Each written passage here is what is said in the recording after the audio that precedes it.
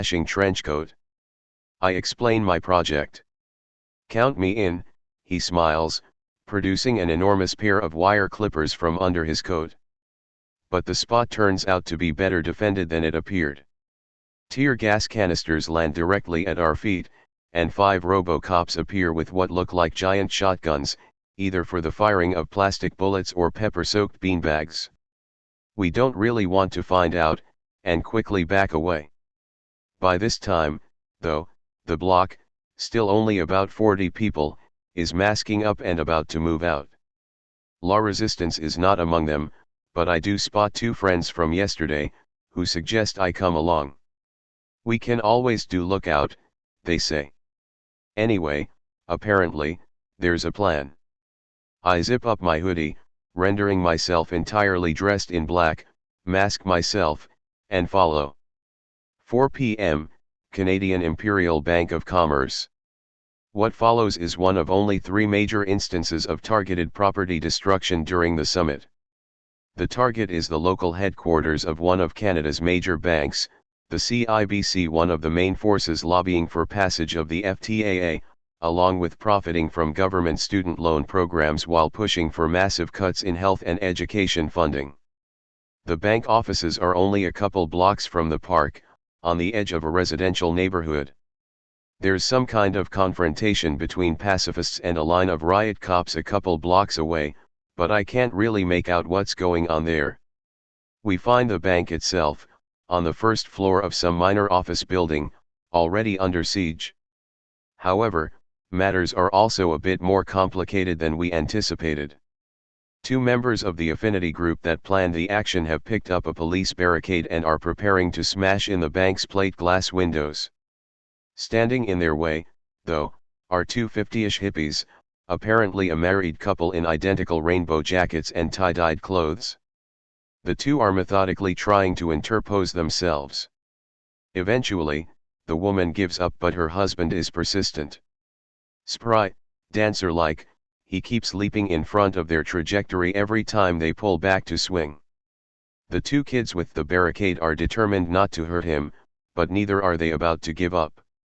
There follows a peculiar ballet of feints and thrusts, until the black bloc kids figure out a system. One bluffs him, and the other swings hard in a different direction. Before long there's shattered glass all over the sidewalk. We're scouting for cameras or police, and seeing neither. There are a couple of bystanders who are probably reporters, but they're only carrying notebooks.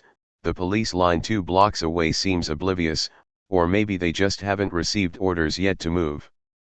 What there are is extremely disruptive pacifists, who seem to have gone through some SAL-AMI de-escalation training and are trying out all their techniques. As we walk along the edge of the scene, one bearded pacifist, looking rather like the lumberjack fellow from the Spokes Council, but no, it's not him, is following us along, repeating over and over again, in exactly the same words, "These are not the right tactics to use. These are not the right tactics to use. These are not the right tactics to use." I'm considering asking him if he considers this a form of argument. My companions tell me just leave him be. Which seems wise. A little further off, things look they might be about to descend into shoving matches or actual scuffles. It's time for some de-escalation of our own. The block march off, led by a tall blonde guy singing Kumbaya. Except for one small team, one of whom stays behind to spray paint. Banks don't bleed. Protesters have. Another pastes up a cardboard sign prepared for the occasion. "I owe you one for the broken window. The revolution." And a third splashes the interior with a bucket of white paint. We march west, away from the park, but before we've gone more than a block or 2, we are met by a delegation of middle-aged townsfolk. I think to myself, I am tempted to call them burghers, except that none of them are fat. They ask us not to go into their neighborhood. It is residential. One of the anarchists in front is trying to explain that they have nothing to fear from us. We never attack small businesses or personal property. Only corporate establishments. Well, there are none of those in this direction. Just people's homes. So there's no need to go here. After a bit of uncomfortable shifting back and forth, the man next to him is more direct. Don't destroy the town, he says, pointing back to the park. Go fight the cops. Yes, fight the cops, says someone else. We realize you are fighting on our side. We support you. But people are afraid for their neighborhoods. For many of the Black Bloc, this must be a moment of ultimate moral confusion. After all, most anarchists believe targeted property destruction is legitimate because it's not really a form of violence. You can't be violent to an inanimate object. Because nobody actually gets hurt. This is why the Rainbow Fellow could act the way he did. He knew none of us would be willing to harm another human being, or anyway, certainly not one that wasn't directly attacking us, whereas if he had tried to interpose his body like that against a cop, the cop would simply hit him. Suddenly we were faced with members of the public urging us to forego property destruction, and instead engage in violence. With the pacifists, we could argue, even scream at each other, but we were screaming in the same language. Here we were dealing with a completely different moral universe. After brief exchange, we turn around and march back towards the park, to the usual loud cheers and applause. Someone shouts, "It's the People's Riot Police." 4:20 p.m., Jean-Baptiste. The park is all celebration, we won. Summit closed for tear gas. Not true, of course. After a bit I finally find La Resistance, to a general exchange of hugs. I tell Kitty about the bank. She tells me that all day there have been running battles along the north side of the wall, where it cuts through Jean-Baptiste. Police lines are so thinly stretched, it's usually possible to find a spot that's undefended. Mostly they've been using hooks and ropes and clippers like on Friday, but sometimes you can take advantage of abrupt slopes to roll flaming dumpsters or even just chopping carts into the fence. The refugees are nowhere to be seen, so I figure I'm La Resistance for the rest of the afternoon. Before long, we end up on the edge of an ancient church graveyard, where the fence has been particularly heavily festooned with signs and slogans, yanking away with grappling hooks, using paving stones to mash away at the main posts, or to chuck over the fence at police vehicles, or even, on one or two occasions, individual police. Much of the wall is already down in this area. Every trash bin seems to have a fire in it to burn away the tear gas, which means as we march we find ourselves moving through alternating streams of smoke, toxic white, and acrid gray. Kitty explains they've been paying particular attention to the churchyard because it's directly behind the Congress Center where the summit is taking place. Notebook entry, written the next day, April 22, 01. The Black Bloc was never large that day, rarely more than 30 or 40 people, actually, though it would occasionally reconverge at 50 or 60. People would get scattered, affinity groups of normally 6 or 8 get reduced to 2 or 3 people, due to injuries or exhaustion. Though, occasionally, we'd also get reinforcements from people who just arrived in town, like the 3 Connecticut yubbas who showed up Saturday morning and joined La Resistance. Just about everyone had been hit by something at some point, often feet or ankles, mostly by tear gas canisters. But plastic bullets were being used increasingly, and from guns with laser sights, so at night people could often see that the cops were intentionally aiming for heads or groins. I got hit in the groin. But I was wearing a cup, declared one of our new arrivals, triumphantly. When a scout spotted a plausible target, we'd gather everyone available and form a circle to discuss it.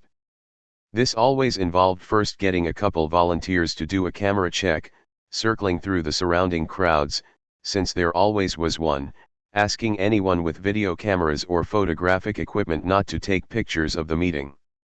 This despite everyone being masked all the time anyway. Brad told me it was just the same in Prague.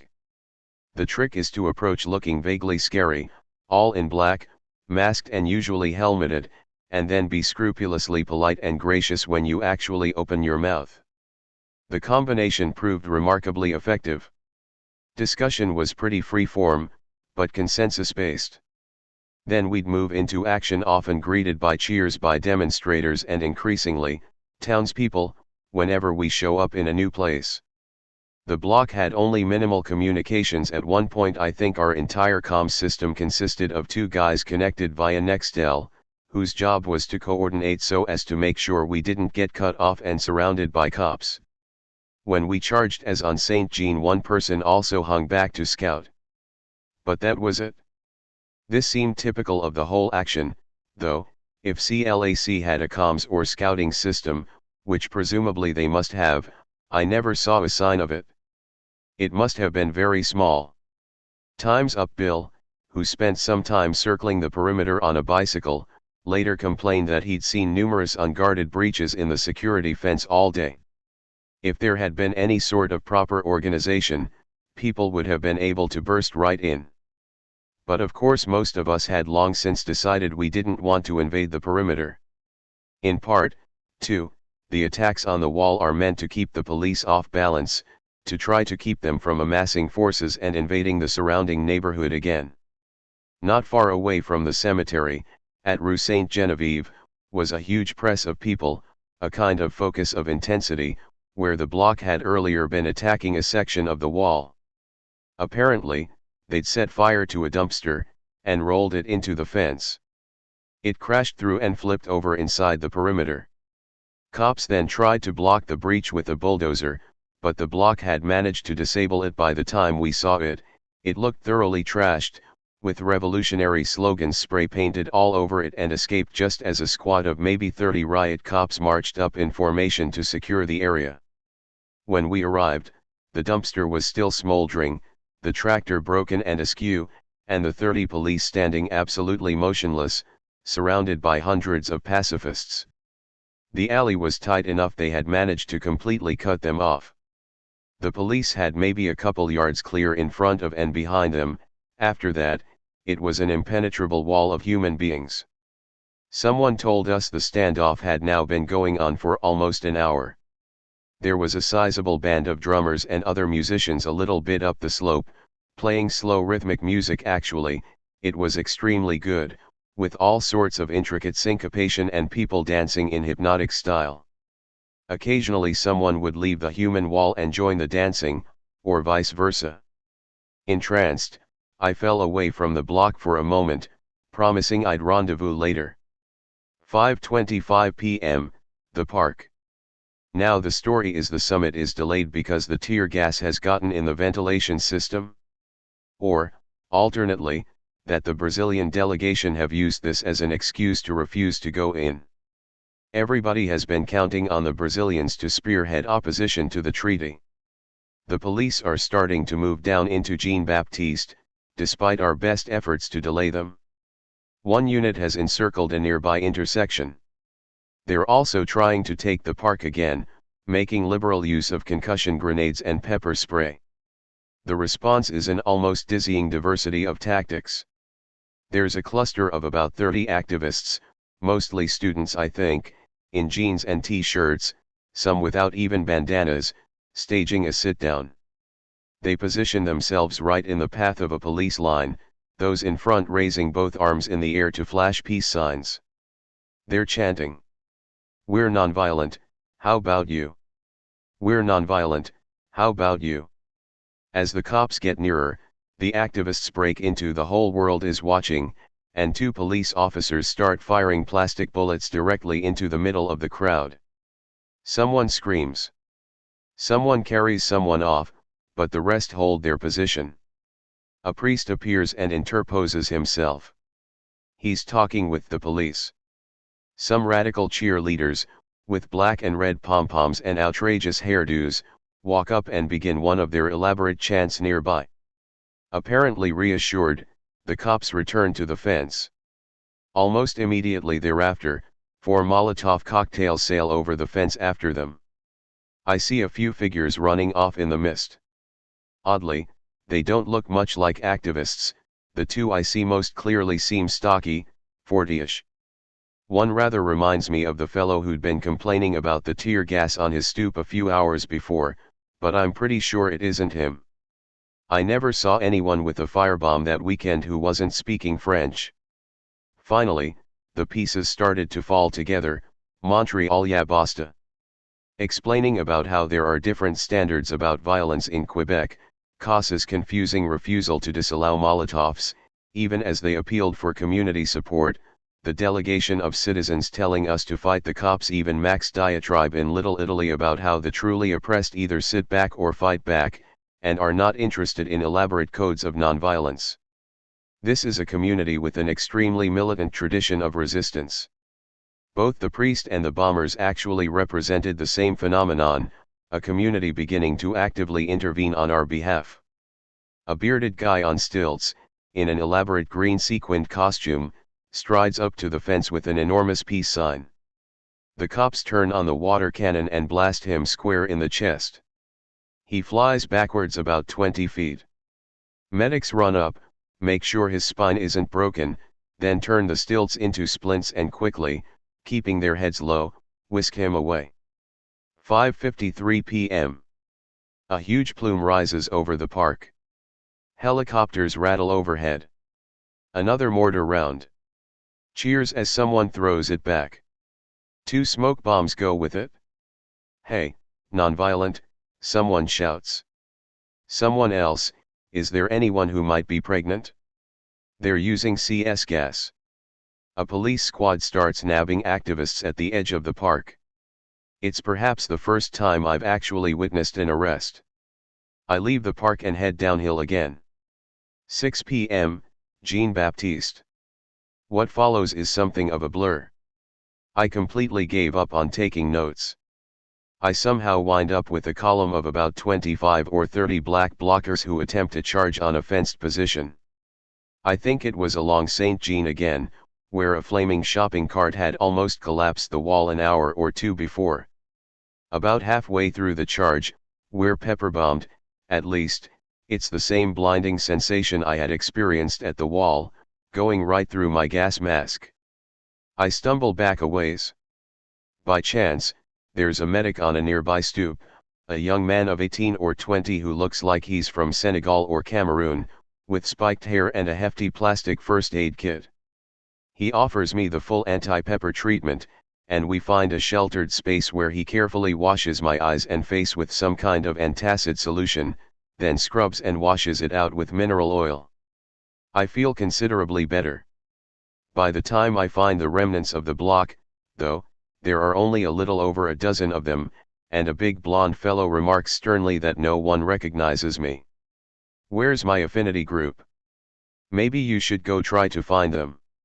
I look around for Kitty and the rest of La Resistance, but no one is around. I could have sworn I was with them earlier. Still a little dazed, I can't remember anyone's names, let alone action names. Buffy is a ways off resting against a wall with her eyes closed. I've forgotten her name too.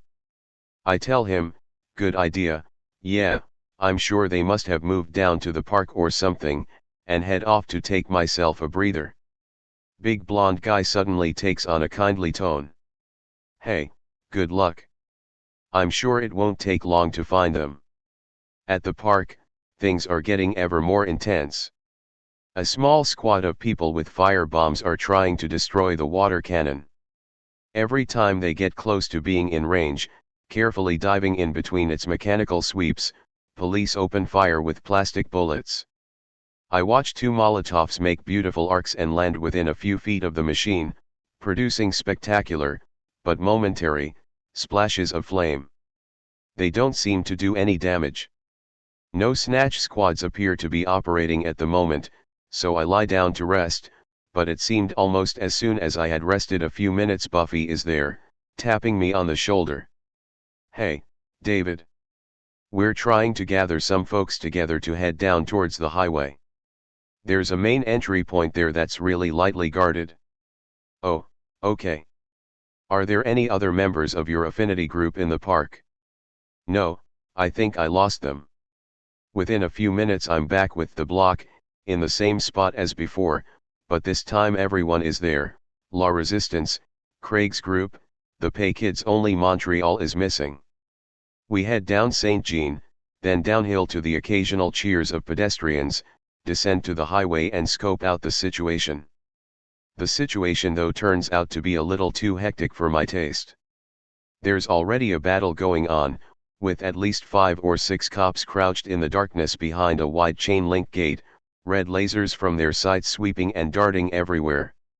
There's a huge empty stretch of asphalt, and sheltered spaces where people I think they're students, definitely not black bloc, but really I have no idea who they are mixing Molotovs in empty glass Coke bottles. Every minute or so one will emerge from their cover and loft it over the gate. It doesn't look so lightly defended anymore, I say to Buffy. She furls her brow as another splash of flame lights up the gate momentarily. Well, we'll see what we can make of it. The block itself had long since consensed on no Molotovs, but now that the genie was out of the bottle, as it were, some of us were at least willing to help prepare them. After all, someone says, we said we'd follow the lead of the local people. Others, Lee for instance, are looking extremely skeptical. I found the whole scene enormously disturbing. CS was landing everywhere. Cops were firing apparently indiscriminately. There was one weird guy twirling slowly around in the very middle of everything, dancing in and out of the lights and clouds to a music that must have existed only in his head. Geez, what would make someone act like that, someone asks. I'm guessing ecstasy. I figure this is why they tell you never to bring drugs to an action. Myself, I have no interest in helping anyone try to set someone else on fire, even police in flame-retardant body armor, so it occurs to me this might not be a bad moment to check in with the IMC. I will make one last attempt to locate Karen. They'll probably have a clearer idea what's going on in the city, too, and whether we've really shut down the summit. Retreating to a nearby street lamp to consult my map, I realize it's quite close. I wave good luck to everyone, nobody really notices, watch for a moment as they descend to positions closer to the gate. A few minutes later, I'm passing under a highway ramp where Food Not Bombs is rolling out vast terrains for an upcoming free kitchen. There's a small tent village, and punk rockers setting up a sound system from the back of a truck. This must be the Isle Fleuriet. It's kind of a grimy, clammy space, but there are already a few hundred people starting to gather for the party. I make a note, I'm supposed to be meeting people here at the party later on. Then I pass the now shuttered Army/Navy store and, finally, descend into the IMC. 7:15 p.m., I enter the IMC. At the IMC, everything is different. For one thing, there's security now. No one is allowed inside without an indie media ID. There's a big fellow at the door, who seems to belong to the building. Downstairs, where once there had been a handful of drowsy, happy activists, the space is now crammed and full of grim efficiency. On the tables are rows of computers and video cameras, there are laptops all over the floor. Wires cover everything. Every electric socket has an extension cord and 7 or 8 devices plugged into it. Near the door is an enormous pile of gear, gas masks, raincoats, water bottles, every sort of protective equipment. On the walls, lists of rules, work shifts, teams, phone numbers, events. Next to the door is an improvised security desk where you show your ID a second time. Behind it, a girl with dark curly hair who looks like a high school student. I flash my IMC card. It turns out she is, in fact, a high school student, part of a small group from another province who are in the city on some sort of alternative media grant. She looks more than a little overwhelmed. Maybe a third of the faces are familiar to me from other actions.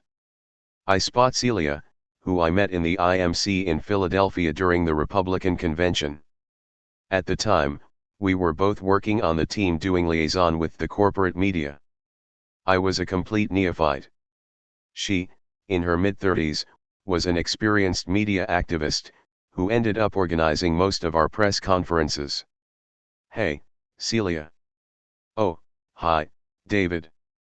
Just get into town. No, I got through at Akwesasne. One of the few. Been here since Friday morning. You? Me? I've been in town since Wednesday. She paused. So, what do you think? I've never experienced anything like it. I started going on about Friday and the exhilaration of bringing down the wall. Celia, however, is unimpressed by macho heroics, and starts telling me instead about her own high point, a ceremony on the first day conducted by the living river. Had I seen it?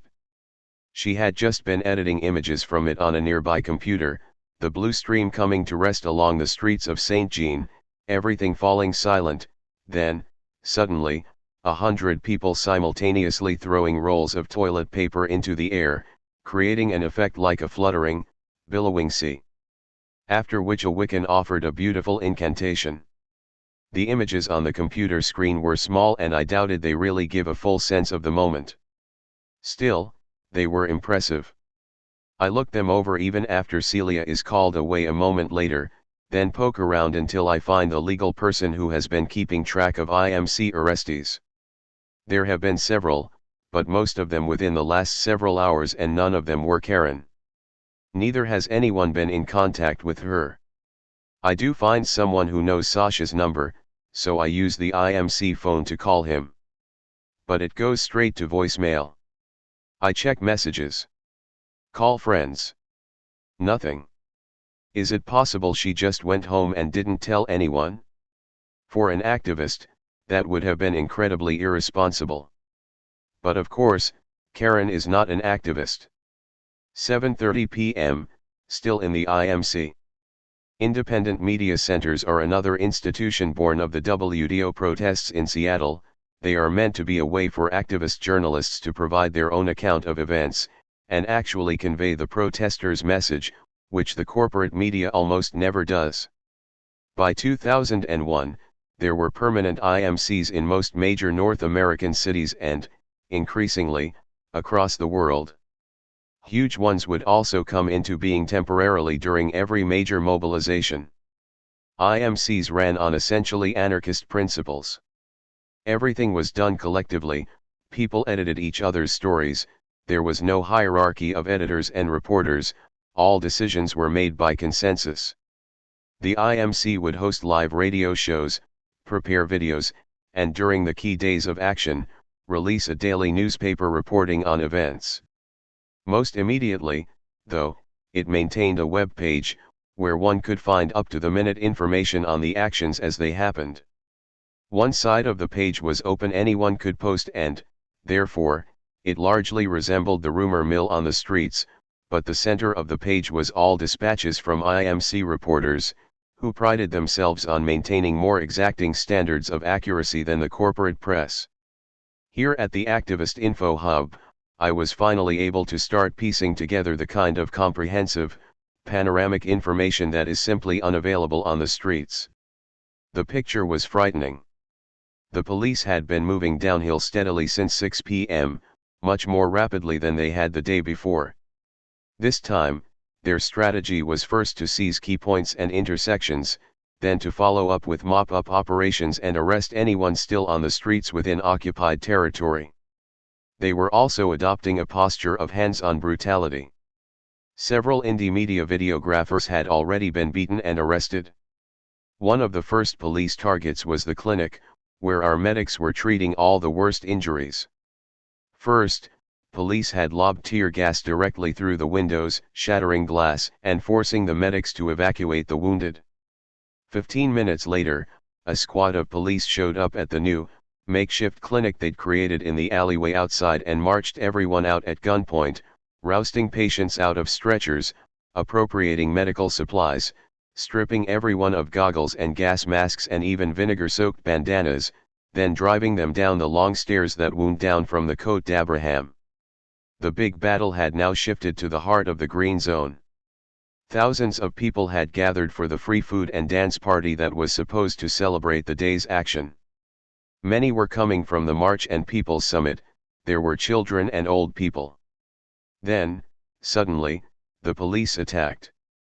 The acre-wide temporary autonomous zone under the highway was transformed into a vast cloud of tear gas. Would-be partygoers responded by occupying the highway overhead. The police were currently trying to dislodge them, but there were by now at least 3,000 of them and they were putting up stiff resistance. We didn't have clear numbers yet for arrests and injuries. Official numbers, dutifully repeated by TV and wire services, were sheerest fantasy. The cops were reporting about 40 injuries since Friday, of which, they claimed, about half were police. Our medics were reporting they had treated over 1,000 injuries on the first day alone, including several asthmatics who nearly died from the gas, dozens of broken bones and some very serious burns. The authorities were also still claiming that only a few dozen had been arrested, despite the sweeps in the old city. This also could not possibly be true. We were already receiving the usual frightening reports, by now familiar in the US, of intentional abuse of prisoners. Buses full of handcuffed detainees were being driven in circles around the city for 12 or 13 hours to avoid legalities. Arrestees who actually were booked were being hogtied, denied access to water or toilet facilities. Injured activists were being denied medical treatment, stripped, hosed down with icy water and left freezing in unheated cells. Everyone is worrying the IMC will be the next target. This is not just because of its obvious strategic importance in giving activists, and everybody else, some idea what's going on. Apparently, someone had scanned several pages of text that appeared to be from the police SUVs broken into the night before, with detailed intelligence reports and contingency plans on police strategy, and uploaded it to the IMC webpage the night before. The editors immediately removed it and passed it on to the IMC in Seattle, who published it noting there was no way to be sure whether it was forged or genuine. A few hours later, Seattle police closed down the IMC there. It seemed reasonable to expect that, given the circumstances, the Quebec IMC might be next. The worst news, however, is that it now looks like one protester has actually been shot dead. It's not completely certain. The report first comes in by phone, from an IMC reporter by the highway. This creates a major crisis, because the question now becomes what to report. A meeting is called. It starts with maybe a dozen people huddled around a desk and ends up including almost everyone. From Notebook, April 21, 01, 7:50 p.m., Emergency Meeting, Quebec IMC. Chuck, well, let me present this as a formal proposal then. We have an eyewitness report that a protester has been killed after being shot in the throat with a plastic bullet near the highway. Apparently some medics tried CPR, and when he didn't come around, they eventually managed to get him to an ambulance, and that's the last anyone's seen of him. So I'm proposing we put the information we have on the webpage. Bearing in mind that, in doing so, we'd also be effectively releasing it to the corporate media. Celia, there's also a counter-proposal that a small group of us do the legwork to get full confirmation before we run anything. We're not the corporate media. For them, one confirmation would be enough. Our job is to do it better. So the proposal is not to run with the story unless we have at least 2 confirmations. Chuck, well, I agree we should definitely create such a team in any event. Helen. I'm taking stack for anyone who wants to express concerns now, or commentary. Bill. Bill, well, for my own part, I'd prefer, if possible, to keep corporate media out of this, because they're fuckers. Suzette, I agree with the second proposal. We have to check further. Andrew, I also managed to get through to a street medic who confirmed the first part of the story. A young man was shot in the throat, he collapsed, he wasn't breathing, medics tried to revive him, and he was eventually taken to a hospital. Helen, so we can report that as confirmed? Ben, I'd say, since that part is confirmed, let's assemble a small team to investigate, see if we can get any further information from the hospital. Helen, so you're supporting the second proposal? Ben, yeah. There are people coming in from the stairs, stripping off gear, talking excitedly. Helen, quiet please. We have a consensus process going on. Annette, I think we should think seriously about the effects of releasing anything this potentially explosive without having absolute confirmation. Randy, as for first proposal, I agree with Annette. We have over 10,000 people here facing several thousand cops. It's already halfway to a war out there. If we spread the word that somebody died, do we want to be responsible for the result? A couple people shout yes. Annette, look, we know the corporate media is watching everything we're doing. We put it out there, they'll run with it. If we say something that isn't true, I don't even want to think about what'll happen. Noah, and people out there are already pissed off enough at the cops. Chuck, and more likely to be in the streets, getting it from the rumor mill. Word will go out that this happened. It's possible, if we run a story saying only what's already confirmed, then someone who knows the rest of the story will call in and tell us. It might be the only realistic way we could have of finding out. Riley, we've already had reports of several Molotovs having been thrown, several points where there have been pitched battles with the cops. Everyone is standing in a circle by now. Suzette, there have also been a lot of incorrect rumors about the summit being shut down. How do we know any of those stories are even true? David, well, I can confirm the Molotovs. I've seen quite a few of them by now. Sheila, excuse me, point of process. This entire meeting is being conducted in English. Is there anyone who doesn't speak English and wants an explanation of what's going on? One woman does. Sheila gives her an update in French and provides simultaneous translation for the rest of the discussion. Helen, well, it sounds to me like we've come to.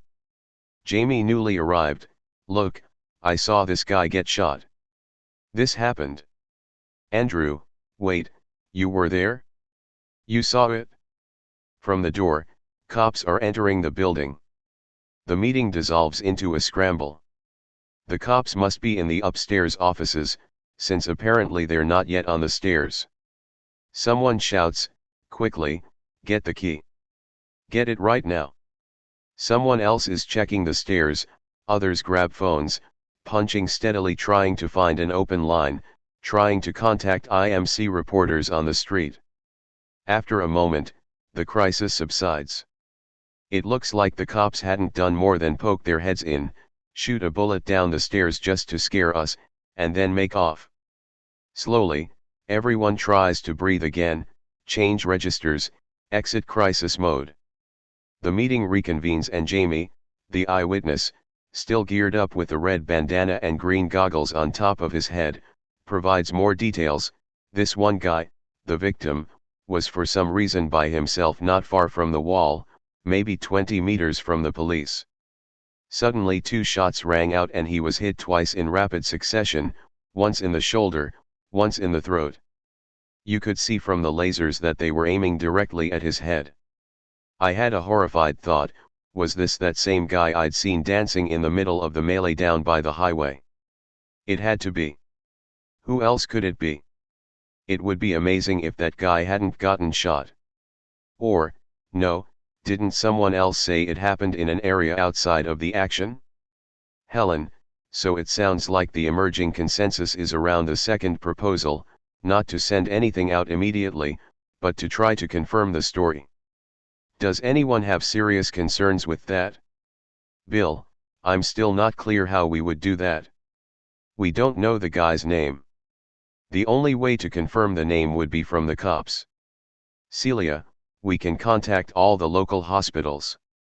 I'll volunteer to be in the team so we can, eventually, publish this. Joe, I'm really afraid that if we spread false rumors, we'll seriously discredit ourselves. Riley on the phone, I'm getting a report from an IMC reporter on the streets outside. He says there's all sorts of police brutality going on up above. Apparently 6 cops are surrounding the door right now. Someone else, some medics say they're coming down. It's an emergency. Annette, we have to bear in mind the whole world is watching us. If anything we report turns out to be inaccurate, no one will ever forget it. I wouldn't even mention the fact that there are rumors at this point. Medics enter.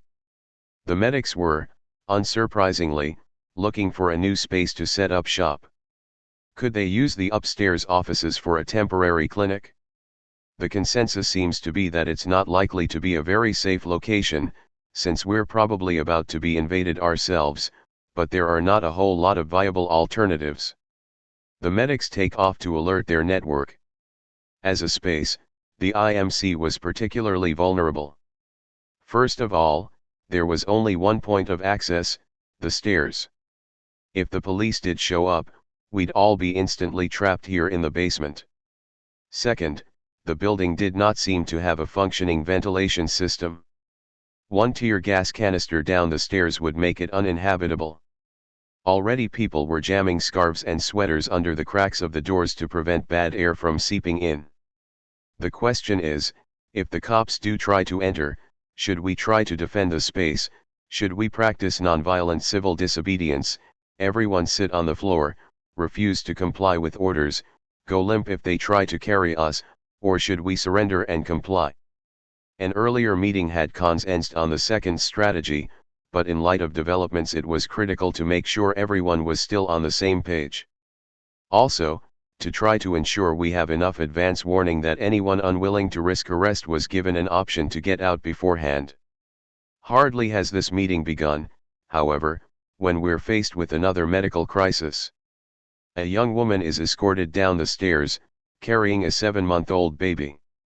She's sobbing quietly. The baby's screaming. Her IMC escort is desperately searching for a medic. Medics? I think they just left. Why? What happened? Is the baby sick? The fuckers gassed it? What? They gassed a baby. Her escort explains the mother is a Food Not Bombs volunteer, who was down at the green zone ladling soup when the police attacked. She immediately grabbed her child and took off for higher ground, but a canister landed directly at her feet as she was fleeing. Wow. Do you think it was an accident or do you think they actually saw the baby? The mother, who up to now had been silent, glared at him. Of course they saw the baby, she said, in thickly accented English. They were 30 meters away from us. The motherfuckers. Half the people in the room were speechless. 2 women offered to hold the infant, whose face was bright crimson, tried to bounce and quiet him. His name, we learned, was Gabe. I can't believe they gassed a fucking baby. And they wonder why people throw rocks at the police. Someone fetches water, someone else suggests they wait for the medics at the very top of the stairwell, where there's a landing on the 6th floor with an open window and relatively untainted air. It had previously been used as the IMC smoking section. It's after 8 and I'm beginning to think it will actually be safer under the highway, where at least there'll be escape routes. A woman who is part of some locally based documentary collective is at the pile of gear, holding up my gas mask. Can she use it for just 10 minutes? Her crew just wants to go outside to get a few shots of the police. Well, is there chance it will be longer than 10 minutes? Because I really have to leave. No, she says. We will be right back. I hesitate, make a subjective assessment of the situation. She is a professional videographer, with the kind of air of abrupt efficiency that, to me at least, suggests person who would lie about this sort of thing without even thinking about it.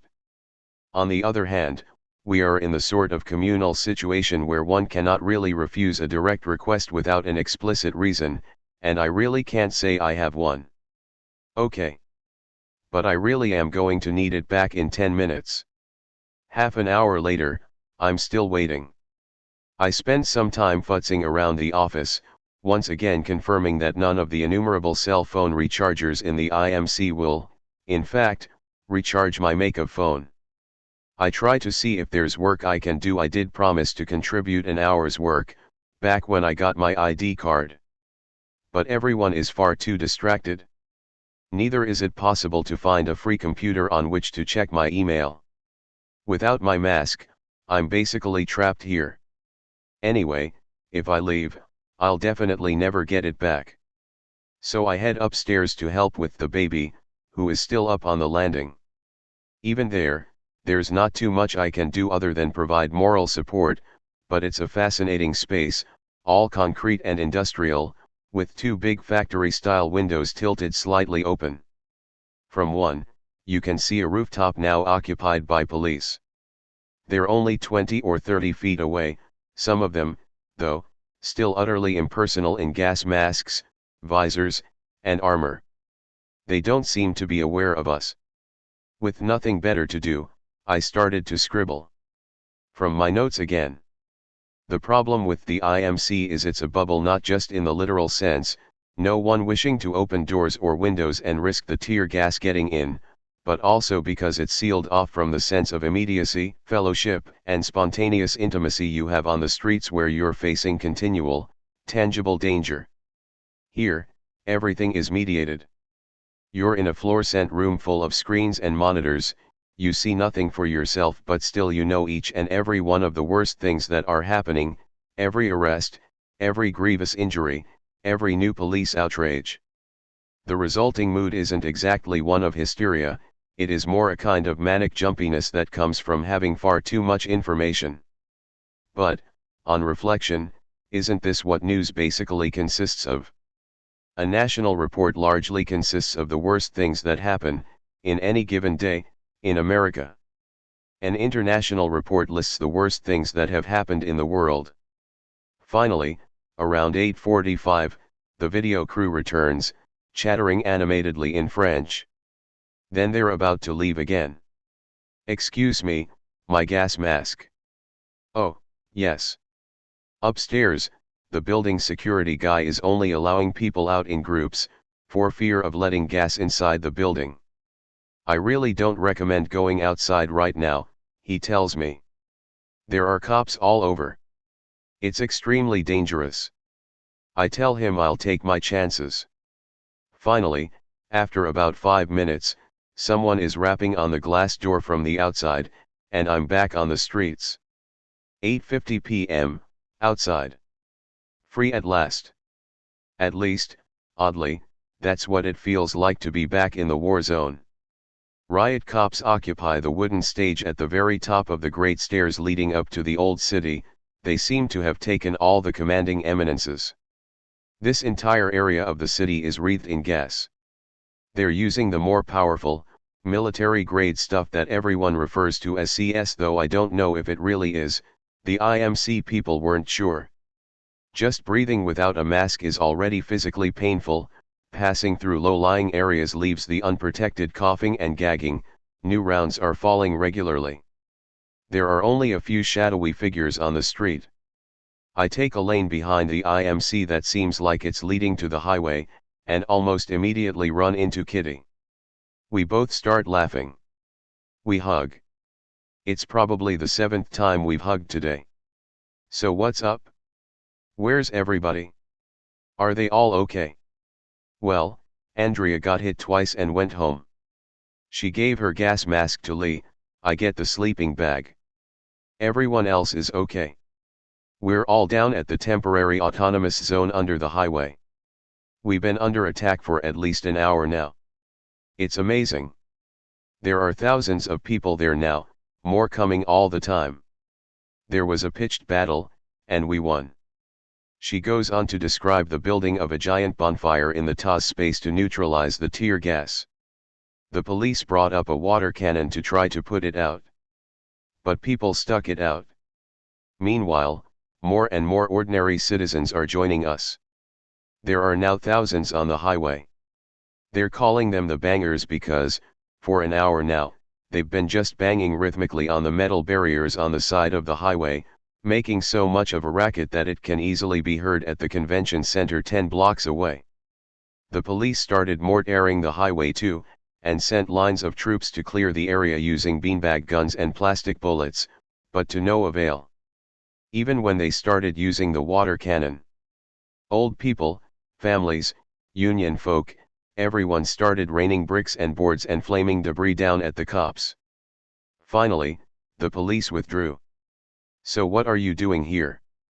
I ask. We heard a rumor they might be moving on the IMC. I came to check if people need any help down here. What about you? I was checking for news of Karen and ended up getting trapped in the IMC for an hour when someone borrowed my gas mask.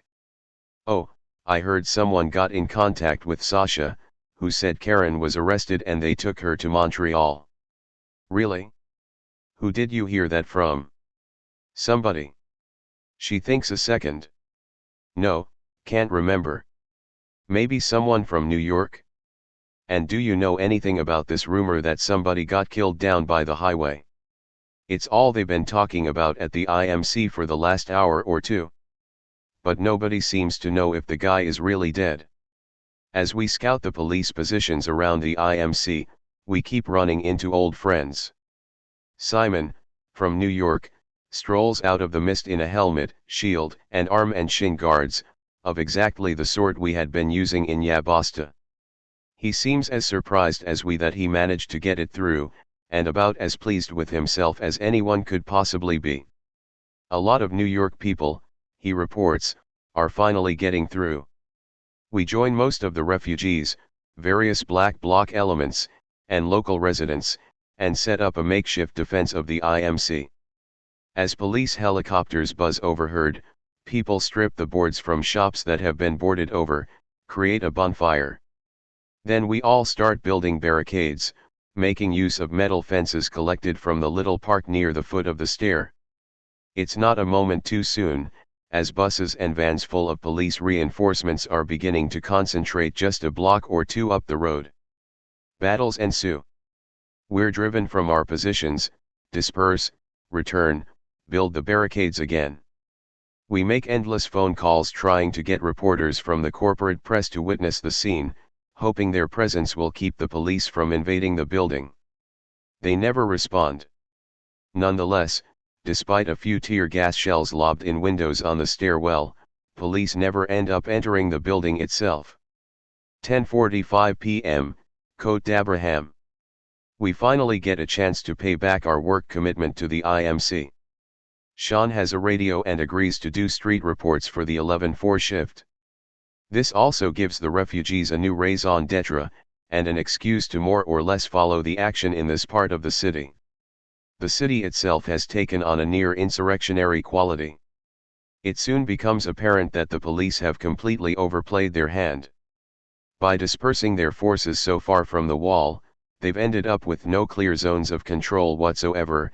Even most of Jean-Baptiste is liberated territory again, with barricades and bonfires being built at a dozen different locations. We wander along the Côte d'Abraham, a winding path along the bottom of a steep bluff, the very foot of the old city, trying to find a way back up. Isolated clusters of people are walking along the road. Many seem to be apolitical, local boys out for a good time. One good-natured crew toast us as they pass, "This is a very good night for drinking beer." Another young man had been hit by a plastic bullet on the buttocks and is showing the welt to everyone he meets. "Look at that. Can you see what those pigs did to me?" It's as if the easy camaraderie of the day before has now extended to the entire city though. As we climb into the old city, we do see a couple acts of drunken randomness as beer bottles fly through closed shop windows. One was a corner print shop that seemed pretty obviously of the mom and pop variety. Tisk, tisk. "That's not a legitimate target, is it?" says Lynn. On the other hand, Heidi observes, "Compared with what happens after a hockey championship in this town, this is nothing. There's usually hundreds of thousands of dollars worth of damage. I think even the hooligans are holding back." Up in the old city, African and Asian immigrants are among the crowds defending positions against the police. Children and old people have already been evacuated. We keep running into activists from New York. Brad Will, an eco-activist living in the NYC IMC, has just got into town. He's got a huge backpack and his face is swathed in a ripped t-shirt, reeking of vinegar. "The problem," he says, "is that people just can't take the gas. We'd have driven them out of the entire neighborhood if it wasn't for the gas." Brad directs us to a particularly dramatic scene further up the hill that might be worth reporting. Ben and I climb up the hill to investigate. There's a major battle going on as residents crouch behind a barricade of sofas, wooden doors, and bric-a-brac obviously dragged out from their basements. Cops are firing on them from a position behind 3 or 4 police vehicles further up the street. Young men are pouring gasoline and sugar into empty bottles from a big plastic canister, then they stuff the bottles with rags and leave them near the edge of the barricade. Periodically, someone will take one, dash up to a little lot between 2 buildings, light it, and hurl it at the police, then run back again. The police, in turn, are firing pepper bombs behind the barricades to try to force people to come up for air, then shooting at their heads with plastic bullets. I watch as a Molotov sails up, misses its target, and lands on the wooden lintel of a second-story window, setting a tiny fire. No one seems particularly alarmed. Geez, they're going to burn down their own neighborhood. A moment later I was blind and couldn't breathe. Another pepper bomb. I have a distinct memory of telling myself, keep your head down, and, a second later, feeling like someone had just broken a bottle over my head. This is odd because no one has ever broken a bottle over my head, and in fact I have no idea what it would feel like, but that was my first reaction. Apparently, I did manage to keep mostly down, and the bullet ricocheted off the very top of my head, coming to rest 30 feet behind us. I sat on the ground a second, then retreated as someone ran past, shouting something helpful in French. Back at the foot of the hill, Brad, still sputtering from the tear gas, presented me with the bullet, or anyway, it was probably the same bullet. If that's your first, he said, you might want to keep it. Thanks. The bullet is gigantic, made of something that felt like hard green rubber, mallet-shaped, large enough to fill the palm of my hand. I tell myself, it's a lucky thing I swallowed one of those codeine tablets an hour ago, just in case. We end up, a few hours later, at a little shop-lined park on the edge of the lower city, at the corner of Quran and Charist, where another huge bonfire has become the center of a spontaneous street party. Someone's brought out a sound system, people are smoking dope and dancing in the flame light. Others stream in from the highway, or get called away to battles a few blocks away.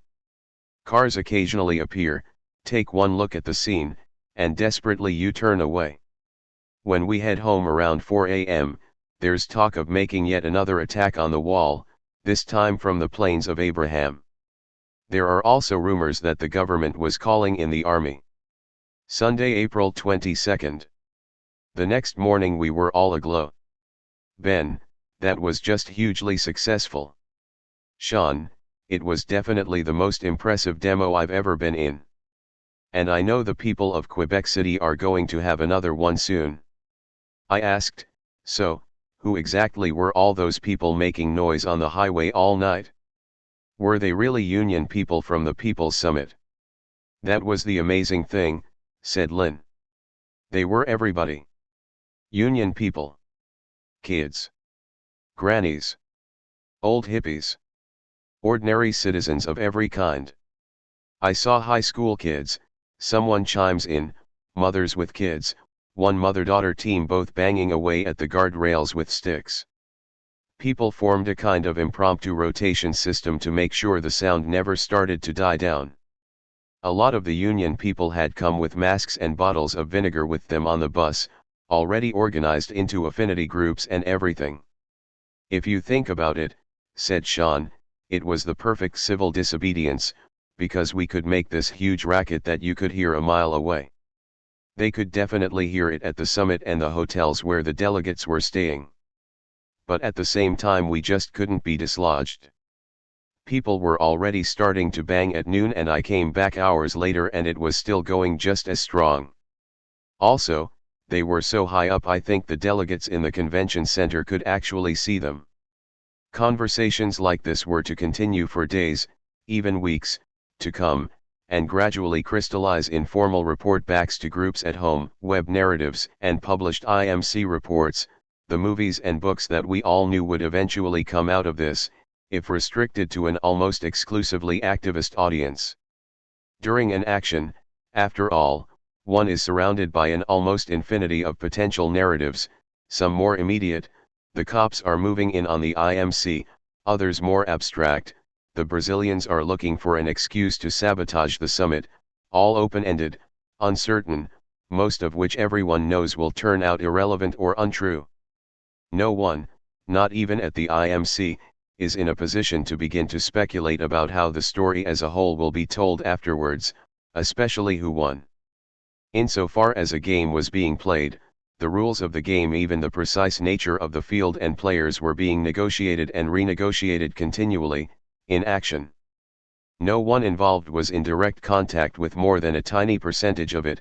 I, for instance, never saw the parade, the bridge CD or living river, and it was only in retrospect that we could come up with a plausible theory of what the stakes of the battle even were.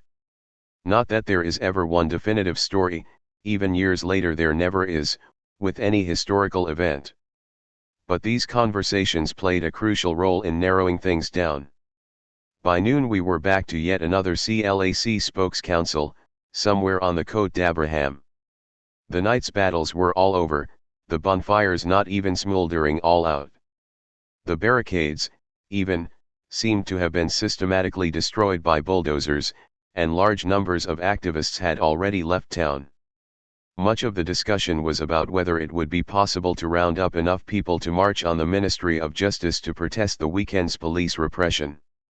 There was also supposed to be a demo going on at the Grand Theatre, near the water cannon, and a party somewhere else, but nothing inspiring enough to keep us from falling back to the university, to start gathering up our things to go. Wind-down days of an action are always the most dangerous. In big mobilizations, activist numbers tend to peak at the beginning and then decline steadily, owing to injuries, arrests, and before long, people simply returning to their lives or jobs. Police numbers, on the other hand, remain constant. As soon as the balance of forces begins to tilt significantly, they will usually start to take revenge for perceived humiliations of the days before. Actions of any sort become increasingly dangerous, so, often, does walking down the street, as the cops will often begin the sort of random mass arrests they weren't able to earlier. Anyone walking alone in gear, or even in green hair, piercings, or tattoos, might be a target, but small groups are not necessarily safe either. At the same time, it's only during the wind down that those who participated in the actions begin to get a clear picture of what happened, are able to sort the good information from the bad and, above all, start constructing some overall picture of the event as a whole. The result is a combination of increasing paranoia on the ground and an enormous flow of new and retrospective information. It was as if the sense I'd had at the IMC, the combination of sweeping panoramic view and claustrophobic terror, had now expanded to fill the entire city, or at least, those parts that activists inhabited. 2:15 p.m. Back at Laval, Mac was hard at work answering phones and going through lists of arrestees at the legal office. Sean carried out an interview with a CASA organizer from the Comité Populaire du Saint-Jean-Baptiste, who emphasized the need to move away from summit hopping and do work within communities. Rumor had it more people had just got in from New York. I returned to the gym, now largely empty except for endless piles of backpacks, to find them. There were at most 100 people left. Montreal Yabasta were performing a little improvisation on the drums. I spent a while chatting with them, taking notes on gear and tactics to bring back to New York Yabasta, if, indeed, one still existed. There was, in fact, an affinity group of 7 who had just made it through, including Eric and Enos from New York and a famous activist called Bork, from DC. Meeting them was a little disorienting at first. I had just spent 2 days on the streets, where anyone you met who wasn't actually shooting at you was your brother or your sister. They were just heading into action, full of secret plans and grim intensity. Still, I got to learn a little about what had happened to my friends. After everyone turned around at the customs gate at Akwesasne, they gathered to decide what to do next. Night had fallen, our few Mohawk patrons had all crossed the border and abandoned us, and figures in the darkness began shooting the occasional paintball at our vehicles. The caravan only got back to Burlington around 3 a.m. Some went home. Some tried to submit themselves to customs at other places the next day. Some got through. All reported aggressive questioning aimed at establishing if they were in any way associated with an organization called Yabasta. Warcry joined a crew dubbed the Snowshoe Brigade, that crossed on foot through a forest in the middle of the night. They got caught when one inexperienced kid panicked and asked a cop for directions. The remaining Yabasta contingent tried to take the legal route, but, after submitting themselves to customs twice, all ended up in immigration detention. Except, amusingly, for Moose. He was just turned away. Sasha was locked up with them, that's why his phone was dead. All of them were all being taken to Montreal for processing and presumably being released in a couple days. Karen, who it transpires did indeed just take off on Friday without telling anyone, is already in Montreal trying to find some way to reach Sasha. Eventually, we hold a small New York meeting. Brad reports that the streets are growing increasingly dangerous, with black SUVs everywhere, along with stretch undercover vans, with guard windows, that seem to be Canadian intelligence. They're picking up anyone with gear padding or shields, certainly, but even medics or IMC journalists with video cameras. Simon was arrested just this morning. Several other New Yorkers showed up in the city only to be immediately caught in sweeps. We come up with a plan. Those who have been in action had probably best get out of town. We'll fall back on Montreal and do jail support for our friends in immigration detention, who should be coming up for hearings soon. Returning to the law offices, I'm surprised to discover Rufus, an old friend and legendary action medic from New York, waiting in line for vegetarian burritos at a free kitchen that's been set up in a nearby hall. Kitty and Lee are there too. Rufus had been working with the medical team since Saturday and has all the details about casualties. It turns out someone was indeed shot in the throat, but he isn't dead. He'd stopped breathing for a while because his larynx was crushed, but medics managed to get him breathing and doctors later saved his life by performing a tracheotomy. He will never speak again. That was the worst single injury. Another man had his finger ripped off trying to tear down the wall, but a medic sewed it right back on again. Kitty, oh, I saw that happen. It wasn't from close up, but, he was gripping this cord and trying to pull down a section of wall, when this cop climbed on top of a fence and yanked back at it. His finger came right off. He was just standing there, stunned, and everybody was screaming medic. Then one ran up, grabbed the finger, and went off with him. There was another who lost an ear when a tear gas canister hit his earring. A lot of broken arms and fractured ribs. You weren't hit yourself, were you? Asked Lee. Because they were definitely targeting street medics. I saw that. Not just shooting to scare them, aiming at them. There is a long line of buses on the main road through campus. Every hour, 4 or 5 leave to carry people back to Montreal. There is some question of whether one has to be a student, but no one seems to be checking IDs. The big story in the local newspapers is that all the big hotels and restaurants had to throw out tons of food because it was tainted by gas, and that, supposedly, George W. Bush tried to take a swig out of a tainted bottle and had to spew it all out, though it's hard to imagine how this would really have happened. We pulled together a little group, Rufus, Kitty, and Lee, Jana, a couple more. 4:25 p.m. A march is passing by Desjardins, maybe 200 people, led by red and black flags. I think they're heading down to the Ministry of Justice. Kitty, who's going to join us in jail support, has somehow acquired a black flag and banner for us too. By some miracle, the legal office has a compatible cell phone recharger. With about 15 minutes worth of juice, I call Allison Haynes, the Montreal Gazette reporter I'd been meaning to call all weekend. It turns out she was at the CIBC bank too, probably one of those reporters I noticed among the onlookers. She says she'd interviewed the rainbow couple afterwards. They were from Vancouver. After we'd left they wrote a note to the CIBC saying we're sorry, we did our best to save your bank. I haven't talked to her for more than a minute or two when Rufus comes to tell me we're going to miss our bus. Then, of course, the phone dies. The next day in Montreal I pick up the paper and find an article with a brief quote from me, explaining it was cut off by my having to hightail it out of town. 6:25 p.m., bus to Montreal. On the bus, everyone is exchanging war stories. A couple of Montrealiabas are already heading home.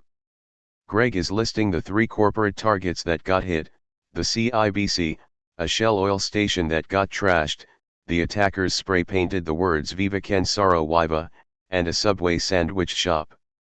Not a McDonald's, as some people were saying. Subway was chosen because it was the second largest fast food chain in North America, and Canadian-owned. Also, some people trashed one of the TV news trucks left in the middle of the park to protest the coverage on the corporate media. He's pretty dubious though about the little riot that night. That was pretty lame. I didn't see it, but I heard a bunch of Quebecois nationalists went crazy and ended up wreaking havoc all over the old city. I heard they even broke the windows of our clinic. No, I said, that was the cops. Are you sure about that? Absolutely. I was in the IMC at the time. I even talked to the medics who came in afterwards to find a new space. Oh. Still, I don't know. I wasn't involved in choosing the targets, but I know that a lot of thought went into it. One bank, one oil company, one fast food chain, one television network. I just hate to see a bunch of drunken frat boys go out and dilute the message. 2 kids from the Tyendinaga Mohawk territory are talking about how they were there for Akwesasne, but couldn't get across the police line at Cornwall. Really? I ask. Because none of us were really sure we really had any community support. No, we just couldn't get in because the police were out there with shields and batons blocking the road to everybody. Fucking pigs. This is our fucking home and it was like it was under military occupation. Yeah, says the other kid. We were ready to start a riot. We'd been with the caravan in Windsor, and we wanted to join you guys in Akwesasne. But there were just too many of them. Really? I ask. Wow. I only wish we knew that at the time. We were feeling awfully lonely out there. Mainly, though, everyone is just exhausted. Kitty stares out the window for a while. What a strange come down, she says. You know what it's like? It's like coming down from acid. You know, like when you've been tripping for days and you come down and suddenly everything just sucks. Lee agrees. He's still feeling weird about the Molotovs. I feel dirty and used. Kitty, I don't. Well, not used, anyway. But the problem is, when you're coming down from an action, there's no way to just take another hit. Chapter 5. Direct Action, Anarchism, Direct Democracy. Since this is a book about direct action, it might be best to begin by explaining what that is. What is direct action? Over the years, hundreds of anarchists have tried to answer this question in pamphlets and broadsides and speeches. Here's a sampling. Direct action implies one's acting for oneself, in a fashion in which one may weigh directly the problem with which you are confronted, and without needing the mediation of politicians or bureaucrats. If you see some bulldozers about to wreck your house, you engage in direct action to directly intervene to try to stop them. Direct action places moral conscience up against the official law. It is the expression of the individual's readiness to fight, to take control of his life, and to try, directly, to act on the world that surrounds us, to take responsibility for one's actions. Sans Tider's Bulletin, What is direct action? To take a homely example. If the butcher weighs one's meat with his thumb on the scale, one may complain about it and tell him he is a bandit who robs the poor, and if he persists and one does nothing else, this is mere talk, one may call the department of weights and measures, and this is indirect action, or one may, talk failing, insist on weighing one's own meat, bring along a scale to check the butcher's weight, take one's business somewhere else, help open a cooperative store, etc., and these are direct actions. David Week, Habits of Direct Action. Direct action aims to achieve our goals through our own activity rather than through the actions of others. It is about people taking power for themselves. In this, it is distinguished from most other forms of political action such as voting, lobbying, attempting to exert political pressure through industrial action or through the media. All of these activities concede our power to existing institutions which work to prevent us from acting ourselves to change the status quo. Direct action repudiates such acceptance of the existing order and suggests that we have both the right and the power to change the world. It demonstrates this by doing it. Examples of direct action include blockades, pickets, sabotage, squatting, tree spiking, lockouts, occupations, rolling strikes, slowdowns, the Revolutionary General Strike. In the community it involves, amongst other things, establishing our own organizations such as food co-ops and community access radio and TV. Direct action is not only a method of protest but also a way of building the future now. Any situation where people organize to extend control over their own circumstances without recourse to capital or state constitutes direct action. Where it succeeds, direct action shows that people can control their own lives in effect, that an anarchist society is possible. Rob Sparrow, Anarchist Politics and Direct Action. Every person who ever thought he had a right to assert something, and went boldly and asserted it, himself, or jointly with others that shared his convictions, was a direct actionist. Every person who ever had a plan to do anything, and went and did it, or who laid his plan before others, and won their cooperation to do it with him, without going to external authorities to please do the thing for them, was a direct actionist. Every person who ever in his life had a difference with anyone to settle, and went straight to the other persons involved to settle it, either by a peaceable plan or otherwise, was a direct actionist. Voltaire declare, direct action. Man has as much liberty as he is willing to take. Anarchism therefore stands for direct action, the open defiance of, and resistance to, all laws and restrictions, economic, social and moral. But defiance and resistance are illegal. Therein lies the salvation of man. Everything illegal necessitates integrity, self-reliance, and courage. In short, it calls for free, independent spirits, for men who are men, and who have a bone in their back which you cannot pass your hand through. Emma Goldman, Anarchism, What It Really Stands For. It should be easy enough to see why anarchists have always been drawn to the idea of direct action. Anarchists reject states and all those systematic forms of inequality states make possible. They do not seek to pressure the government to institute reforms. Neither do they seek to seize state power for themselves. Rather, they wish to destroy that power, using means that are so far as possible consistent with their ends, that embody them. They wish to build a new society in the shell of the old. Direct action is perfectly consistent with this, because in its essence direct action is the insistence, when faced with structures of unjust authority, on acting as if one is already free. One does not solicit the state.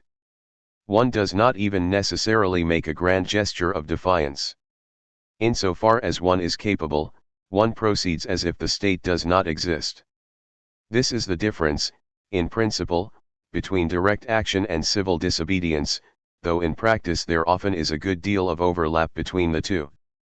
When one burns a draft card, one is withdrawing one's consent or cooperation from a structure of authority one deems illegitimate, but doing so is still a form of protest, a public act addressed at least partly to the authorities themselves. Typically, one practicing civil disobedience is also willing to accept the legal consequences of his actions. Direct action takes matters a step further. The direct actionist does not just refuse to pay taxes to support a militarized school system, She combines with others to try to create a new school system that operates on different principles. She proceeds as she would if the state did not exist and leaves it to the state's representatives to decide whether to try to send armed men to stop her. Now, the reader might object, surely direct action does, usually, involve direct confrontation with representatives of the state. Even when it does not start with such a confrontation, everyone is quite aware it will probably lead to one eventually. That would certainly seem to imply recognition of their existence. True enough, but even here matters are more subtle. When confrontations occur, it is typically because those conducting a direct action insist on acting as if the state's representatives have no more right to impose their view of the rights or wrongs of the situation than anybody else. If a man is driving a truck full of toxic waste to dump in a local river, the direct actionist does not consider whether the corporation he represents is legally permitted to do so.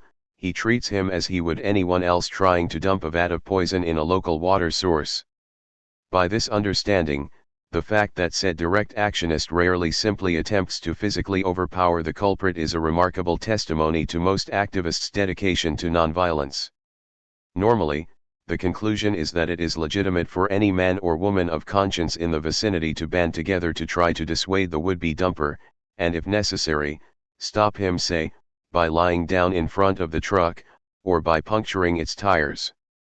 If they do so, and 20 armed men in blue costumes then appear and tell them to clear the streets, they do not, in turn, treat this demand as a legal order, but rather, as morally equivalent to any other demand that a group of men standing on the street might make. Therefore, if police demand that those blocking the truck clear the street because an ambulance is trying to get through, they will almost certainly comply. If police make such demands simply by dint of their legal authority as representatives of the city, blockaders will ignore them. If they threaten to attack, blockaders will consider whether they are willing to take the risks involved in making a stand. 9. The key point though is that one is still acting as if, at least as a moral entity, the state does not exist. 10. At any rate it would be possible to have a secret direct action. It is by definition impossible to conduct a secret act of civil disobedience. What I have been developing here is what might be called the classical definition of direct action, one developed and elaborated over at least a century and a half of anarchist reflection. Often, nowadays, the term is used in a much looser sense.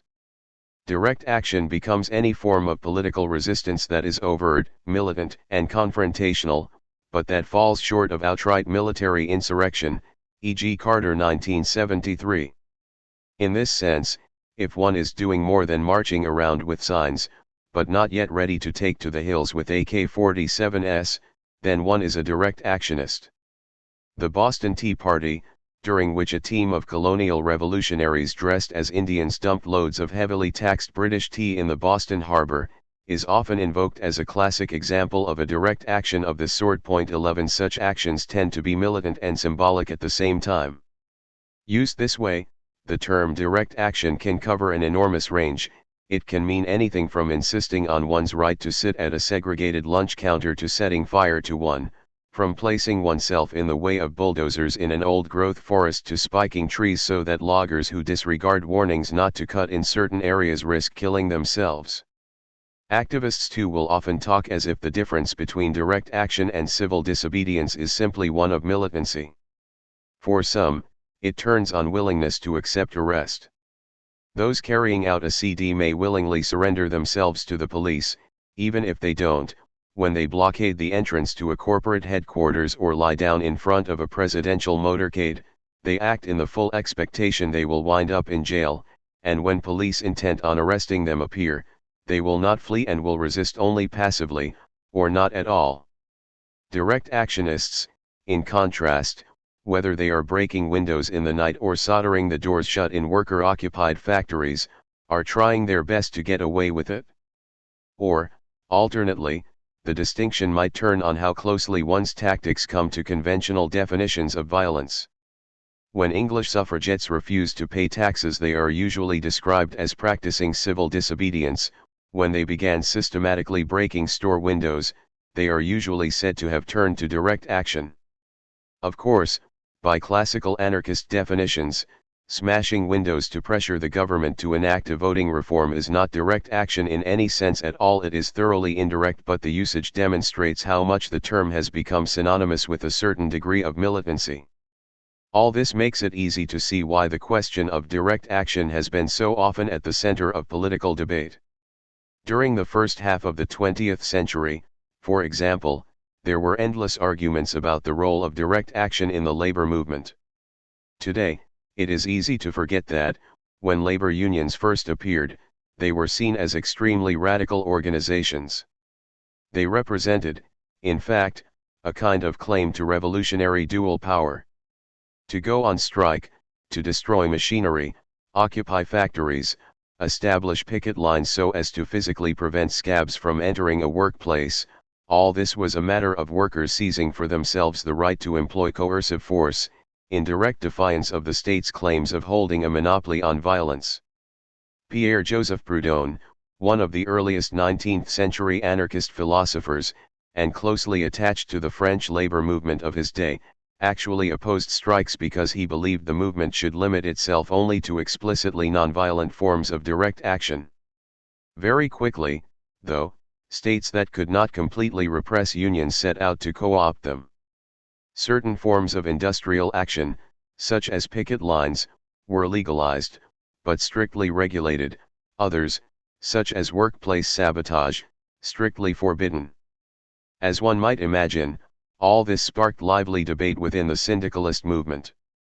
Georges Sorel captures something of the flavor of these debates in his essay Reflections on Violence, published in France in 1908. In it, he argues that even when a strike or labor action really does challenge the state's monopoly on violence, even if one is dealing with an illegal, wildcat strike, strikes are not really revolutionary because ordinarily, a strike aims to win concessions on wages, hours, or conditions that the state will then guarantee and, ultimately, enforce. One is, therefore, not challenging state violence but trying to enlist it for one's own side. Sorel argued that from an anarchist point of view, the only genuinely revolutionary strike would be a general strike that aimed to overthrow the system of state violence as a whole. Labor actions therefore were legitimate only insofar as they were attempts to move in that direction, dress rehearsals, perhaps, or forms of agitprop. In the United States, too, philosophical differences often ended up being fought out largely through arguments about tactics.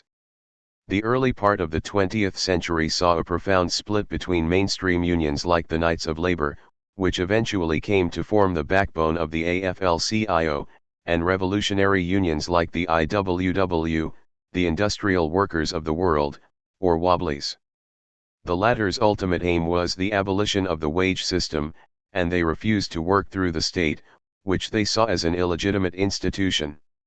They were in essence, if not officially, anarcho-syndicalist. Where mainstream unions emphasized higher wages and job security, the Wobblies were like European anarchist unions more interested in reducing hours. Still, the main thing they ended up openly arguing about was the Wobbly endorsement of direct action, which in this context basically came to mean workplace sabotage. It's important to emphasize here that the practice of workplace sabotage was never considered particularly scandalous, at least among workers.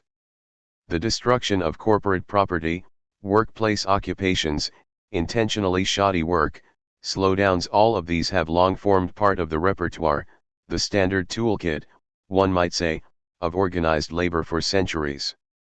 They remain so to this day. I myself grew up in a building in Manhattan with faulty plumbing because of workplace sabotage tracing back to some labor dispute from the late 1950s. American strikers still regularly puncture tires and even set company equipment on fire. However, none of this is official union policy. Union officials invariably condemn such actions, or else deny they occur. Part of the reason is because they are allowed to strike. Unions are, paradoxically, the only organizations in the U.S. legally permitted to engage in direct action, but they can do so only if they do not call it that, and only at the cost of accepting endless and intricate regulations over how and when they can strike, what kinds of pickets they can set up and where, whether they are allowed to engage in other tactics such as secondary boycotts or even publicity campaigns, and so on. Anything that goes beyond these restrictions tends to be defined as direct action and officially disallowed. This is the reason, as we will see, that union leaders invariably do everything in their power to ensure that rank-and-file workers do not participate in direct actions like those in Seattle and Quebec City. If union members in their capacity as union members had helped pull down the wall in Quebec, for example, they would not just have been engaging in illegal activities, they would have been jeopardizing the very basis of their leadership's special relation with the state. Those continuing to work within the syndicalist tradition will, unsurprisingly, object to this sort of identification of direct action with mere militancy. They tend to prefer definitions like those with which I began the chapter. A few have gone so far as to argue that large-scale actions like Seattle or Quebec were not really direct actions at all, for just this reason. Shortly after the shutdown of the World Trade Organization in Seattle in November 1999, for example, a Norwegian anarcho-syndicalist named Harald Beyer-Aronson wrote an article intending to show that Seattle wasn't really direct action because it did not involve people acting directly to transform their own immediate situation. Campaigning for wage workers to join the industrial workers of the world, Eugene V. Debs stated in December 1905, "The capitalists own the tools they do not use, and the workers use the tools they do not own." To this one could add, at times direct action may mean putting the tools we do not own out of action, at times it may mean bringing them into play for our own, self-defined needs and ends. In the final instance, it can only mean acting as if all the tools were in fact our own, Beyer-Aronson 2000:11. Once again, direct action means insisting on acting as if one is already free. This is why, he goes on to argue, it lies at the heart of the anarchist, social revolutionary project. It is the means by which the working classes can emancipate themselves by their own efforts, rather than the guidance of any sort of revolutionary vanguard or elite. From this perspective we can define direct action as being an action carried out on the behalf of nobody else but ourselves, where the means are immediately also the ends, or if not, as in a wage strike, not mediated by any union bureaucracy, where the means, decreasing the boss's profits by our non-work, and thus also diminishing the boss's power, stand in an immediate relationship to self-defined ends, increasing our wages and extending our own power. A direct action successfully carried out brings about a direct rearrangement of existing conditions of life through the combined efforts of those directly affected, ibid. What happened at Seattle? A group of activists tried and, for a while, succeeded in shutting down a meeting of trade bureaucrats so as to disrupt negotiations on a new WTO round, and to make a public issue out of the very existence of the World Trade Organization. This, Beyer-Aronson is willing to allow, does in certain ways resemble direct action. Certainly, those who created the direct action network to coordinate the proceedings believed that's what they were doing. If one simply applies the criterion of militancy, one might be tempted to agree, because the event did involve a prolonged, if non-violent, confrontation with the police. But in fact, Beyer-Aronson insists, it was not really direct action, because it was not really direct. He provides an example. Imagine a town that suffers from a lack of water. What's more, some real estate magnate owns all the surrounding land and has the mayor in his pocket, so townsfolk cannot simply build new wells. If one were to assemble a group of townsfolk to dig a new well anyway, in defiance of the law, then that would be direct action. But if one were to have them blockade the mayor's house until he changed his policy, that would certainly not be. It might be far more militant than writing petitions or letters or lobbying, but it's just another version of the same thing, an appeal to the powers that be to change their behavior. It still recognizes the authority a real direct actionist would reject. Beyer-Aronson concludes that the effort to shut down the WTO meetings in Seattle was not an example of direct action because, ultimately, it was simply an attempt to create a media spectacle that would then influence the powers that be by way of some imagined public opinion. 200:12. The WTO meetings themselves were, after all, basically ceremonial. Most real decisions are made elsewhere. Therefore, the real purpose of the protests was to provide a kind of counter-ceremony aimed at winning public attention, since its ostensible aims, to shut down the WTO as an institution, could not possibly be accomplished by the means employed. It was essentially an act of propaganda, of guerrilla theater, meant to influence government policy. Beyer-Aronson ends the piece by admitting that any direct action is to a certain degree an act of propaganda by the deed, since they are meant to teach through example. The community that defies the law by building its own well is not simply acting for themselves, they are also setting an example of self-organization to other communities. But this is a secondary effect of an otherwise direct action, and anyway, they're not trying to influence the government. Now, I'm not citing this argument at such length because I find it particularly persuasive. It represents the opinions of one, older, rather curmudgeonly anarcho-syndicalist, and I believe the overwhelming majority of contemporary anarchists would certainly disagree with its conclusions. After all, as Searle pointed out, one could apply this same logic to the very labor actions Beyer-Aronson approves of, since ultimately strikers are seeking binding arbitration by government mediators, and even if they are not, any agreements they make with their employers will end up being enforced by the state. If one takes Beyer-Aronson's line of argument to its logical conclusion, no action that occurs under a framework of legality, or in which public opinion is a factor, could possibly be considered direct. After all, if one places one's body in the path of the bulldozer about to destroy one's home, or a community garden, much though one might like to think what one is doing is simply appealing to the moral conscience of the driver, one cannot realistically deny that the driver is also likely to be thinking about the possibility of being brought up on charges of negligent homicide, or of being written up in the papers the next day as a heartless killer. Beyer-Aronson himself is not entirely unaware of this dilemma, at least in the case of strikes. He ends his essay by suggesting that certain strikes are actually better examples of direct action than others. His favorite example is a strike by transit workers in Melbourne during the 1980s, in which, rather than walking off their jobs, bus drivers and train conductors stayed on, but stopped collecting fares, effectively making mass transportation free until the action was over. Imagine, he suggests, what would happen if, for just one day, workers in every branch of industry and service trade did the same. This alone could be a major step in showing how a capitalist economy could be transformed into an economy of freedom. This is a powerful image, but it bears a remarkable resemblance to acts that Beyer-Aronson would no doubt condemn as pure theater. Take for example a publicity stunt organized by members of the squatter community of Christiania, located on the site of a former army base outside Copenhagen.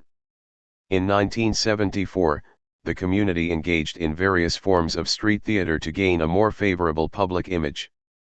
The first Christmas for the poor and lonely was arranged, and Salvonian organized an army of Father Christmases who generously handed out presents to both young and old from the city's department stores.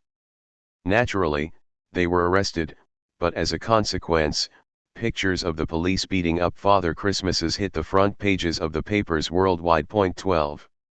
In other words, they made almost exactly the same point as the Melbourne strikers, but with hardly any real direct action at all. So then the question becomes, where to draw the line? How direct does it have to be? If providing free goods and services to 4 or 5 random kids on the street is not enough to make it real, why should 10,000 commuters, for one day, be any different? The reason I cited this argument at length is that it provides a window on a certain moral universe. Most American anarchists I know find arguments about whether Seattle was really a direct action a bit silly. At best they might make a mildly diverting topic for discussion over beer, but to take such questions too seriously seems academic, even sectarian. Still, the underlying issues are critical. As we'll see, most of the objections raised to the idea of border actions in the weeks before Quebec City were based on a feeling such actions would be merely symbolic, not genuine direct action. Moreover, the essence of Beyer-Aronson's critique that actions like Seattle are largely symbolic, and that the point is to work within real communities in ways that allow people to take power over their own lives is something anyone involved in the movement would agree with. Even before Naomi Klein, 2000, wrote her famous article in The Nation warning activists about the dangers of summit hopping, of following trade bureaucrats as if they were the Grateful Dead, all this was already a major item of debate. Those who defended actions like Seattle not only insisted that it was a direct intervention, since people put their bodies on the line so as to block delegates from entering the building, but that they did so in just the way that Bayer Aronson underlines as key, by mobilizing a community of people in a form of self-organization which provides a living alternative to the existing structure of authority. This was indeed meant as educational. On the one hand, they set out to expose the undemocratic nature of the WTO and similar institutions that, they felt, together formed the backbone of an unaccountable world neoliberal government that sought the power to suppress existing democratic rights in the name of corporate power. On the other hand, they were determined to organize the whole action according to directly democratic principles and thus provide a living example of how genuine egalitarian decision-making might work. When dealing with global institutions, this is about as direct as an action can possibly get. The Direct Action Network, which forms much of the immediate focus of this book, emerged directly from this project. It was meant in part as a way of organizing actions against neoliberal institutions, in part, as a model of consensus-based, decentralized direct democracy. For all its flaws, and we will be learning a good deal about those, it played an important role in doing so. To sum up, then, direct action represents a certain ideal in its purest form, probably unattainable. It is a form of action in which means and ends become, effectively, indistinguishable, a way of actively engaging with the world to bring about change, in which the form of the action or at least, the organization of the action is itself a model for the change one wishes to bring about. At its most basic, it reflects a very simple anarchist insight, that one cannot create a free society through military discipline, a democratic society by giving orders, or a happy one through joyless self-sacrifice. At its most elaborate, the structure of one's own act becomes a kind of micro-utopia, a concrete model for one's vision of a free society. As Emma Goldman, and others, observed, the fact that the authorities define such acts as crimes is not a problem in this regard insofar as it serves to constantly remind actors to take responsibility for their actions, and behave with courage and integrity. It can be a great advantage. The problems, rather, come when one moves beyond confrontation to other forms of engagement with a world organized along different lines. A revolutionary strategy based on direct action can only succeed if the principles of direct action become institutionalized. Temporary bubbles of autonomy must gradually turn into permanent, free communities. However, in order to do so, those communities cannot exist in total isolation, neither can they have a purely confrontational relation with everyone around them. They have to have some way to engage with larger economic, social, or political systems that surround them. This is the trickiest question because it has proved extremely difficult for those organized on radically democratic lines to so integrate themselves in any meaningful way in larger structures without having to make endless compromises in their founding principles. For direct action-based groups, even working in alliance with radical NGOs or labor unions has often created what seem like insuperable problems. On a more immediate level, the strategy depends on the dissemination of the model. Most anarchists, for example, do not see themselves as a vanguard whose historical role is to organize other communities, but rather as one community setting an example others can imitate. The approach it's often referred to as contaminationism is premised on the assumption that the experience of freedom is infectious, that anyone who takes part in a direct action is likely to be permanently transformed by the experience, and want more. This is quite often the case, but it begs the question of how to make others aware of the idea in the first place. What participants experience as profound and transformative often looks, from the outside, as peculiar at best at worst cult-like or insane. This, in turn, raises the issue of the media. But in addressing such strategic questions, I am really moving from speaking just of direct action to the more general question of anarchism. 2. What is anarchism? One reason I started the chapter as I did was because I also wanted to convey something of the flavor of anarchist debate, which has always tended to differ from the more familiar, Marxist style in focusing more on these kind of concrete questions of practice. Many have complained that anarchism lacks high theory. Even those who are considered its founding figures Godwin, Proudhon, Bakunin, Kropotkin often seem more pamphleteers and moralists than true philosophers, and the best-known anarchists of more recent times have been more likely to produce witty slogans, wild poetic rants, or science fiction novels than sophisticated political economy or dialectical analysis. Point 13 There are thousands of Marxist academics but very few anarchist ones. This is not because anarchism is anti-intellectual so much as because it does not see itself as fundamentally a project of analysis. It is more a moral project. As I've written elsewhere, Graeber 2002, 2004, Marxism has tended to be a theoretical or analytical discourse about revolutionary strategy, anarchism, an ethical discourse about revolutionary practice. The basic principles of anarchism self-organization, voluntary association, mutual aid, the opposition to all forms of coercive authority are essentially moral and organizational. Admittedly, this flies in the face of the popular image of anarchists as bomb-throwing crazies opposed to all forms of organization, but, if one examines how this reputation came about, it tends to reinforce my point. The period of roughly 1875 to 1925 marked the peak of a certain phase of anarchist organizing. There were hundreds of anarchist unions, confederations, revolutionary leagues, and so on.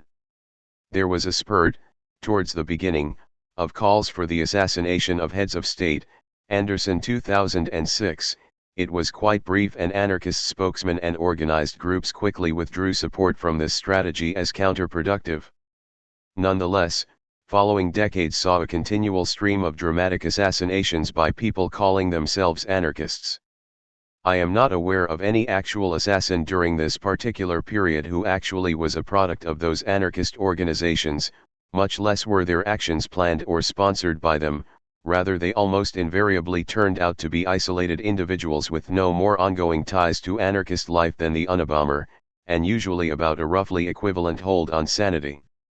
It was rather as if the existence of anarchism gave lone gunmen something to call themselves. Point 14 But the situation created endless moral dilemmas for anarchist writers and lecturers like Peter Kropotkin or Emma Goldman. By what right could an anarchist denounce an individual who kills a tyrant, no matter how disastrous the results for the larger movement? The whole issue was the subject of endless intense moral debate, not only about whether such acts were, or could ever be, legitimate, but about whether it was legitimate for anarchists who did not feel such acts were wise or even legitimate to publicly condemn them. It has always been these kinds of practical, moral questions that have tended to stir anarchist passions. What is direct action? What kind of tactics are beyond the pale and what sort of solidarity do we owe to those who employ them? Or, what is the most democratic way to conduct a meeting? At what point does organization stop being empowering and become stifling and bureaucratic? For analyses of the nature of the commodity form or the mechanics of alienation, most have been content to draw on the written work of Marxist intellectuals, which are usually, themselves, drawn from ideas that originally percolated through a broader workers' movement in which anarchists were very much involved. Which also means that, for all the bitter and often violent disagreements anarchists have had with Marxists about how to go about making a revolution, there has always been a kind of complementarity here, at least in potentia. Point 15. This is why I think it's deceptive to write the history of anarchism in the same way one would write the history of an intellectual tradition like Marxism. It is not that one cannot tell the story this way if one wants to. Most books on anarchism do. They start with certain founding intellectual figures, Godwin, Stirner, Proudhon, Bakunin, explain the radical ideas they developed, tell the story of the larger movements that eventually came to be inspired by those ideas, and then document the political struggles, wars, revolutions, and projects of social reform which ensued. but if one looks at what those supposed founding figures actually said, one finds most of them did not really see themselves as creating some great new theory. They were more likely to see themselves as giving a name and voice to a certain kind of insurgent common sense, one they assumed to be as old as history.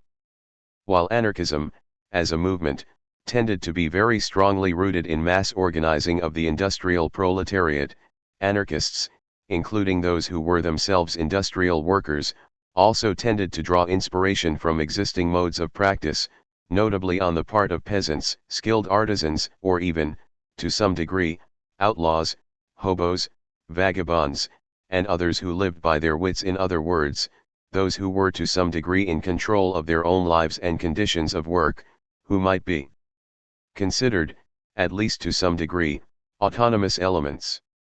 One might say, in Marxist terms, that they were people with some experience of non-alienated production. Such people had experience of life outside of state or capitalist bureaucracies, salaries, and wage labor. They were aware such relations were not inevitable. Quite often, they viewed them as intrinsically immoral. They were often themselves more drawn to anarchism as an explicit political philosophy, and at least in some times and places, Spanish peasants, Swiss watchmakers, formed its mass base. What's more, those elements of the industrial proletariat that tended to find the most affinity with anarchism were those who were the least removed from other modes of life. Marx himself tended to dismiss the anarchist base as a particularly inauspicious combination of petty bourgeoisie and lumpen proletariat, and considered the notion that they could in any way stand outside capitalism ridiculous. Capitalism, for Marx, was a totalizing system. It shaped the consciousness of all those who lived under it in the most intimate fashion. The kind of critiques of capitalism one saw in authors like Proudhon or Bakunin, Marx argued, were simply the voice of a petit bourgeois morality, the small-scale merchants and producers railing against the bigger ones. They had nothing to teach revolutionaries. Only the industrial proletariat, who had absolutely no stake in the existing system, could be a genuinely revolutionary class. Some would no doubt object that this view of Marx's thought is a bit crude and unnuanced, and probably they'd be right. But it represents the view that soon became canonical among those who claimed to speak in the name of Marxism. My purpose here is not to argue the merits of the case, but to emphasize the degree to which we have been viewing the entire anarchist project, essentially, through the eyes of its rivals. Even more, that anarchism tends to involve a different relation of theory and practice than what came to be called Marxism. The latter is for all the materialist pretensions profoundly idealist. The history of Marxism is presented to us as a history of great thinkers. There are Leninists, Maoists, Trotskyists, Gramscians, Althusserians, even brutal dictators like Stalin or Enver Hoxha had to pretend to be great philosophers, because the idea was always that one starts with one man's profound theoretical insight and the political tendency follows from that. Anarchist tendencies, in contrast, never trace back to a single theorist's insights. We don't have Proudhonians and Kropotkinites, but associationalists, individualists, syndicalists, and platformists. In just about every case, divisions are based on a difference of organizational philosophy and revolutionary practice. How, then, do we think about a political movement in which the practice comes first and theory is essentially secondary? It strikes me that it might be helpful, rather than starting from the word anarchism, to start from the word anarchist. What sorts of people, or ideas, or institutions, can this word refer to? Generally speaking, one finds three different ways the term can be employed. First, one can refer to people who endorse an explicit doctrine known as anarchism, or sometimes anarchy, or perhaps more precisely, a certain vision of human possibilities. This is more or less the conventional definition. Anarchists become the bearers of an intellectual tradition, one whose history can indeed be traced back to founding figures in the 19th century, that spread quite rapidly by the turn of the century to the point where anarchist literature was being avidly read in places like China and India well before Marxism or other strains of Western revolutionary thought had made much of an impression, example Derlich 1991, but over the course of the early 20th century was largely displaced by Point 16 Any number of prominent figures of the time, from Picasso to Mao, began their political lives as anarchists and ended up communists. But one can also speak more broadly. It's certainly not unheard of to hear historians refer to, say, peasant rebels in early China, or religious radicals in medieval Europe as anarchists, meaning that they rejected the authority of governments, and believed people would be better off in a world without hierarchies. In this sense, there have always been anarchists, and there is no great intellectual tradition that hasn't seen the development of anarchist ideas in one form or another. This is of course why the ideas of 19th century European anarchists could make sense to people in other parts of the world to begin with. Finally, there is a third sense. When an anthropologist like Evans Pritchard refers to the newer as living in an ordered anarchy, 1940, or Joanna Overing uses the word to describe the Amazonian PRO, 1986, 1988, they are not referring to either doctrines or, even, quite, to anti-authoritarian rebelliousness. They are referring primarily to institutions, habits, and practices. That is, there are certain societies characterized by egalitarian forms of organization, whether systems of exchange, forms of decision-making, or simply the accustomed ways of going about everyday life, and this tends to inculcate, and be supported by, a broadly egalitarian ethos. Anarchism, in this sense, is a way of living, or at least, a set of practices. In other words, one can see anarchism either as a vision, as an attitude, or as a set of practices. The distinction between the last two is admittedly somewhat fuzzy. Those who go about their daily lives on an egalitarian basis tend to do so because they feel that is what people ought to do. Those who find all forms of hierarchy objectionable will, ordinarily, do their best to find ways to live without it. Still, in the first case, an egalitarian ethos may well remain largely inchoate. In theory, at least, one living in an anarchistic society might be entirely unaware that there is any other way to live. Anyway, such a person will probably only develop explicit anti-authoritarian attitudes once she encounters someone with very different assumptions, say, for example, a foreign conqueror. Similarly, those indignant about being pushed around by social superiors will often examine their own ways of dealing with friends and neighbors as evidence that hierarchy is not a natural and inevitable feature of human life. They might very well start valuing the equality of those relations, or even try to deal with such people in more self-consciously egalitarian fashion than they had before. The 19th century Spanish peasants and Swiss watchmakers who found the ideas of Proudhon or Bakunin so amenable and who Marx denounced as petit bourgeois were clearly doing exactly that. What I would like to argue is that anarchism is best thought of, not as any one of these things, not as a vision, but neither quite as an attitude or set of practices. It is, rather, best thought of as that very movement back and forth between these three. After all, the experience of foreign conquest or subordination will not necessarily cause one's egalitarian communities to reject the very idea of hierarchy, or to become more assiduously egalitarian in their way of dealing with each other. The effect might well be exactly the opposite. It's when the three reinforce each other, when a revulsion against oppression causes people to try to live their lives in a more self-consciously egalitarian fashion, when they draw on those experiences to produce visions of a more just society, when those visions, in turn, cause them to see existing social arrangements as even more illegitimate and obnoxious, that one can begin to talk about anarchism. Hence, anarchism is in no sense a doctrine. It's a movement, a relationship, a process of purification, inspiration, and experiment. This is its very substance. All that really changed in the 19th century is that some people began to give this process a name. Looking at it this way does make it much easier to understand some things that would otherwise be extremely puzzling. For example, why what passes as anarchist theory often bears so little relation to what the majority of anarchists say and do. If one were to try to understand North American anarchism simply by reading theoretical or ideological statements in the best known and widely distributed explicitly anarchist periodicals, one would end up with the impression that most anarchists were either primitivists opposed to all forms of technology, even agriculture, or extreme anti-organizationalists, suspicious of any group of more than 6 or 7 people, and that most of the remainder had declared their allegiance to a document called the Organizational Platform of the General Union of Anarchists, written by Russian émigrés in Paris in 1924.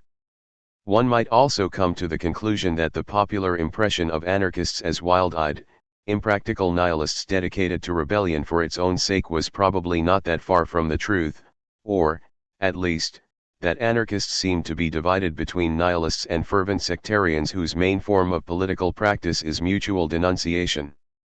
Examining anarchist discussion pages on the internet would do little to disabuse them of this impression. 17 When I first became involved in anarchist politics, therefore, I was surprised to discover that not only did the overwhelming majority of activists who considered themselves anarchists not identify with any of these positions, many were not even aware of them.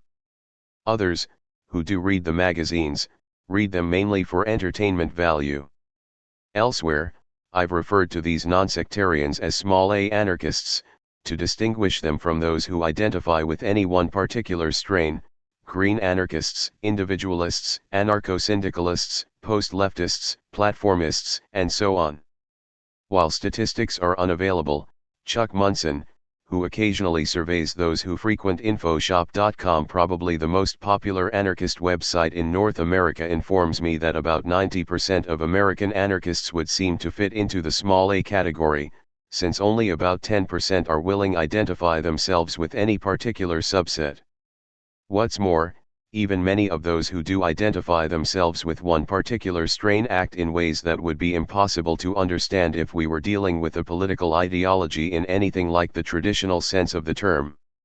Let me take one example: primitivism, perhaps the most obviously outre. In America, primitivist ideas first began to take form in circles surrounding a journal called The Fifth Estate, in Detroit, in the 1970s and 1980s. The argument began as a synthesis of a certain strain of Marxism, with ideas first articulated by socialist heretics such as Jacques Ellul and Jacques Camus, who came to see the nature of technology itself as lying at the core of most of what Marx saw as alienating and oppressive about capital, and thus rejected the idea that the proletariat, as an essential part of the global megamachine, could possibly be the agents of a revolution. Millet, 2004. As part of a broader critique developing around that time of the productivist bias in traditional leftist thought, it's hard to see this as anything but perfectly normal debate. By the 1990s, however, the most aggressive strain of primitivist thought began to coalesce around the figure of John Zerzan, one-time ultra-leftist, who began expressing utter hostility not only to the left but to civilization itself. Zerzan basically took the most radical position that it was possible to take, arguing that everything from plant domestication to music, writing, math, art, and ultimately, even speech, basically all forms of symbolic representation, anything other than absolute, direct, unmediated experience, were really forms of alienation that could only be overcome through the destruction of civilization in its entirety, and a return to the Stone Age. Now, the influence of Zerzan on anarchism has been considerably overstated in the media, but there are a significant number of green anarchists who take his ideas very seriously, and these green anarchists produce any number of zines and journals that aggressively tout these ideas, engaging in constant vitriolic debates with anyone willing to cast doubt on any aspect of the ultra-primitivist position. 18. The idea of a return to the Paleolithic, the rejection of plant domestication, let alone language, is obviously absurd. It would require reducing the Earth's population by at least 99.9%. Nor are primitivists entirely unaware of this. The Fifth Estate people had a long debate about the problem back in the 1970s, the editors coming to the conclusion that, since they didn't really wish to see a global catastrophe such as a nuclear war, the best one could hope for was a gradual process of negative population growth. Most current primitivists seem to alternate between openly espousing industrial and demographic collapse. I have heard some argue that humankind is a virus which needs to be largely eradicated to, in defiance of all logic and common sense, denying that massive population decline would even be necessary. Zerzan often does this before non-anarchist audiences. At the same time, these same authors will regularly denounce anyone who advocates the classic anarchist strategy of building a new society in the shell of the old. They ridicule any talk of the slow, painful creation of new institutions as outmoded leftism, arguing that only the complete destruction of all existing structures and institutions, followed by a return to our instinctual wildness, could possibly bring about real liberation. My purpose here is not to critique the primitivist position. This is obviously pointless. It clearly makes no sense to attack any strategy other than waiting for catastrophe, and then deny one is advocating catastrophe. My real point is, if this were a classic ideological position, one should expect the effects to be utterly depoliticizing. If one were really looking forward to industrial collapse or some similar apocalypse, the most obvious course of action would be that followed by right-wing survivalists in the 1980s, take to the woods, dig a bunker, and begin stockpiling canned food and automatic weapons. Or, alternately, perhaps, find a distant island and try to begin reviving Stone Age technologies. To my knowledge, no proponent of green anarchism has ever done anything of either sort. Instead, they tend to act very much like any other anarchist. Primitivists may be more likely to become involved in ecological or animal rights campaigns than in, say, union organizing, but in New York, for instance, I know ardent green anarchists who've worked with the Independent Media Center, in DEN, in video collectives, Food Not Bombs chapters, community gardens, prisoner support networks, feminist groups, bicycle campaigns, squats, cooperative bookstores, anti-war campaigns, campaigns for the rights of immigrants, housing rights, Cope Watch programs, and pretty much every other major manifestation of anarchist organizing. Often, in fact, primitivists turn out to be amongst the most reliable and dedicated activists around. Confronted with this sort of contradiction, it's hard to avoid asking the same question Evans Pritchard asked about Zanda witchcraft: how can otherwise reasonable people claim to believe this sort of thing? If one points out some of these contradictions to actual advocates of primitivism, for instance, asking them to reflect on what would actually happen if the population of, say, Bangladesh were to one day decide to stop practicing agriculture, the usual reply will be, but it's not a program. It's a critique. Alternately, they might challenge the very logical pragmatic terms of the argument, and insist these are poetic, intuitive understandings about the state of a world that is fundamentally dislocated and wrong. Similarly, even the most avid fans of Zerzan will usually admit, if pressed, that they aren't really in favor of the abolition of language, but instead emphasize the degree to which language can be deceptive, ideological, or mask and occlude more direct forms of experience. All this, I think, does much to explain the appeal, and the reason primitivism tends towards such absolutes. It is really an attempt to take absolutely seriously those feelings of utter alienation that drive so many middle-class, white teenagers to anarchism in the first place, and to at least try to imagine a world in which every aspect of that alienation would be totally extinguished. The result can only be a kind of myth. Primitivists will often admit this too, claiming that widespread myths of apocalypse, and of the Garden of Eden, are intuitive understandings of real truths, that we once did live in a kind of paradise, that we lost it, and that through a catastrophic collapse of industrial society, we will get it back again. The myth of apocalypse comes to substitute for the faith in revolution. It is, in a way, the same thing, except more absolute. The traditional anarchist rejection of political representation becomes a rejection of representation in any form, even art or language. For most primitivists, this is what we are mainly dealing with: a comprehensive critique of alienating institutions, and a kind of impossible dream vision of total liberation that can, if nothing else, provide inspiration and continually remind one why one is in rebellion to begin with. For many, the fact that this makes no sense whatsoever to outsiders is probably a major element in its appeal. Let me take an apparently very different example. One of the main forms for the dissemination of anarchist ideas in recent years in America have been feminist science fiction novels, from Ursula L. Le Guin's The Dispossessed, 1974, to Starhawk's The Fifth Sacred Thing, 1993. They operate in a similar way. They are crystallizations of certain tendencies of thought, extrapolations from certain forms of practice, experiments in utopian imagining.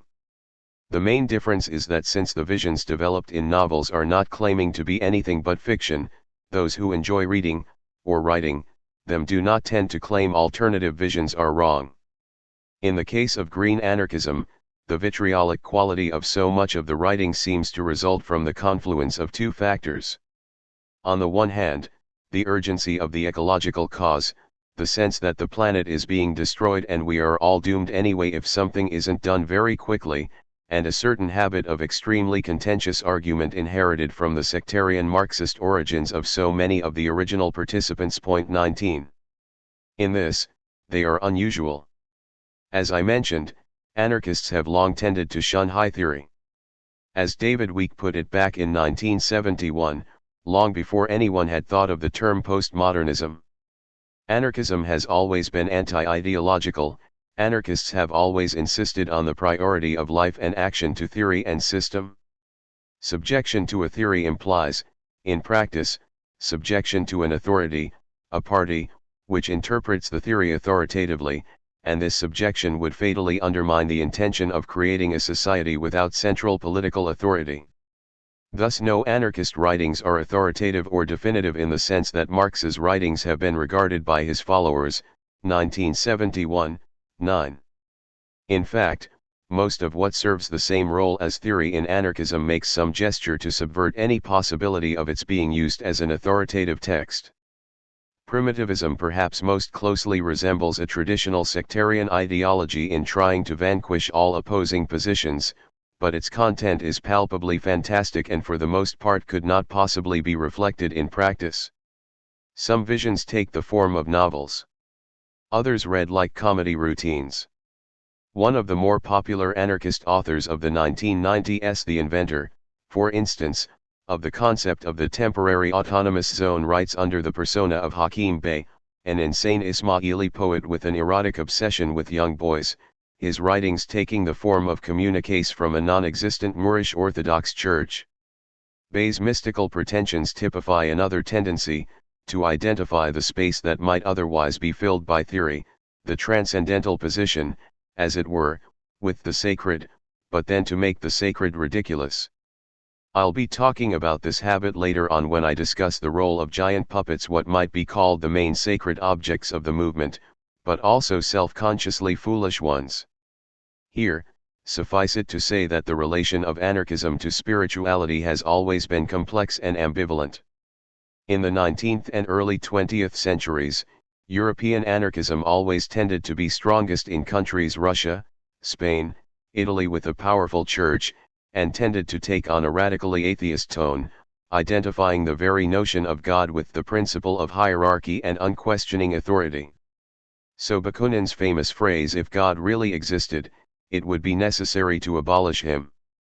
There were exceptions, Christian anarchists like Tolstoy, but they were usually not closely related to social movements. Some have argued that Spanish anarchism, particularly in its rural manifestations, itself took on some of the qualities of a prophetic, millenarian religion. Brennan 1943, cf. Borkenau 1937, but, if so, it was one whose main rituals involved acts like burning churches, or removing the mummified bodies of nuns from church crypts to reveal the corruption lurking below. Lincoln 1991. In contemporary anarchism this hostility has largely faded away, in part because in many countries, the church has lost so much of its power, in part because so many anarchist allies, indigenous peoples, for example, or in the United States, Quakers, radical priests and ministers, are likely to have come to their politics through religious convictions, in part, too, because of the development of specifically anarchistic forms of spirituality such as feminist paganism. At the same time, specifically anarchist forms of spirituality are, in addition to being inherently pluralistic and open-ended, hence the polytheism, almost always at least a trifle self-effacing and capable of distance from themselves. 20 Many pagans have a striking ability to see their views as profoundly true, and simultaneously, as a kind of whimsical comedy. Often they seem to be engaging at the same time in a ritual and the parody of a ritual. The point where laughter and self-mockery are likeliest to come into the picture is precisely the point where one approaches the most numinous, unknowable, or profound. The same whimsical, playful quality is reflected in a good deal of pagan feminist literature, as in other branches of anarchist theory, and appears to reflect a sensibility that, at its best, sees theory as, if anything, a form of creative writing, both profoundly true because it highlights certain otherwise invisible aspects of reality, but at the same time profoundly foolish, in that it does so by being willingly blind to other aspects. 21 Also, one in which imagination, the ability to create new theories, visions, or anything else, is itself the ultimate, unknowable, sacred thing. All this is perhaps a bit overstated. The reader should probably not take my own theoretical effusions too much more seriously than those about which I'm writing. The main point, though, is that unlike some of the classical works of Proudhon, Kropotkin, Rocker, Malatesta, de Saint-Hilon, and others, written in the shadow of Marxism, contemporary anarchist theory, such as it is most explicitly not intended to provide a comprehensive understanding that will instruct others in the proper conduct of revolution. It is not an ideology, a theory of history. It tends, rather, towards a kind of inspirational, creative play. It is more than anything else an extrapolation from and imaginative projection of certain forms of practice. The experience of working in a small affinity group becomes the model for primitivist idealizations of the hunter-gatherer band, assumed to be the only social unit for most of human history. The experience of real experiments in worker control becomes the basis for an imaginary planet in a science fiction story. The experience of sisterhood becomes the model for a matriarchal goddess. Religion, the experience of a wild moment of collective poetic inspiration or even a particularly good party, becomes the basis of a theory of the temporary autonomous zone. Even when contemporary anarchists turn to Marxism, their overwhelming favorite theorists are the situationists Raoul Vaneigem, 1967, and Guy Debord, 1967, the Marxist theorists closest to the avant-garde tradition of trying to unify theory, art, and life. If anarchism is not an attempt to put a certain sort of theoretical vision into practice, but is instead a constant mutual exchange between inspirational visions, anti-authoritarian attitudes, and egalitarian practices, it's easy to see how ethnography could become such an appropriate tool for its analysis. This is precisely what ethnography is supposed to do, tease out the implicit logic in a way of life, along with its related myths and rituals, to grasp the sense of a set of practices. Of course, another way of doing so would be simply to follow anarchist debates, as I did at the beginning, since these have tended to center on ethical and organizational questions. Nowadays, these debates center most of all on how to combat racism and sexism in the movement, about forms of decision-making, and questions of violence and nonviolence. Since the last is most immediately relevant to the question of the relation of anarchism and direct action, let me proceed to a brief consideration of the relation between the two, before moving to a capsule history of the role of direct action and direct democracy in North American social movements in the second half of the 20th century, starting with the 1960s, and ending in the 1990s, at the point where the two began to definitively merge. 3. Violence and nonviolence. The question of violence, nonviolence, and property destruction has haunted anarchism from at least the 19th century. There are obvious reasons why it should be a problem. On the one hand, there are any number of reasons why anarchists might be suspicious of violence. For one thing, anarchists start from the principle that one's mode of resistance should embody the world one wishes to create. Almost no one wishes to create a more violent world. Anarchists try to organize on non-hierarchical lines, and argue that this is not only more just, but more efficient. Violence, particularly aggressive violence, is one of the few forms of human activity that does seem to be more efficient if organized on a top-down, command basis. This, and the concomitant need for secrecy, ensure that the more one prepares for war, or something like it, the more difficult it is to organize democratically. On the other hand, anarchists wish to see a social revolution, and it's hard to imagine how that could happen without any violent conflict whatsoever. Moreover, they also insist on the moral sovereignty of the individual, and tend to be very uncomfortable with codes of conduct. In principle, it should be for each who resists to decide what is a legitimate act of resistance to an intrinsically illegitimate power. Now, it's important not to overstate things here. In practice, tacit agreements do always exist. CLAC's principle of diversity of tactics, about which we heard so much in earlier chapters, might have sounded like anything goes to pacifists like Sal Ami, but it was premised on a shared understanding that no one was about to show up with firearms or explosives. That would have been simply unthinkable. If my experience is anything to go by, if anyone had even suggested doing so, they would immediately have been assumed to be a police infiltrator for that very reason. Nonetheless, such tacit understandings exist only amongst activists. If outsiders join in, one can never be quite sure what they are going to do.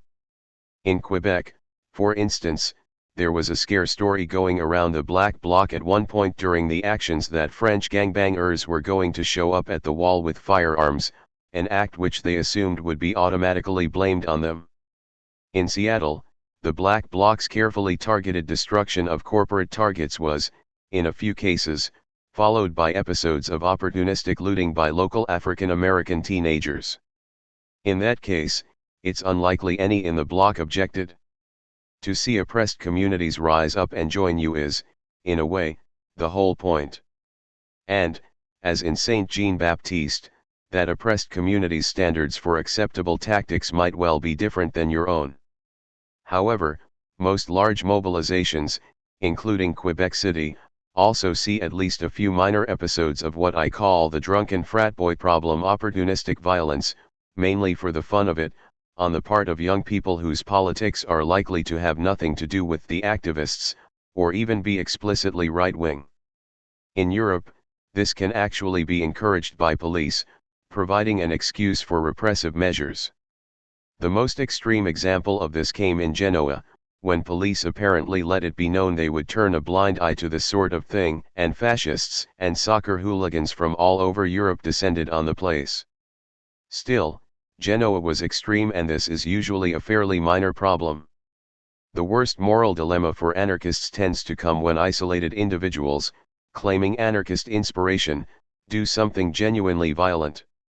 Again, the anarchists who assassinated heads of state around the turn of the last century are probably the most dramatic example.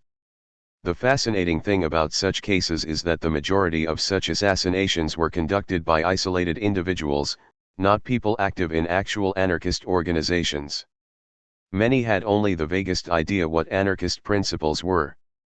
However, if one takes the principle of moral autonomy seriously, it's difficult to treat such acts as completely illegitimate. From an anarchist perspective, insofar as it is legitimate to engage in any act of interpersonal violence, heads of state, major capitalists, or high officials are clearly the most legitimate targets. To instead adopt a more conventional guerrilla war strategy, form a small army and attack police stations or army posts, thus trying to kill a bunch of ordinary people who are in no sense directly responsible for the policies one objected to, would clearly be far more problematic. Actually, it's hard to deny that, by any moral standards, assassination is far superior to war. On the other hand, since heads of state tend to find this kind of logic highly objectionable, the results are invariably disastrous. Anarchist writers like Peter Kropotkin or Emma Goldman, mainly concerned with disseminating anarchist ideas before a broader public, often struggled painfully with what to do or say about such people. Is it legitimate to condemn them? What sort of solidarity does one owe them? Does one not at least have the responsibility to explain to the world their point of view? Debates over broken windows and property destruction, or the possibility of Molotovs in Quebec City, are simply more recent versions of the same thing. Activists who have been on the scene even only as long as 2 or 3 years tend to complain about the need to constantly reinvent the wheel in such matters. Every time there's a major action, everyone has to go through exactly the same debates. Some will argue that confrontational tactics or property destruction will only make activists look bad in the eyes of the public. Others will argue that the corporate media wouldn't make us look good whatever we do. Some will argue that if you smash a Starbucks window, that will be the only story on the news, effectively freezing out any consideration of issues. Others will reply that if there's no property destruction, there won't be any story at all. Some will claim confrontational tactics deprive activists of the moral high ground. Others will accuse those people of being elitist, and insist that the violence of the system is so overwhelming that to refuse to confront it effectively is itself acquiescence to violence. Some will argue that militant tactics endanger nonviolent protesters. Others will insist that unless one creates some sort of peace police to physically threaten anyone who spray paints or breaks a window, some will probably do so, and if so, coordinating with the militants rather than isolating them is much safer for all concerned. In the end, one almost invariably ends up with the same resolution, that as long as no one is actually attacking another human being, the important thing is to maintain solidarity. The last thing you want is to end up in a situation like Seattle, where you actually had pacifists physically assaulting anarchists trying to break windows, or turning them into the police. Many remark that the conclusion is so inevitable that one wishes it was possible to simply fast forward the debate, but, as many will resignedly remark, it seems each time a major action rolls along, those newly brought into the movement have to work all these things out for themselves. One result though is a kind of constant paradox within anarchism. It's not that one cannot find pacifist anarchists. Quite a number of pacifists do see themselves as anarchists. Those contemporary anarchists who are not pacifists, however, tend to avoid any association with pacifism, and in fact are likely to react to mention of the word with vigorous condemnation despite the fact that, in the larger perspective, their ideas and practices emerged much more from that tradition than from any other. One would be hard-pressed to find an anarchist whose instinct would not be to place himself more on the side of Malcolm X than with Martin Luther King or Gandhi. However, the fact remains that in terms of overall approach, Gandhi's "become the change you want to see" seems 1,000 times more in keeping with the anarchist spirit than Malcolm X's "by all means necessary," and Gandhi himself recognized a strong philosophical affinity of his own ideas and anarchism, which Malcolm X certainly did not.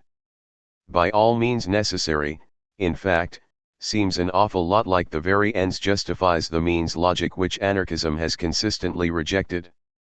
Yet practical annoyances with pacifists, combined with the inevitable instinct to identify with the most radical option, tends to ensure that almost invariably, the anarchist will nonetheless identify with Malcolm X.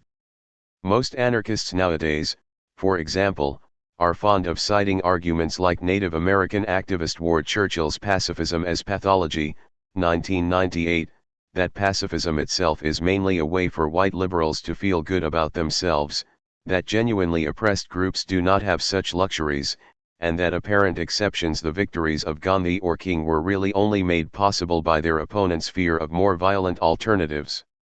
The fact that authors like Churchill also tend to reject anarchist critiques of hierarchy in favor of military-style leadership tends to go unremarked, or written off as inessential. 22. The fact that Churchill is Native American, however, is significant. In fact, very few North American anarchists would themselves go far beyond breaking a window. Almost all scrupulously avoid harming others in any way. As I occasionally point out to journalists, it's hard not to find constant references to black bloc anarchists as violent amusing when one has spent any time with them, and observes them, for instance, carefully avoiding stepping on worms or debating about whether it's really justifiable to kill a mosquito. The real point of fracture comes, precisely, when it comes to issues of solidarity. To take a consistently nonviolent position, one would have to, for example, tell the Zapatistas in Chiapas that they shouldn't really have conducted an armed insurrection however brief, or the Black Panthers that a bunch of middle-class white anarchists had more authority to tell them what sort of tactics to employ than they did.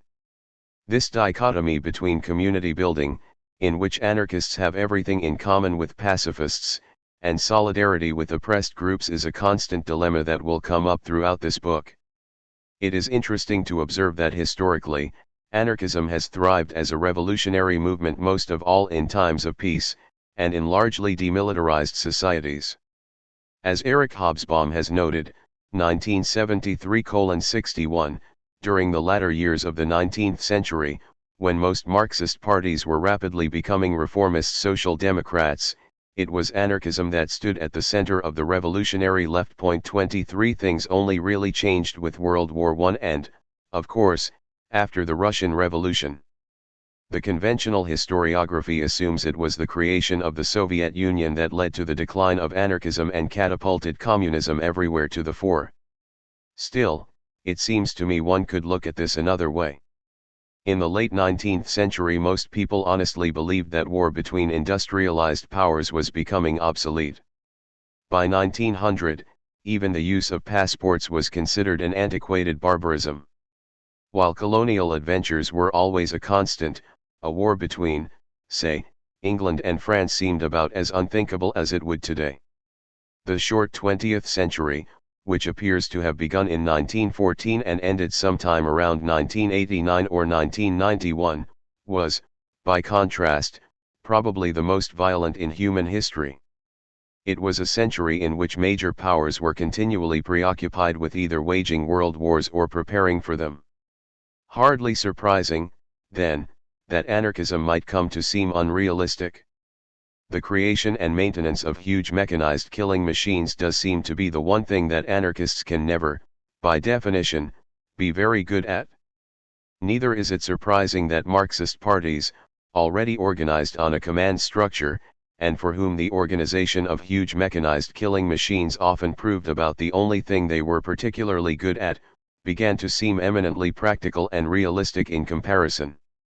It makes perfect sense, then, that the moment the Cold War ended and violent conflict between industrialized powers again came to seem unthinkable, anarchism popped right back to where it had been at the end of the 19th century, an international movement at the very center of the revolutionary left.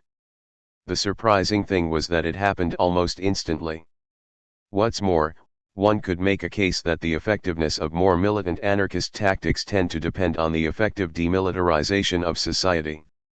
Consider here the battles over squats in Germany or Italy, or even the battles surrounding the expansion of Narita Airport in Japan, in which anarchists or their local equivalents were able to fight pitched battles with police, defend territory with clubs and stones against tear gas and water cannons, and as often as not, were actually allowed to win.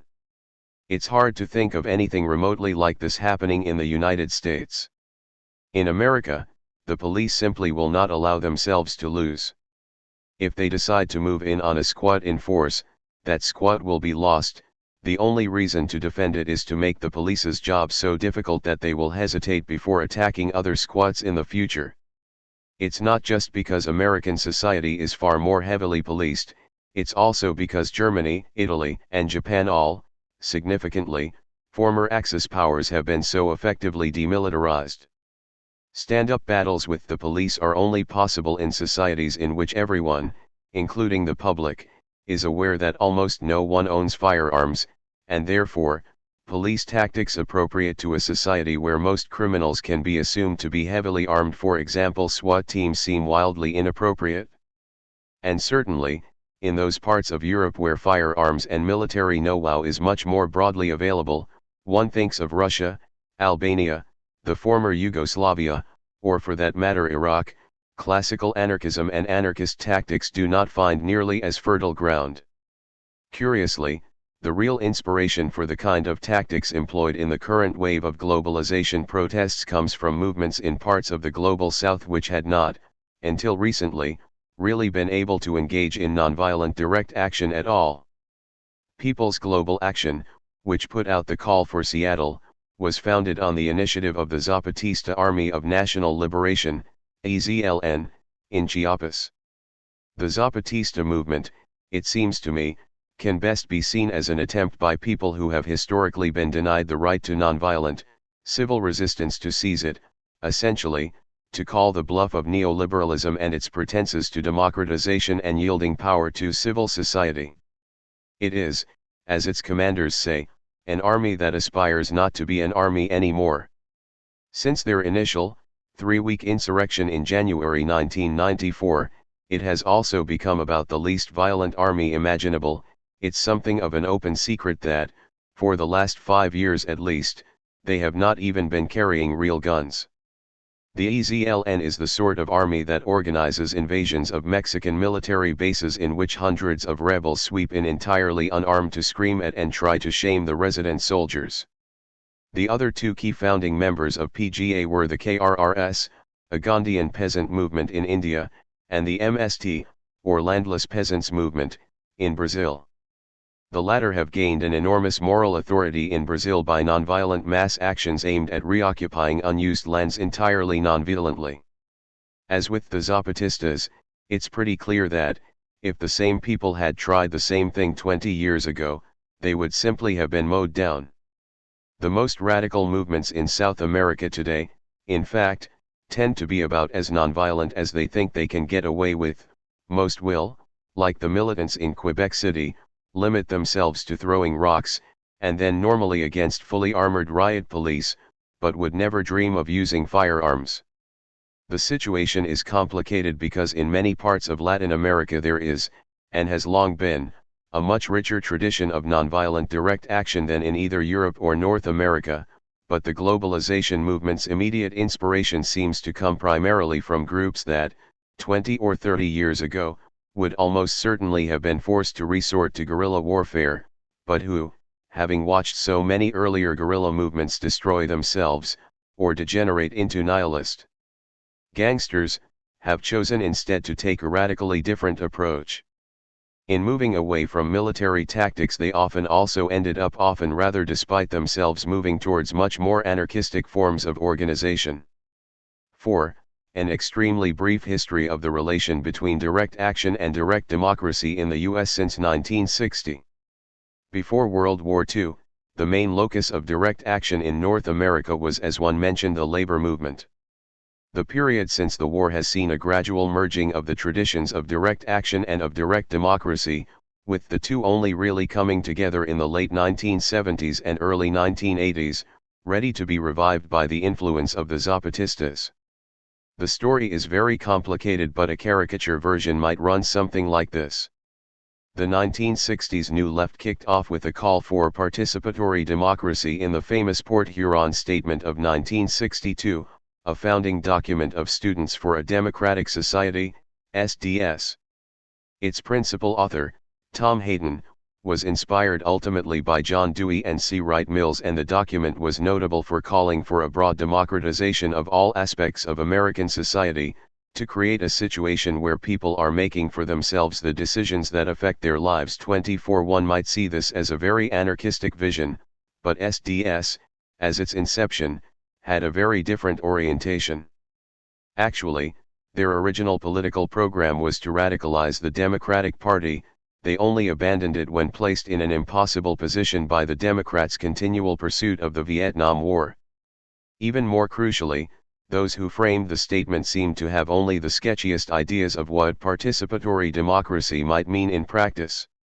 This is most evident in the contradictory character of SDS's own structure. As Francesca Poletta, 2002, has pointed out, SDS was on paper a quite formal, top-down organization, with a central steering committee and meetings run according to Robert's Rules of Order.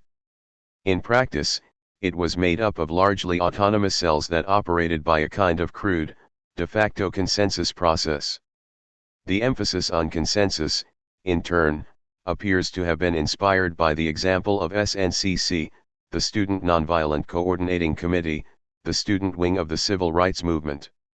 SNCC had originally been created on the initiative of Anita Baker and a number of other activists who had been involved in the Southern Christian Leadership Conference, SCLC, who were hoping to create an alternative to SCLC's top-down structure and charismatic leadership, embodied, of course, in the figure of Dr. Martin Luther King, Jr.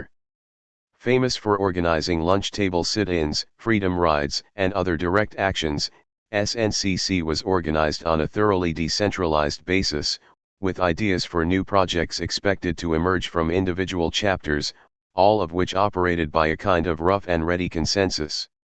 This emphasis on consensus is a bit surprising, since at the time there was very little model for it. In both SNCC and SDS, it appears to have emerged from a feeling that, since no one should be expected to do anything against their will, decisions should really be unanimous. However, there doesn't seem to have been anything like what's now called consensus process in the formal sense of the term. The problem was there was no obvious model.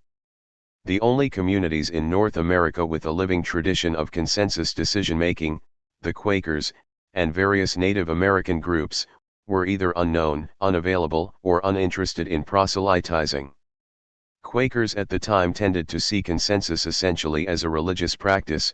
They were, according to Poll Etta, 2002:195, actually fairly resistant to the idea of teaching it to anyone else. The New Left was, as we all know, essentially a campus movement. Paul Maddock Jr. 1970, has argued that the wave of 1960s activism seems to have emerged from a kind of social bottleneck. The welfare state ideal of the time had been to defuse class tensions by offering a specter of perpetual social mobility, in much the same way the frontier had once done. After the war, there was a very conscious effort on the part of the government to pump resources into the higher education system, which began to expand exponentially, along with the number of working-class children attending university. The problem, of course, is that such growth curves invariably hit their limits, and, as any third world government that has attempted this strategy has learned, when they do, the results are typically explosive. By the 1960s, this was starting to happen. Millions of students were left without any realistic prospect of finding jobs that bore any relation to their real expectations or capacities, a normal prospect in industrial societies, actually, but suddenly hugely exacerbated. These were the students who first became involved in SDS, people who, as Maddock emphasizes, like their equivalents in the Global South, always saw themselves as a kind of breakaway fragment of the administrative elite. This was, he suggests, crucial to understanding the limits of the New Left, that activists invariably saw themselves as organizers, social workers. 25. What united all factions of the left was the conception of their relationship to actual or fantasized communities as organizers after the example of trade unionists and social workers, rather than as fellow students or workers with a particular understanding of a situation shared with others, and ideas of what to do about it.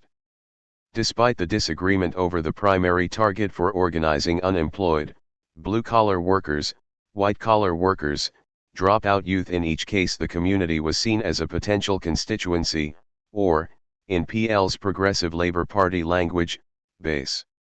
The radicals saw themselves as professional revolutionaries, a force so to speak outside of society, organizing those inside on their own behalf. Thus the activist played the part reserved in liberal theory for the state, a point not to be neglected in the attempt to understand the drift of the New Left from an orientation of liberal governmental reform to Leninist-Stalinist concepts of socialism. Maddock 1970, 22. The contradictions of this situation eventually became apparent as the decade wore on. The crisis was sparked first in groups like SNCC, when demands for civil rights began to give way to calls for black power. The radicals in SNCC, who were eventually to found the Black Panthers, called on white activists to stop doing alliance work and return to their own communities, particularly, in order to organize white communities against racism. SDS activists always greeted such calls with great ambivalence, Barber 2001, in part because they were never quite clear on what their own communities were supposed to be. One could say something along these lines had been attempted in the early 1960s with the Economic Research Areas Project, ERAP, intended as the white equivalent to grassroots civil rights organizing, that brought SDS activists into poor white communities, and tried to mobilize communities around matters of common concern. Some of these projects scored victories in gaining local reforms, but organizers never felt much part of the communities in which they worked, felt isolated from other activists, and few saw the results as worth the sacrifice. The project fell apart in 1965. Instead, as Maddox so keenly observed, many began to realize that if there was a way to overcome the alienation of dead-end jobs, to find work that actually lived up to their imaginative capacities, it was in activism itself. Other activists, in effect, were their communities. The crisis initiated by Black Power ultimately led in two very different directions. Again, at the cost of gross simplification, once their allies in the civil rights movement had abandoned them, white activists were effectively left with two options. They could either try to build countercultural institutions of their own, or they could focus on allying with communities or revolutionary groups in struggle overseas, i.e., the Viet Cong or other Third World revolutionaries, who would take pretty much whatever allies they could get. As SDS began to splinter into squabbling Maoist factions, groups like the Diggers and Yippies, founded in 1968, took the first option. Many were explicitly anarchist, and certainly, the late 1960s turn towards the creation of autonomous collectives and institution building was squarely within the anarchist tradition, while the emphasis on free love, psychedelic drugs, and the creation of alternative forms of pleasure was squarely in the bohemian tradition with which Euro-American anarchism has always been at least somewhat aligned. The Yippie slogan, "Revolution for the hell of it," could be seen as emerging directly from the realization that activism itself could become the prime means of overcoming alienation. The other option was to see oneself as primarily allying with revolutionary communities overseas, hence the obsession with glorifying revolutionary heroes in Cuba, Vietnam, China, and elsewhere, men who, as situationist and autonomist critics pointed out, were essentially icons of the sort of new radical administration elites with which the SDS had always tacitly identified, and the feeling one need strike back against the empire from within the belly of the beast. Each strategy involved a return to direct action, but, simultaneously, a jettisoning of the whole project of creating egalitarian decision-making structures. Hippies and Yippies might be considered a bit ambivalent in this regard, as small communes and many alternative institutions created in the process generally did operate on democratic principles. Still, the Yippies, with their wild, acid-inspired pranks and media stunts, tended to turn into a platform for charismatic impresarios like Abby Hoffman and Jerry Rubin, in a style that proved notoriously alienating to some members of the white working classes. The Weathermen, in turn, attempted a series of bombings directed at military and corporate targets, meant to inspire spontaneous emulation and drive society towards a revolutionary confrontation, though with the significant limitation that they did not want to kill anyone. They ended up mainly blowing up empty buildings. Interestingly, both had a profound effect on later media policy, since mainstream journalists began to feel complicit, coming to the conclusion that increasingly wild and destructive acts were in fact inspired by a need to constantly escalate in order to make headlines. I have heard persistent rumors from 1960s veterans, for example, that the Weathermen's bombing campaign was far more extensive and devastating than has ever been recorded, but that there was a conscious decision by the national media to stop reporting on it. I have no idea if this is true. Still, one thing that is clear is that, since this period, the American media has become, more than that of any other industrial democracy I'm aware of, extremely reluctant to report on activist stunts of any sort or even demonstrations. This point will become important later on.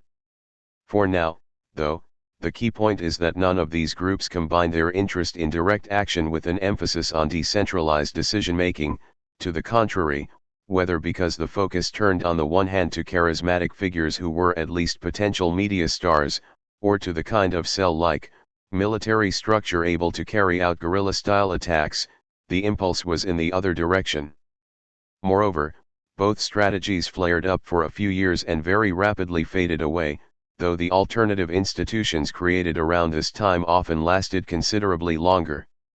It has become a conventional habit in liberal scholarship to contrast the serious activism of the early 1960s New Left with the supposed childish extremism of the late 1960s and early 1970s.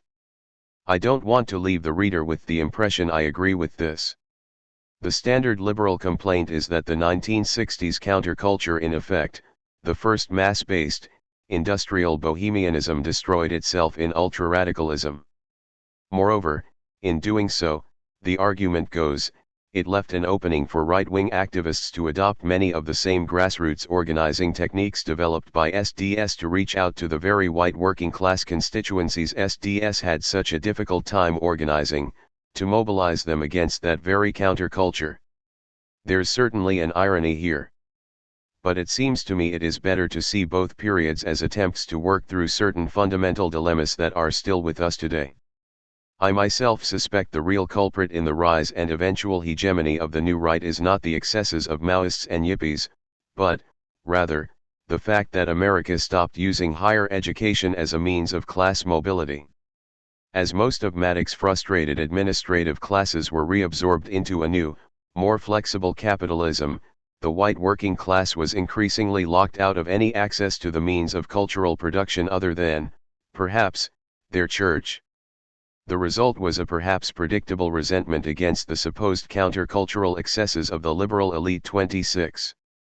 Be this as it may, the second period was far more complex and creative than critics are usually willing to let on. Many of the ideas that came out of it were extraordinarily prescient.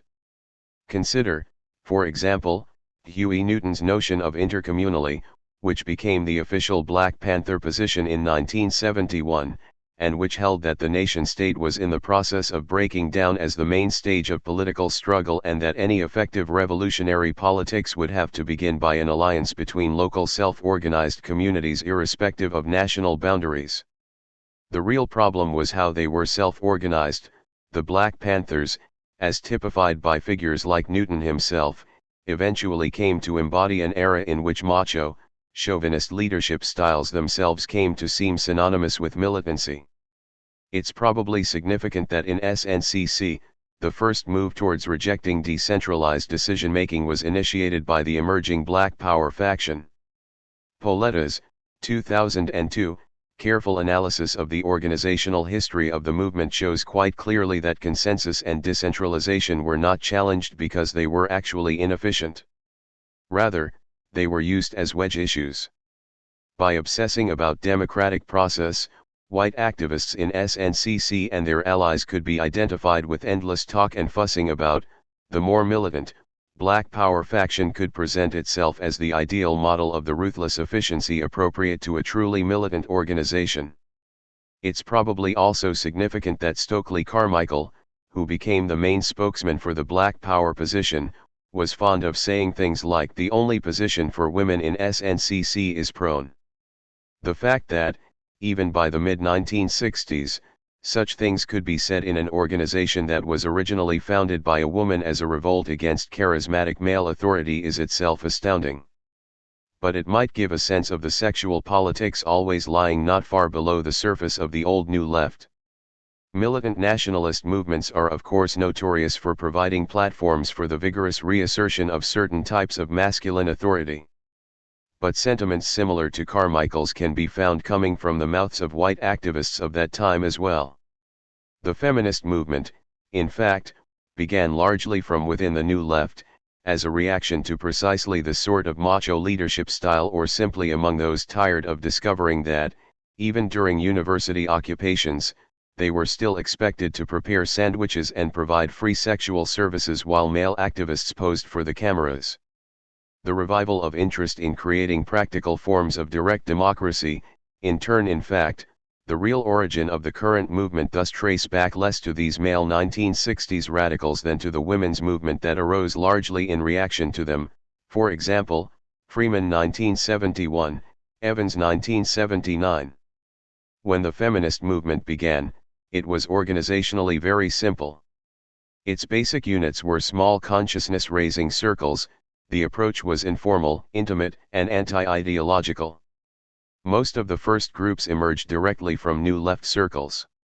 Insofar as they placed themselves in relation to a previous radical tradition, it was usually anarchism.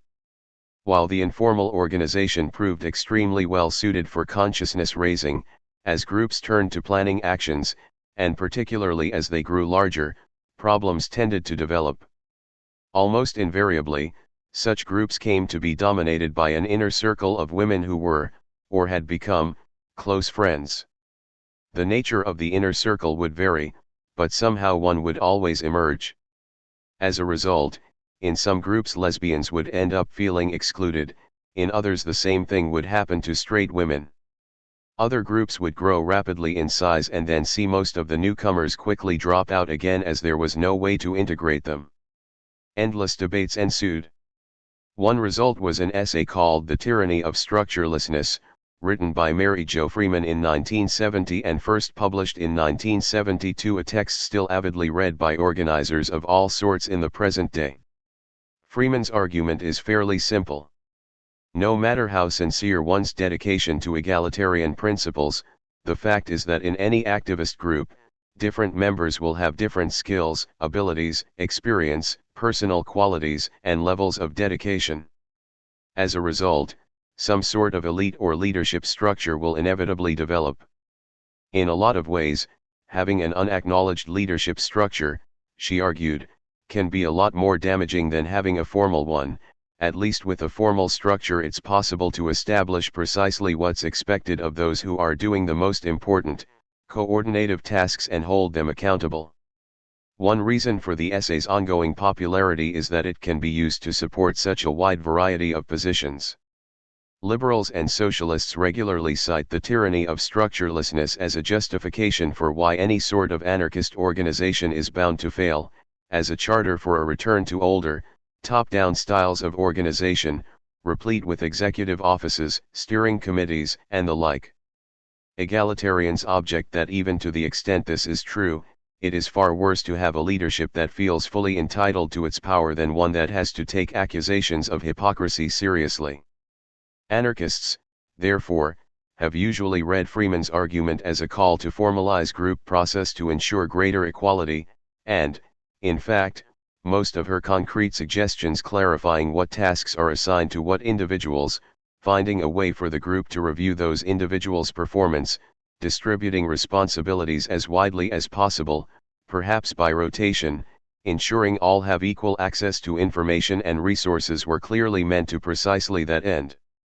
Within the larger feminist movement itself, most of these arguments eventually became moot, because the anarchist moment was brief. Especially after Roe v. Wade made it seem strategically wise to rely on government power, the women's movement was to take off in a decisively liberal direction, and to rely increasingly on organizational forms that were anything but egalitarian. But, for those still working in egalitarian collectives, or trying to create them, feminism had effectively framed the terms of debate. If you want to keep decision-making to the smallest groups possible, how do those groups coordinate? Within those groups, how to prevent a clique of friends from taking over? How to prevent certain categories of participants, straight women, gay women, older women, students in mixed groups, it soon became, simply, women, from being marginalized. What's more, even if mainstream feminists had abandoned the politics of direct action, there were plenty of radical feminists, not to mention anarcho-feminists, around to try to keep such groups honest. The origins of the current direct action movement go back precisely to attempts to resolve those dilemmas. The pieces really started coming together in the anti-nuclear movement of the late 1970s, first with the founding of the Clamshell Alliance and the occupation of the Shoreham nuclear power plant in Massachusetts in 1977, then followed by the Abalone Alliance and struggles over the Diablo Canyon plant in California a few years later. The main inspiration for anti-nuclear activists, at least on questions of organization, were ideas propounded by a group called the Movement for a New Society, MNS, based in Philadelphia. MNS was spearheaded by a gay rights activist named George Lakey, who like several other members of the group was also an anarchist Quaker. Leakey and his friends proposed a vision of nonviolent revolution. Rather than a cataclysmic seizure of power, they proposed the continual creation and elaboration of new institutions, based on new, non-alienating modes of interaction, institutions that could be considered prefigurative insofar as they provided a foretaste of what a truly democratic society might be like. Such prefigurative institutions could gradually replace the existing social order, Leakey 1973. The vision in itself was hardly new. It was a nonviolent version of the standard anarchist idea of building a new society within the shell of the old. What was new was that men like Leakey, having been brought up Quakers, and acquired a great deal of experience with Quaker decision-making processes, had a practical vision of how some of these alternatives might actually work. Many of what have now become standard features of formal consensus process, the principle that the facilitator should never act as an interested party in the debate, the idea of the bloc, were first disseminated by MNS trainings in Philadelphia and Boston.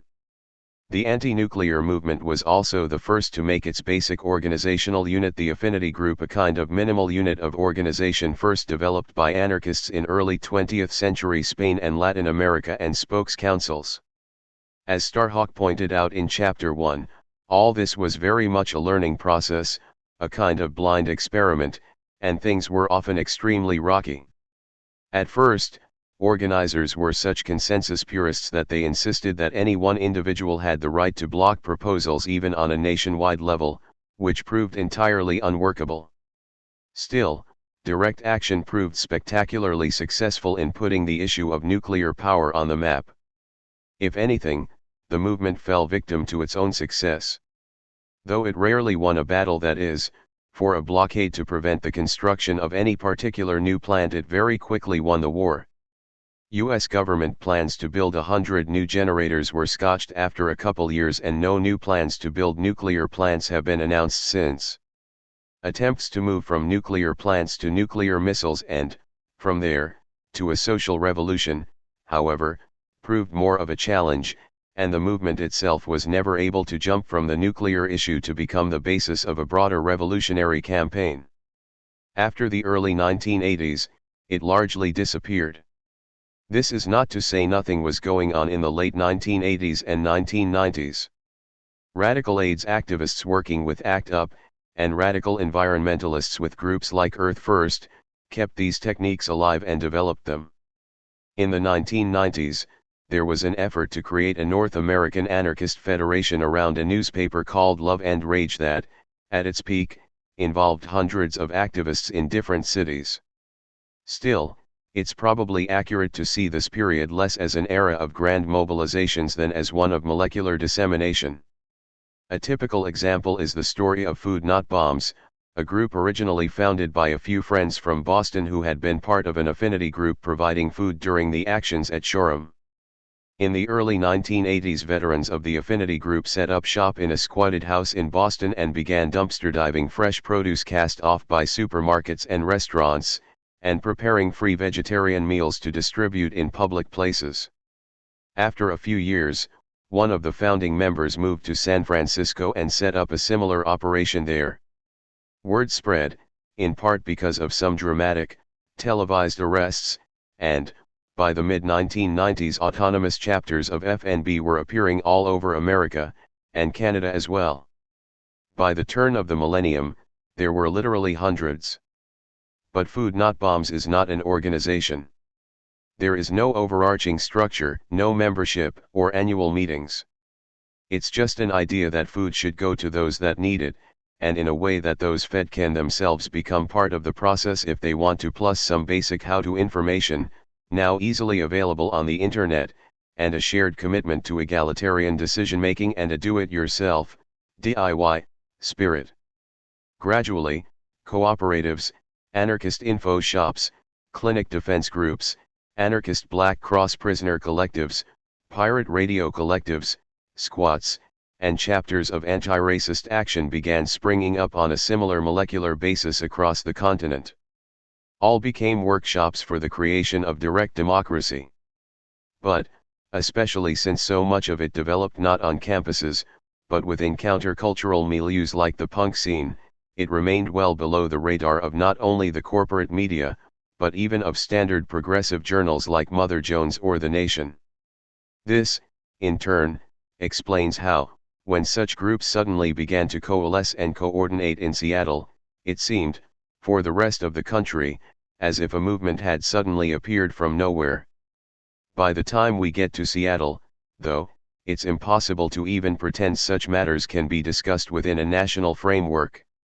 What the press insists on calling the anti-globalization movement was, from the very beginning, a self-consciously global movement. The actions against the WDO ministerial in Seattle were first proposed by PGA, a planetary network that came into being by the initiative of the Zapatista rebels in Chiapas. The emphasis on the WDO reflected the concerns of farmers' groups in India, and the tactics employed could equally well be seen as an amalgam of ideas drawn mainly from the global south than as an indigenous American development. It was the Internet, above all, that made this possible. If nothing else, the Internet has allowed for a qualitative leap in the range and speed of molecular dissemination. There are now Food Not Bombs chapters, for instance, in Caracas and Bandung. The year or two directly after Seattle also saw the emergence of the network of independent media centers, radical web journalism that has completely transformed the possibilities of information flow about actions and events. Activists who used to struggle for months and years to put on actions that were then entirely ignored by the media now know that anything they do will be picked up and reported instantly in photos, stories, and videos, across the planet, if only in a form accessed largely by other activists. The great problem has been how to translate the flow of information into structures of collective decision-making, since decision-making is the one thing that is almost impossible to do on the Internet. Or, more precisely, the question is, when and on what level are structures of collective decision-making required? The Direct Action Network, and the Continental DAN structure that began to be set up in the months following Seattle, was a first effort to address this problem. Ultimately it foundered. In doing so, however, it also played a key role in disseminating certain models of direct democracy, and making their practice pretty much inextricable from the idea of direct action. It's the conjunction between these two phenomenon, now pretty much irreversibly established in the most radical social movements in America and, increasingly, elsewhere, that's the real subject of this book. Chapter 6. Some notes on activist culture. I started this book with the first CLAC tour that passed through New York in early 2000. Let me flash forward about a year and talk about the second CLAC tour. To do so, one held prior to their Take the Capitol action in Ottawa during the 2002 G8 meetings in Kananaskis. The audience for such tours tended to consist mostly of white anarchists, but this time the CLAC people made a point of bringing in at least one speaker from a local community-based group in each city they passed through. In New York, this turned out to be an organizer named Ranjanit from a radical South Asian group called Desis Rising Up and Moving, DRUM. At that time, DRUM had earned enormous respect in New York activist circles for its work on immigration detention issues of special interest there in the immediate wake of September 11, when hundreds of people of Middle Eastern or South Asian descent had been swept up and effectively disappeared. The speakers from Canada described campaigns they'd been involved with, and talked about organizing dilemmas of one sort or another. Ranjanit's talk was different. It consisted mainly of a condemnation of activist culture. He himself, he kept emphasizing, was not only of Indian descent but a working-class kid from Queens. He knew something about the communities with which he was working. Since Seattle, all anarchists have been talking about has been how to move away from summit hopping to working more closely with communities in struggle. The problem, he emphasized, was that they had developed their own styles of dress, mannerisms, ways of talking, tastes in music and food, a kind of hybrid mishmash of hippie, punk, and mainstream middle-class white culture, with incorporated chunks of more exotic revolutionary traditions, and this made it almost impossible for them to communicate with anyone outside their own little charmed circle. Some elements of this activist culture: the rejection of personal hygiene standards, for instance, were considered downright offensive by most of those with whom they wished to form alliances. Others, like the vegan diets, made it impossible to sit down at the table with almost anyone who was not already an activist. Activist culture was choking the promise of the movement, and anarchists had to make up their mind what they really wanted to do: create a tiny, relatively privileged community of their own, show up at IMF meetings and make grand declarations about the evils of global capitalism, or make a serious effort to work with real communities who were actually bearing the brunt of capitalist globalization. You can't be an anarchist in a big city in America without hearing some version of this critique on a fairly regular basis. In part, this is because it's a critique that needs to be made. Much like the SDS activists described in the last chapter, few white participants in the direct action movement see themselves as coming from cultures. Most see themselves simply as generic, unmarked Americans, the kind whose issues and concerns are treated as universal, even if at the same time, they feel there is something about that generic American way of life that is deeply inhuman, unsustainable, and wrong. As anarchists and revolutionaries, therefore, they are faced with the same dilemma: whether to try to create an alternative culture of their own, or to concentrate on alliance work, supporting the struggles of those who suffer most under the existing system, but who are also willing to work with them as allies. To put it crudely, they have to choose between whether to focus on their own alienation or others' oppression. Certainly, in reality, almost everyone ends up doing a little of both. But this is precisely what leads to exactly the contradictions Ranjanit was pointing to. The more one creates one's own alternative culture, the more bizarre and outlandish one seems to outsiders, including those with whom one ostensibly wishes to ally. Many people of color see anarchist culture itself as a badge of white privilege being waved in their faces, as one African American anarchist remarked, in regard to punk styles of dress and comportment: "If I went out on the street looking like that, I'd be dragged down to the cop shop in 15 minutes. On the other hand, it seems unreasonable to ask anarchists to abandon all attempts to build an alternative culture, to fall back on a way of life they hate, just so as not to put others off. But can one really be against a culture? This is the question I want to explore in this chapter. Culture is a term with such universally positive associations nowadays. It's already slightly odd to hear that the fact that certain people have a culture is treated as a problem. All the more so, when the culture in question is born from a conscious effort to create a less hierarchical, less alienated, and more democratic and ecologically sustainable form of life, to create the kind of culture that might befit a genuinely free society. It seems to me unraveling this paradox will bring us to the core of the fundamental dilemmas of the anarchist project. Dilemmas of white privilege.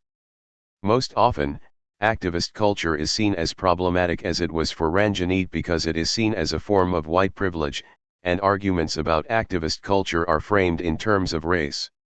America's racial divisions have, of course, been the scourge of radical politics in the United States for centuries. Historically, they have made the maintenance of ongoing class-based alliances extraordinarily difficult. Arguments like these regularly rip direct action groups apart. Let me consider one particularly well-documented example. In the 1990s, the Love and Rage Federation, Filippo 1993, dissolved over issues of white privilege. Love and Rage had begun as an initiative to create a continental anarchist network around a newspaper of the same name. In many ways it was quite successful. After 10 years, however, they found themselves stubbornly unable to expand beyond their original core of middle-class white activists or include significant numbers of people of color. 27 Furious arguments ultimately broke out over the reasons for this, which also became theoretical debates about the nature of white privilege and ways of overcoming white supremacy. Some argued that the problem was cultural. The vast majority of white anarchists first discovered anarchism through punk rock and its DIY culture. Walk into a typical anarchist info shop, they pointed out, and you will almost inevitably be greeted by people with green hair and facial piercings. It doesn't matter how welcoming they were their very appearance obviously limited the appeal of such places to members of the white working class, let alone poor people of color. Others argued that the problem lay much deeper. The U.S., they argued, is a nation built on white supremacy, and whiteness is not a culture. When white people talk about their cultural heritage, they talk about being German, or Irish, or Lithuanian, but never about whiteness. That's because whiteness is a category of privilege, a tacit agreement with others categorized as white from home loan associations or police superintendents to provide aid and protection that is not provided to those not so classified. The only way to destroy the system of privilege is to subvert the category of whiteness, so as to ultimately destroy it. This was a position being developed in circles surrounding the journal Race Trader, which was launched around this time and avidly read in activist circles. Its motto was "Treason to whiteness is loyalty to humanity." This was a very appealing notion, but the obvious question then became, how does one actually do that? How does one become an effective race trader? Who might be an example of an effective role model? Many in Love and Rage found inspiration in the example of Subcommandant Marcos, the famous masked spokesman of the Mexican Zapatistas. Marcos was originally a middle-class Mexican who led a group of mostly privileged urban revolutionaries to organize indigenous communities in Chiapas and, after 10 years in the jungle, came to abandon his vanguardist ideology in order to become an agent carrying out decisions made by the indigenous communities. In his willingness to step back and accept the leadership of oppressed communities, he could be considered an example of a genuine race trader. But Marcos, for his part, had the advantage of being able to ally with indigenous communities that already acted very much like anarchists, with their own style of consensus-based direct democracy. What did this mean for anarchists in the United States, where most revolutionary groups based in communities of color were far more hierarchically organized, where, in fact, many saw emphases on direct democracy as itself a form of white privilege? Would all this mean having to abandon any idea of building a new society in the shell of the old? Or, at least, of white anarchists playing any significant role in the process of doing so? Within a year or two, Love and Rage split into feuding factions over racial issues, and the entire project ultimately foundered. Similar debates erupted in the early days of the globalization movement. In this case, the kickoff was a piece called "Where Was the Color in Seattle?" Martinez 2000, that sparked continual arguments about the nature of racial privilege, outreach versus alliance models, about how to accept the leadership of communities of color, and about the stifling effects of white guilt. The overwhelmingly white makeup of the emerging movement was felt to be a continual crisis. Certainly this was true of New York City Direct Action Network, originally founded to help coordinate the actions against the IMF and World Bank in Washington on April 16, 2000. Dan's second major initiative was to help organize actions against the Republican convention in Philadelphia that summer. In order to do so, a group of Dan organizers proposed to ally with Slam 28, a radical student group based at Hunter College with a much more diverse membership, and several other POC-based organizations. In those days, in the immediate wake of Seattle, everyone was eager to learn Dan's tactics and forms of organization, so the latter were not averse, but they also insisted that the actions themselves focus on the case of Mumia Abu-Jamal, the black activist and journalist then on death row in Philadelphia, and more broadly on the U.S. prison industrial complex, and racist nature of the criminal justice system. These demands isolated a significant faction in Dan who had seen the convention protests as a chance to move from issues of global trade to a broader challenge to the existing political system as a whole, to juxtapose their own model of direct democracy to the kind of corporate-dominated representative democracy embodied by the conventions. Some felt the two were reconcilable, that prison and death penalties issues could be used, ultimately, to raise the same broader questions. Others felt the compromise was worth the opportunity to create an ongoing alliance. In the end, the effort did not, in fact, lead to an ongoing alliance, and resulting recriminations caused quite a number of activists to give up on Dan entirely. However, the alliance, however temporary, was quite helpful in disseminating Dan-like tactics and styles of decision-making, and even anarchist ideas themselves, in wider activist circles. Shortly after NYC Dan effectively dissolved in 2003, a new anarchist People of Color network, APOC, was in the process of taking shape, based on almost identical organizational principles. The early experience of APOC, however, already provides an excellent illustration of why direct action-oriented groups had tended to be dominated by people classified as white.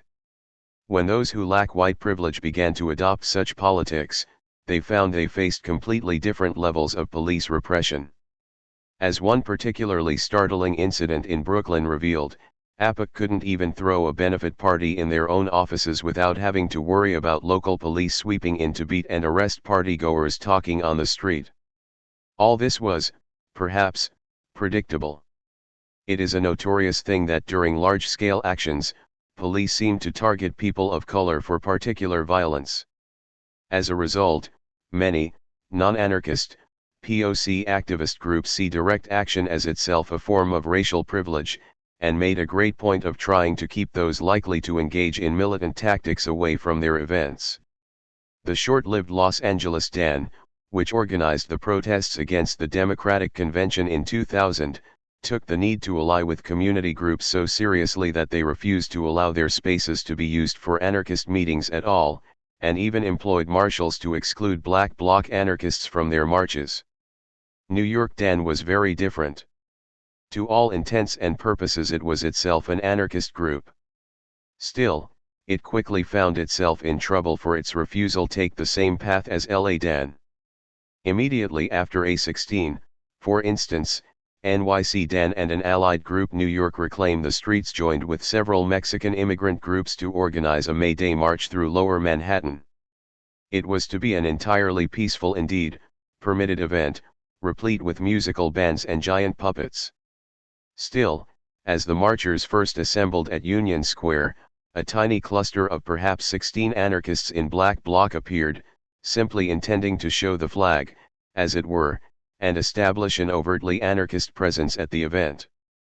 Before the march even started, police swooped in and arrested about a dozen of them. 29 The Mexican organizers were outraged, but less at the police than at their Dan fellow organizers, accusing them of putting their people, many of them undocumented workers, at risk by allowing a Black Bloc to assemble to begin with. They swore never to work with Dan again. It's pretty obvious that when police launch preemptive strikes like this, fomenting divisions of this sort is half the point. The NYPD has actually proved remarkably adept at playing this sort of game, and has in fact made a habit, during particularly sensitive marches organized by POC groups, of nabbing one or two white anarchists on trumped-up charges. A year after the May Day March, during a march appealing for clemency for Native American activist Leonard Peltier in December 2000, for instance, an NYPD snatch squad suddenly broke into the middle of the march to tackle and drag away 4 unmasked anarchists. One was charged with possession of a battery-operated megaphone without a sound permit, the others with resisting arrest. This was a very delicate issue, and everyone was making strenuous efforts to avoid anything that could be interpreted as a provocation. None of the anarchists were wearing masks. The woman with the megaphone had not in fact been using it but simply carrying it from one permitted rally point to another, and anyway, as many pointed out, there's no such thing as a moving sound permit. Still, the fact that everyone knew the arrests were a pretext and consciously intended to sow dissension didn't really matter.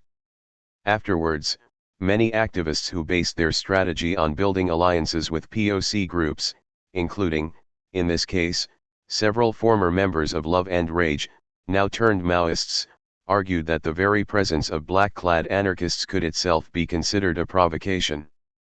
As a result, such activists often ended up challenging the very principle of direct action. Whatever the underlying reasons, though, there's one thing that it's crucial to emphasize. Groups like Dan were largely white. Particularly striking was the absence of African Americans. For most of its history, NYC Dan had a single black member, in an active core group of about 50. This is not to say it was anything like exclusively white.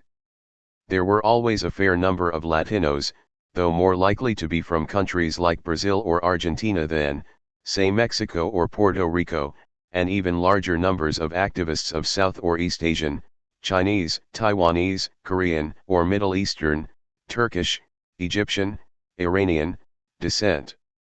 Still, their numbers all put together rarely came to more than a third of the active membership. As for the rest, if they had any self-conscious ethnic identity, it was most likely to be Jewish or Irish. While Dan was certainly more diverse than, say, early SDS, in a city as diverse as New York, this was considered a matter of scandal. Dilemmas of privilege that are not necessarily racial. I will be returning to the specifically racial issues periodically. They are the bane of all radical politics in North America. What I want to emphasize here is that these dilemmas are not simply effects of racism. Similar dilemmas crop up whenever one has a movement trying to combat situations of extreme social inequality. Always, those on the bottom, who have the most reason to want to challenge such inequalities, will also tend to have the most restricted range of weapons at their disposal with which to do so. Inevitably, this causes endless moral dilemmas for those whose privilege actually allows them to rebel. This is not a new phenomenon. There is a vast literature on the subject. Eric Wolf, 1969, for example, pointed out that in every peasant revolt we know about, the backbone of guerrilla armies is always the middle peasantry, since the poorest stratum lacks the means to carry out a sustained insurrection, and the wealthiest lacks motivation. Similarly, E. P. Thompson, 1971, and others have demonstrated that the mainstays of early modern bred riots in reality, events very like what we would now call direct actions, tended to hail from the more prosperous among the laboring classes, neither bourgeois nor paupers, but members of the respectable working class. In fact, much of the early literature on radical movements seemed to argue that it was impossible for the truly oppressed to become genuine revolutionaries. Karl Mannheim, 1929, also Norman Cohen 1957, for example, argued that not only do the truly oppressed tend not to engage in sustained revolt, their mode of imagining social alternatives tends to be absolute and millenarian. While the middle stratum was disciplining itself through a conscious self-cultivation which regarded ethics and intellectual culture as its principal self-justification, 1929:73, and were developing rational utopias, the truly marginal tended to favor a kind of ecstatic vision of sudden and total rupture.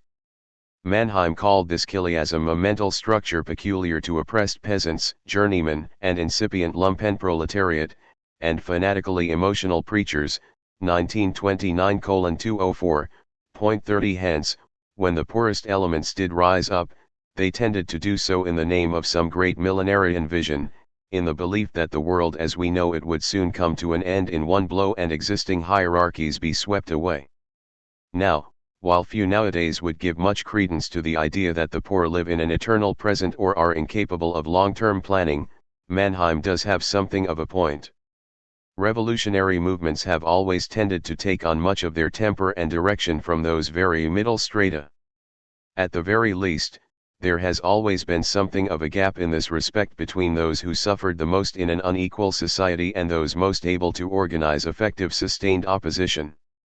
In other words, those most affected, as the current activist catchphrase puts it, by feudal or capitalist structures rarely, if ever, organized openly against it. One can argue, like Jim Scott, 1985, 1992, that the hidden resistance of the lowly is a great unrecognized force in world history, and surely one would be right. But rarely does this resistance take the form of overt rebellion. When those disjunctions are superimposed over more profound descriptions of difference like race, culture, ethnicity, they become far more visible. But it seems to me they are always going to be there in some form or another. They are simply one of the inevitable side effects of social inequality. 31.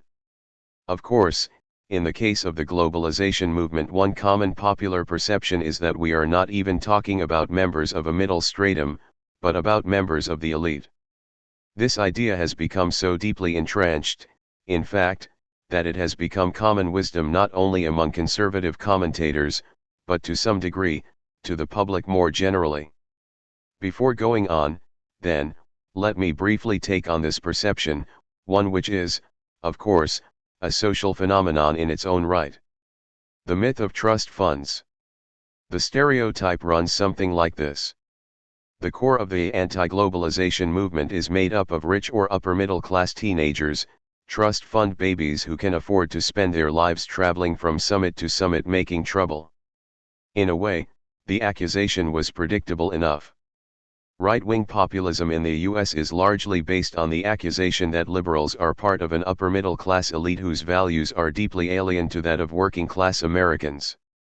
It would be hardly surprising that, faced with leftist radicals, the first instinct of a right-wing talk radio host would be to assume that if liberals were drawn from the prosperous, revolutionaries would have to be drawn from the actual rich. On the other hand, if one examines the record, one finds that some of the first figures to make such claims, this was around the time of the Republican and Democratic conventions in the summer of 200032, were figures of authority in the cities expecting protests. For example, the mayor of LA and Philadelphia Police Chief John Timoney, in a tone that certainly implied access to some kind of actual sociological information they could not possibly have had. These were in fact the very political figures who immediately afterwards ordered police to attack what even by conventional definitions were largely nonviolent protesters. It certainly gives one reason to wonder, especially, since so many police in Seattle had at first balked when given similar orders. Given the fact that a whole series of other rumors seemed to mysteriously appear around the same time about activists attacking police with acid and urine, one can only wonder whether this was part of a more calculated campaign to appeal to the class prejudices of the police themselves. The message, at the conventions and similar mobilizations, seemed to be, do not think of yourself as a working class guy being paid to protect a bunch of bankers, politicians, and trade bureaucrats who have contempt for you. Think of this, rather, as an opportunity to beat up on their snotty children, an understanding which would be, for the politicians' purposes, perfect, since they also did not want the police to actually maim or kill the protesters. Whether this sort of imagery emerges from police intelligence sources which tend to draw heavily on research units from private security firms and conservative think tanks, and often, to reproduce very odd forms of right-wing propaganda, or whether police were actually listening to conservative radio hosts, is, at this juncture, impossible to say. 33 If nothing else, activists at major summits ever since have regularly reported more or less the same accusations on the part of police. As one friend summarized it to me, you're all just a bunch of rich kids who put on masks so your daddies can't see your faces on the news when you go smash things up, and then go back home to your mansions and watch it all on TV and laugh at us. If nothing else, the rumors became remarkably consistent. So, who are activists really? Work and education. What follows is not based on statistical methodology of any sort, but having spent over 7 years now among anarchists and others involved in direct action, and I think I am in a position to make some initial generalizations. The first is that activists from truly wealthy backgrounds are exceedingly rare. In terms of economic background, in fact, anarchists tend to be extremely diverse. If there's anything that does set them off from the bulk of Americans, it is that they are disproportionately likely to have attended college. Many, of course, are themselves students, but the activist core seems to be made up of what might even be called post-students, young women and men who have completed college, but are still living something like students, at least insofar as they are not mostly in regular, career-oriented 9-to-5 jobs or child-rearing households. I should emphasize, while this is the core, it's certainly not the overwhelming majority. In New York, for instance, there is now an anarchist mothers group. The average meeting of NYC Dan would normally include high school students and retirees as well, along with, say, 40-year-old squatters, many of whom had never attended an institution of higher learning. And NYC Dan was considered by many other activists decidedly upscale. The closer to the squatter scene one gets, the more one encounters activists without formal schooling, and this becomes almost universally the case when one gets to the level of the travelers, mostly teens and men and women in their 20s, runaways, or living lives of voluntarily homelessness, moving from city to city. Just as, in the heyday of the IWW in the early decades of the 20th century, there was a rich culture of hobos and hoppers of freight trains, so there is still today. And then as now, most do consider themselves anarchists.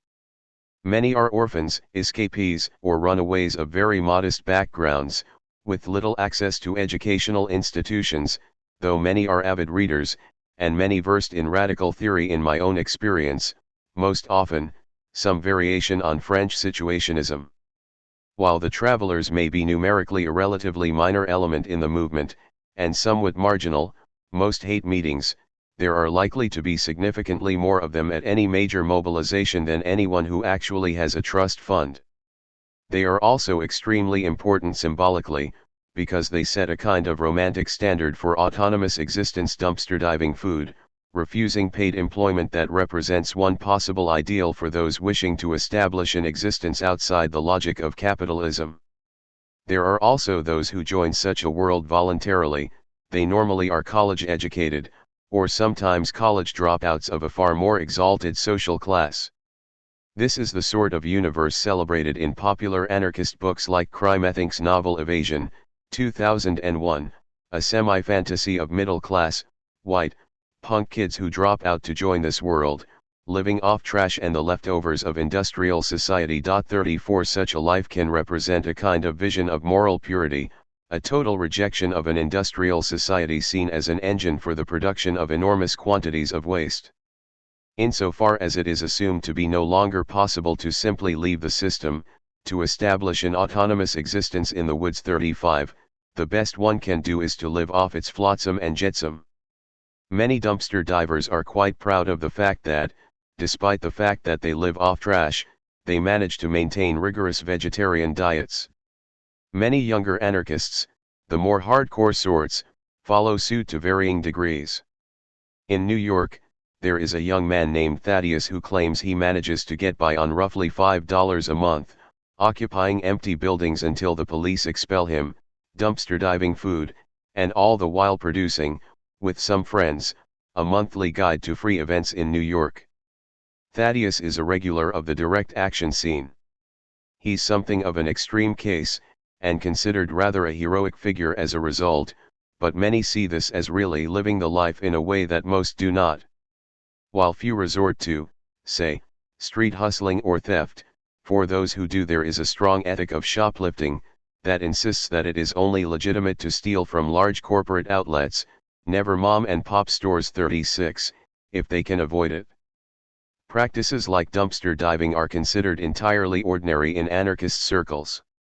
In the kitchen of the New York offices of the Independent Media Center, IMC, there was posted, for many years, the schedule indicating at what times local restaurants were legally obliged to throw away their sushi.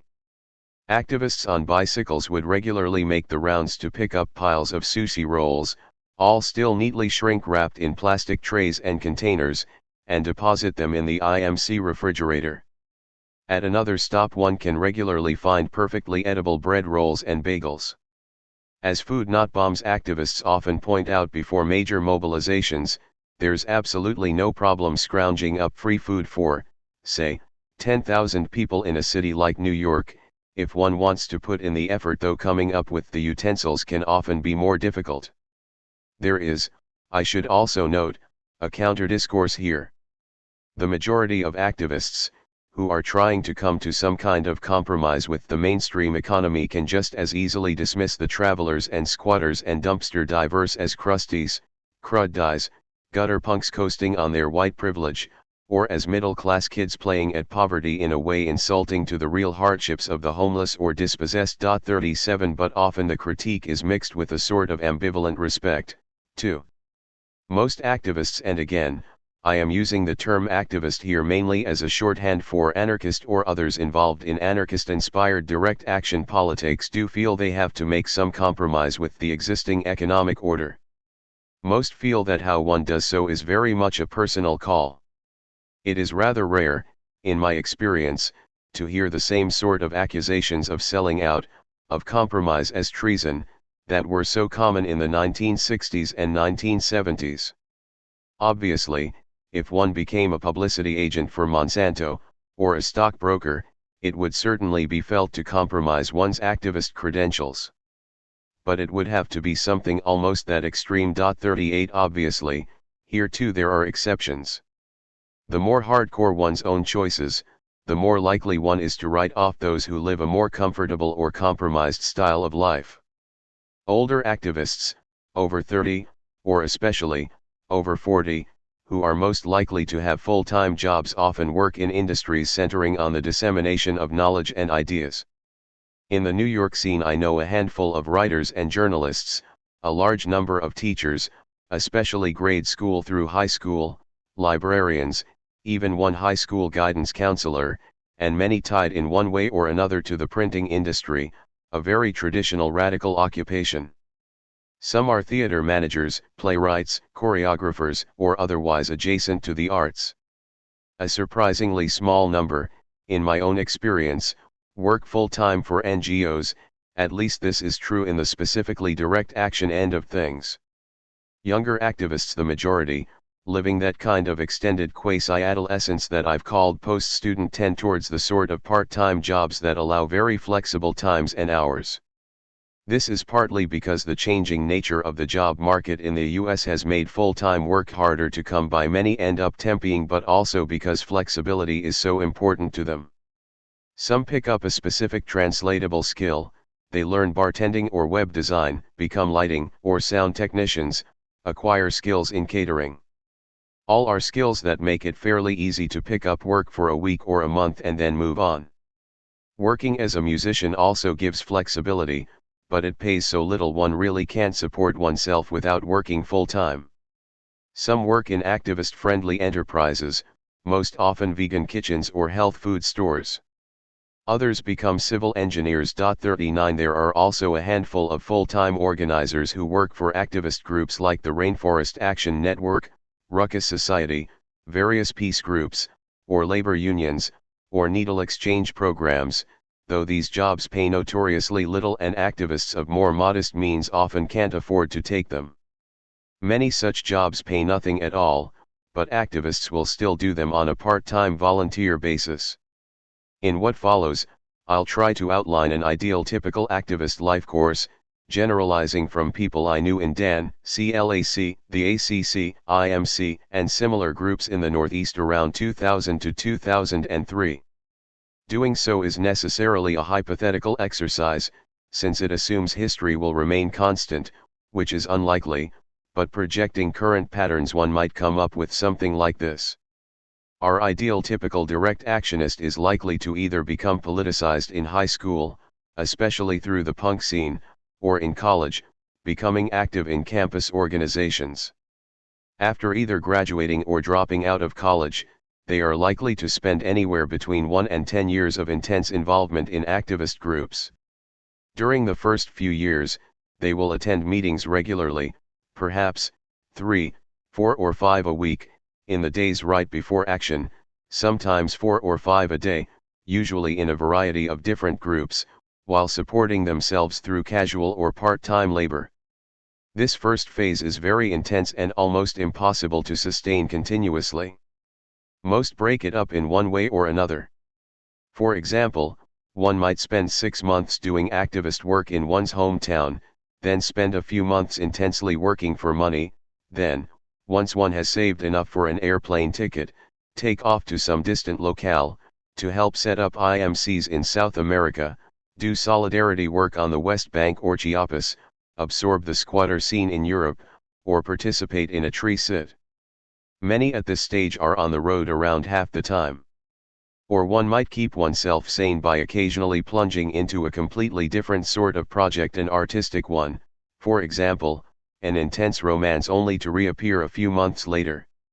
One might run off for a few months to work on an organic farm, a habit so common there's actually an acronym for it, TWOF, work on an organic farm. Point 40 Those who concentrate all their energies on one place often tend to burn out completely after a year or two, and quit in exasperation, or else, find some specific, international, or community-related project to concentrate their energies on and withdraw from everything else.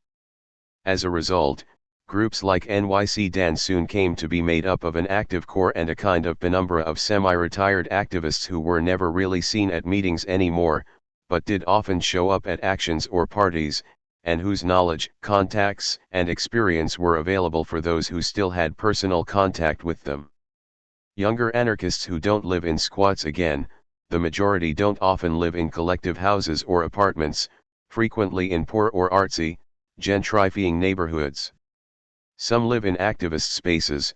There were several people living in the New York IMC during the years 2000 to 2003, and others in Walker Space, a kind of IMC adjunct that housed a performance space and television studios.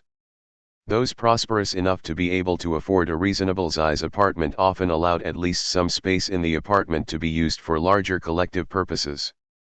Eventually, almost everyone ends up in a kind of semi-retirement. Those who become professional, paid activists usually end up in a different social milieu. Some go to grad school. Grad students typically remain involved for a few years, then, as they become overwhelmed with work and experience the pressures of professionalization, drop out of activism entirely. 41 Others have children, or settle down frequently with non-activists, or finally take on full-time, career employment. There are, certainly, those who maintain an ongoing presence nonetheless, but this is typically either because they find some career that keeps them close to the activist universe, become a labor lawyer and still do legal work for anarchists as well, for example, or manage a radical bookstore, or because they continue to live in a collective house, or squat, or intentional community, or else, because they learn how to carefully limit their involvement to a single, manageable project. The latter is difficult, since demands on an activist's time are potentially infinite. The trick to staying involved over the long term is to find a way to resist the temptation to overcommit. Relatively few, in my experience, successfully manage to do this. One's later 30s, or certainly 40s and 50s, then, are typically a period of complete or near complete withdrawal. But if historical patterns hold, there is, for a certain number, a period even later in life of re-engagement. After one's children are in college, one breaks up with a long-term partner, or retires. One might very well find oneself drawn back into the world of activism again, occasionally, at least for a little while, on as intense basis as at the beginning. 2. Class backgrounds and trajectories. I've mentioned that the only sense in which those involved in direct action could be said to be part of an elite is educational. The large majority have had some access to higher education, despite the fact that most Americans, slightly over half, have not. Otherwise, if one looks at class backgrounds and trajectories, one encounters endless variation. Again, I have not conducted surveys. Still, I can say from my own personal experience that in the Northeast, the actual number of activists with trust funds can be counted on one hand. There are far fewer, in fact, than, say, the number of activists whose parents are career military officers, which is actually surprisingly high. But we are dealing with relatively small numbers in either case. Speaking broadly, it seems to me activist milieus can best be seen as a juncture, a kind of meeting place, between downwardly mobile elements of the professional classes and upwardly mobile children of the working class.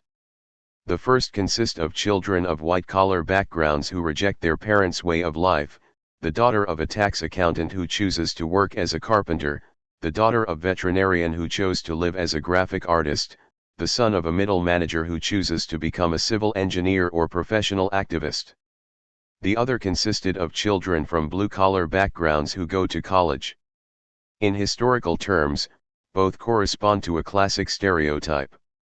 The first represents the classic recruitment base for artistic bohemia, if not children of the bourgeoisie, as they were often assumed to be in 1850s Paris, where the term was first coined, then children born to members of administrative or professional elites, living in voluntary poverty, experimenting with more pleasurable, artistic, less alienated forms of life. The second represents the classic stereotype of the revolutionary, particularly in the global south, children of the laboring classes, workers, peasants, small shop owners even, whose parents strived all their life to get their sons or daughters into college, or even who managed to get themselves bourgeois levels of education by their own efforts, only to discover that bourgeois levels of education do not actually allow entry into the bourgeoisie, or often, any sort of regular work at all. One can compile endless examples among the ranks of the last century's revolutionary heroes, from Mao, child of peasants turned librarian, to Fidel Castro, unemployed lawyer from Cuba, and so on. In fact, both Bohemia and revolutionary circles have historically tended to be a meeting place of both. Obviously, this is a highly schematized picture. First of all, it leaves out some significant groups entirely, for example, those who adopted bohemian lifestyles because their parents were bohemian, or the children of professional activists. One should not underestimate the degree of self-reproduction in such subclasses. Also, while the stereotype of the bohemian as rich kid secretly supporting his absinthe habits with money from home, eventually either to die of dissipation or go back to the board of daddy's company is strikingly similar to the stereotype of the activist as trust fund baby, it is probably no more accurate. Certainly there have always been scions of the bourgeoisie in both milieus, all the more influential for their money, social skills, and connections. But bohemian milieus of the last 150 years never really consisted primarily of children of the upper, or even professional, classes. As Pierre Bourdieu, 1993, has recently shown, the social base for 19th-century Bohemian culture in Europe emerged, in part, through exactly the same processes that shaped social revolutionaries in the global south, among talented children of peasants, for example, who had taken advantage of France's new educational system, and then found themselves excluded from conventional elite culture anyway. What's more, these milieus tended to overlap. Bohemia was full not only of working-class intellectuals and self-taught eccentrics, but outright revolutionaries. The friendship between Oscar Wilde and Peter Kropotkin was not atypical, actually, it could be taken as emblematic. Similarly, revolutionary circles have always been filled with children of privilege who have rejected their natal values, Karl Marx, lawyer's son turned penniless journalist, being the archetypical example. Every Mao had his Zhou Enlai, even Castro had his Che. The constitution of both milieus, then, is really quite similar. Which probably helps explain why artists have felt so consistently drawn to revolutionary politics. All this is important to bear in mind, especially because there are those who have consistently tried to keep the two apart. In the 1990s, for example, social ecologist Murray Bookchin threw down the gauntlet in an essay called Social Anarchism or Lifestyle Anarchism, An Unbridgeable Divide, in which he argues that anarchist theory has always had two sources, the individualist tradition tracing back to bourgeois bohemian figures like Stirner, and the social anarchism that emerged from the labor movement with Proudhon, Bakunin, and Kropotkin. Hardly any anarcho-individualists exercised an influence on the emerging working class. They expressed their opposition in uniquely personal forms, especially in fiery tracts, outrageous behavior, and aberrant lifestyles in the cultural ghettos of fin de siècle New York, Paris, and London. As a credo, individualist anarchism remained largely a bohemian lifestyle, most conspicuous in its demands for sexual freedom, free love, and enamored of innovations in art, behavior, and clothing, Bookchin 1997. Even the bomb throwers of the 1890s, assassins of heads of state, Bookchin suggests, were not social anarchists, and it's true that they almost never seemed to be part of organized groups, but extreme individualists acting out their personal rage. While Bookchin doesn't really pursue the argument, the article is mainly a platform for an attack on John Zerzan, Bob Black, and Hakim Bey. The practical implications seem to lead in much the same place as Ranjanit's, a rejection of any existing activist culture as a product of bourgeois privilege, as setting one apart from the genuinely oppressed. The essay, as one might imagine, has drawn almost endless attacks and made Buchan's name anathema for whole sections of the anarchist movement. In fact, it seems to me the premise is simply wrong. This is not an unbridgeable divide. There was never anything remotely unbridgeable about it. Instead, I would argue the main problem for would-be revolutionary coalitions is that they always combine those primarily in rebellion against alienation, and those primarily in rebellion against oppression, and that the dilemma is always how to synthesize the two. Art and alienation. One of my most striking memories of the NYC Direct Action Network was a very early meeting at which we were discussing a potential fundraiser. Someone announced they had booked a space for a benefit show and asked if anyone in the room had any particular skills or talents to contribute. Just about every single hand in the room went up. In the end, the facilitator asked everyone to go around in a circle and announce what they could do. There were poets, scene painters, fire jugglers, members of a cappella singing groups, shadow dancers, performance artists, flamenco guitarists, punk singers, magicians. Of 42 people in the room, it turned out there were precisely 5 who could not come up with anything they might be able to contribute. It was all the more remarkable because Dan, unlike say, Reclaim the Streets, an allied New York group, was not even considered, by activist standards, a particularly artsy group. The direct action scene in general is overwhelmingly dominated by people who were also engaged in some kind of creative self-expression. Musicians, puppeteers, drama people, cartoonists, artists. Much of this could be said to emerge just as much from the DIY, do-it-yourself, ethos of punk culture as the craftsperson-oriented small-scale creativity of hippie culture. Point 42. Just one telling case study. Glass' father is a policeman, her mother an aerobics and yoga instructor. In high school she was a punk who made her own clothes, designing elaborate creations from cast-off and dumpster-dived clothing. She tells me she has keen memories of being laughed at by the fashion punks, rich kids who bought their clothes pre-ripped at expensive boutiques, and how ridiculous they were, unaware they were proving themselves frauds to the whole spirit of what they were doing. She put herself through college largely by winning writing contests. After graduating she worked briefly for a glossy ecological magazine, lost her job when the magazine went bankrupt, she was never paid for most of her work, and now, in her mid-20s, alternates between bartending and activist adventures, living in squats everywhere from Cleveland to Buenos Aires to Honolulu, occasionally publishing pieces in national magazines. Her aim, she says, is to buy land and spend at least half her time on a collectively managed, permaculture farm. Characters like this could be seen, as I say, as trapped in a kind of suspended social adolescence. After all, in America, everyone engages in creative activities as a child, indeed one is forced to in school, from finger painting to school plays. Normally, as one leaves adolescence one is expected to give most of this up. Adults, unless they are lucky enough to find a career involving creative work, are expected to express themselves largely through consumerism, or perhaps some kind of hobby, the latter especially when they retire. To my mind, though, this helps explain one of the great paradoxes of radical politics. One might say, adolescence is for most Americans the stage when one is simultaneously most alienated, and least alienated.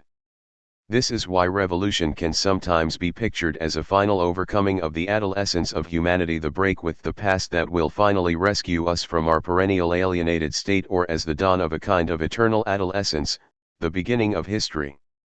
For most of us who are not living within the confines of a caste or guild society, adolescence is a period of potential. One could do, or be, almost anything.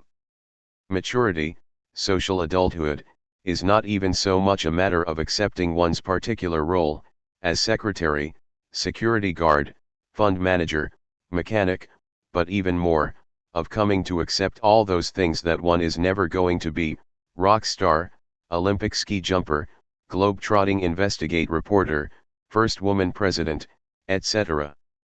If one looks at Marx's one famous, and notoriously minimal, attempt to define communism, It's almost completely defined around not having to do this. One can go fishing in the morning, herd sheep in the afternoon, and criticize over dinner, all without ever becoming a fisherman, shepherd, or critic. One is a generic human, undefined by one's current role. In contemporary terms, a perpetual adolescent. This is not to say activists are immature unless, that is, one assumes maturity necessarily has to be a matter of renouncing one's creativity and sense of possibility, and accepting a life of mind-numbing boredom and daily subservience. Neither, though, do I find it useful to see all this simply in terms of resistance, at least, in the conventional academic sense that assumes that, since power is the ultimate reality, any form of practice can only be seen as either reproducing or resisting it. 43 This is why it seems to me more useful to return to the alternative intellectual traditions that activists largely prefer, and to see the operative terms here as a balance between the revolt against alienation and the revolt against oppression. Styles of Bohemianism. The hippies of the 1960s, and then the punk movement of the late 1970s and 1980s, have been seen as the first movements of mass bohemianism. 44, a broad popularization of the bohemian ideal of the sacrifice of bourgeois comforts for the pursuit of spontaneity, creativity, and pleasure. Or one might see them as points where forms of bohemianism themselves took on the aspect of mass movements. There is of course an endless debate about the significance of all this. To what degree is this all a form of resistance, i.e., Hebdige 1979, to what extent are these movements really the avant-garde of consumerism, exploring domains of experience that can be effectively commodified in the next generation, Campbell 1987. For me, though, one of the interesting things is the degree to which these historically constituted categories become, effectively, permanent. They are seen as modes of being. The sense today is that there will always be punks and hippies. Extract from Notebooks, Winter 2001. Brief excursus on the terms punk and hippie. No one would ever use these terms to describe themselves. I've never heard anyone say I am a punk or I am a hippie. They are terms you use to describe someone else. In East Coast circles, to call someone a hippie is always to make fun of them, at least slightly, this despite the fact that half the time, the speaker herself might so be considered from another point of view, i.e., Brooks' comment about the new Santa Cruz chapter of Dan, probably a bunch of hippies and deadheads but we love them anyway. Or, when you're proposing we organize a drum circle, are we talking good drumming, or just bad hippie drumming? The term punk in contrast is almost never pejorative, it tends to be used in a more simply descriptive fashion, i.e., I'm talking about Laura. You know, that kind of punky girl with the green hair. Still, there are very few who can be easily and clearly categorized as either one or the other. Some exist. Ariston with her mohawk is pretty obviously very punk, Neela is hard to see as anything but a hippie, even if her partner is about as goth as one can be. But these are extreme cases. Most are more like, say, Warcree, who wears dirty hooded sweatshirts and patches as she arranges leaves and flowers all over the Independent Media Center walls, an idiosyncratic mix of both. Often the terms are contrasted generationally, with the hippies always being the stodgy older generation. Brad talks about the striking contrast between the old-fashioned, 1960s style, hippie forest blockades in Oregon and Northern California and the new energy and militant tactics introduced when the punk kids got involved. This coming from a forest activist who, though instrumental in bringing the punks to the forest in the first place, is, by New York standards, nothing if not a hippie. Hippie in fact regularly becomes a synonym for pacifist, and punk for younger, militant anarchist. Thus, in Seattle when self-appointed peace cops in some cases physically assaulted black bloc anarchists to stop them from breaking windows, the black bloc anarchists refused to hit back, since they were nonviolent.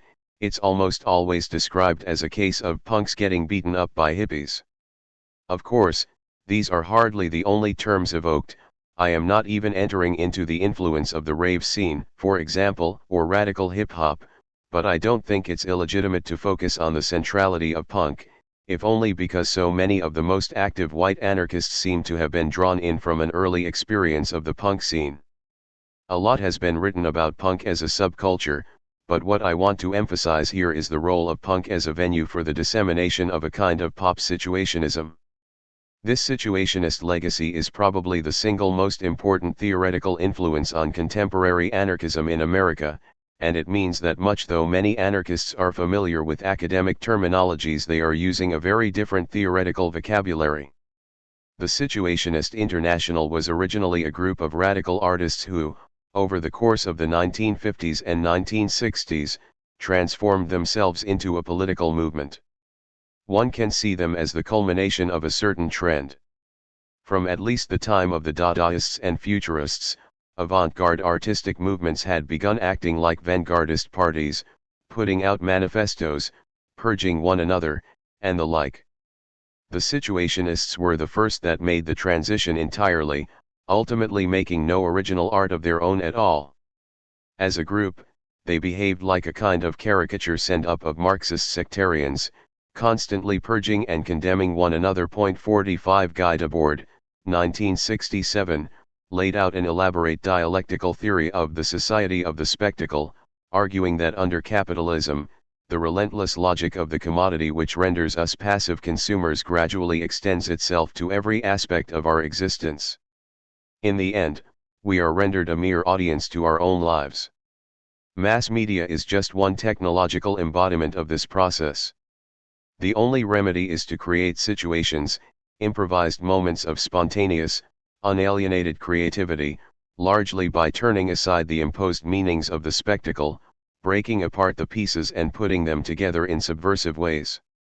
Hence the most enduringly popular situationist product, called Can the Dialectic Break Bricks, often shown at fundraisers, is a Hong Kong kung fu film, resubtitled.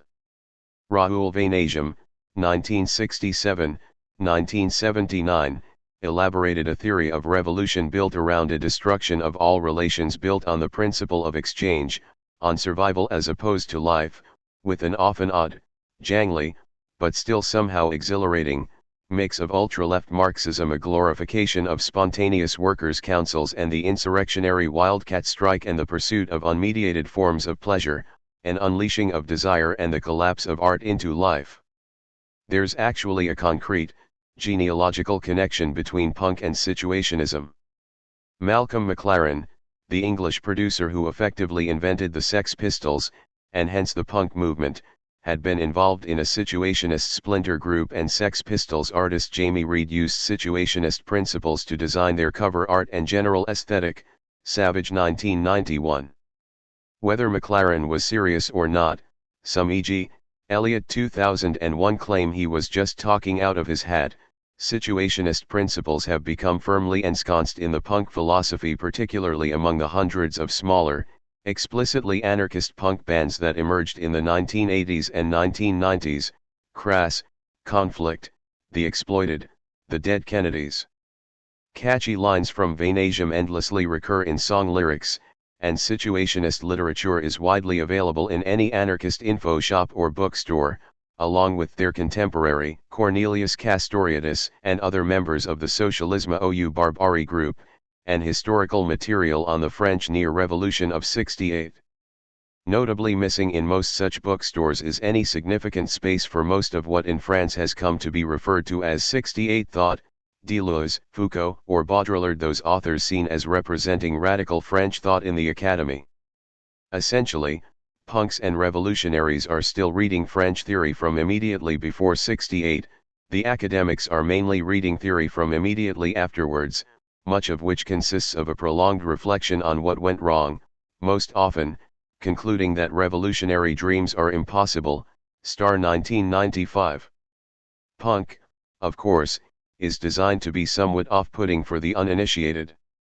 This makes it difficult for the outsider to notice that despite the violent, angry, over-amplified aesthetic, it effectively played the same cultural role for white urban youth of the late 1970s, 1980s, and 1990s, as folk music did in the 1950s and 1960s as a kind of stripped-down, anyone-can-do-it music of the people. It also played a similar political role. The spirit is best summed up in the late 1970s punk zine cited by Dick Hebdige, 1979:123, which provided a little finger chart of 3 chords and the caption, "Now go form a band and do it yourself." DIY became the basic punk credo. Make your own fashion. Form your own band. Refuse to be a consumer. If possible, become a dumpster diver and don't buy anything. If possible, refuse wage labor. Do not submit to the logic of exchange. Reuse and redeploy fragments of the spectacle and commodity system to fashion artistic weapons to subvert it. One might say, in fact, that there are 2 intellectual streams that emerged from the period of May 68 in France that are still alive in the US and English-speaking world: the pre-1968 revolutionary strain, kept alive in zines, anarchist info shops, and the internet, and the post-1968 strain, largely despairing of the possibility of a mass-based, organized revolution, kept alive in graduate seminars, academic conferences, and scholarly journals.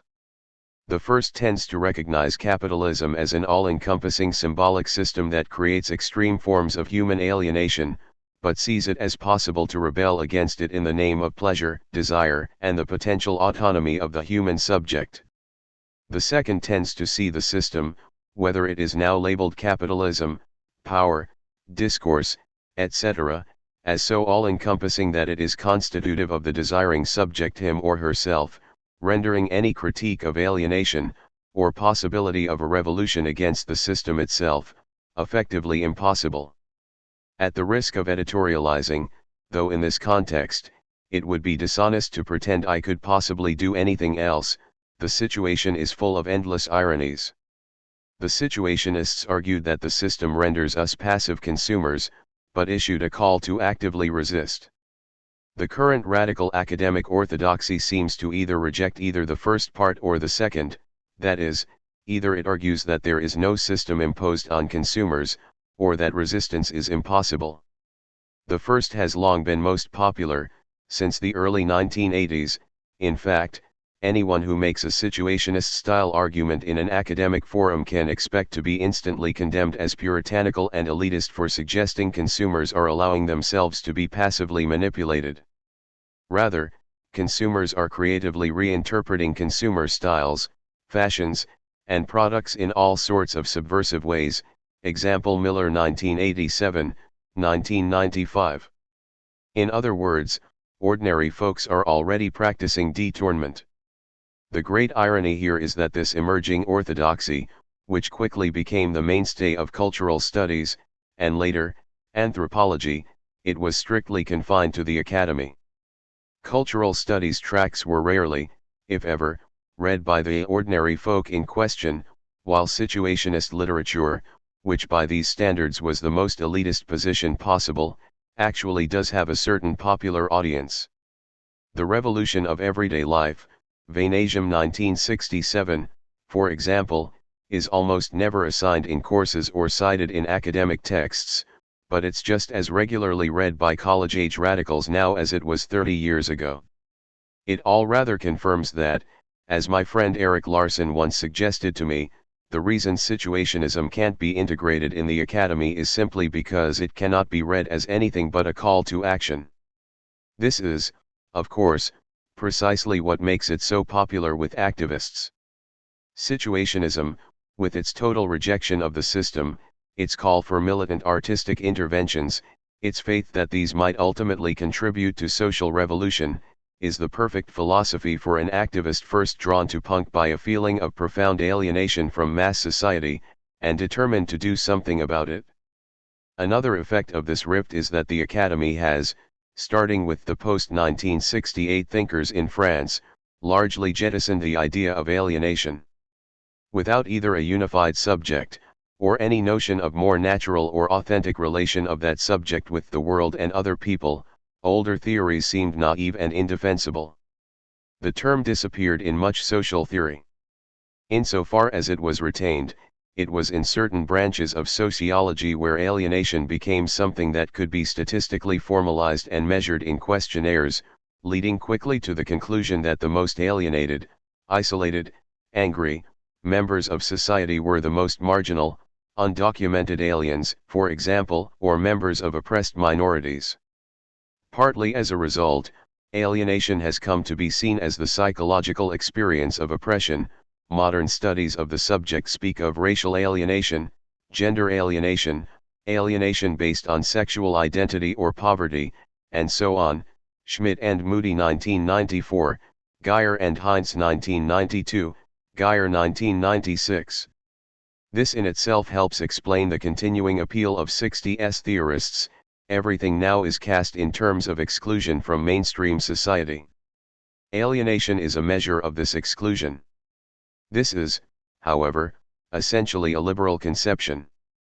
The power of the older view of alienation was to insist that it is not just a matter of exclusion, but that there is something profoundly, fundamentally wrong with the mainstream itself. That even the winners are ultimately miserable, at least, compared with what they could be in a free, egalitarian society. Anarchists, at least, those who cannot claim to come from some oppressed group, are left with a visceral feeling of rage and rejection against a system that seems both all-encompassing and monstrous, and an official intellectual culture which can offer no theoretical explanation of why they should feel that way. I've taken up some of the questions elsewhere. In an earlier essay on anarchism, Graeber 2003:337, for example, I asked why it was that even when there is next to no other constituency for revolutionary politics, one still finds revolutionary artists, writers, and musicians. My conclusion, that there must be some kind of link between the experience of non-alienated labor, of imagining things and then bringing them into being, and the ability to imagine social alternatives. I concluded by suggesting that revolutionary coalitions might always be said to rely on a kind of alliance between society's least alienated and its most oppressed, and that revolutions actually happen when these two categories largely coincide. This would, at least, help explain why it almost always seems to be peasants and craftsmen, or even more, newly proletarianized former peasants and craftsmen, who actually overthrow capitalist regimes, and not those inured to generations of wage labor, or, alternately, the otherwise puzzling fact that so many teenagers can be led from the experience of motioning in punk clubs to conclude that their own freedom is intimately tied to the fate of impoverished Xiltal-speaking farmers in Chiapas. Still, this formulation remains more than a little crude. Probably, the real opposition should be between those brought to radical politics in a revolt against alienation, and those who are revolting against oppression. Obviously, it's not as if there are many for whom it is simply one or the other. Still, from the activist's perspective, there are very good reasons not to abandon the distinction entirely. Without it, it would be impossible to argue that revolutionary change would be in the interest of everyone, even those who cannot be said to be in any way oppressed. On the other hand, one would hardly wish to argue that the despair of a wealthy suburban teenager in the US, faced with a life of soulless consumerism, has quite the same moral weight as, say, the despair of a poor Mozambican teenager slowly dying of a preventable disease. It is precisely this dilemma, I think, that leads to the endless tensions and recriminations that haunt activist life. Random observations on activist culture. A society that denies us every adventure makes its own abolition the only possible adventure. Reclaim the street slogan.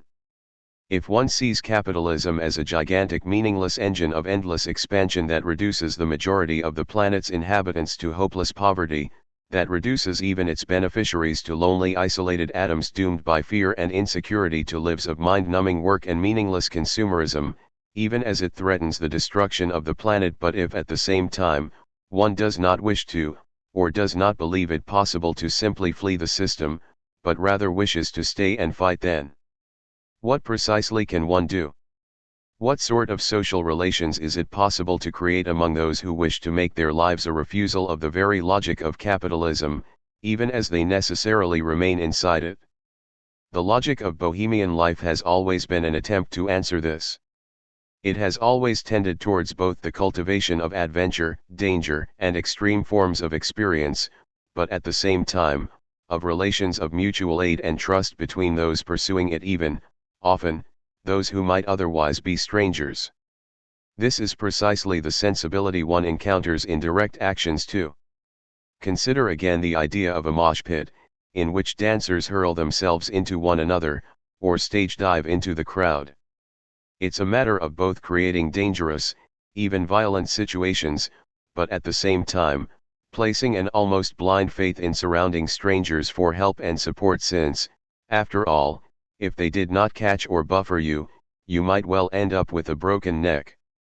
In principle, the logic of play aggression and ultimate trust has much in common with the sadomasochism that is constantly alluded to, though rarely practiced, in the punk aesthetic. It's the kind of pleasure that arises from adventure, excitement, unpredictability, faith, and reliance on one's companions, which can only be real with the endless possibility of betrayal. At the same time, though, it is anything but an ethos of machismo. One thing that struck me very quickly in becoming involved in anarchist circles was the acceptance of physical frailty. Notebook extracts, June 2000, with some later jotted additions. Frailty. Most activists do not seem incredibly physically fit, certainly not athletes. They tend to be wiry, occasionally fat, but almost never muscular. Scrawny vegans, as the stereotype goes. Famous LA newspaper comment during the DNC protests in 2000, there were twice as many police as demonstrators, or if you count by weight, 4 times as many. Similarly, from the other side, in the Anarchist Guide to LA, published at the same time, the athletic-looking guy dressed like a Hollywood version of a punk rocker who's urging you to attack the cops. He is a cop. In other words, one way to detect an infiltrator is sheer physical fitness. This despite the fact that many have, as one might expect, plenty of outdoorsy skills and experience, climbing trees and walls and that sort of thing. Hippies with their hiking boots and trail mixes tend to be more fit than punks. They are at least wiry and resilient. This is especially surprising at first when you first get to know black bloc kids, who in the press are supposed to be the violent ones and who, even among activists, have been called the Marines of our movement, and discover they're mostly a bunch of shy, ectomorphic teenagers. They, of course, are also the most likely to be vegans. I suspect this is one thing that must really complicate relations with the police, since they are probably exactly the kind of kids that those grade school kids who were later to become cops used to bully. 46. The curious emphasis on weakness seems echoed by the marked concern for people with disabilities and medical conditions taking part in actions that I, like most newcomers, I think at first found rather disconcerting. There were endless discussions in legal trainings of what to expect if arrested and in need of insulin, or AIDS medication, or a host of other conditions. Will the police let you keep your medicine? No. They are supposed to supply you with medicine from a police medic, but usually don't. What about hypoglycemics? There was a widely circulated story about a hypoglycemic woman at age 16 who went into a sugar fit and ended up arrested when she grabbed someone's cell phone thinking it was her own.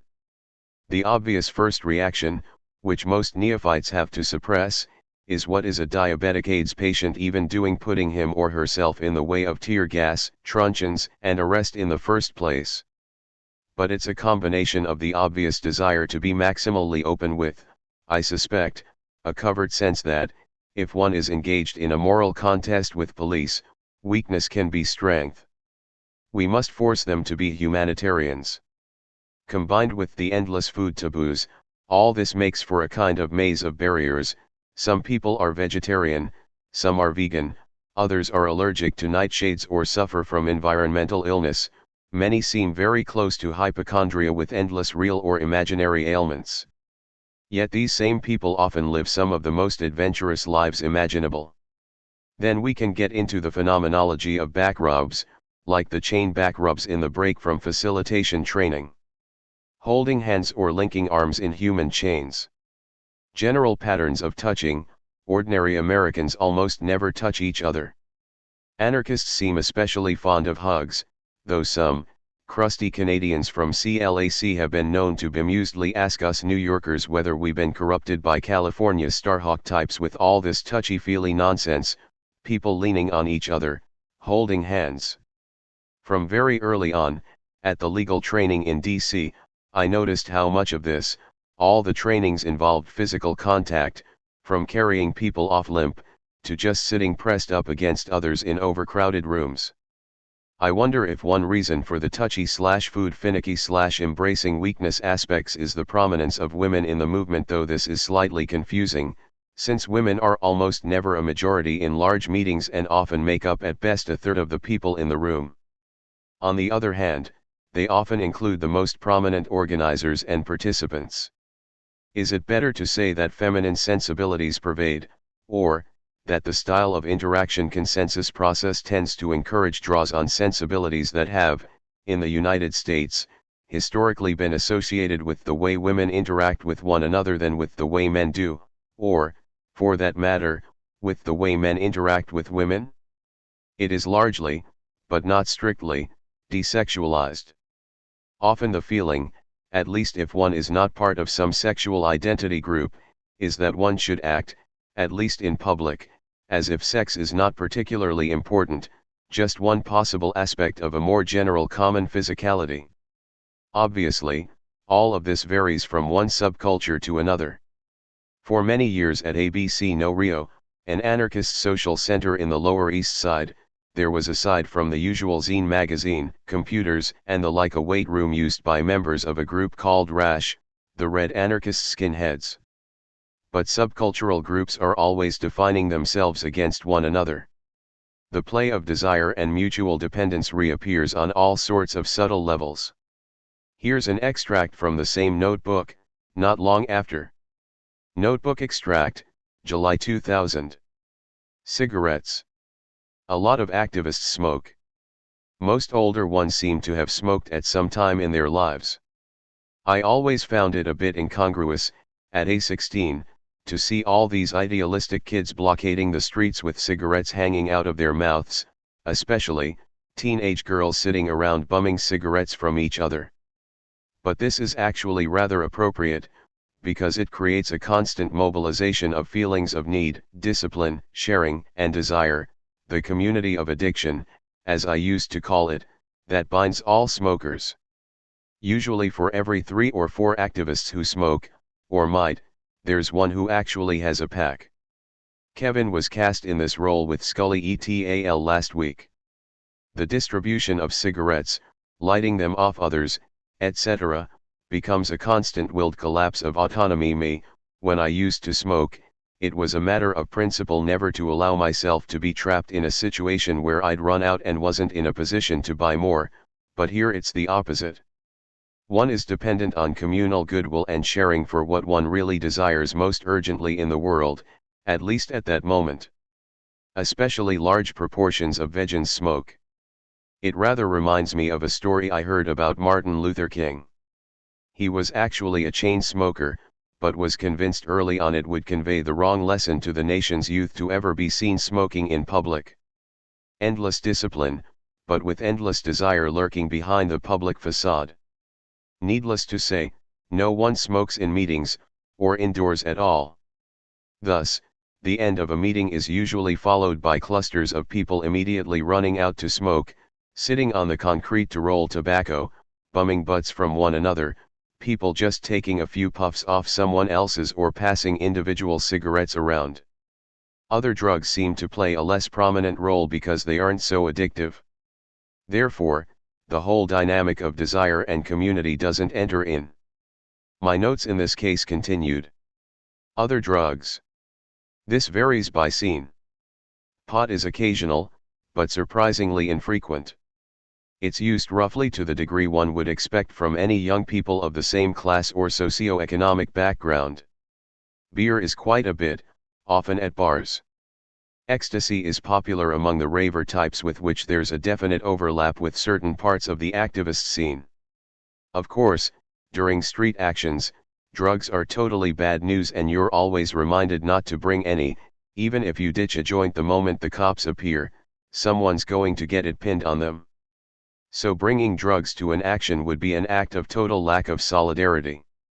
For an activist to show up completely drunk, or completely stoned, at an action is taken as either a sign no one would possibly want to be in an affinity group with them or, in my experience, most often, as a sign that activist in question is personally falling apart and needs help. As for drug paranoia, there are all sorts of levels of context and historical experience. I am reminded of the time I made a beverage run while showing a film with some former Black Panthers. When I suggested I pick up some Coke, one startled woman immediately corrected me, "Please say Coca-Cola." These were, obviously, people used to constant surveillance at a time when drug busts commonly landed activists in jail. I've never heard anything like that amongst anarchists nowadays. Paranoia is directed at other things. In fact, at minor events, or street party style actions that are halfway to raves anyway, attitudes towards drugs can be very relaxed. One friend told me a long story about being searched and locked in jail overnight after the RTS Times Square event, only to discover, after he got out, that he'd forgotten he'd had a joint in his shoe the whole time. But these are temporary autonomous zones of a rather different sort. The one theme that recurs endlessly in all of this is autonomy, simultaneously the greatest anarchist value, and the greatest dilemma. Certain forms of autonomy, the isolated individualism of mainstream American society, with its solitary pleasures, are precisely that against which one is rebelling. Or, perhaps, one might say, the question is how to balance autonomy, solidarity, and freedom.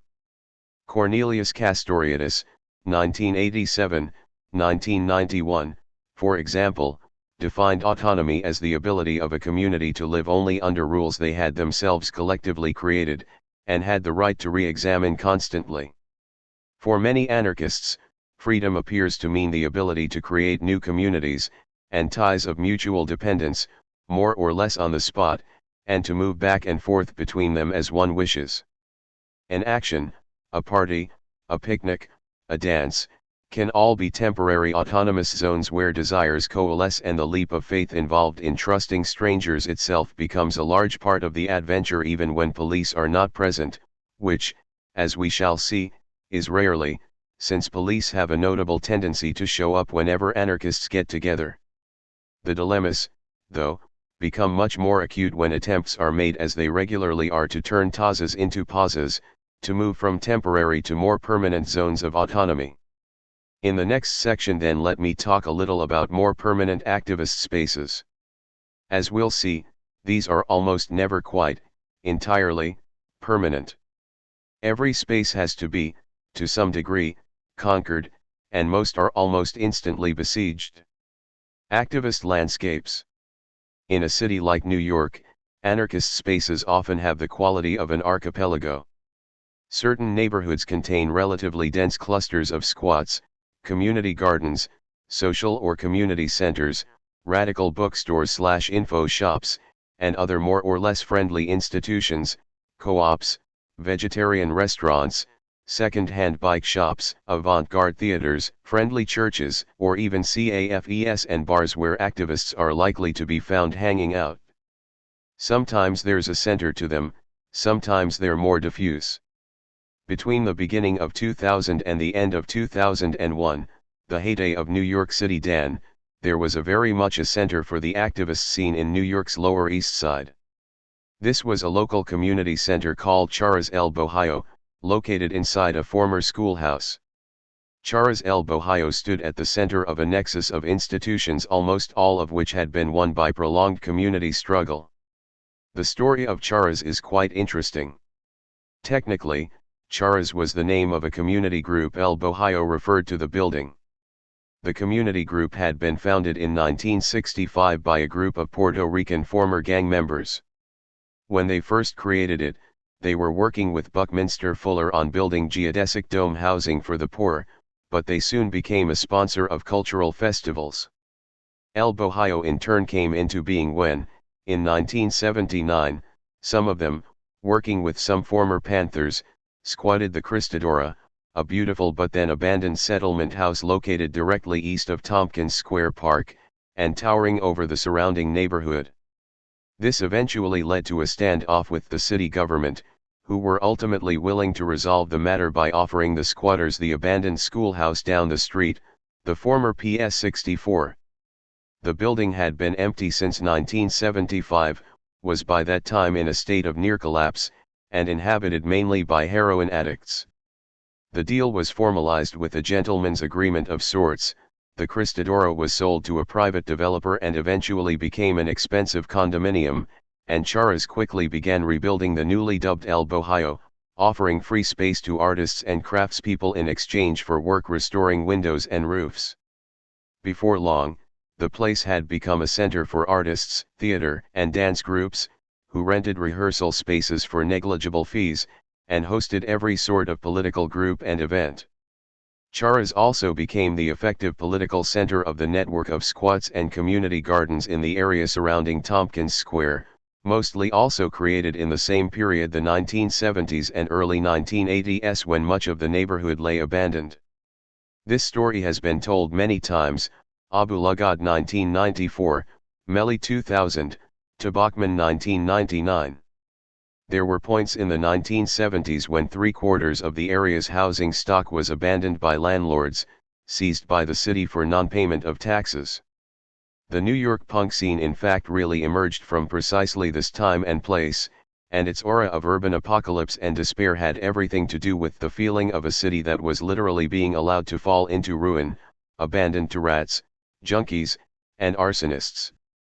In reaction, a host of artists, squatters, activists, and new immigrants reclaimed buildings and green spaces, and these, in turn, soon became the object of intense struggles, near warfare, at times during the late 1980s and early 1990s, when the area started to be gentrified again.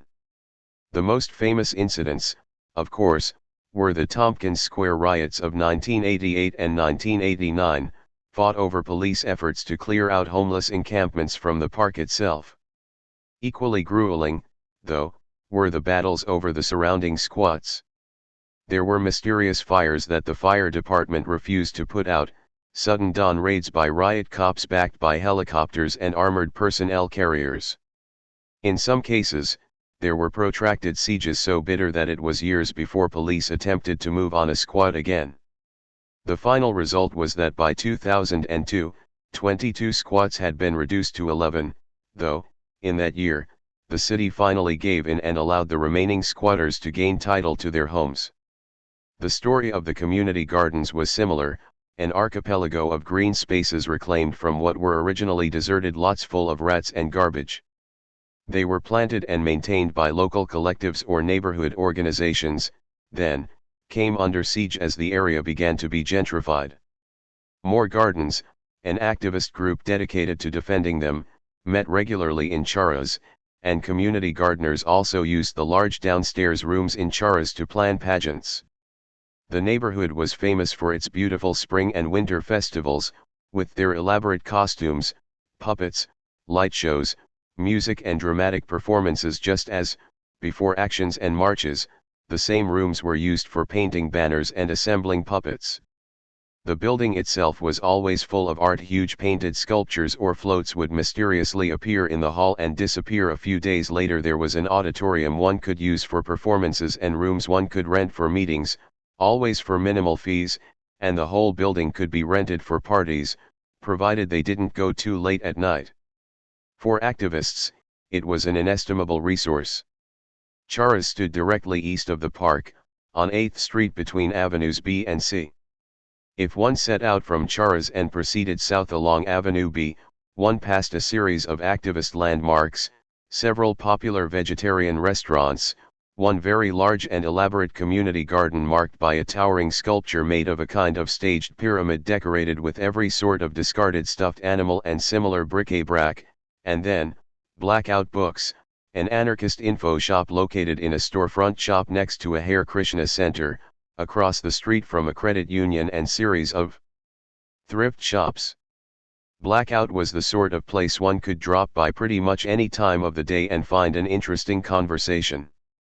Across Houston Street, one entered a rapidly gentrifying area full of trendy hipster joints, emerging from a largely poor Latino neighborhood, spotted with a few ancient Jewish synagogues and businesses, to reach ABC No Rio. ABC had been named after a squat that was the site of a famous battle, and it had started as both squat and art space. Later it had been legalized as a social center, that is, the squatters got to keep the building on condition they no longer live there, though always, it seemed, under complex conditions that made their occupancy rather tentative. Downstairs, ABC hosted art shows, but especially, it became a center for the local punk and hardcore scene. Upstairs, it sported a zine library, a free computer space, darkrooms, a silk screening studio, and a kitchen that was used, several times a week, by the New York chapter of Food Not Bombs. F&B would dumpster dive food, mostly fresh food, often still in plastic or wrappers that had been thrown away by large institutions, and produce vegetarian meals that they would then distribute free back in Tompkins Square Park. There were a series of other friendly institutions as well: Blue Stockings Woman's Bookstore on Allen Street, the War Resisters League on Sullivan and Lafayette, a pacifist center which had existed since the 1920s and had a whole building of its own, the Peace Pentagon, it was sometimes called, the 6th Street Community Center, Radical Theater Spaces, St. Mark's Church, where a squatter was one of the priests. But the key institutions, the ones that activists knew they could always rely on, were all, to some degree, tenuous.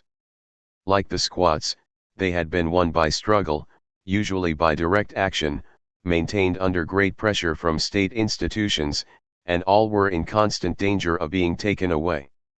Almost every one of them seemed surrounded by a sense of desperate drama.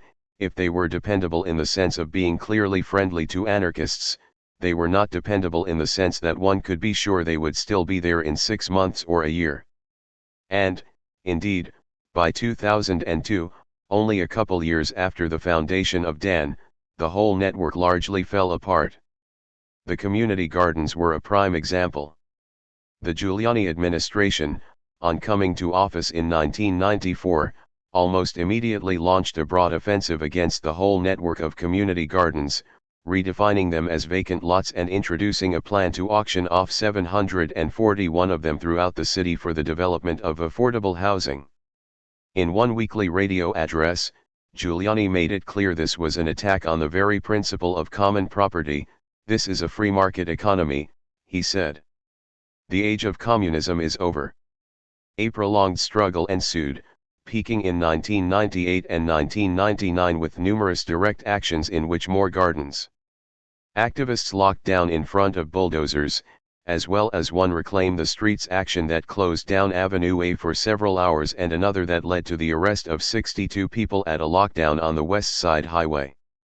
Several gardens were destroyed, but in the end, Giuliani suffered one of his administration's few major defeats when a coalition of wealthy patrons intervened to buy up several of the targeted gardens in order to preserve them, and the state attorney general shortly thereafter sued the city to prevent any more auctions, on the grounds that doing so violated the city's own regulations that there should be at least 2 acres of green space for every 1,000 inhabitants.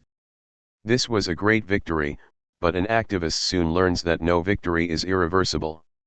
Also, that every victory tends to be accompanied by terrible, tragic losses. Another Giuliani target was Charras itself. In fact, destroying it soon seemed to have become a kind of obsession of his administration. At least, that was how it seemed to local housing activists. During the entire period of DAN's existence, the building was under legal siege. Since its status rested on what was, effectively, a gentleman's agreement with the government, the building being leased from the government for $1 a year, it was perfectly legal for Giuliani's administration to break the deal and auction it off, which it did at the same auction, on July 20, 1998, as several of the largest community gardens. The auction itself has become something of a legend among Lower East Side activists, who used every means possible to disrupt it, ranging from protests outside, to phony buyers trying to bid up the price inside, to the release of 10,000 crickets on the auction house floor, which did manage to clear the house, but only temporarily. Eventually the title was passed to an anonymous purchaser who, despite the city's efforts to protect his identity, was soon revealed to be one Greg Singer, a small-time property developer from the Upper West Side. Singer was now technically the owner of the building, El Bohio, and Charas merely his tenant. He immediately moved to evict, but this was difficult. His hands were tied by a restricted use covenant that allowed the building only to be used for community facility use. As a result, in order to expel Charas, he had to demonstrate that he had lined up new tenants who were also going to use the building for cultural or public service-related purposes. The legal problem from his perspective, then at least, until a prolonged process of appeals and legal skirmishes was finished, was to find a legitimate cultural institution willing to lease the building, even if they knew that doing so would mean evicting a neighborhood community center. This was almost impossible, but it meant that the entire activist community that used Charas was subject to instantaneous Singer alerts. The new landlord was obliged to announce visits with prospective tenants 3 hours in advance, so Charas would then send a message immediately over activist listservs, as well as their own phone trees, calling everyone available to dash down to the yard in front of Charas for an instant demo, grabbing signs left for the purpose in the Charas lobby. Explaining to the visitors, say, the pastor of some Harlem church needing a space for choir practice, or some charitable group looking for office space, what was actually going on. This approach was certainly effective. Singer never did find a legitimate tenant willing to displace Charas. But eventually he succeeded in driving Charas out by other means. After a trial in which a jury ruled unanimously in favor of Charas and against Singer, another judge, who we all assumed must have been bribed, though, of course, we cannot prove it, voided the results on the grounds that the matter should never have been brought before a jury to begin with, and simply handed the property over to Singer. Local squatters were prepared to launch a major occupation and defense, arguing that every building given up without a fight emboldens the city to move on another one, but the Charas people ended up vetoing the plan, on the grounds that, as a community organization, their only chance of acquiring another space depended on maintaining some kind of relations with the city, and that a pitched battle would certainly make this impossible. Therefore, after a, largely ceremonial, lockdown, the building was boarded up, and at time of writing 5 years later remains empty, since its new landlord has still been unable to find anyone willing to rent it, and has not yet acquired legal authorization to tear it down. Charas, the organization, remains homeless. In a real estate market like New York, the only alternative to occupation is to be dependent on the whim of some wealthy patron of fate, typified by the story of Blackout Books. Blackout was a collective. Everyone who worked there was a volunteer. It was administered democratically and was quite successful in providing a friendly and welcoming environment for those interested in anarchism in the neighborhood. The problem was that the storefront itself was paid for by a wealthy older woman from the neighborhood, who paid the entire monthly rent. One day in 2000, the owner doubled the rent, and the patron suddenly announced that she had always been a bit ambivalent about the project, since it made her, in her own way, complicit in the gentrification of the Lower East Side, and pulled out her support. Blackout had a month to create an entirely new funding base. Members of the collective tell me they probably would have been able to do so, despite the fact that the store itself certainly didn't make a profit. However, since this happened at a time of great internal dissension anyway over the relation of Blackout and the surrounding community, the effort ultimately fell apart. After about a year, Blackout re-emerged, in attenuated form, as Mayday Books, in the lobby of an avant-garde theatrical space called Theater for a New City on First Avenue, largely, again, because the woman who owns the theater was willing to indulge them with an only nominal rent. However, it is an institution, again, very much dependent on one person's whim. Their patron periodically becomes irritated by the way the bookstore functions as an activist hangout. There's pretty much always someone dropping by, reading, chatting, looking for events or information, and on several occasions has told them to pack their bags. So far, at least, such crises are usually resolved after a week or two, and those who had begun a panicked search for a new location feel they can settle down again. 47. Alternately, one can create one's own funding base. But this in itself tends to absorb a huge amount of activists' time and energies. The independent media center that opened over an Oriental rug importer on 20 Nineth Street between Madison and Park in 2000, was, like Blackout, at first dependent on a wealthy patron, in this case the publisher of a hacker magazine who had previously been using it as a hacker space and continued to pay the rent after the IMC moved in. Eventually, as always seems to happen, the owner doubled the rent and the patron withdrew his support. The collective managed to keep the space, but only at the cost of spending about a third of each meeting on funding issues and, eventually, taking advertising in their free newspaper and otherwise compromising many of their original principles. Another particularly telling space is ABC No Rio, as I mentioned, founded as an art space and squat in 1980, and given a tacit agreement with the city that they could maintain themselves as a community center if the occupants moved out. Almost immediately upon making this agreement, city inspectors arrived and declared that the building needed $80,000 worth of repairs to be up to code, and unless they could raise the money and carry out the repairs within 2 years, the building would be condemned, and ABC evicted. Punk shows and other benefits were held as far away as Poland to raise the money, but the result was, again, that a collective created to oppose capitalism, provide free services, and provide a general alternative to the cash economy, was forced to spend a very large part of its time on fundraising. Squatters regularly report similar stories. Even when they are legalized, building inspectors are far more stringent in their demands on the occupants than they ever are to surrounding abusive landlords. The loss first of Blackout, then of Charas, left the Lois Aida activist community dissented and homeless. Finding a space for large meetings during mobilizations became a continual problem. Still, the Lower East Side was never the only such cluster. Similar archipelagos of activist or activist-friendly centers and hangouts can be found in the upper 1920s, around the Independent Media Center office itself, another, rather different one, in Harlem, another quite extensive one, with social centers, squats, and community gardens, in the Bronx, another in Dumbo, and so on. But also all of them share the same sense of being enclaves under continual attack. That same precariousness, incidentally, is felt around other activist institutions as well. Pirate radio stations are spaces won from the FCC, they tend to be shut down.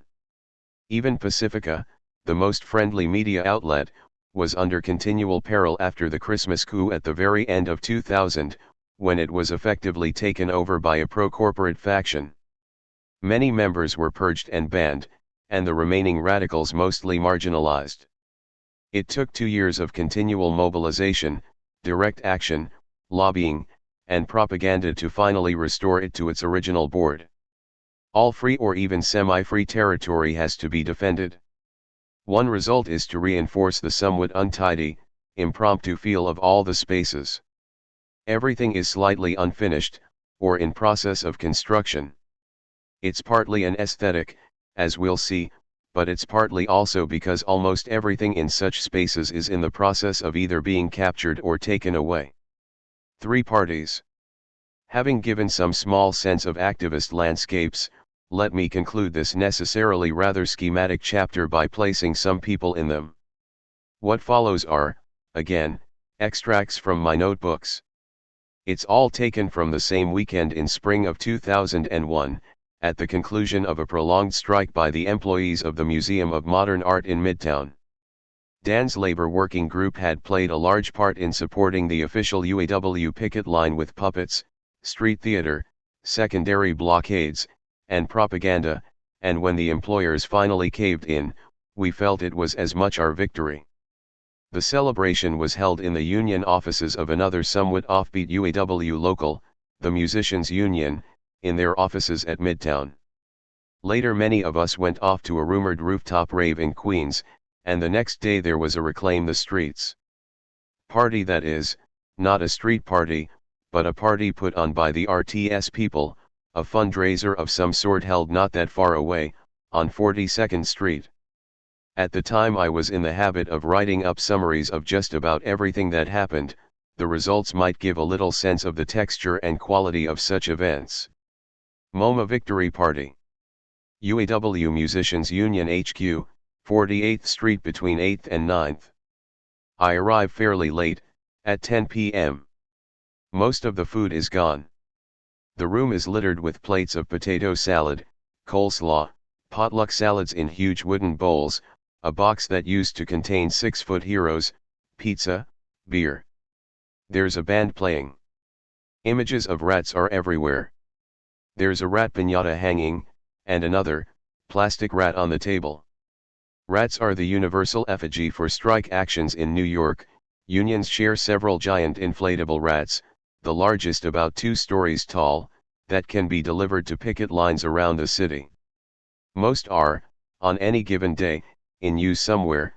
They are kept, at night, in a warehouse across the river in New Jersey. The MoMA strikers even had a strike zine called Rat Poison, here prominently displayed. The party, when I come in, is attended by perhaps 100 people, and many danced, perform a Train to Love train accompanied by whoops and joy. The setting, institutional. It reminds me pointedly of grade school. The same sorts of cheap tables and folding chairs. Church social rooms have them too, as do old radical spaces like the War Resisters League, or for that matter, Communist Party headquarters on 23rd Street, which is always offering itself for events and screenings, and which we sometimes use, if always with slightly embarrassment. I guess this defines cheap group space, minimal everything, folding tables, folding chairs, designs unchanged since the 1950s or 1960s. I don't know how many hours of my activist life I've spent stacking and folding chairs after meetings in churches and union halls. The celebrants' MoMA workers and their supporters varied wildly in shape and size, age, and background, from one tiny 50-ish lady who looked like a librarian to huge palookas, and hipster types all in black with fancy glasses. The union included everyone from painters to bookstore cashiers. The climax of the party was the destruction of the rat piñata, which they went after in the traditional way, with blindfolded partygoers hitting it with a stick. Much cheering. During the next train dance, one Asian guy was carrying the remains of the rat with him, thrusting it in the air in a gesture of conquest. The party didn't run too late. It had started around 6:30 p.m., I was told. Though the band only started up around 10, their set ran maybe an hour. It was one of those perfectly good cover bands which cover a huge range of stuff from Motown to reggae if they have to. That's the amazing thing about New York, notes Rufus. Even the bad bands here are good. Except, we agree, for those Teamsters with all the electric guitars on the float at the Labor Day parade. They were kind of awful. Afterwards, most of the hardcore activists are heading off for a rooftop party somewhere in Queens, not exactly a rave. According to Rufus information, the music is going to be more industrial. Clumps of 6 or 7 keep heading off for the subway. Around midnight I end up in a car mostly occupied by activists, a wide variety, too, ranging from anarchists to labor people to die-hard ISO. We get out in an industrial section of the city and follow someone named Alex, of the Lower East Side Collective, who had brought along a downloaded map. Rooftop party in Queens. The party is being held at the home of Jessica Rockstar, known to me mainly as a member of one of the eyewitness video teams that monitor police during actions. Her name is not actually Rockstar, but something quite similar, and someone had been telling me she'd actually changed it officially to Rockstar, since she feels she really ought to have been one. JR lives in yet another of those radical semi-industrial spaces so many direct action types seem to live in. The building is several stories high, in an area full of warehouses, parking for dump trucks, streets full of trucks and utility vehicles of one sort or another. On the way there, we pass several large manufacturing floors, presumably carpentry or light industry, with their lights still on and workers inside, even though it's shortly after midnight on a Friday night. Streets in this part of the city are wide, often ending in fences. Viewed from above, aside from revealing yet another beautiful Manhattan cityscape, there were nothing but huge, block-like, flat-top, warehouse/industrial spaces. This is quite far from the Navy Yards, but the buildings are of that same mold, with huge cinderblock massiveness, freight elevators, big blank hallways, occasional doors, heavy metal stairs. JR's building was 5 stories, with a couple of open doors. I assume our hostess lived in there somewhere. Alex's reaction: "Oh, didn't we do labor organizing out of here at some point?" There were Nader stickers on some of the blank walls, rather incongruous with their emphasis on green, since there was nothing growing anywhere. The roof was huge, a block's worth surely, and full of screens with mainly conceptual shapes and colors being projected on them, the sort of thing you see inside your eyes perhaps if you are on good drugs, but the drugs themselves were not much in evidence. There was officially a cover charge of $5, for which you get your hand stamped. "We're asking for a $5 contribution," said the woman with the nose ring, but as at any activist event, no one was turned away if they didn't have the money. There was also a bar featuring some sort of Brazilian cane drink, also for $5. The music, far from industrial, was actually rather sensual and even had an instrumental version of Ministry's Work for Love. At midnight, such parties are only really getting off the ground. The roof was half occupied, and Rufus and most everyone else I knew immediately went off to the roof's most dramatic feature, a high platform with extremely rickety stairs, which gave an even more panoramic view of the surrounding city. I hung around with a few friends scheming and plotting things, and waiting for JR herself to appear, though, in fact, rumors that she was out with a bad flu turned out to be true, and our hostess never materialized. It only got hopping around 2 a.m., and I left shortly thereafter, around the time the fire jugglers and fire eaters and people playing with flaming hoola hoops and the like started up. According to Rufus, around 3 a.m., the crowd got much younger. Reclaim the Streets Party. Chaz Hama Theater on 42nd Street, between 6th and 7th. I arrive around midnight, with several friends. Chaz Hama is an interesting space, an empty theater located smack in the middle of 42nd Street, in the epicenter of the city's one-time sex district, now a kind of marginal zone between the Disney theaters and development around Times Square to the west, and the New York Public Library to the east. There is, as usual, a story behind Chaz Hama. It turns out there is a wealthy developer who has been systematically buying up every piece of property on the block, so as to rip everything down and put up a big high-rise or something. The problem is there's one shop whose owner refuses to sell, so they're forced to wait him out. Meanwhile, the developer's daughter is friends with some RTS folk, and, since no one is using the space anyway, convinced her dad to let them use it. I get the feeling that, for activists, the very emptiness and blankness of the space seems to appeal. There's a whole aesthetic of blank spaces associated with activist events. Much like in many of the rooms in Charas, that is, the ones not painted with colorful murals documenting key events of Latin American history. Everything is empty functionality, empty rooms with often black walls, full of very large objects that are dangerous to move around: booms, trestles, machinery, or, in other rooms, white rooms containing nothing at all. It is radically different than offices, or domestic spaces, where everything is essentially created for comfort or convenience or efficiency. Such spaces already suggest their use to you. These kind don't.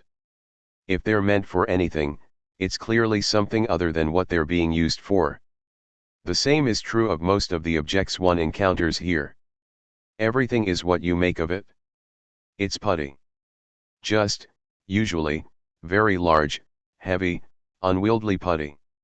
Walking into Chaz Hama that night, one first passes some kind of beached piece of a catwalk, also, an improvised little rock shrine that seems to have been used for a living theater production. The walls are painted black. Someone has marked out the space for a bandstand. There were several bands lined up, but most have finished. The headliners, German cars, not American homes, are playing as I come in. The name would imply it's really a band made up for this event, since this party is raising money for an anti-car action in the village next week, though it's not really in the raver spirit you'd expect of RTS. Actually, they're almost a punk band. Some songs could have been by the Sex Pistols, others more straight rock and roll, but very hard driving. People are pogoing, bouncing, dancing frenetically, a lot of arms extended out towards the stage. I'd say perhaps about 100 to 150 people inside, but it's hard to say precisely, since it's a hot day, and since it only stopped raining half an hour before. Everyone is flowing outside, chatting up pedestrians, who in this part of Midtown are still flowing pretty much all night long. RTS folk hustle by periodically, looking vaguely official. The Reverend Billy, phony preacher and performance artist, who was officially a professor at the new school at the time, was bouncing around in costume during the set, dancing occasionally, waiting to go into character. Several of the billionaires for Bush or Gore were around, in high camp tuxedos and evening dresses. A few others were in costume, one guy in what I think was a kiss mask with a huge tongue, another with a fedora with a large flickering day-glow great white shark attached. Brooke was wearing a mask, one of those creepy white Italian-style Commute dell'arte masks, but it was atop her head the whole night and never actually put it on. Mostly, though, dress was extremely informal and unpretentious. When I came in, two activists, Simon and Brooke, were working a makeshift bar in the back, $3 beer on tap, rolling rock in bottles. As usual, they were no big sticklers for money, and it seemed like every third person was broke. On the other hand, maybe 1 out of 10 threw in some kind of extremely excessive tip, so all in all, the event seems to have been a money maker. There was also a spot to buy raffle tickets at $1 a shot. The main room itself was all dark, blank walls, except for the blue and red Christmas lights along the top. The hall that led off to the bathroom, however, was extremely brightly lit, bright and fluorescent, the walls covered with 8:1/2x11 hand-drawn cartoons and slogans ranging from beautiful works that seemed to be by professional artists, to 6-year-old stick figures. Mostly pro-party and anti-cop themes, though varied. One sported a picture of a lovely mermaid, with the inscription, "What I did on my summer vacation, I went to the mermaid parade." Despite the punk vibe from the band, the whole event had, I noticed, an extremely friendly, open atmosphere, especially when the music ended and we could actually talk. I say hello to Jessica Rockstar, finally feeling well enough to appear. She's showing off a new tattoo on her back, or actually, it's at present a sketch, the actual tattoo to be put in later in the week in the form of angel wings. They look like budding baby wings just starting to emerge from her back. She introduces me to a tall, Guido-ish fellow who explains he's just completed a musical album about A16. We fall silent as the Reverend Billy took the mic. Next to him, a short silent woman stood with a bucket of coupons, to advertise the action that upcoming Friday and then perform the main event of the night, a raffle of items donated by members of RTS or sympathetic neighborhood institutions from the Lower East Side. The Reverend Billy made an excellent MC. The raffle items included everything from DIY books to jazz CDs, some sustainably harvested firewood, a gift certificate to St. Mark's Bookstore, a pair of Amazonian feather earrings, won by someone from the IMC, a bad haircut, volunteered by some East Village salon, shiatsu sessions, and even more books. About half of them ended up being won by someone named Chuck who no one seemed to know, and since he wasn't actually there, ended up in a small pile by the stage. Inevitable wordplay, how does Chuck have all the luck, and who the fuck is Chuck? We ended with a sermon, Jimmy Swaggart style. Reverend B did his usual act, this time featuring some asshole from New Jersey in a big Lincoln Mercury who might see such an action, come back and see their car turned into a home for unwed mothers, and have to actually walk places and think about his life. The real high point, though, was the end when Kelvin, of the Dumba Collective, offered to auction off his clothes. Up till then, I'd known Kelvin, who looked rather like a long-haired David Bowie, as the extremely thoughtful and good-natured activist who usually manned the absinthe bar at complacent parties. "I have nothing except the shirt on my back," he announced, "but we can all give that." Kelvin explained that he was about to recite a rather long short story written by a French surrealist, the only surrealist, he noted, who had actually done something about the radical politics they all espoused and volunteered to fight with the anarchists in the Spanish Civil War as a spoken word, as Rev. B put it. He produced a book and began a reading. I'm not quite sure if he was reading in French or English actually, anyway no one was listening, because as soon as he did so, the Reverend began auctioning off his clothes. One sock came off first. I noticed he'd already put aside the shoes, which would be hard to replace, and then white shirt, t-shirt, pants, the other sock, boxers, until finally he was standing there in front of the microphone, reading, entirely naked. The Rev. B ended with, "How much do I hear?" to make him stop reading, which produced the largest bids of all. At this point Emily, a very pretty young cartoonist in a ridiculous schoolgirl get-up, with over-the-top bloomers, came out and auctioned the blouse and shirt, but giggled and ran away when someone started bidding on the bra. Then music. The DJ was already playing and scratching bits of some fundamentalist rant about a sinful strip in a big city as the Reverend Billy ended his act, which was techno but very bouncy, and fun in spirit. The performance ended, things started breaking up. Emily came on stage again a while later to announce that at 6:30 a.m., some famous photographer was conducting a mass nude photo shoot on 125th Street, he's done a lot of major streets in New York filled with nudes. By the end of the evening, I want to see most of us naked, but despite the fact that the stairs down to the lounge also said, "Lounge, clothing optional," the theme didn't really take off. Half an hour later even Kelvin was back in a red shirt and plaid pants that someone had donated, when I saw him standing on the street outside chatting with some activists who'd gone out to smoke. One thing that emerges from all this is the constant preference for places of construction or, sometimes, destruction, where the ordinary surfaces of life are either being patched together or torn down. Black blocs, as we'll see, have love of construction sites, and finding improvised uses for industrial fencing, dumpsters, and the like. Industrial environments. The idea seems to be, to couch the matter in appropriately situationist terms, to poke behind the spectacle and hover instead as much as possible around the grimiest, most unlovely places where the spectacle itself is produced, there to create one's own spectacles, perhaps, but collectively, transparently, in a participatory fashion without the split between backstage and onstage, between workshop and shop floor, that is the original form of all alienation. One anarchist lives in a squatted loft apartment over the workshop in which Star Wars action figures are produced. The place looks half like a factory, half like a stage set. 3 Dan veterans live in a loft amidst a row of warehouses, full of masks and elaborate costumes. Everything on the walls, or on display, can be taken down and worn. Another activist house is on an otherwise abandoned, overgrown street in Brooklyn between a lumber yard and a municipal parking lot, where school buses are tucked away. All these are things you're not normally supposed to remember even exist.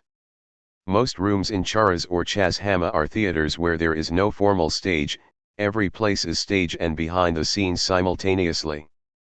Colin Campbell, 1987, once suggested that one reason bohemians have always hated the bourgeoisie is that the former see themselves as people who have abandoned comforts for the pursuit of pleasure, whereas the bourgeoisie are people who have done exactly the opposite. However glib, there is a kind of truth here. Campbell also argues that bohemians are, effectively, the avant-garde of consumerism, exploring new forms of pleasure that can be commodified in the next generation, and here I think he misses the point. The point is that this pleasure is, specifically, at the point of creation, the pleasure of destroying the very boundaries that categories like production and consumption create. Pleasure in production is never comfortable. But it often can feel all the more thrilling for that fact. Conclusion: with some notes on the ideological effects of government regulation. The global anti-capitalist movement that debuted, in the U.S., in Seattle at the very end of 1999, came at a very peculiar historical juncture. It was the time of the Washington Consensus, a moment of capitalism's complete ideological hegemony. During the Cold War, it was only opponents of capitalism who really called it that. Capitalism's proponents tended to prefer to talk about democracy or freedom, or private enterprise. It was only in the 1980s that capitalism began to dare to speak its name. 10 years later, in the wake of the Soviet collapse, it had achieved such an ideological power that its exponents were arguing that supercharged, free market capitalism was the only possible economic model for anything, and would remain so for the rest of human history. That the next great global social movement would define itself as anti-capitalist was in its way inevitable, as a movement of the first generation of young people brought up in a world without alternatives. It was literally all there was against which to rebel. Insofar as it became a revolutionary movement, it was not, demographically, fundamentally different from revolutionary movements of the past.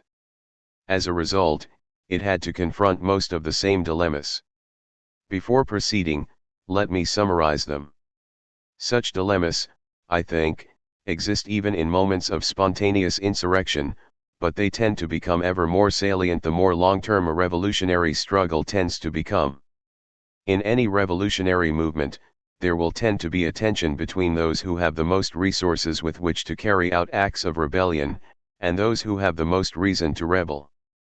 Often, as a result, the makeup of revolutionary groups tends to combine upwardly mobile children of working class or otherwise disenfranchised families, and downwardly mobile, often voluntarily downwardly mobile, children of the elite, since these two groups are most likely to produce individuals who both wish to see radical change, and have the social, cultural, and economic resources to be able to engage in effective long-term struggle. All this tends to exacerbate another, more conceptual, tension within any revolutionary movement, the degree to which it is inspired not simply by a rejection of the structure of a given social order, that is, the distribution of those things people want or need, wealth, honor, security, food, and so on, and what they have to do to get them, but a rejection of the standards that define what people ought to want. That is to say, tensions arise from the degree to which the movement is based in a broad rejection of existing standards of value. One can define alienation, in turn, as the subjective experience of this, what one feels when one's conception of value of what one feels it is appropriate to desire from life, of what should be important or worthwhile in it, is radically out of sync with prevailing social standards. The problem here is always the tension between this sort of politics of alienation, and more immediate problems of oppression, radical exclusion from basic necessities, those means of existence that need to be to some degree guaranteed in order to be able to pursue any other forms of value to begin with. In the United States, these issues become infinitely more complicated, and often explosive, insofar as they inevitably become inflected by questions of race. Those who participated in this movement were first written off as naive utopians or flat-out lunatics. This is par for the course as well, though one might say the dismissal, this time around, has been much more absolute, and enduring, than usual, especially in the United States. Perhaps it's not surprising, considering the combination of the collapse of actually existing socialism and the fact that so many revolutionaries consider themselves anarchists. Still, I think we might do well to think about what it is that makes anarchism, and revolutionary dreams more generally, seem so unrealistic to non-anarchists. The ideological effect operates in a manner far more subtle than one would at first suspect. Ideology, it's often said, is at its most effective when it makes certain social arrangements, ones that might well be arranged differently, seem natural and inevitable. Insofar as the market, the state, or the patriarchal family, seem so obvious that anyone who suggests an alternative to them appears precisely like our revolutionaries, at best an unrealistic dreamer, at worst, insane, we are dealing with a classic ideological effect. And it's certainly true that capitalism has always been unusually effective at this game. It does so largely by defining itself not in terms of wage labor, or any relations of production, or for that matter even capital, but as simply a combination of private property rights and self-interested exchange. Both of these can then be posited as universal, indeed, natural phenomena. They combine the presumably natural desire to own things, and what Adam Smith, 1776, famously called people's natural propensity to truck, barter, and exchange one thing for another. Time cards and limited liability can thus be seen somehow as more complex emanations from this omnipresent base.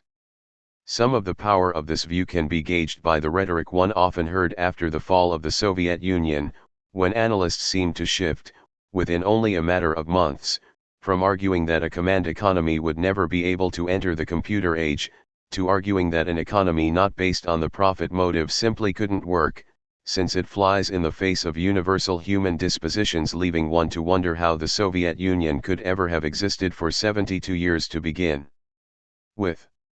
According to this logic, anarchism as a form of libertarian communism is not just unrealistic, it's contradiction in terms. Communism can only take the form of state control. Since any free economy will always take the form of a market, any attempt to create collective alternatives will either founder, since they fly in the face of human nature, or, alternately, have to end up being enforced by state coercion. It is assumed that state and market are opposite principles. This kind of argument can be traced back at least to the 19th century, back when it was called liberalism, and not yet neoliberalism, in authors like Herbert Spencer, who argued that the state would eventually dissolve away entirely, as it was replaced by free contractual relations based on market principles. Émile Durkheim, 1893, long ago pointed out the fallacy here. Spencer's predictions were in no way borne out by the empirical evidence. In fact, he found that as free contractual arrangements increased in number, states actually became much larger. There had to be an endless elaboration of new legislation and administrative mechanisms to monitor and enforce them all, what he referred to as the non-contractual element in contract. Modern police forces, in fact, were created precisely in the heyday of the free contract, Neocleus 2000, and they were primarily concerned with the protection of private property, suppression of traditions of street mobilization and unruly forms of proletarian sociability, and even the regulation of the labor market. When one examines what really does create practical problems when anarchists try to start creating new society in the shell of the old, this is precisely what one finds. Certainly, there are always complaints about accountability issues, as activists like to put it, how to make sure volunteer workers actually show up for their shifts, or activists actually perform the tasks they volunteered for in a meeting. But I've never heard of a project like a cooperative bookstore, or a bicycle shop, collapsing as a result. Instead, the one thing the immediate, day-to-day experience of people trying to create alternatives really brings home is the degree to which almost everything, in America, is surrounded by endless and intricate government regulation. The coercive force of the state is everywhere. Most of all, it adheres in anything large, heavy, and economically valuable, in any valuable object, in other words, that cannot be simply hidden away, in cars, in boats, in buildings, in machinery. Let me provide a simple illustration. At one point in 2002, someone gave the NYC Direct Action Network a car. It was an old car that the donor had no real use for. He handed it over with all the appropriate papers in the glove compartment. We quickly discovered that a DAN car was basically a legal impossibility. In the eyes of the law, a car must have an owner. That owner is normally presumed to be an individual, not a collectivity. It is of course possible for a car to be owned by a collectivity, but that collective entity has to be one recognized by the state. This means that, unless the car is owned by the government itself, or a foreign government, the collectivity has to be some sort of corporation. One could imagine DAN as a kind of non-profit corporation, but actually, to be legally recognized as a non-profit requires a great deal of paperwork. It also requires that one at least pretend to have a certain form of organization, with a director and various responsible parties willing to fill out the paperwork. Governments almost invariably insist the groups they are dealing with are hierarchically organized. The IMC, for example, encounters this problem all the time. One doesn't even have to be dealing directly with the government, one need only deal regularly with organizations that operate within the formal economy, that the state monitors and regulates. In doing so, one immediately enters into a world where all collectivities are assumed to have certain positions, a president, a board of directors, an editor-in-chief. The same goes, actually, for any financial transaction that isn't carried out in cash. In order for it to be possible for potential contributors to write checks to Dan, for example, the group would have had to be entirely differently organized, at least on paper. At any rate, open-ended networks of activists cannot legally own cars. Of course one can just pretend. This is what the IMC does, and it is essentially what we did with the car. Technically, title was transferred not to Dan, but to one member of it, Moose, who thus became the point person for the Dan car working group. But this made it much harder to manage the car collectively. In theory, there were two others in the working group as well. Still, everyone knew that, if Moose was not driving and the car was pulled over, paperwork would have to be produced, and, if the car was towed, which it quickly was, since the former owner had unpaid tickets, only Moose could get it out. This meant he had to front all the money, and that, in turn, meant the rest of us did, even though we did help to try to raise the money ourselves, tend to treat it more and more like his car. I should point out that none of this would have happened if someone had given Dan, say, a potted palm, or a bicycle, or even an expensive computer. No doubt there are on the books all sorts of similar laws and regulations concerning the ownership and transfer of books, computers, and potted palms, but they are so rarely enforced most of us have no idea what they even are, and for this there's a very simple reason. Books and potted palms and computers are relatively small, they are quite easy to hide, as a result, there's no way for the government to effectively regulate them. The fact that a car is large, heavy, and cannot be easily hidden, at least, if one is actually going to use it, means it can be continually monitored by a branch of the state whose job it is precisely to monitor cars, their speed, location, registration status, whether their driver is licensed, and so on, and enforce the endless very detailed laws that regulate such matters, laws which, I again emphasize, presume all sorts of things about what sort of social groups can and can't have legal standing. These rules are enforced by the threat of force. Armed representatives of the state can pull over your car at any time and check your papers, and if this happens, the occupants would not do well to talk back. If your car is towed, and you try to simply take it back without paying the fine, state representatives will use force to stop you. The fact that the Dan car turned into an immediate problem, and, after several months, was abandoned was not proof that egalitarian collectives cannot manage property. Human history is full of examples of egalitarian collectives successfully managing property. It is, in fact, much more a testimony to the immediate effectiveness of state violence in enforcing a certain vision of human possibilities. What is true of a car or boat is, of course, even more true of a building. There are endless regulations concerning how buildings can and must be maintained. Squatters invariably complain that the first thing city representatives do, if squatters do somehow win legal title to their building, is to send inspectors to demand every possible repair to keep the building up to code, demands which, these same squatters always point out, inspectors almost never demand of absentee landlords, no matter how loudly their tenants beg for them. Some of this work can, and usually is, taken on within the alternative economy. There are always squatter plumbers, or electricians, willing to contribute their services. Some of the materials can often be salvaged or reclaimed. But not all of them. The result is, as I mentioned above in the case of ABC no Rio, that one is plunged into the formal economy in a very traumatic way, and forced to spend much of one's time and energy on organizing benefit concerts, or fundraisers, or selling t-shirts, or otherwise raising money.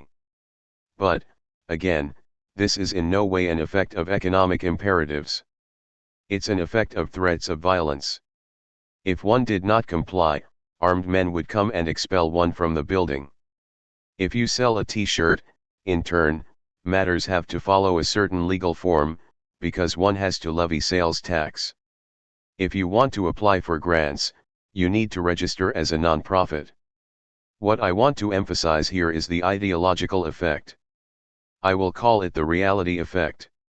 Government regulations essentially enforce a certain model of society, in which individual actors or hierarchically organized companies seek profits, and anyone who wishes to organize themselves differently around any sort of conception of common good needs to either be part of the state apparatus, or to register with it as a non-profit corporation. In theory, every aspect of civil society is so regulated. Basically, the only areas that are entirely off limits to this sort of regulation backed by force are communicative ones: speech, discussion in meetings, exchanges on the internet, etc. 48. As soon as one enters the world of material objects, regulations abound. And the larger, heavier, and more visible the objects, the more those regulations tend to be enforced. The obvious result is to leave people with the feeling that radical politics is unrealistic. It's all an ephemeral dream world that melts away the moment it hits material reality. As soon as it enters the real world, the world of large heavy things like buildings and machinery and so on, it all seems to be proved unrealistic. In fact, this is really just because heavy physical objects are so much easier to regulate. As a result, large, heavy, valuable objects tend to be surrounded by threats of physical force that back up a certain ideology of how people are expected to interact, and if they don't, they tend to be taken away from you. The objects that seem the most self-evidently real are in fact those most surrounded by forces and abstractions. To anticipate an argument I will make in the conclusion, consider for a moment some of the uses of the word real. One can speak of the forms of property that are easiest to regulate, the largest, the hardest to hide, therefore, the most effectively surrounded by the threat of violence, as real estate, real property as opposed to movables. Note that real property is in no sense more empirically real than movables. In fact, insofar as it involves complex abstractions like air rights, one might say that compared with, say, a tomato, it is decided less so. 49. But one can also talk about realpolitik, or political realism. In international relations, for instance, to be realist, as opposed to an institutionalist, means proceeding from the assumption that nations will not hesitate to use force in pursuit of their own national interests. Once again, this has nothing to do with recognizing what we like to think of as empirical reality. Nations with collective interests are purely imaginary constructs. They become real when they threaten to send in the army. The reality one recognizes when one is being a realist is purely that of violence. Yet it's precisely that collapse of the effects of violence into the very apparent solidity of the object that produces the reality effect I'm talking about, and makes social alternatives seem so unrealistic.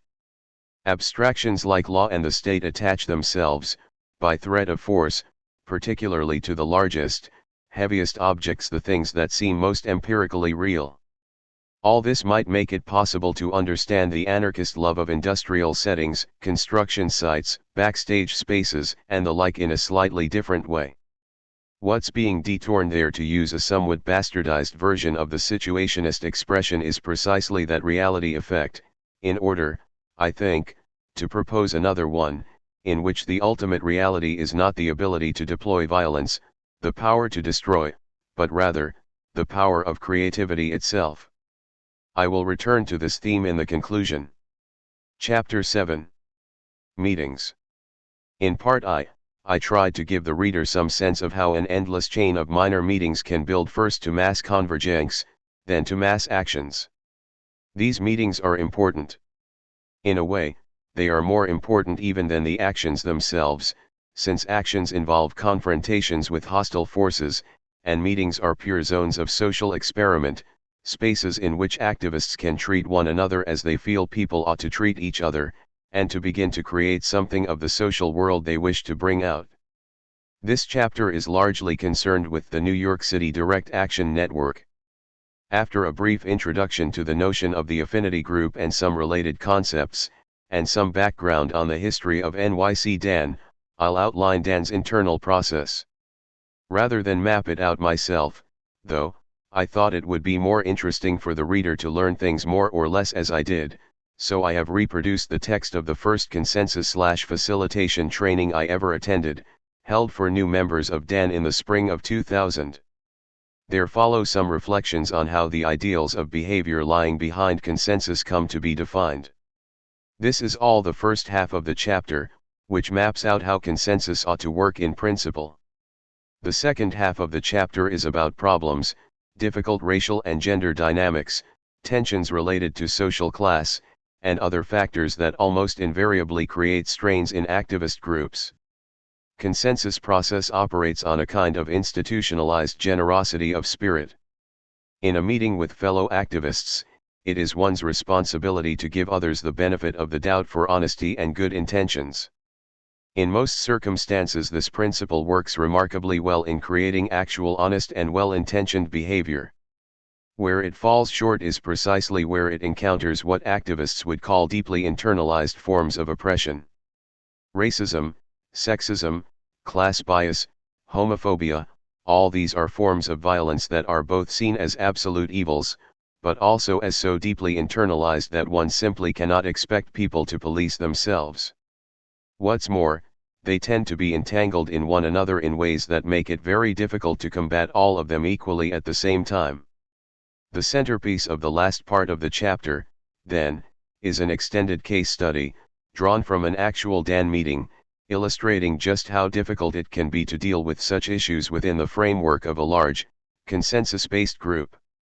It centers on efforts of the DAN Women's Caucus to try to create some mechanisms to control sexist behavior, but at the same time, on the strenuous opposition to their efforts by Dennis, a slightly crazy, very working-class DAN member. I end with some notes on the sometimes even greater problems that ensue when groups based on principles of autonomy and direct democracy have to engage, on an ongoing basis, with others that are organized on more hierarchical principles. Section I, Background. Affinity groups. I start with affinity groups since these might be considered the elementary particles of voluntary association. Essentially, they are just small groups of people who feel they share something important in common, and decide to work together on a common project. The term itself derives from the Spanish grupos de afinidad, which again, originally referred to clusters of friends. A common synonym was tertulias, groups of drinking buddies or young people used to hanging out together in cafes, but which in the 1920s became the basic organizational unit of the Spanish Anarchist Confederation, the FAI. When the first large-scale consensus-based groups came together during the anti-nuclear campaigns of the early 1980s, the base unit was always assumed to be affinity groups. According to the ACT UP Civil Disobedience Training Manual, affinity groups are self-sufficient support systems of about 5 to 15 people. A number of affinity groups may work together toward a common goal in a large action, or one affinity group might conceive of and carry out an action on its own. Sometimes, affinity groups remain together over a long period of time, existing as political support and/or study groups, and only occasionally participating in actions. Point 50. During an action, each affinity group has to allocate a certain number of roles. Within an affinity group, there are a whole range of different roles that its members can perform. A lot of these roles will be determined by the aim or raison d'etre of the AG, but could include a media spokesperson, to either talk to/deal with news media, a quick decision facilitator, first aid to take care of people that are hurt, a spokesperson to convey the affinity group's ideas and decisions to other AGs, a legal observer, and arrest support. Point 51. The minimal version I learned in DAN trainings held that at the very least, there should be, 1. A facilitator to organize group decision-making, 2. Someone who had gone to at least one medical training, 3. someone who had gone to a legal training. The legal person ordinarily does everything possible to avoid getting arrested, so as to be able to keep track of everyone else. It's the legal person who also keeps the list of who will need someone to feed the cat if they're arrested, who needs someone to lie to their boss, and so on. In addition, one might have someone to handle supplies, communications, or other needs, and finally, a spoke. The spoke speaks for the group in larger meetings, for example, when affinity groups form larger clusters, or, of course, in spokes councils. The latter, held before large actions, can often involve thousands of people, far too many to allow everyone to speak. A spoke is not, however, a representative. Normally, spokes do not have the power to make decisions in the group's name, they are conduits for information, hence, at a spokes council, while empowered spokes sit in the center in a great circle, the rest of the affinity group is expected to be on hand, whispering back and forth to one another, and eventually, conveying instructions. In principle, the spokes are quite literally like the spokes of a great wheel. When affinity groups endure from action to action, they become hard to distinguish from collectives, minimal groups that operate on egalitarian terms. There are, certainly, groups that play both roles, that during most of the year work as media collectives, or support groups, or pamphleteers, or feminist projects, and then show up at actions as affinity groups. There are also affinity groups that exist just as networks of friends during most of the year, but can be mobilized at important moments. There were two such affinity groups in New York, Dan, for instance, the Flying Squirrels for Freedom and the Subway Liberation Front, arguably, 3, if one includes Harper's Ferry, though the latter was largely based in the New York IWW. In this chapter, I am not going to be talking much about meetings of such relatively small and intimate groups, often seen as more informal and organic than groups like Dan. But neither am I going to dwell much on spokes councils. The reader has already got a sense of those in part. I will be focusing on Dan, an attempt to create a more permanent structure along the same lines. From the very beginning, Dan was racked by uncertainties as to exactly how that could be done. Should Dan take the form of a permanent spokes council for existing collectives and affinity groups, the convergence model, or should it have meetings open to everyone, and its own working groups? Was it a network of groups or a group in its own right? None of these questions were definitively resolved.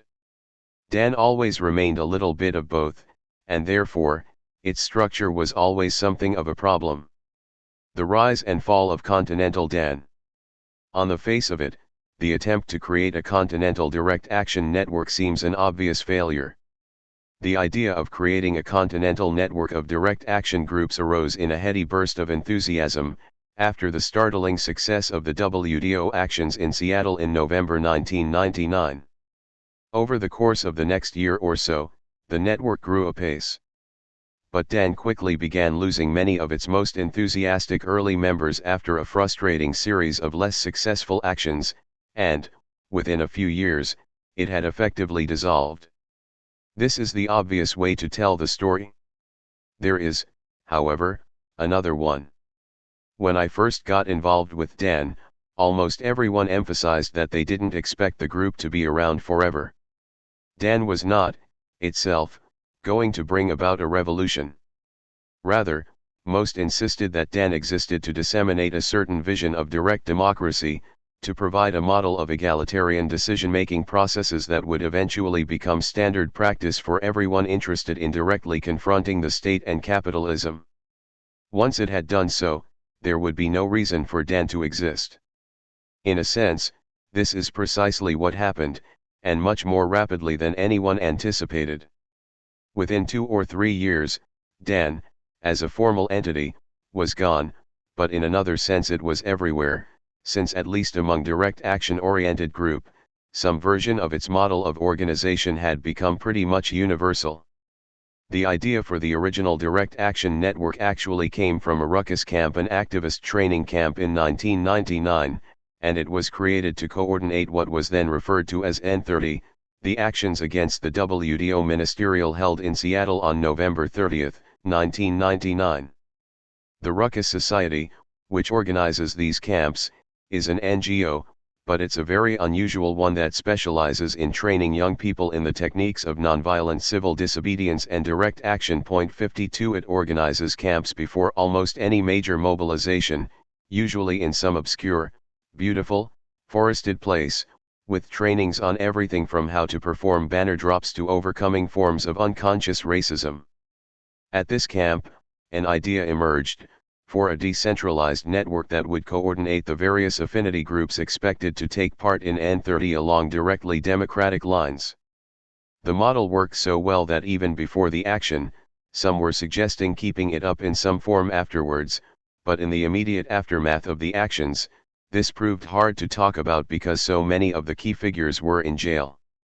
Those still outside threw together a somewhat haphazard interim body, charged to spend the next 3 months working with their local groups to develop a proposal for a future continental DAN that would operate under the principles of non-hierarchy, decentralization, local autonomy, and direct democracy. 53 It was made up of 12 regional spokes who went home, consulted with their local groups, engaged in weekly conference calls, and then finally returned to Seattle in late February 2002. Draft a CDAN Charter. 54. The big question, at first, was whether this would be a means of communication, or a real decision-making body. Many felt the latter would mean infringing on local group autonomy. Others insisted that, as the CDAN webpage put it, we should put all our efforts into constructing a model for what a truly decentralized, confederated, directly democratic organization could be like, and that was particularly important to demonstrate this could be done on a continental scale. That was the view that won out, with the proviso that all initiatives were to come up from the locals, and any local group was free to withdraw at any time. So CDAN was to function as a kind of spokes council. This, in turn, raised the question of principles of unity, since technically, members of a group could block proposals on the basis of those principles. Here the spokes came up with a list essentially modeled on the People's Global Action, PGA, hallmarks, and, like them, carefully crafted to embody anarchist principles without, however, ever referring to any particular political ideology.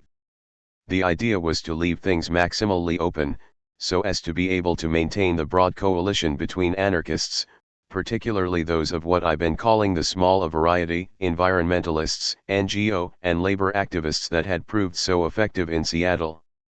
Everything was thus kept intentionally brief. Continental DAN Mission. We are a continental network committed to overcoming corporate globalization and all forms of oppression. We are part of a growing movement united in common concern for justice, freedom, peace, and sustainability of all life, and a commitment to take direct action to realize radical visionary change. Continental DAN Principles of Unity. DAN adopts the following principles of unity inspired by and derived from those of the International People's Global Action Network. A rejection of neoliberal politics and institutions which promote socially and environmentally destructive globalization. A confrontational attitude toward undemocratic institutions including governments and corporations in which capital is the only real policy maker. A call to nonviolent direct action, civil disobedience, and the construction of local alternatives by local people. An organizational philosophy based on decentralization, direct democracy, and local autonomy. A rejection of all forms of hierarchy, oppression, and exploitation. A commitment to working in solidarity locally and internationally to build a popular movement for radical social change and global justice. PGA, however, was, as Olivier de Marcellus pointed out in Chapter 1, an extremely loose network. It had to be, being made up of groups that were not only scattered across the globe, but that ranged in size from tiny squatters' collectives in Barcelona, to organizations like the KRRS, with 10 million members. PGA, in itself, was little more than a set of principles, and a largely informal network of communications. DAN, being made up of units of approximately the same size and nature, could aim to become something more. The problem was that it was never clear there was anything, on a continental level, that really needed to be coordinated. Getting word out about mass mobilizations, or distributing images and literature, could be accomplished fairly easily via the internet. Transportation and the organization of convergence could be arranged by informal networks that already existed. The dozen or so spokes who participated in the bi-weekly CDAN conference calls soon came to realize that, except when new groups wanted to join the network, there really weren't any decisions that needed to be made. CDAN was an organizational experiment that existed mainly for the sake of its own existence. Or, to put it more graciously, its purpose was to put a name and organizational identity on informal networks that would have operated just as well without one. And it soon became clear that name was a very mixed blessing. Granted, the name DAN had absorbed much of the prestige of the actions in Seattle. But even this brought problems. Seattle DAN had coordinated a complex series of blockades and lockdowns involving 5,000 or 6,000 activists, all of whom had agreed to a code of nonviolent conduct that was widely posted at spokes councils and convergence centers.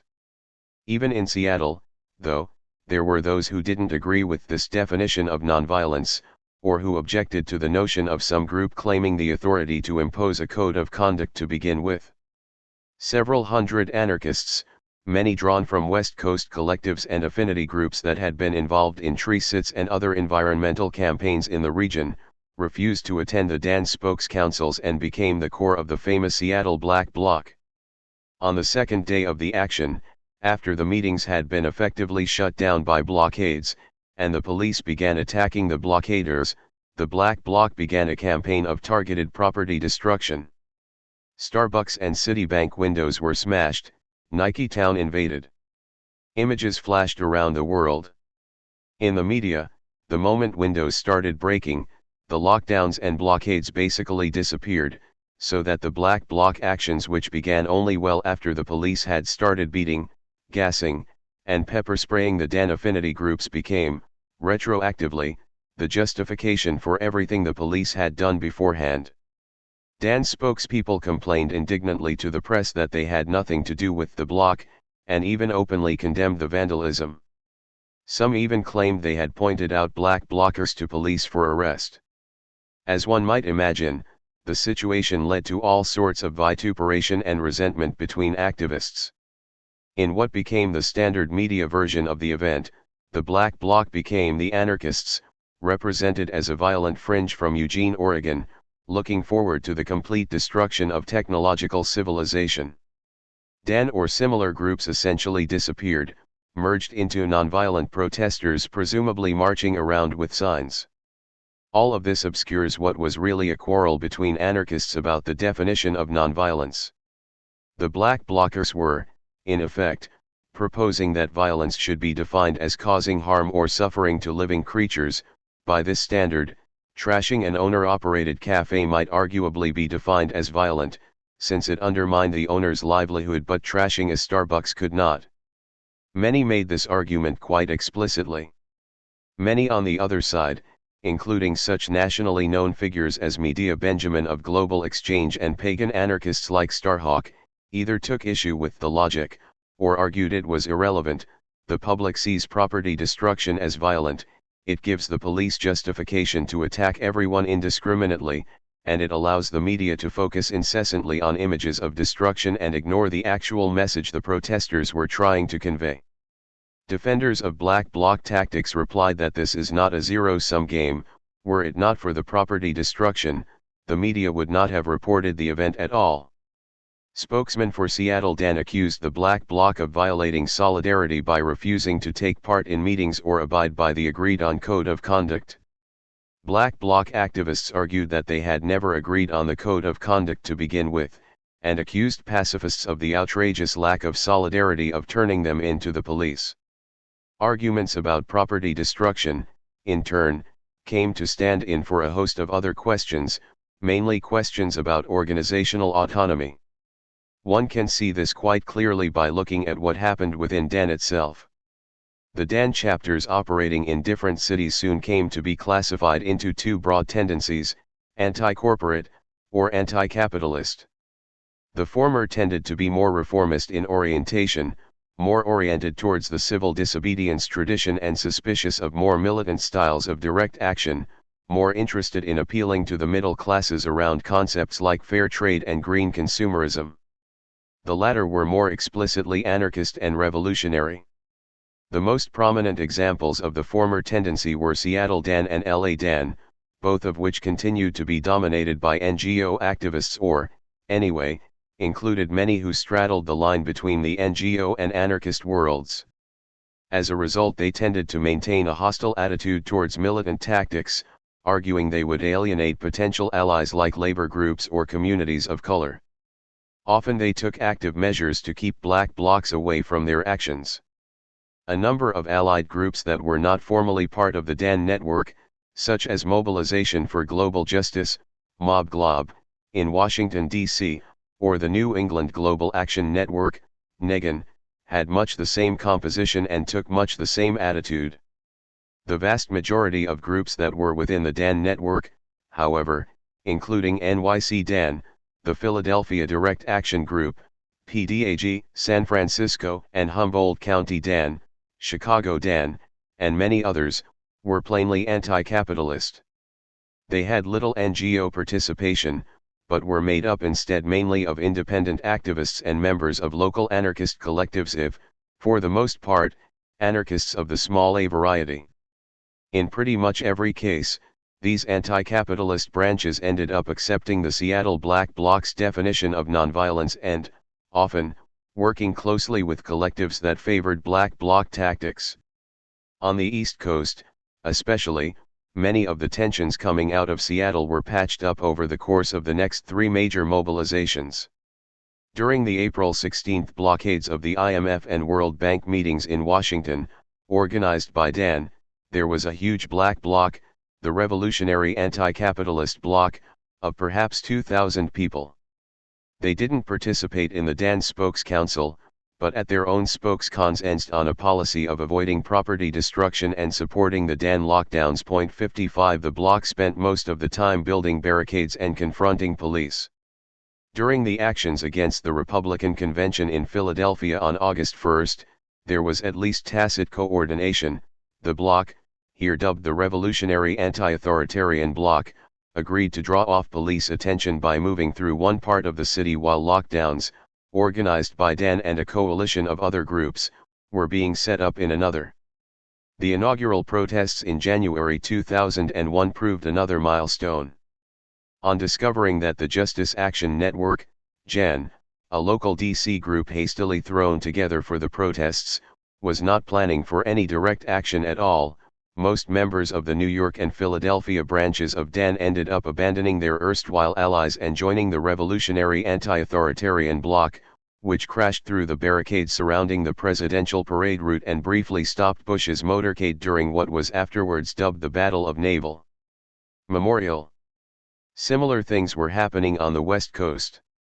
While groups like Global Exchange and the Ruckus Society, essentially NGOs which, like Greenpeace in an earlier day, were willing to employ direct action when they felt it tactically appropriate, continued to isolate themselves by publicly condemning property destruction as violence, a position that, if nothing else, they were forced to take so as not to alienate their funding base. Starhawk and others associated with the Pagan Cluster, an autonomous group, gradually established a tacit alliance with local black blocs. By the time of Quebec, in early 2001, the anti-corporate DANs had essentially disappeared. Still, in the eyes of most black bloc-style anarchists, the name DAN was indelibly tied with those condemning property destruction in Seattle. No matter what positions DAN activists took, the name was viewed at best with suspicion, often with hostility, within the hardcore squatter scene, or those who had long since been working with info shops and food not bombs or similar projects, and who, often as not, saw the DAN activists as media-happy upstarts with their cell phones and their laptops, as one put it, elbowing their way into an established scene. 56. This was the real danger, I think, with trying to put a name on informal networks. In direct action circles, named groups have a tendency to accumulate bad associations. Many see any effort to formalize networks or coalitions as attempts to create a de facto leadership structure, to put certain individuals in a position to speak for the group and take credit for others' actions or achievements. Even those who don't see things this way tend to adopt a system of moral accounting whereby it's extremely difficult for groups to accumulate credits, and easy to accumulate debits. The same thing happened when Dan tried to establish alliances with radical groups based in communities of color. Insensitive, obnoxious, or racist behavior by individual members tended to be angrily remembered, and identified with Dan as a group. Dramatic acts of solidarity and self-sacrifice tended to be remembered as acts of particular individuals. Over time, then, the name became a liability. Since there was little reason to maintain the network, by late 2001, CDAN effectively collapsed. Most of the local DANs were to follow suit soon after or, more often, go back to being the largely informal networks from which they arose. About New York Dan specifically. For most of the 1980s and 1990s, the greatest energy in the direct action scene in New York City was around the AIDS crisis. By the end of the Reagan years, ACT UP was holding weekly meetings with hundreds of participants, and engaging in a whole range of actions across the city: protests, sit-ins, lockdowns, banner drops, and so on. In the 1990s, New York also saw one of the major national chapters of Love and Rage, a project to create a nationwide revolutionary anarchist network, built up largely around a weekly newspaper of the same name. Like so many such groups, Love and Rage fell into internal conflicts and eventually dissolved over issues of white privilege in 1998.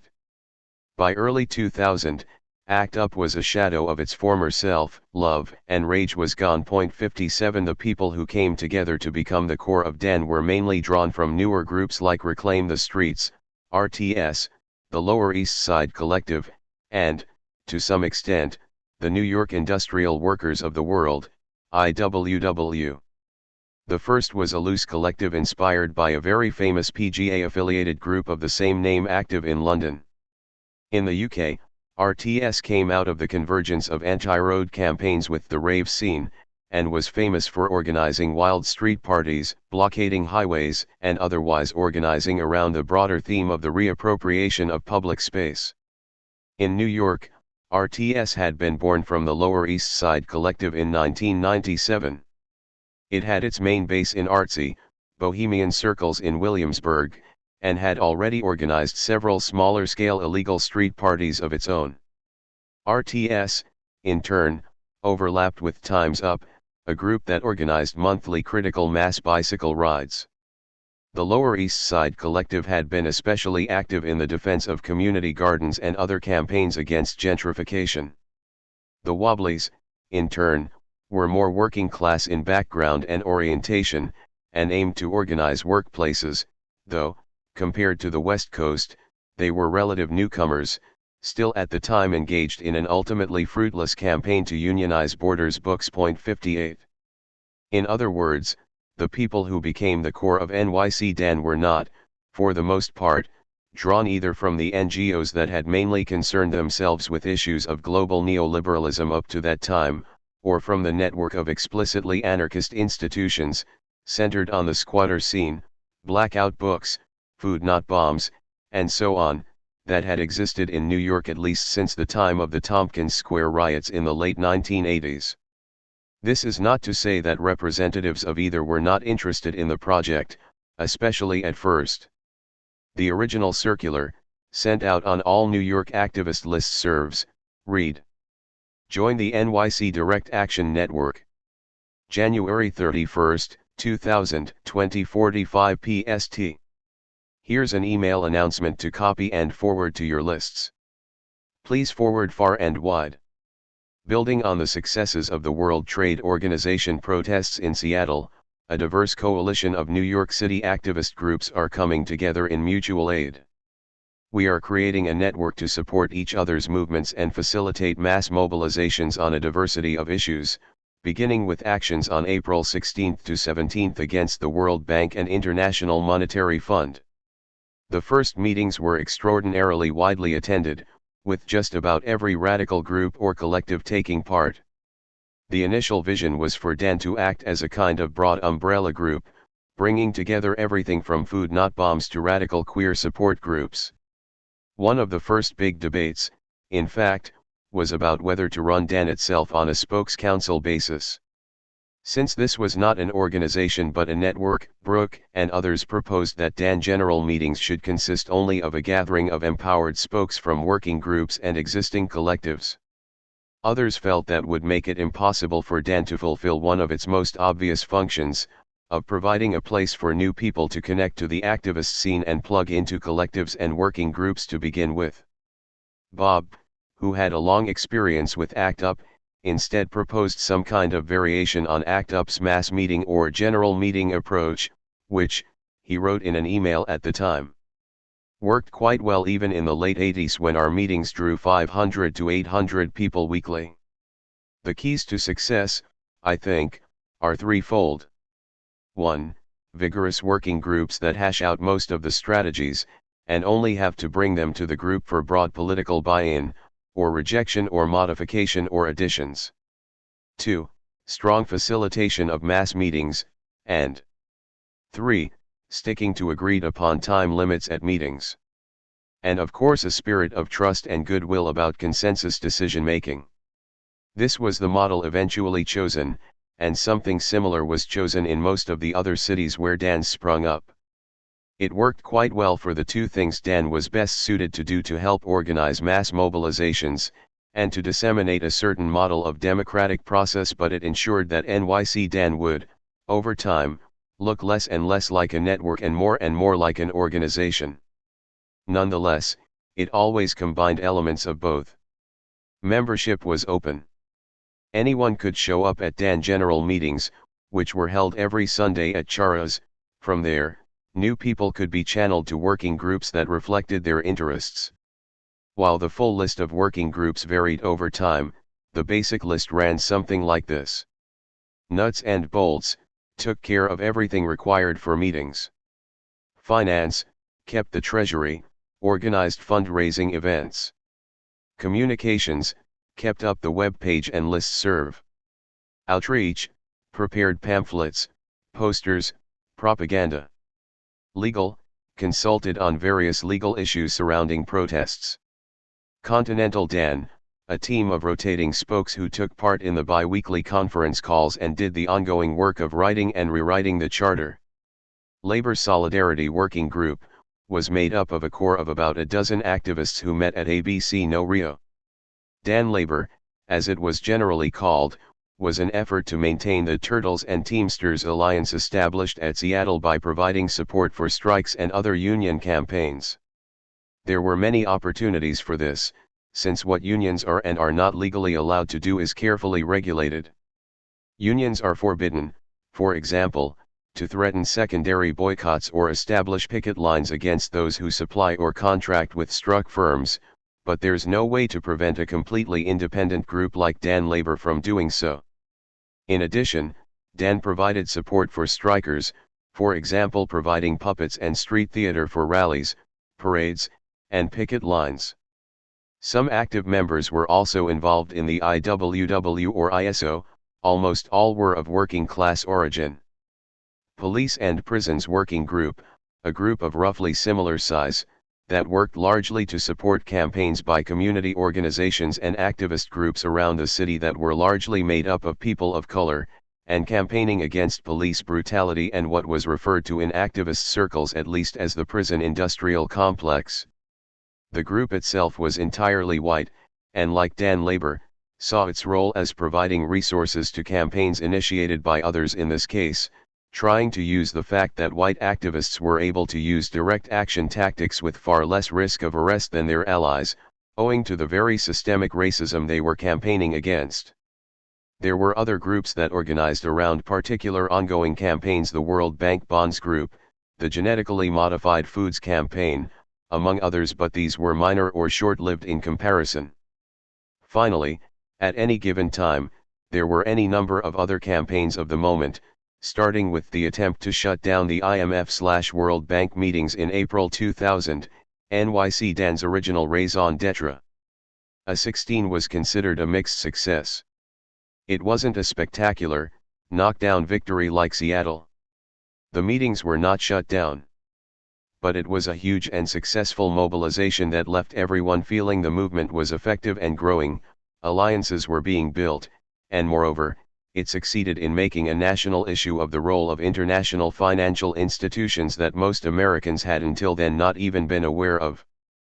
Things grew trickier when CDAN decided, soon afterwards, to plan symmetrical actions in Los Angeles and Philadelphia, against the Democratic and Republican national conventions. This involved alliance building, and Dan soon found that its chosen allies, the Student Liberation Action Movement, based in Hunter College, and the Mumia Coalition, had very different ideas about the political focus of the actions. CDAN had originally conceived the idea of simultaneous actions against the Republican and Democratic conventions as a way of highlighting the inherently undemocratic nature of the American electoral system of challenging, in fact, the very definition of democracy. Its allies had more immediate concerns. In the end, after a good deal of tension and infighting, NYC-DAN agreed that the Philadelphia actions would be aimed at focusing public attention on the U.S. prison industrial complex. DAN's allies also did not want to organize under the rubric of DAN, an overwhelmingly white group, so in theory the actions against the RNC in Philadelphia were carried out by a newly invented entity called the August 1st Coalition, after the proposed day of action. The actions themselves were a mixed success, and in media terms, something of a disaster. While in Seattle and Washington, it was almost impossible to get the mainstream media to explain why we were protesting, the actions had the effect of making an issue out of the very existence of institutions, the WTO, IMF, World Bank, that most Americans had not even known about. In effect, it was enough to point. In Philly, even pointing didn't work. Despite the efforts of a very experienced media team, we couldn't even get the press to mention phrases like prison industrial complex. Quite a number of activists dropped out, after Philly, over issues of racism. Quebec led to problems too. While the actions in Quebec itself were a spectacular success, very few New Yorkers got to them, and Akwesasne was a disaster that left all sorts of recriminations over what had gone wrong. At this point, DAN was no longer a network, it was a group that initiated coalitions. Then came September 11th, it, of course, shocked the activist community in New York itself more than anywhere. Activists had to deal with the same grief and paranoia that other New Yorkers did, with the added fear that their movements were about to be systematically suppressed by a new national security state. By the time of the actions hastily thrown together against the World Economic Forum, held in the Waldorf Astoria in Midtown Manhattan a few months later, there were, in fact, two different coalitions initiated largely by DAN members, one called Another World is Possible, AWIP, which ended up organizing the march, and the Anti-Capitalist Convergence, ACC, the more radical group which planned the largely abortive direct actions. At this point, DAN, much shrunk in size, had become essentially a hub of activists who knew how to create larger coalitions, and didn't even aspire to be a network embracing every aspect of organizing in the city. It soon fell into kind of terminal crisis over its status. Was DAN a group? Was it a more limited network? Should it return to its original vision? There were some groups, CLAC, in Montreal, for example, who weathered the crisis by returning to the spokes council model that DAN had rejected at the very beginning. Many members of NYC-DAN were pushing for something along these lines, but ultimately, their arguments did not carry the day, in part because the real core of DAN was, at that point, not in the working groups but in DAN General, which became a kind of pool of activist resources, legal, organizational, media skills, and so on. In late 2002, first police and prisons, then labor, fell into crisis and dissolved themselves, and, by early the next year, DAN itself no longer formally existed, though it was, essentially, the same people who played the key roles in putting together almost all of the most radical peace coalitions, international solidarity groups, and radical protest groups in the years that followed. Dan, as a model, had indeed spread everywhere. Section 2, Process. Consensus and Facilitation. Let me turn now to some of the ethnographic baselines, meeting dynamics, consensus, and the art of facilitation. As promised, I will begin with the first facilitation training I myself attended, in the spring of 2000. This was a Dan training. Since Dan continually rotated facilitators, it was felt everyone in Dan should at least be capable of playing that role. The crew consisted of 3 trainers, Mac and Leslie, the 2 Toronto natives who had been with NYC Dan since its inception, and Jim, a 40-ish activist then working with Hudson Valley Dan, along with about a dozen activist trainees. All were relatively recent Dan recruits, ranging from Chris, a 17-year-old punk guitarist, to Nat, a woman in her 70s, long active in Marxist groups, who had become increasingly involved in anarchist ones over the last few years. Everyone had at least some experience with consensus process, and was familiar with at least some of the theory behind it. Facilitation training, Charas El Bohio. Sunday, May 21, 2000. We start with a go-round where everyone, the 3 trainers and 8 or 9 trainees, summarize their own experience with consensus, which ranges from working in food coops or cooperative bookstores to direct action training at A16 or observing spokes councils in Seattle. You never know, Jim observed, when you might be in a situation that requires knowing how to facilitate, especially in smaller groups. There are some people who are just naturally good facilitators, but anyone can learn to do it, and, if nothing else, it's not fair to expect the same people to have to do it all the time. Leslie explains the agenda, pointing to a sheet on butcher paper taped to the wall. Agenda. 1. Introduction and experience, 10 minutes. 2. What works and what doesn't, 20 minutes. 3. Consensus, what is it? 20 minutes. 4. Facilitation tools, 30 minutes. 5. Role play, 10 minutes. 6. Dan agenda, 20 minutes. 7. Feedback, open. Mac, I thought maybe we should start explaining why we're organizing the training this way. We've kind of based our approach on popular education models where the idea is first you build a common analysis of how all of us see something, in this case, consensus, and then try to put that analysis into effect. Leslie, that's the idea, anyway. We'll see if it actually works. Mac, then the model of how to do a workshop, we got from this book. He hands out photocopies. Actually, we've never done this before, so it's kind of an experiment. If it doesn't work, we can always try something else. What works? What doesn't? Jim, okay, so, shall we start by asking people to talk about particularly effective forms of consensus decision-making they've observed, moments or approaches or techniques they thought worked really well, and what they liked about them. Then later we can move on to things that didn't work so well. Neela, I really like it when you take a little time at the beginning of a meeting to get to know each other. In a lot of meetings, everyone just jumps into the matter at hand, and there's no way to set people at ease with each other, establish a sense of mutual peace, begin to develop the sense of a group mind. Jim, so you're saying an icebreaker of some sort?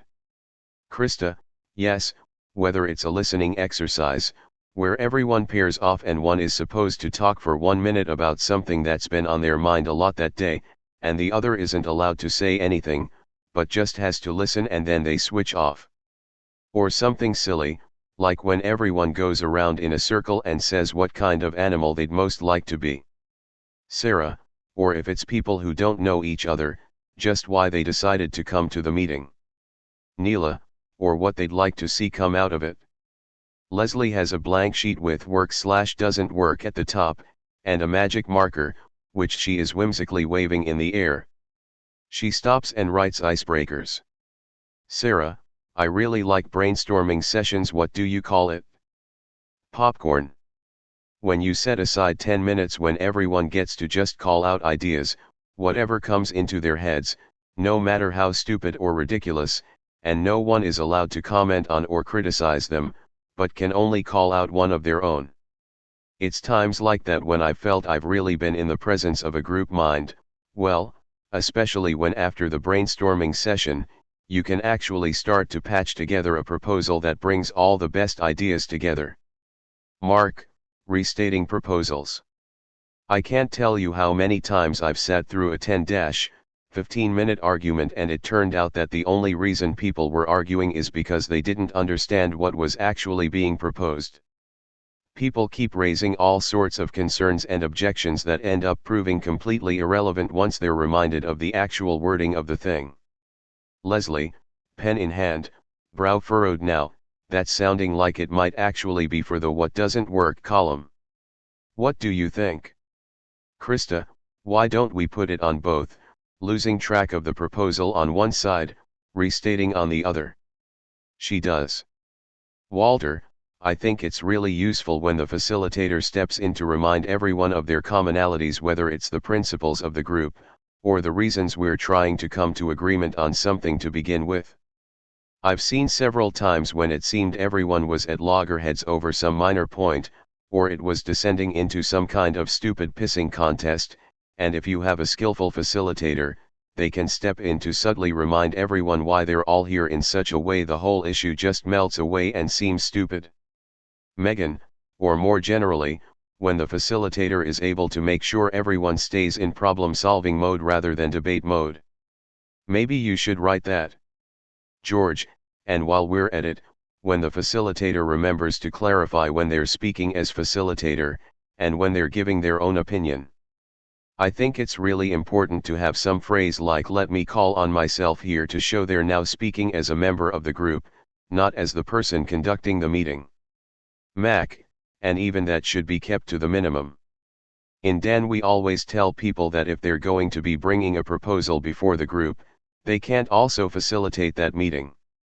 Krista, maybe that should be on the doesn't work side too when facilitators offer their own opinions. George, or don't make it clear they are not doing so as facilitator.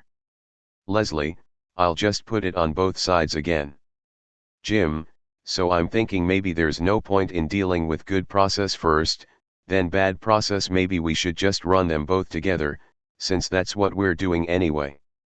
Before long we have created a fairly substantial 2-column list, with a particularly long list of potential problems: lack of time limits, people who like to hear themselves speak, biased facilitation, speculative discussions on what to do based on contingencies that never end up having any bearing on what actually happens, bad vibes, breakdown of trust, and a number of additional good process ideas, from maintaining gender parity among speakers to the importance of having someone around to greet and orient new people who don't understand the process.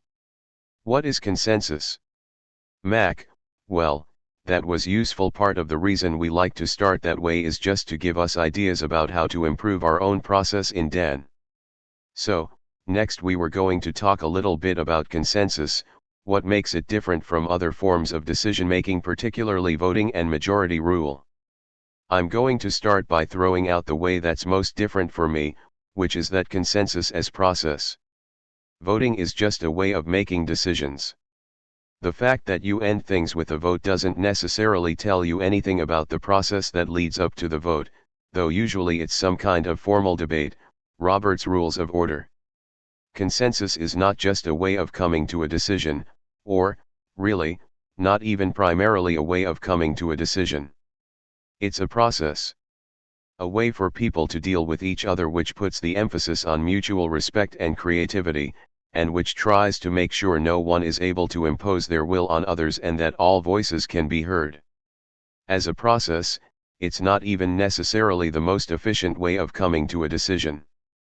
I guess most of us think, if we're involved with Dan, that it's the process that will be most likely to produce the wisest decision, but I'd actually say that even if sometimes it doesn't, it's more important to reach the decision through a truly egalitarian process than to come up with the absolute ideal course of action every time.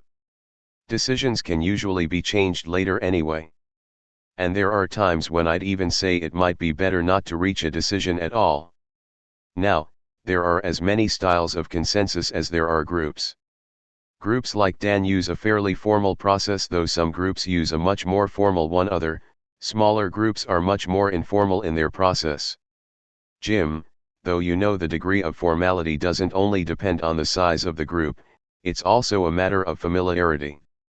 I've seen pretty large groups who've known each other for years, and who are used to the process, who usually dispense with the formalities entirely. Leslie, also, we're not saying consensus is always necessarily going to be the best way to do things.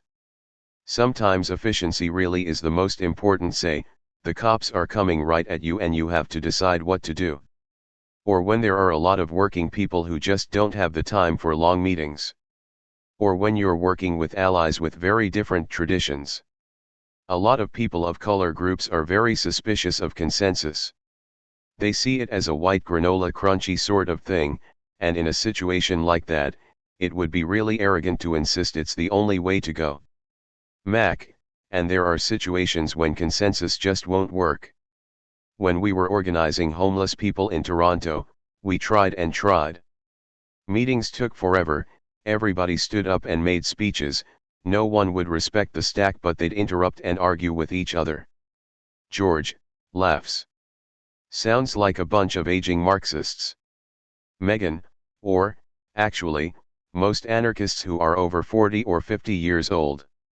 Sarah, oh, God, I was at the Brecht Forum at a meeting of the Libertarian Book Club last week and almost everyone there were older generation anarchists. And I couldn't believe it. Have these guys ever heard of process? Or even basic respect for other human beings? They were all jumping on chairs and cutting each other off, and at one point I swear two of them were literally screaming at each other. David, yeah. So now you know why I stayed away from anarchist politics for the first 38 years of my life. Mac, anyway, so in Toronto, finally we just gave up and adopted a different process. Leslie, so how shall I write down your point? Process versus decision? Mac, yeah, that's good. Anyway, sorry, I've been hogging the floor. Anyone else? Chris, well, I guess the idea of consensus is that it's a way of seeking commonality. You start by assuming everyone in the room probably has a somewhat different perspective, and you're not trying to change that, you're just trying to see if you can create some sort of common ground. Neela, also, it's supposed to be a process where everyone has an equal opportunity to participate in shaping the final decision. Unlike in majority voting, where you always end up with some alienated minority who voted against the proposal but then they just have to live with it anyway. Everyone has some input, a chance to suggest changes. Leslie is scribbling away. Jessica, though I think it's more than that. There have been times I've been at meetings and there's a proposal I didn't even like all that much, but over the course of the discussion, it became obvious that just about everyone else thought it was a really good idea. I found there's actually something kind of pleasurable in being able to just let go of that, realizing that what I think isn't even necessarily all that important, because I really respect these people, and trust them. It can actually feel good. But, of course, it only feels good because I know it was my decision, that I could have blocked the proposal if I'd really wanted to. I chose not to take myself too seriously. Leslie, so how would I write that down? Jessica, maybe, well, egoism. Consensus disempowers egoism. Something like that. Mac, great. What else? Nat, for me, the nice thing about consensus is that everyone has their brain turned on. I don't just go to sleep like I used to in most of the meetings I've ever been to because what I think actually can have some bearing on what's happening, at any point. Sarah, plus you have to actually listen to what other people say. David, actually, that's one of the things I really like about consensus process. In majoritarian politics, you're always trying to make your opponent's idea look like a bad idea, so the incentive is always to make their arguments seem stupider than they really are. In consensus, you're trying to come up with a compromise, or synthesis, so the incentive is to always look for the best or smartest part of other people's arguments. Chris, I'd write creativity. Some of the most beautiful examples of consensus I've ever seen have been when everyone seems at loggerheads. You have two different proposals and there seems no possible way to reconcile them. It's starting to look like the group's divided 50-50ths and everyone's starting to dig in their heels, and then, suddenly, someone just pops out with a completely new idea and everyone instantly is like, oh, okay. Let's do that then. Mac, actually that's a really important point because it's a common misunderstanding that consensus is mainly about compromise, so then critics will say consensus process means that when you do come to a decision, it always tends to come out kind of wishy-washy. That's not true.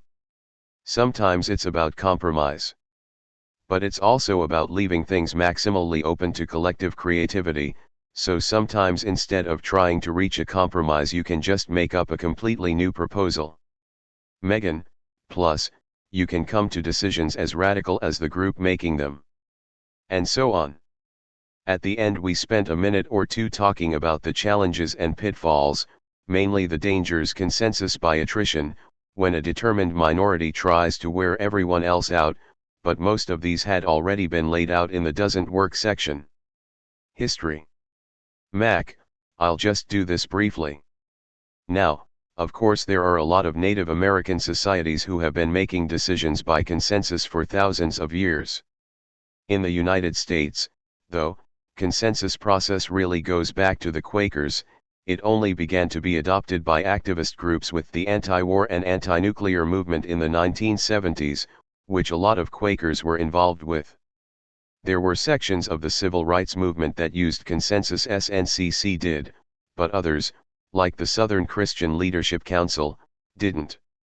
SDS, and others active in the 60s anti-war movement, also used consensus to some degree. In the 1970s, feminists really changed and developed the idea. A lot of feminist groups adopted consensus as a kind of antidote to some of the more obnoxious macho leadership styles of the 1960s, and that's when the kind of consensus process we're using now really came into being. From there, it was adopted in the anti-nuke campaigns in the 1970s and 1980s, and became widely adopted in the environmental movement, particularly in radical environmental groups like Earth First. It's from there it really came to DAN. The labor movement does not use consensus. They use Robert's Rules of Order. Even though labor solidarity is a big part of DAN, that can create a cultural clash sometimes. Actually, in police and prisons we sometimes have the same problems because a lot of the groups we're working with are organized totally differently.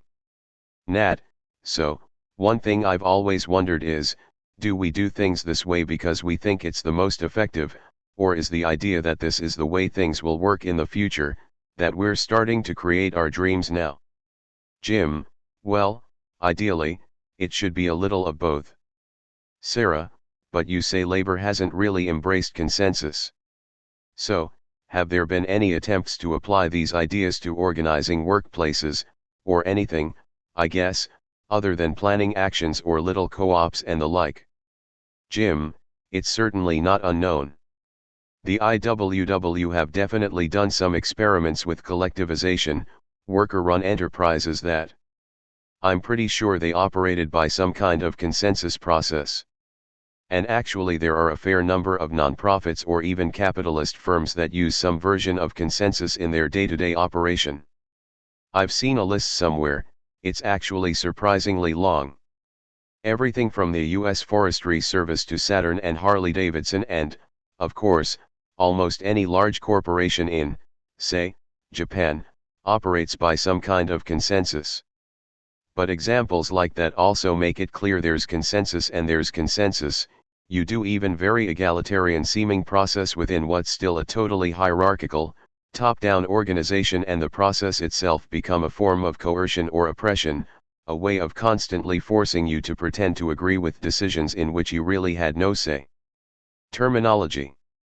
The basic terms, according to the new sheet on the wall, are proposals, friendly amendments, stand-asides and blocks, Modified consensus.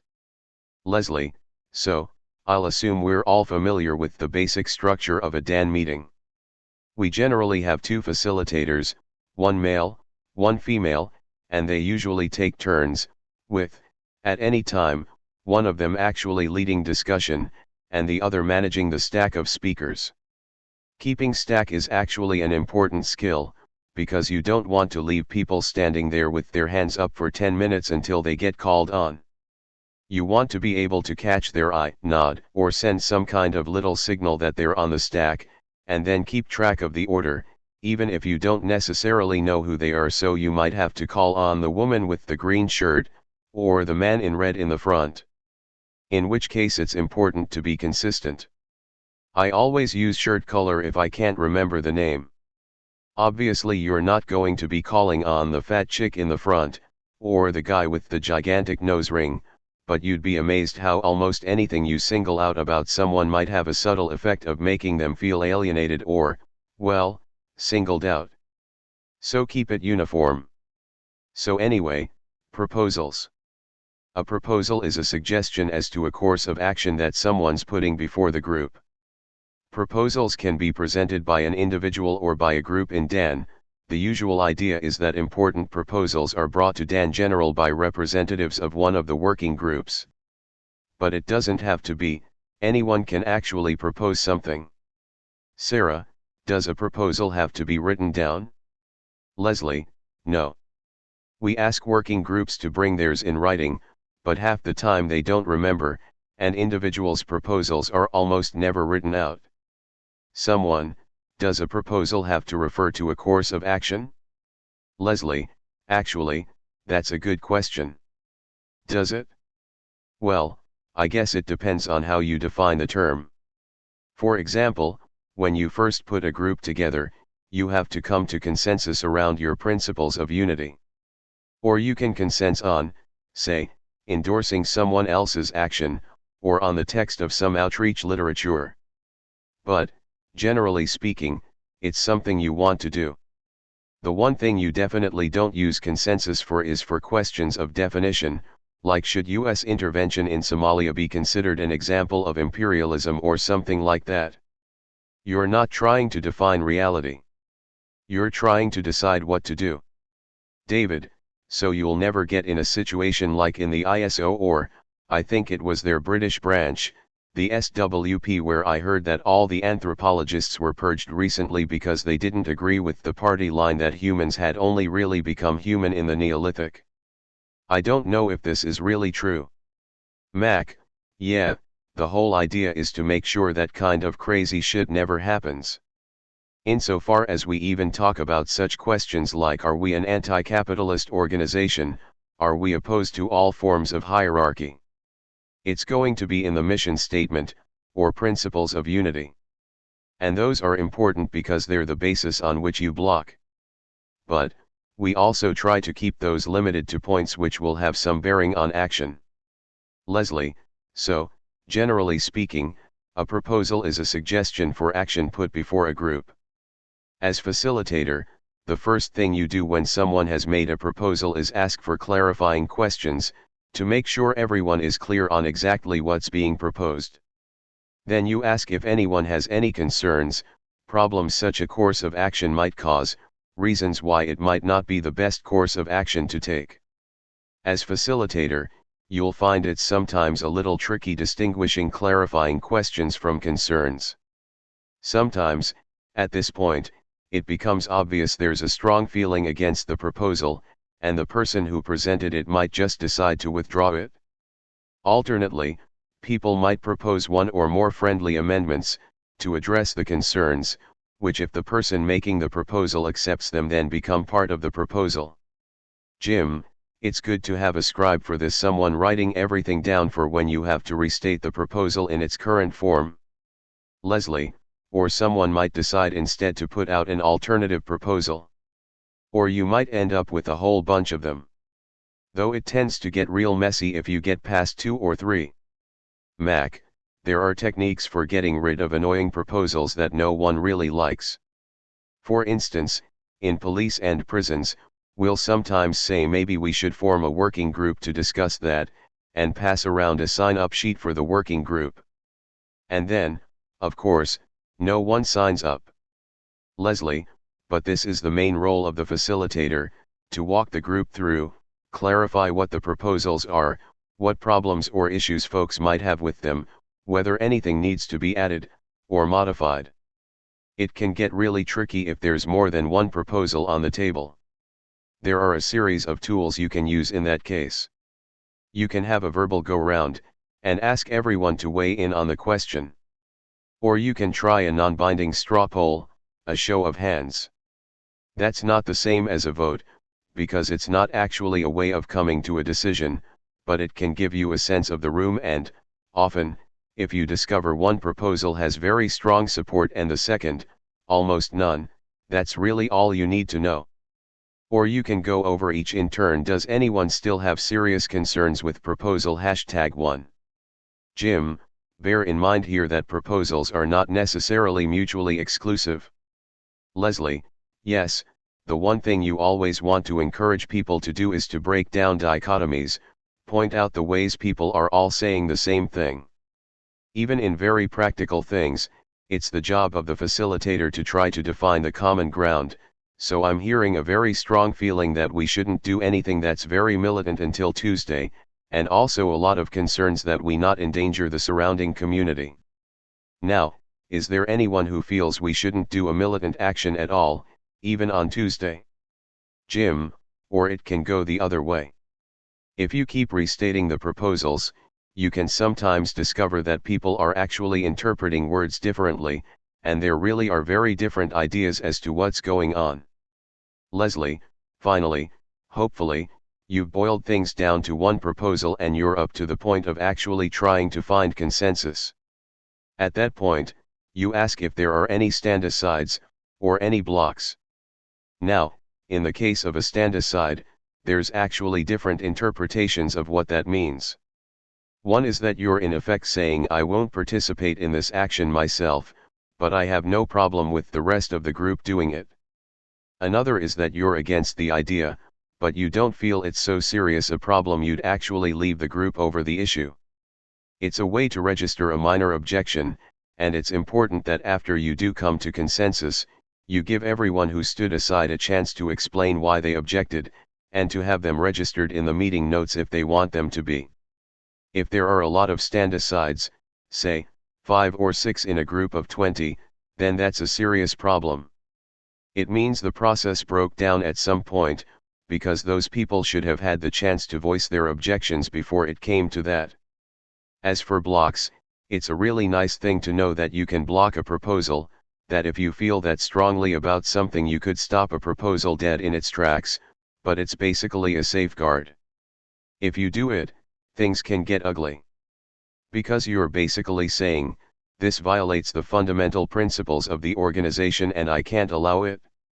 Mac, of course it's also totally critical because without the power to block, it's not consensus. That's why we've tried to get some kind of mechanism for blocking into Continental Dan, even though it's hard to figure out how you'd do it in a large federative structure. Leslie, it's not to be done lightly. Usually, if you block, you run the danger of isolating yourself. People will often be tempted to badger a blocker, so it's important to bear that in mind as facilitator and make sure the person is being respected. Jim, one person I once saw this was like a facilitator's worst nightmare. It was at an anarchist convention, and there was this one guy who just blocked everything because he was against consensus on principle. I'm never quite sure what, had I been facilitator, I would be able to do about that. He looks to Mac. Mac, well, a block is supposed to be based in the founding principles or reasons for being of the group, so I'd say you could challenge it on that basis. If the group is based on consensus, it's hard to see how blocking because you don't like consensus could be consistent with that. That would be the very definition of an unprincipled block. Jim, yes, but then, isn't it also a basic principle of consensus decision-making that you can't challenge another activist's motives? You have to give them the benefit of the doubt for integrity and good intentions. So how do you challenge them on that? Mac, well, when you say unprincipled block, I think that means not rooted in the group's principles of unity. You're not saying that the person is personally unprincipled. Sounds like you're dealing with a person who's being totally honest and principled about his motives, they're just not the principles of the group. Which kind of raises the question of why he came to their meeting in the first place. I'd tell him, why not join a group whose principles he likes, or if that doesn't exist, try to start a new one? Krista, but I thought the idea of a block is that you're saying this is an issue so important to me I'd be willing to quit the group over it? Not necessarily a matter of founding principles. Mac, well, it doesn't have to be, though it's true some interpret it that way. Chris, at A16, in my affinity group, we had a proposal to build a roadblock out of materials from a nearby construction site, and someone blocked it because they thought we didn't have the right to carry off stuff that didn't belong to us and that didn't have anything to do with the IMF or World Bank. But our affinity group didn't actually have any formal principles of unity. So how would that be justified? Leslie, well, usually the idea is, either you're saying a proposal violates your founding principles, or that it violates the basic reasons for being or purposes of the group. So there's wiggle room. But generally speaking, you don't want to be super legalistic about this kind of thing. Or maybe it's better to say, if people start getting super legalistic, then that's usually a sign you have a real problem in the group. Megan, at one point, at A16, we were outside the jail. There were about 60 of us outside doing jail solidarity. We had expected that our lawyers would be allowed in to see the arrestees, but the cops turned them all away. Some of us wanted to put on a really loud and defiant protest. There was a crew with puppets and drums who were really into the idea of having a big parade around the jail. But someone pointed out that it wasn't just activists who were being held in there, that there were families of other inmates who also wanted to get in. We'd formed a circle and were trying to decide what to do. If we raised a ruckus, let alone tried a lockdown, then all those others wouldn't be able to get inside. Someone blocked against anything that would make so much noise it would make problems for other visitors. So some of the puppet folks announced, we have no consensus here, so we're going to start a new affinity group for people who still want to have a parade. Mac, well, yeah, you can have some, creative solutions to that sort of impasse. Krista, so did they have the parade? Megan, actually, I'm not sure what happened. It was around then that I left. I think they had a parade, but it was much more low-key than they'd originally intended. What's more, I think a lot of the problem was that the blocker was a newcomer, most people didn't know her, which complicated things. Leslie, actually, that's another thing facilitators have to figure out ways to deal with, because if there's a new person, if you don't, often they won't be taken as seriously. Sarah, can it ever come down to openly questioning the motivations of the blocker? Like, you don't actually know if that woman wasn't a cop.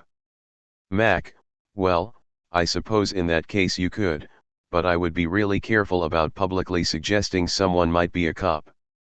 Leslie, actually, I'd say no. You can't question a person's motivations.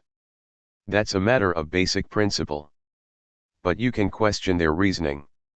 Or, as facilitator, you can try to reframe things, ask the person, well, what would you need in order to feel comfortable with the proposal? That's if you're pretty sure someone is prepared to block.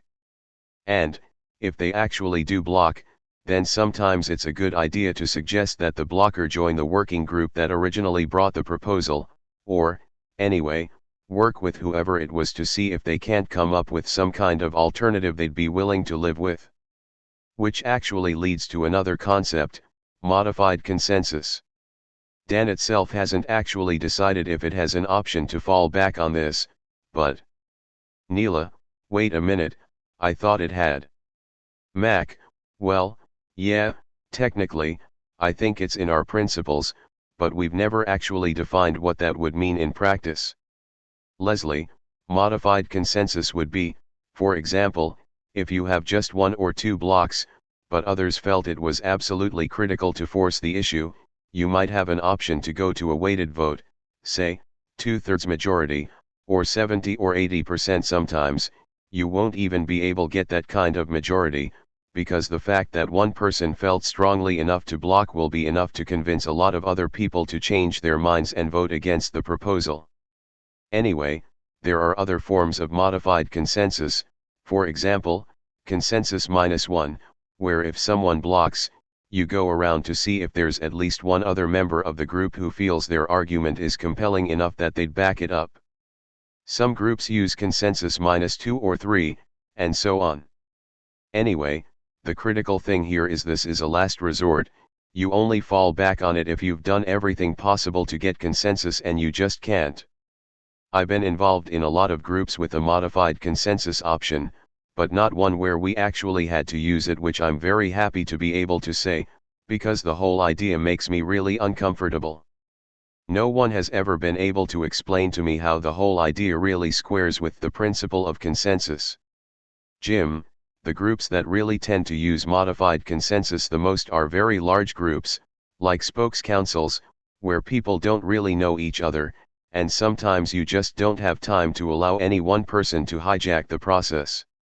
George, wasn't there supposed to be a case of one Dan chapter on the West Coast where some ISO people wanted to show how consensus couldn't really work, so they just blocked everything?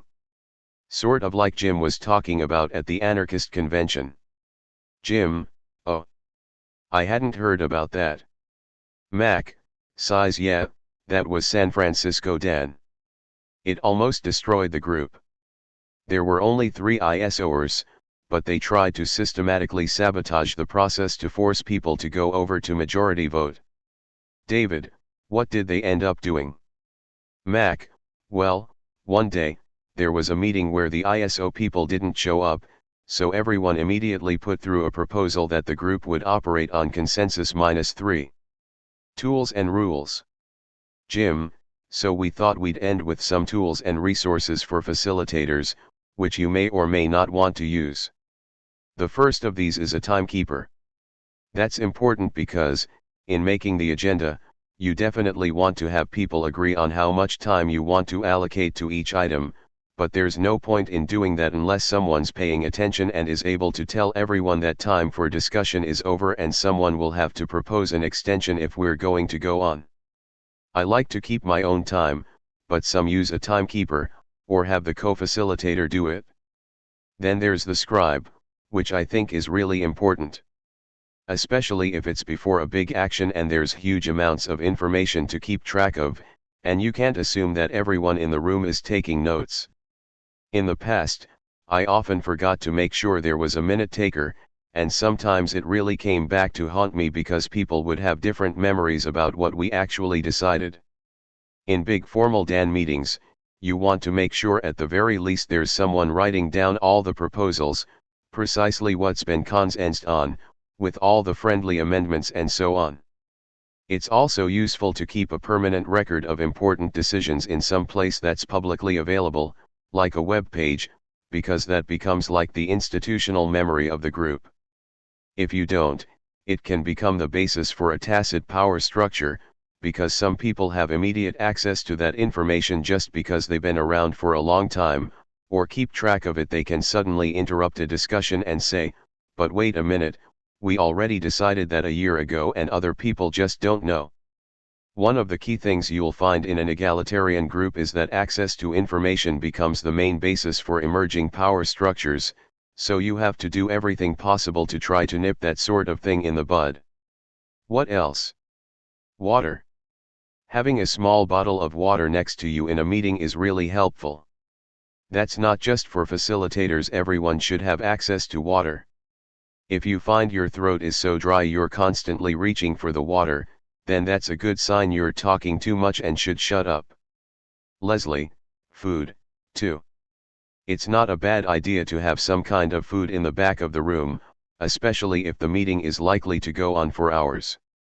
And you should pay attention to make sure there aren't other factors that might be keeping some people from attending your meetings, lack of child care, for example, or translators.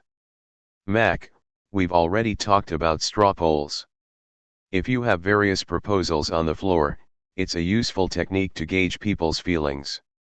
Also, if it's something which couldn't possibly turn on a matter of principle, like, should we have the next meeting on Tuesday or on Wednesday, sometimes a straw poll is all you need.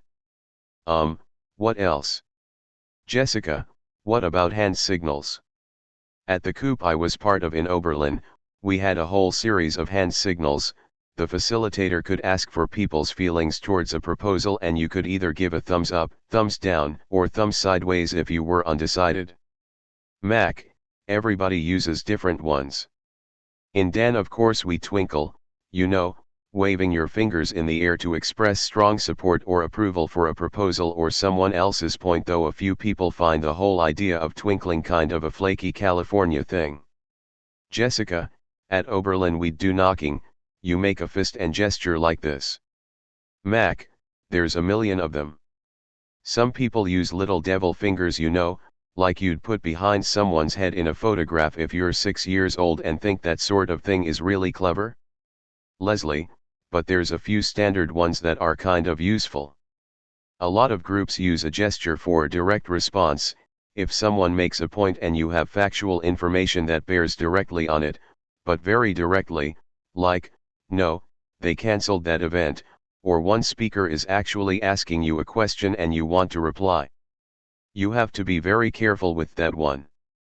Because you really don't want things to descend into crosstalk, which means then you can end up with some kind of ego contest between two people and everyone else is annoyed and shut out.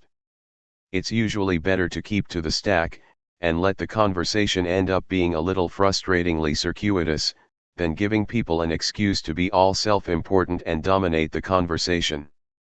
There's also the little triangle you make with your fingertips that means point of process. That's another way to cut into the stack, but that's just for comments you're making directly to the facilitator. For example, aren't we supposed to still be discussing the other proposal, or didn't we already decide this last week? Krista, I have a question about go-rounds. Do you find them effective? And when do you use them? Leslie, you have to be careful with go-rounds. It's a nice way to encourage people who might be too shy or unsure of themselves to speak to offer an opinion, but they take a lot of time. You definitely have to set time limits. Even if you allow, say, 1 minute per speaker, if there's 60 people in the room, that's an hour right there.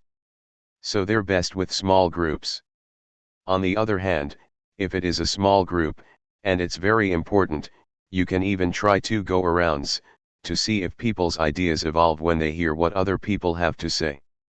If it's a big group, it's better to fall back on the old "let's just hear from people who haven't spoken so far" trick. That last one is useful because, say, if white men are completely dominating the conversation and none of the women or people of color are talking, you can point that out. It sounds a bit patronizing to say "let's hear from some women for a change." Or, "let's hear from some African Americans." But asking for people who haven't already spoken can have pretty much the same effect. George, what about the whole hearing thing? Leslie, huh? George, you know, when the facilitator says, "I'm hearing a lot energy around the idea of such and such." Leslie, well, usually that's a way of trying to catch the sense of the room, to suggest there's some sort of emerging consensus on the part of the group, at least around certain aspects of a proposal. Of course, it's only a suggestion. In part, it's a way of testing, because sometimes, if you say, "Oh, I don't know, I'm hearing a lot of support for the idea of a parade of some sort," then someone will immediately say, "No, actually, I don't think there should be any kind of parade at all." Jim, we're kind of running out of time here, so let me just throw out a couple other techniques very quickly. Some of these are things which, well, on the West Coast they often have a vibes watcher, whose job is to keep track of the emotional quality of the room. If people are getting bored, or tense, or angry, or someone is feeling alienated or excluded, or, for that matter, if it's too hot or there's not enough light, they step in and intervene. Here, it's usually the facilitator who has to keep track of these things, which can make things really difficult because you're juggling so many other responsibilities at the same time. The most important thing, though, is to be able to intervene if things are starting to get too tense and confrontational. Often, if you just call a timeout, let people stand up, stretch, let folks go out and smoke a cigarette or get water if they want to, when they come back, the entire mood is usually different and what seemed like major problems beforehand just look silly or unimportant. Some facilitators even suggest yoga, or breathing exercises. Leslie, or one big favorite is group back rubs. Mac, and then there's the whole idea of the reconciliation committee. If there's a block, sometimes, you might call a timeout and use the occasion to talk to the principals, the person making the proposal and the person who blocked, and maybe one or two other people you know they both trust, and see if you can't get them to step out of the room together to talk the whole thing through and then come back to the meeting with a new proposal. Neela, you know, I wouldn't object to a little stretching break right now. Which we did. This was followed by a role play, where we used what I later learned is the classic, no-frills role play for consensus trainings where you don't have that much time, 12 people ordering a pizza. If you have time, you can add all sorts of complications. Various participants are secretly handed scraps of paper informing them they are passionately fond of anchovies, their vegans, and so on. The task is to see if the person named facilitator can overcome these difficulties in a fairly short period of time, in this case, 2 minutes, which was slightly ridiculous. In the trainings I've attended since, most of which I played some part in helping to organize, though I was never the main organizer, the role plays took up more and more time and became more and more elaborate. In one, 8 people with different political views, doctrinaire Marxists, militant anarchists, reformist environmentalists, but only one banner, were to come up with a slogan to write on it. I think we ended up with "Burn banks, not trees."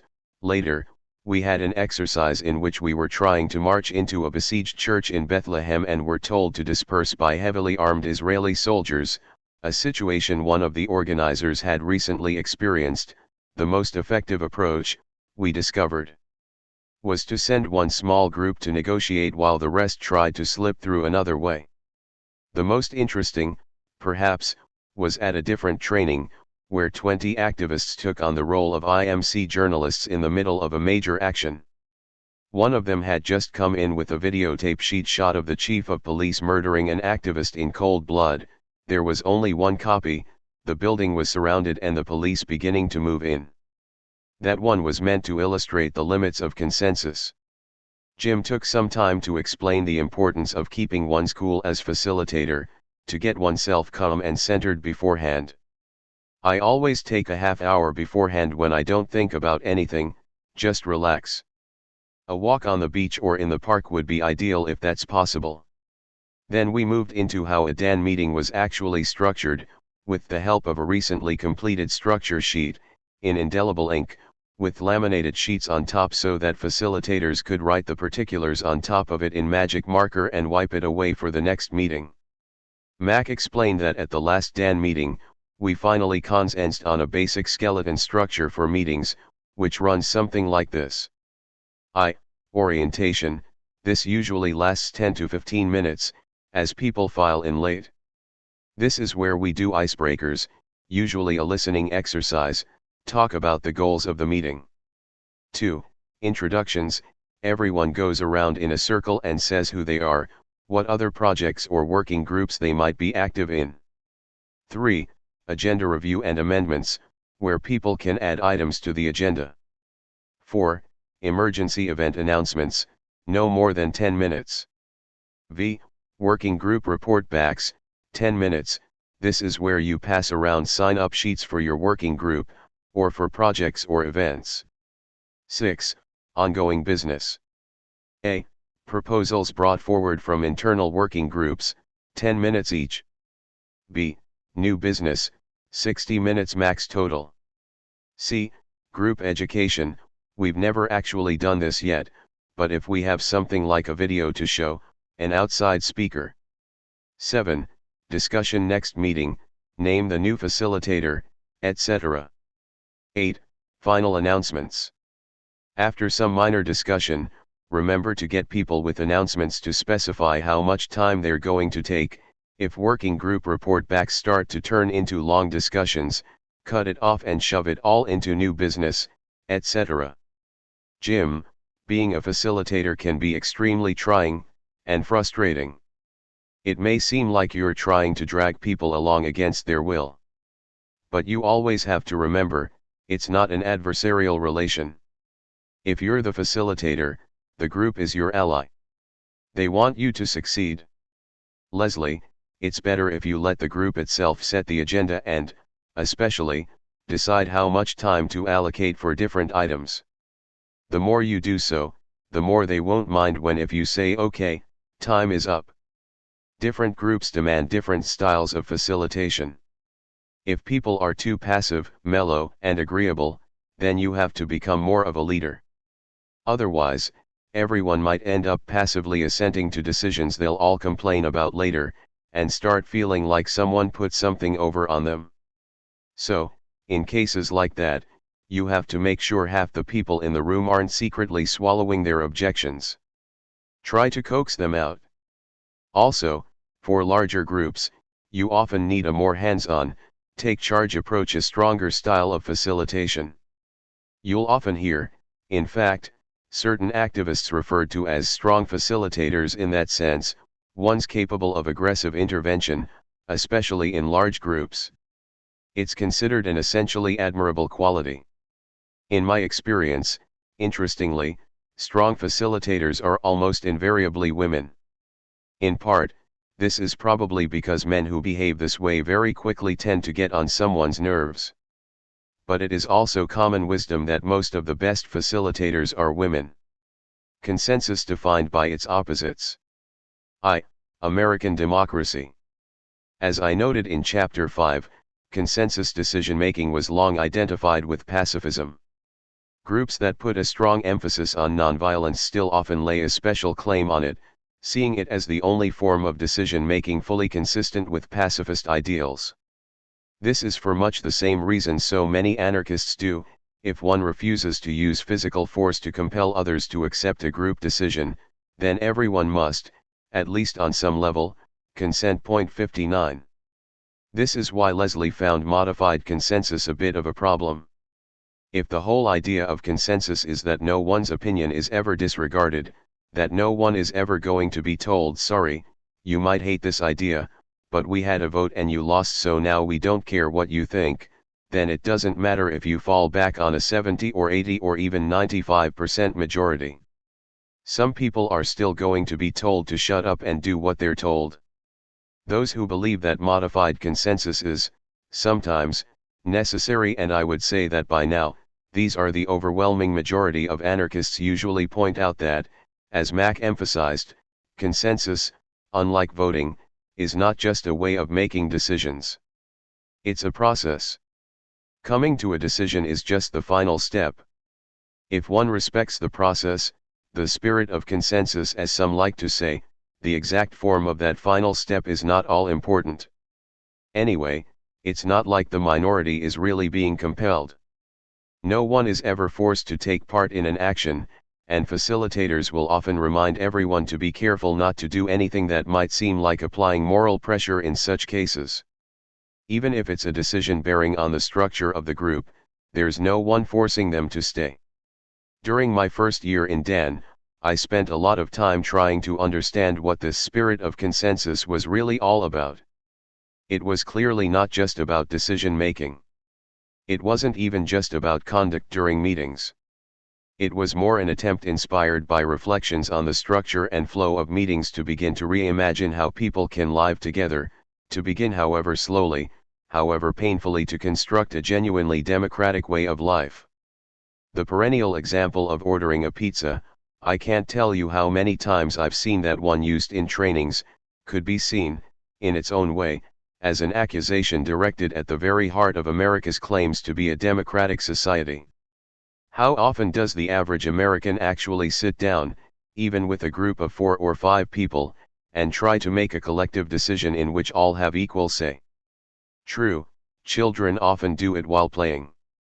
But, For adults, the experience of democracy is largely limited to decisions involving food, or maybe movies. For the college-aged, it probably does, indeed, happen most often when ordering a pizza. For older people, mainly when choosing restaurants. Popular conceptions of democracy in the contemporary United States 60 could be said to revolve around two concepts, choice, and opinion. Both are words that, significantly, are almost never used in consensus decision-making. Democracy, one constantly hears, means that people get to make choices.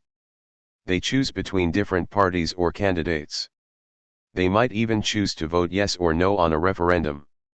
Almost always, though, they themselves have played little or no part in shaping the things between which this choice is made.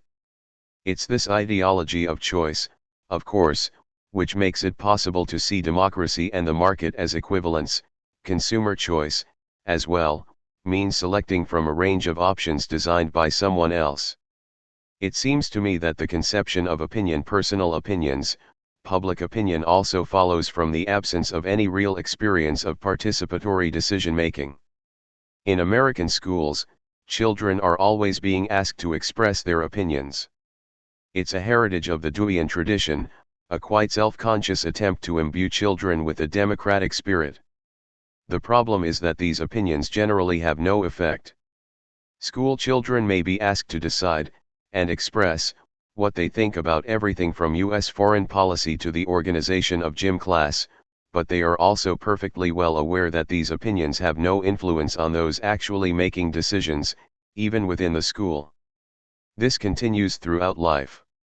This is, I think, what tends to give so many personal opinions one hears voiced in America their oddly free-floating quality, their frequent tone of arbitrariness, self-enclosure, intolerance, the very qualities that make many assume that participatory democracy would not really be possible. The phrase "everyone's entitled to their opinion" is generally used as a brush-off. They are entitled to their opinion because opinions don't matter. Those in power do not have opinions. They make policy. Understanding this might also help explain some gaping holes in political theory. As Bernard Mainin, 1994, has pointed out, theorists from Rousseau to Rawls always assume that citizens start with a set of pre-existing interests, usually presumed to be basically material, and then see political deliberation, what an anarchist would call process, as the way they compete, compromise, maneuver, and generally try to get as much as possible of what they already know they want. The notion of opinion fits perfectly with this logic. Opinions are also assumed to be preformed. At best, they can be manipulated or influenced. They can only be seen that way if no deliberation is really going on, apart perhaps from conversations in bars or over dinner. If one observes how processes of deliberation actually work, it's completely impossible to see the actors as simply bringing pre-existing opinions or interests into some political marketplace. In the process of deliberation, any political deliberation, really, though consensus process is designed to maximize this, everyone is changing their minds constantly, learning new information, identifying with different perspectives, reframing issues, measuring and weighing considerations in different ways. Well, at the risk of contradicting myself, let me try a different approach, Alexis announced during one debate within Yabasta. Why not? Replied Moose. Hell, I've already contradicted myself at least 3 times just in this one meeting. The gulf that separates common American conceptions of democracy and anarchist practice is so great that some anarchists reject the term democracy entirely, preferring to limit it to representative government and majority rule. Democracy, they argue, is a form of government. They want to create something else, anarchy. Primitivists and hardcore anti-organizational types are particularly likely to make this move, and they are, significantly, those most likely to reject experiments like Dan as themselves oppressive, though, among small as at least, they seem very much the minority. Most anarchists committed to creating broader alliances recognize that, in the words of the Crime Ethic Collective, 2003, most people hate the government and love democracy. Anarchy, that's just democracy without the government. Consensus defined by its opposites. 2. 3 points of contrast. One thing that struck me quite forcefully during my first months with the Direct Action Network was how similar its decision-making process was to the way that group decisions were made in rural communities in Madagascar, where I had done my first anthropological fieldwork between 1989 and 1991. The main difference was that Dan's process was so much more formalized and self-conscious. In the Malagasy language, there was no term for consensus process. This was just how decisions were made, and always had been. Insofar as it could be spoken of at all, it was as the Malagasy approach to decision-making, contrasted, in this respect, with those typical of institutions considered essentially foreign, like schools, foreign businesses, or government offices. Such ideals, though, are always to a certain degree defined by contrast. The need to do so is, if anything, all the more acute when one is creating something new, in self-conscious opposition to prevailing social norms. For most involved in Dan, I found, consensus came to mean not acting like one does at work, not acting like a member of a sectarian Marxist group, and not engaging in the sort of debate that dominates the internet. Let me illustrate. 1. The world of work. This one is fairly self-evident. Any activist who has any experience with work in the corporate sector, and this is the overwhelming majority, is likely to be able to expand at length on the profound difference between the styles of human interaction typical of work environments and activist projects. Those new to the scene tend to talk constantly about newfound feelings of liberation, solidarity, freedom, trust, and so on. I have heard some talk about physical symptoms that suddenly vanished: asthma, chronic headaches, and the like, or of overnight recovery from chronic depression. The contrast with the world of work is unsurprising. Work is, after all, both where most adult Americans spend the majority of their waking hours, and where they have their most regular experience of hierarchical organization, in particular, where they have to deal with those with the power to issue them commands. Otherwise, adult Americans largely deal with orders, or those who can treat them with impunity when interacting with bureaucrats or the police, figures they ordinarily avoid dealing with whenever possible. While, for most, one's job does involve a great deal of cooperation and mutual support as well, particularly with those of equal status, the arbitrariness of bosses is, for most anarchists, the most immediate figure for everything anarchist decision-making should not be. In Dan, accusations of high-handed authoritarian behavior, I found, tended to most frequently occur when activists got involved in roles too similar to those they were used to doing in the corporate world. This was a trap because it was hard to avoid. If one has a great deal of experience in, say, public relations techniques, or video editing, contributing one's knowledge to the movement does seem like the obvious thing to do. But it often proves extremely difficult for those used to using such skills in the corporate world to fully break from the habit of treating those with less experience as subordinates.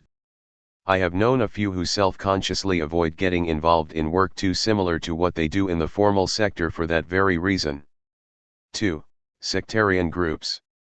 The amount of time anarchists spend complaining about sectarian Marxist groups is quite striking.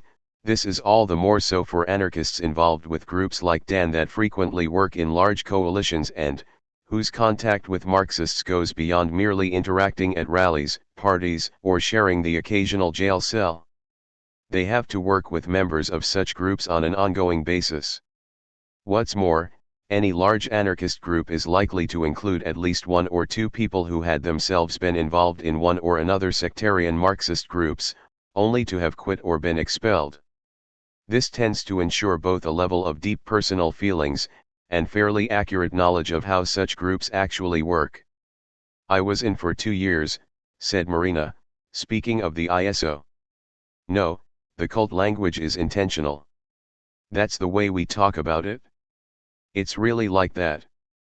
Of course, members of groups like the International Socialist Organization, ISO, Revolutionary Communist Party, RCP, Workers' World Party, WWP, or even the Spartacist Youth League do not refer to themselves as sectarians, much less members of any of their front organizations. When I call them sectarian, I am simply adopting the anarchist point of view.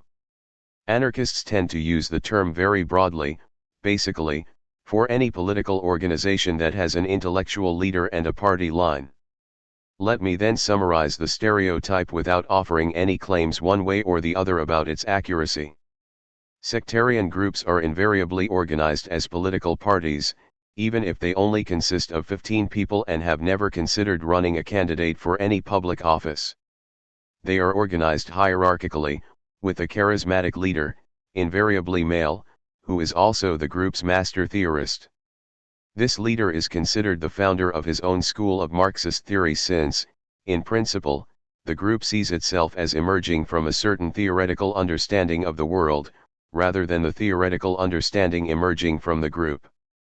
Maoist groups, for example, distinguish themselves from Trotskyite groups primarily because they accept that peasants, and not just proletarians, are a potentially revolutionary class. This is true even in countries in which peasants do not exist.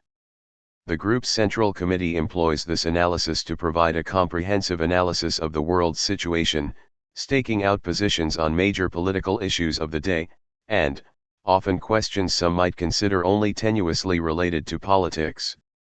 Purportedly, for instance, the RCP takes the position that while same-sex relations between women may be considered a legitimate form of resistance to patriarchy, same-sex relations between men are a bourgeois deviation.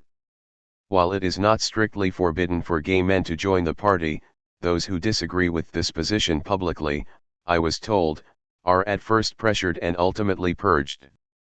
The party also takes positions on virtually all outstanding political conflicts in the world. Example: do we support autonomy or independence for the Basque region of Spain?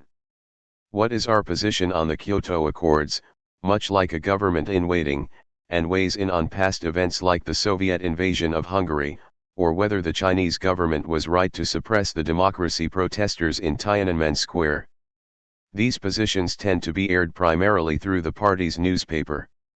It is the solemn duty of each party member to sell as many copies of these newspapers as possible for both fundraising and propaganda purposes. A party member's dedication and loyalty is often measured by how many papers, in a given month, they manage to unload. For an anarchist, the easiest way to identify a sectarian at a demo is to look for the pile of newspapers under his arm. Finally, while sectarian groups regularly throw their support behind, and work very hard for, campaigns organized by others, or themselves initiate much wider coalitions, they always do so either with an eye towards taking control of that coalition, or at the very least, using it to further their own strategic agenda, however conceived. Several features here jump out. First, these groups always conceive themselves as intellectual projects. They emerge from a certain definition of reality. This is why dissenters are so difficult to tolerate, why a major theoretical disagreement, if not patched up, inevitably leads to a split and the creation of a new group. It also explains the emphasis on propaganda, the way coalitions are seen largely as ways to disseminate ideas, the importance of the newspaper. The aim is ultimately to bring the masses to a certain level of consciousness. Once they do, it will be possible to make the revolution.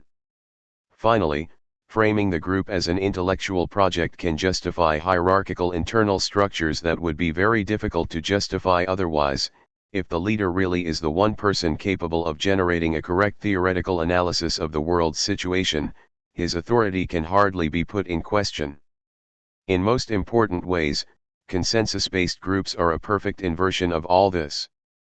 They start by assuming that a diversity of perspectives is a value in itself, that no could really convert another completely to their point of view, and it's probably a bad idea to try. Debate turns not on questions of definition but on immediate questions of action in the present, and the emphasis on maintaining egalitarian structures follows directly from that.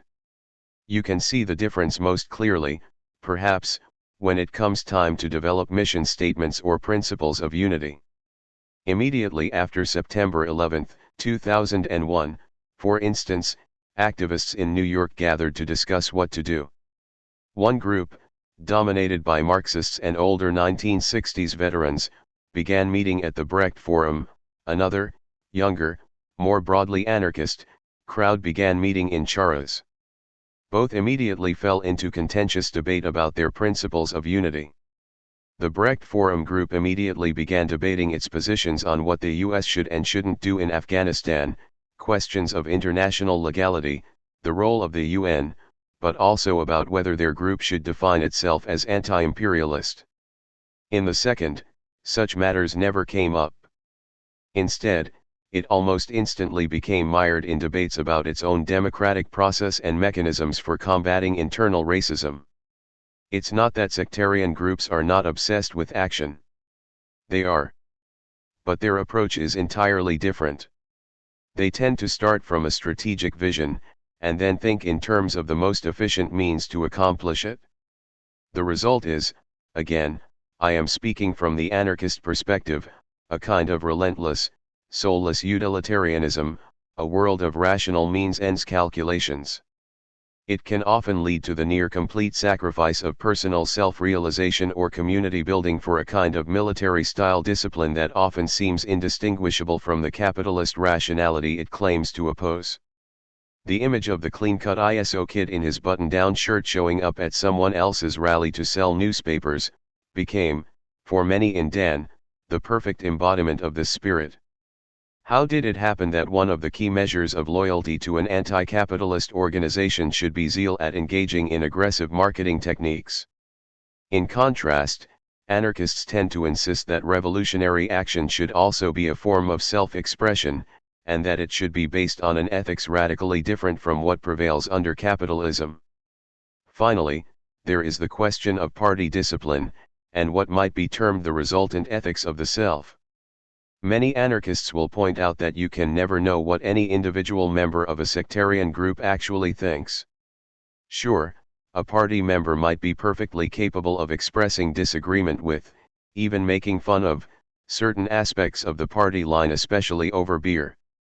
But one can never be quite sure how to interpret this. One is never quite sure when one is talking to the individual and when to the party member, to what degree they overlap, to what degree there might be inner doubts, to what degree the performance of inner doubts might be a strategic ploy, whether the person flirting with you is doing so because they actually find you attractive, or because someone else, someone you've never met, decided you are a possible recruit and encouraged them to do so. Such things simply cannot be known. It is precisely questions like these that lead many anarchists to think of such groups as little better than cults, or that generate rumors about their internal sexual politics, for instance, that members are expected only to get romantically involved with other members, or that they are even paired off by their superiors, that female members of the group are expected to make themselves sexually available to the leader, and so on, rumors that I have heard about many such groups, and, of course, have absolutely no way to confirm. In many cases, such rumors are almost certainly untrue. Still, they tend to be remarkably similar to those that almost invariably come to surround religious groups also labeled cults, and that is in itself significant. To some degree, this is exactly what one would expect when one combines intense personal commitment and a relatively formal, top-down organizational structure. Anarchist groups and networks tend to be based, in contrast, on what are, essentially, webs of highly personal relations. They involve very few purely formal, impersonal mechanisms, except perhaps for the role of the facilitator. As a result, they have developed again, often in quite conscious contradistinction to the sectarians, a kind of ideal of moral transparency, and an ethos of solidarity. The ideal of transparency is, of course, just that, an ideal. No one imagines it is completely achievable. Nonetheless, part of the aim of anti-authoritarian organizing is to create an environment where at the very least one could be honest about one's motives or imperatives, since there is no compelling reason not to be. 61 Solidarity, in turn, means a freely chosen decision to defer to the motives or imperatives of others. Jessica's description of the pleasure one feels in freely deciding to treat one's own opinion as unimportant could be seen as the intellectual equivalent. As any anarchist would stress, if there's any moral pressure applied, it's not really solidarity. This is why anarchist labor unions in Spain in the early part of the century insisted that anyone who voted against a strike was not obliged to respect the picket line. They usually ended up getting 100% compliance as a result, or why nowadays those practicing jail solidarity, in which activists clog the prison system by refusing to give their names, always insist that if anyone has a personal reason to opt out, it is a matter of principle to reassure them that no one will think the less of them for doing so. If there's pressure, then, it's not real solidarity. But neither is it solidarity if one sees oneself as primarily trying to advance one's own interests. Malcolm, one of the stalwarts of Dan Labor, used to get into endless arguments with ISO members who occasionally participated in the working group, when he told them he thought they didn't practice solidarity at all. It's true, he told us one night at some local bar. If you look at the ISO charter, it actually says that, in the event of a conflict, the organizational imperatives of the party must always take precedence over the interests of your allies, cause, or coalition. If you're only helping other people in order to pursue your own agenda, you're not practicing solidarity. They always get really pissed off when I point that out to them. 3. The Internet.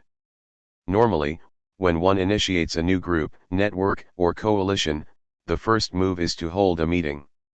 The new group decides on a decision-making process and agrees on principles of unity, as well as choosing a time and place for future meetings.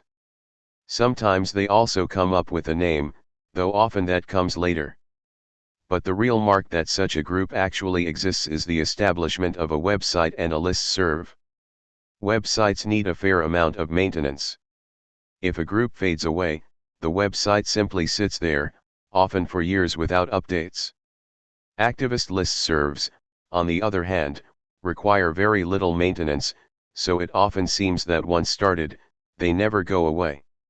Groups may stop meeting, and effectively no longer exist, but the listserv will continue as a means for announcing events or, sometimes, limited discussion for years afterwards. When asking about such groups, the Connecticut Global Action Network, for example, or Texas Dan, I was usually told, well, it's basically become a listserv. Ever since shortly after Seattle, when Naomi Klein, 2001, described the decentralized network organization of new activist groups as echoing the structure and spirit of the Internet, endless ink has been spilled on the relation between anarchist organizing and new information technologies. Certainly, such links exist. Many of the new global networks or alliances, like PGA or Indie Media, would have been inconceivable without the Internet. At the same time, the influence of the Internet has been much more complicated than is usually represented. First of all, everyone I knew acknowledged that, while it is a remarkable tool for disseminating information, one cannot use the Internet to make decisions. Considering the importance of decision-making process, that's an extremely significant limitation. Instead, one tends to encounter, on activist listservs, a style of debate that by definition cannot lead to collective decisions, and that, for many, embodies everything that consensus-oriented decision-making process should not be. The problem with email, Enos once told me, is that it's so much like speech. You wake up one morning and you haven't had your coffee and you read something that pisses you off. So you dash off a reply. And, maybe 10 minutes later, you already think better of it, but it's too late. You can't take it back. It's out there on 1,000 machines, and, even if you send off an apology a minute later, or try to have it erased from the server, someone in Cleveland might find it on their hard drive 5 years from now and get mad at you. It's like you think you're just muttering into your coffee, but it ends up inscribed on the side of an Egyptian pyramid. From many activists' point of view, listservs do seem to combine the worst aspects of speech and writing, the casual thoughtlessness of one, the permanence of the other. And, whatever the reasons, debate on listservs tends towards everything that consensus meetings try to avoid: posturing, grandiose claims, sarcasm, insults, grand accusations of sexism, racism, stupidity, reformism, hypocrisy.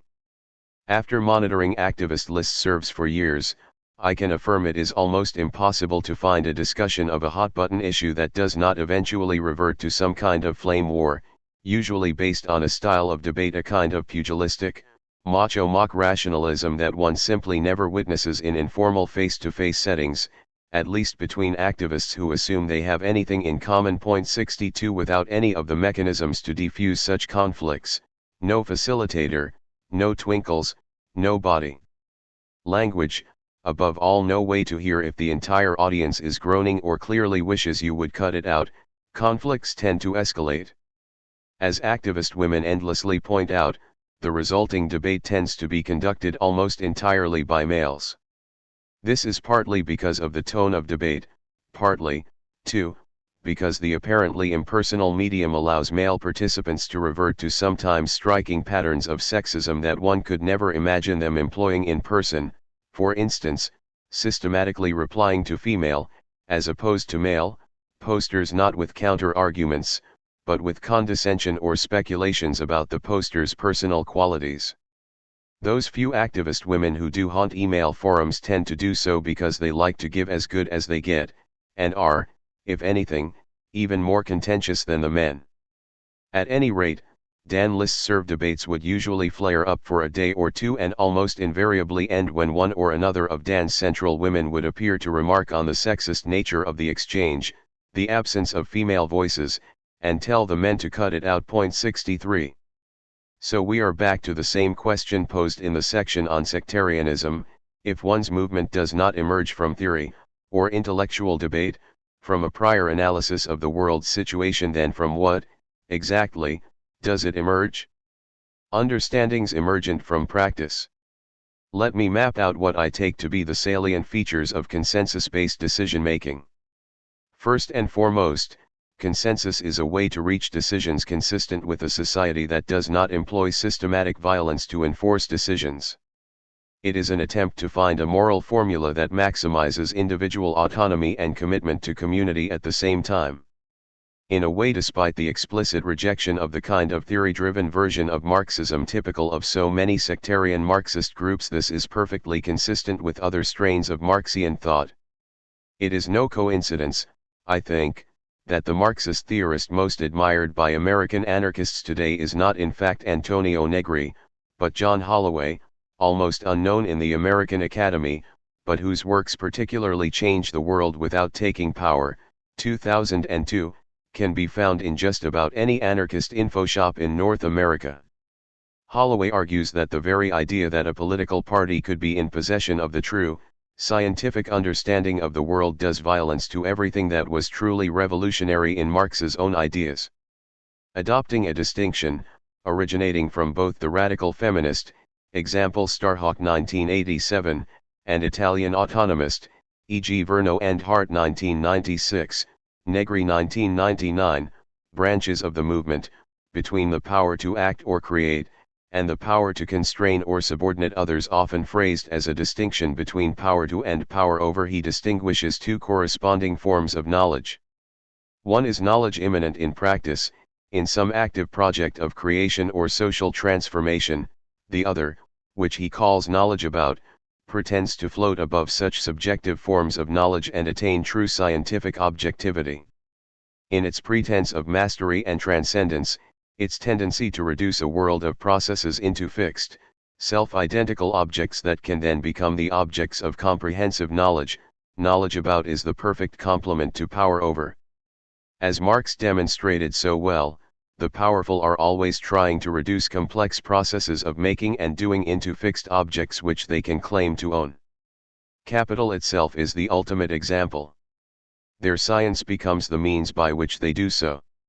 Like all such grand formulations, Holloway's is no doubt a bit of a simplification.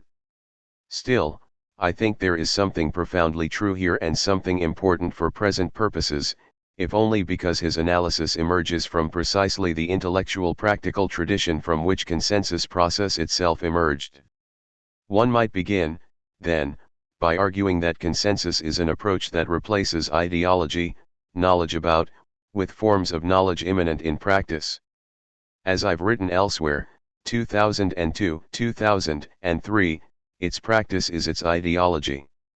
I've also pointed out that, unlike sectarian groups, consensus-based groups tend to avoid debating, let alone basing their identity, on questions of definition. Instead, they always try to bring things back to questions of action. So my first suggestion is that we look at this as if we were dealing with a political ontology that assumes that actions, and not objects, are the primary reality. If so, I think the rest falls fairly easily into place. 1. Any consensus group, whether a tiny affinity group or a vast network, is based on founding principles. These principles tend to refer to what the group does, or hopes to accomplish, its purposes or reasons for being, and how it organizes itself to go about doing it. In other words, the group itself is a project of action. In other consensus trainings, experienced facilitators would emphasize to me that whenever there seems to be an intractable problem or difference of opinion, the best approach is always to remind members of the group of their reasons for being. No matter what kind of common project it may be, even if it's 5 students living in a house together, always start by everyone agreeing on something they want to be able to accomplish together. Because when you all start arguing about the dishes, the best way to keep people from going for each other's throats will always be to go back to that. Of course, blocks have to be rooted in these principles as well. One can only bring a particular course of action to a halt by asserting it contradicts those more general purposes. 2. The assumption of diversity. Once the focus is on common action, rather than agreement about the nature of some higher truth or set of definitions or correct analysis, it becomes easier to see how a diversity of perspectives can come to seem a strength rather than a weakness. The fact that human beings live in incommensurable worlds has rarely prevented them from effectively pursuing common projects. It might seem contradictory. A philosopher might argue that if people live in incommensurable worlds, it is impossible for them to pursue the same ends because they could not even agree on what those ends even are. But this is the kind of objection that emerges from a world which starts from Platonic forms and tries to reason its way from those forms to explain empirical reality. Or, as Holloway would put it, that begins from knowledge about. The fact is that all perspectives are to a certain degree incommensurable, and people do work together nonetheless. To go back to the example of deciding which restaurant to go to, economists are aware that even such basic calculations as which is the best restaurant for the money, cannot be formally modeled, because one is talking about incommensurable qualities, quantitative versus qualitative, cardinal versus ordinal. Mathematically, such calculations are quite impossible. It doesn't stop ordinary people from making them all the time. All real-world decision-making is, in fact, a series of formally impossible compromises between incommensurable terms. This is true even if just one person is making the decision. It is all the more so when many are. So, on the one hand, diversity is inevitable. 64. Academic observers, exposed to a perspective that rejects any notion of transcendent truth and celebrates diversity, tend to see the phenomenon as a form of postmodernism. Most activists who are not themselves academics dislike such terms if only because it seems silly to attach an ideological label to an anti-ideological attitude. 65 They are more likely to see what they are doing as returning to principles of simple decency and common sense, of returning, if one must use the term, to a world in which much of what we refer to as modernity never happened. From my early field notes. Notebooks, July 2000. Adopting a consensus approach tends to make everything a compromise and promotes a particular sort of view of truth, one which is not quite relativistic, perhaps, but more an awareness that truth is somewhat patched together. The decision-making process clearly does affect the overall intellectual attitude. All statements are collective, which can sometimes make them bland, but never hidebound. Large areas are always left moot, i.e., is the main problem capitalism, or lack of democracy? Do we want a state? Of course, all this has much to be with the diversity of positions within DAN, but it's also true that DAN actively seeks that kind of diversity. If you ask one of the DAN core group what kind of economic institutions they envision for a future society, they are likely to tell you that's not for them to decide. They're trying to create the democratic institutions which will allow people to figure out such questions for themselves. Even when it comes to anarchism, while most participants do seem to be anarchists, there are a smattering of Marxists, liberal reformists, even NGO types. None of this is considered a problem, as far as I can make out, unless they seem to be speaking not for themselves but for an organization. The slogan might be, as long as you're willing to act like an anarchist in the present, your long-term vision is pretty much up to you. 3. The ethos of mutual solidarity, as observed, combines an emphasis on individual autonomy with commitment to others. The assumption here is that individual freedom is not the absence of commitments or entanglements, but, rather, that it largely consists in the freedom to decide for oneself to which projects or communities one wishes to commit. This is, anyway, the way one might approach the idea from the perspective of the individual. From the perspective of the group, one might argue that the ethos of solidarity arises from a central principle of anarchism, that just as those who are treated like children will tend to behave like children, the best way to minimize selfish, spiteful, duplicitous, or petty behavior is by effectively daring people to be mature. By granting each member of the group the right to block, one forces each to be keenly aware that they could throw the group into havoc at any point. This, and the refusal to apply moral pressure, makes it extremely difficult for anyone to cast themselves in the role of the victim or to tell themselves they're only doing what they have to do to win a pre-established political game. 66 It's a little like handing everyone who walks into the room a hand grenade, just to show you trust them not to use it. Yet it tends to prove surprisingly effective. Here, the principles of group autonomy and individual moral autonomy reinforce each other. Anarchist groups, for example, tend to be very uncomfortable about outside funding. More than once, I have seen groups thrown into a minor crisis when an outsider offers a few $100 contribution, even if the gift appears to have no strings attached. Such offers are often refused outright, for fear that any group that starts accepting outside funding might eventually end up policing themselves for fear of alienating a potential funding base. The ultimate ideal in such groups is always to create a situation where there's nothing standing between one's moral sense and one's ability to act on it, no reason not to say exactly what one believes, or do what one thinks is right, where there is no need for stratagems. Another way to put it might be this: the aim is to create an environment where if someone behaves generously, or obnoxiously, one can be relatively sure it is because they actually are generous or obnoxious. The paradox is that this attempt to create the conditions for moral transparency can only be maintained by a kind of constant game of make-believe. Hence, the insistence that one must never cast doubt on another's motives, one must always give them the benefit of the doubt for honesty and good intentions, regardless of what one may think of them personally. Insisting on treating everyone like responsible adults may not always guarantee mature behavior, but in my own experience it does prove surprisingly effective, and that very fact tends to startle almost everyone who first becomes involved in anarchist groups, since, after all, it directly contradicts almost everything we are taught to think about human nature. It has much to do with why people often remark that such experiences transform their very sense of human possibilities. Still, there is one very problematic corollary. While this generosity of spirit is one of the essential principles of consensus decision-making, it has the effect of requiring such groups, for all the open-endedness of their networks, to draw very clear lines between some kind of inner circle, and everybody else. I will return to this point later. Section 3, Problems. Despite all this, or perhaps because of it, it is very common to see a pattern of exaltation followed by burnout.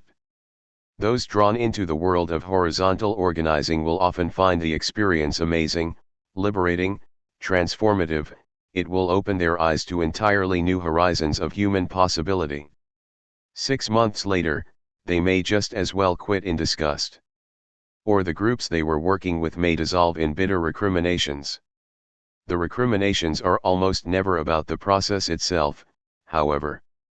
In America, at least, in 9 cases out of 10, they turn on arguments about race and, secondarily, class and gender, especially, whether the obsession with consensus process and direct democracy, or even direct action, are themselves forms of white privilege. As we've seen, such arguments go back at least to the 1960s, when exponents of the emerging Black Power movement began making an issue of consensus as a way of isolating white members of the SNCC, Poll Etta 2002.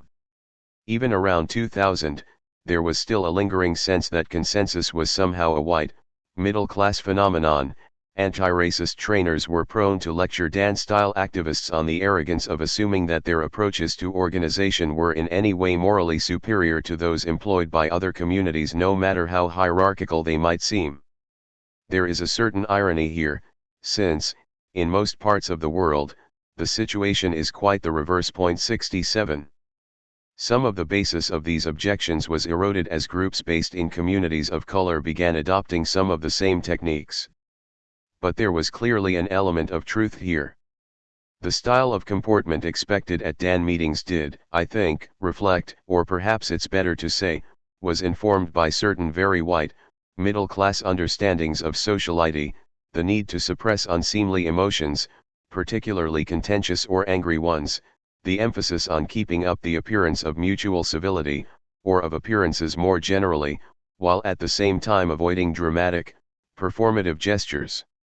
Insofar as this was actually enforced, or even made explicit, it was normally by appeal to feminism, particularly the rejection of macho male posturing.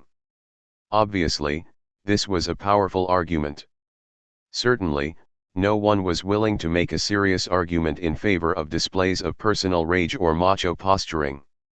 Still, one could also argue there was a fine line between creating a safe environment for women and playing the stereotypical role of the gracious upper-middle-class hostess, who is expected to perform the endless work of smoothing over differences, and maintain a constant agreeable facade so as to keep the business of sociality running effectively. If nothing else, I have, over time, noticed certain quite disturbing patterns. For example, anarchist or activist collectives do, on occasion, expel members for disruptive behavior. In my experience, though, just about every single individual so banned has been either of working class background or a person of color. Usually, the specific reasons for an expulsion, extreme substance abuse, aggressive or violent behavior, seem obviously justified. But in New York I have yet to hear of a specific example of a white activist of upper middle class background kicked out of an anarchist collective, or even, for that matter, referred to as a wingnut. Wingnut in particular is essentially a class term.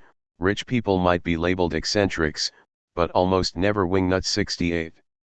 NYC DAN was, as I've noted, an extremely white group, strikingly so considering the demographics of the city. 69. For the first year or so of its existence, the group was in a continual crisis over what to do about this fact. This is a pattern repeated endlessly in my own experience. A group of largely white activists will gather together and form a group, then immediately begin agonizing over how to deal with their own skewed composition. 70. Essentially, there are two approaches one can take. One can opt for a recruitment model, and try to encourage activists of color to join one's network, or an alliance model, which assumes that most people of color will prefer to form organizations based around their own affinities based in shared experiences of oppression, and that it's the role of more privileged, largely white organizations instead to support their struggles. In the end, it normally comes down to the latter.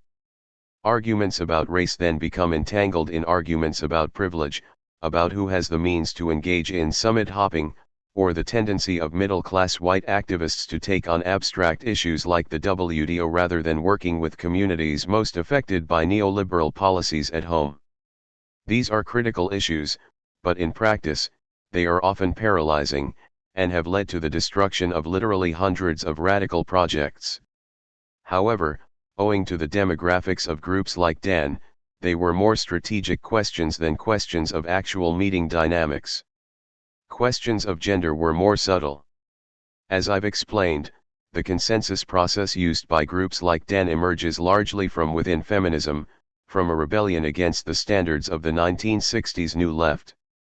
If one simply looks at the habits of speech or styles of personal bearing common to 1960s radicalism or that one still often sees among 1960s veterans today and compares them to the way people act in groups like DAN, the change is palpable. Body language seems to have changed completely. Where once the style was to thrust oneself forward and speechify, where once the performance of militancy and what one might call theoretical virility seemed omnipresent, one observes a very self-conscious effort of self-effacement. Men, especially, tend to lean back instead of forwards, they do so especially while speaking. They tend to make constant little gestures of deference to the larger group. Any sign of macho posturing, oratory, or general self-importance will tend to be noticed, and widely criticized offstage. One could go further. The classic stereotype of gender relations within the movement in the 1960s was that the men made speeches and plans, the women did the boring and thankless clerical and organizational work that was required to bring those plans into being. Then, once the work was done, the men assumed center stage again, whether as street fighters, orators, or even hunger strikers to star on the public stages the women had, effectively, constructed. Now, such patterns have by no means completely disappeared. Perhaps, amongst those brought up in contemporary America, they could never be completely extirpated. In fact, they tend to reappear even in those groups most consciously opposed to mainstream gender stereotypes. As one ACT UP veteran put it, the gay men would dream the beautiful dreams. Then the dykes would actually go out and make them happen. On the other hand, the de-emphasis on ideology, speech-making, and charismatic authority, and corresponding emphasis on action, makes the entire process more resemble what used to be considered women's work. At the same time, the absence of formal leadership positions means that one's prominence within the organization is directly proportional to the amount of work one is willing to do. The result was that, insofar as there was a tacit leadership structure within DAN, it was made up almost exclusively of women. If one had to name one person who most embodied the DAN project, it was Brooke, a student at the Institute for Social Ecology and Direct Democracy theorist in her late 20s who, coming from a wealthy family, was able to throw almost all of her free time into the group. Brooke essentially was the nuts and bolts working group. She did all the tedious organizing of agenda baskets and sign-up sheets and writing and rewriting of proposals about how to make proposals. She also was the core of the Continental DAN working group, and organized the national phone call, even though she was rarely, technically, the spoke. If others showed up to any of these meetings, Brooke would always treat them as equals, but the fact remained that she was always there. She had the institutional memory, and everyone knew that, so if anyone had questions about matters of DAN's structure, it was to her they would always turn. It was the same with most of the structural working groups. During DAN's first year or so, for example, it was a woman, Nikki, who managed the web page, 3 women, Rachel, Vicky, Marina, who formed the core of the legal working group, another woman, Zosira, who effectively constituted the financial group, and so on. There were a handful of exceptions. The listserv manager was male, and so were the 2 people who made up the core of the media group, as well as, usually, the person who compiled the weekly events calendar. The outreach group was about evenly divided. 71 Still, the pattern was unmistakable. So, while one did hear periodic carping about a tacit leadership structure, it often struck me as a trifle disingenuous. One of the first people I met in DAN was a former IWW activist named Sam who got involved shortly before me. Sam never tired of complaining about the hierarchy, as he called them, several of whom he noted were of quite prosperous backgrounds, or of pointing out what he considered subtle indications that this core group really did consider themselves part of an elite. It wasn't entirely his imagination. I also began to notice how, for instance, at a big march or rally, where everyone was always asking others to relieve them of having to carry some sign or banner, it never seemed to occur to any of us to suggest such a thing to one of the women from, say, Nuts and Bolts or the legal team. One just had a sense they would feel it was beneath them. And, indeed, one never did see any of them carrying signs. As time went by, however, it became increasingly apparent that Sam's cynicism was directly related to the fact that he never, himself, did much of anything aside, that is, from participating in the writing of statements, trying to steer discussion onto one or another fine point of anarchist theory, or engaging in heated debates on activist listservs. More than anything else, his indignation seemed to trace back to the fact that in Dan, such behavior was not, in itself, enough to win him respected status in the group. All this might make it seem surprising that Dan was in an almost continual crisis over gender issues. The main problem was that so few women attended meetings. While proportions fluctuated over time, the gender ratio was often 2-to-1 in favor of men. At times, the numbers were even more skewed.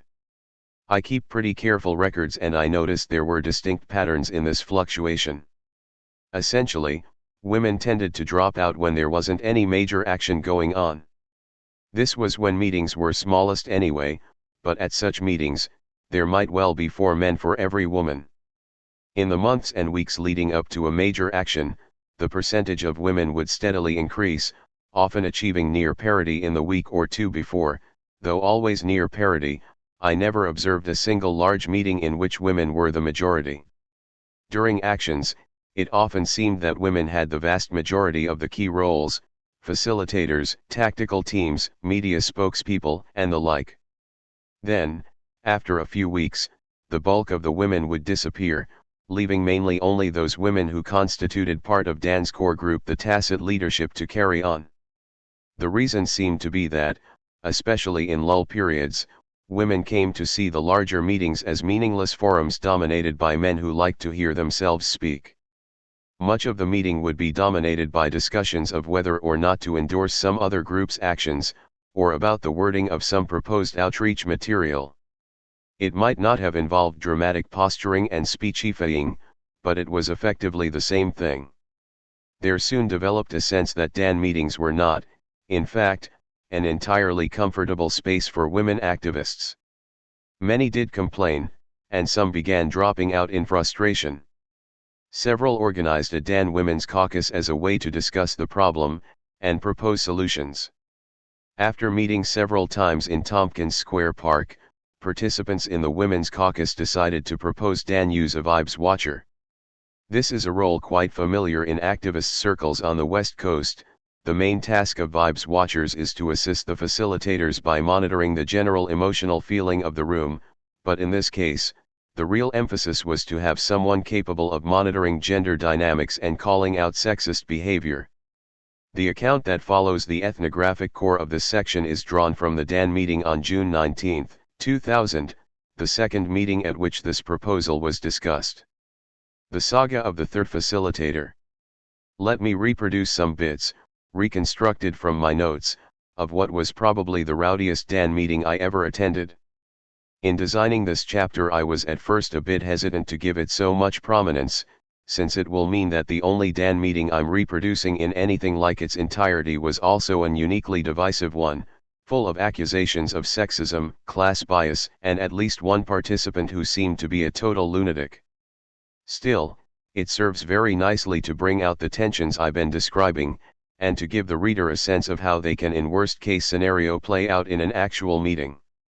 The meeting started around 5 p.m., with Leslie and a media activist named Ernest as facilitators. It started with about 30 people in the room and peaked at around 55. Mike, a graduate student in a green cap who began the meeting clinging to an enormous copy of the Grundrisse, was the official scribe. Tim, a transsexual activist with a group called Church Ladies for Choice, was the timekeeper.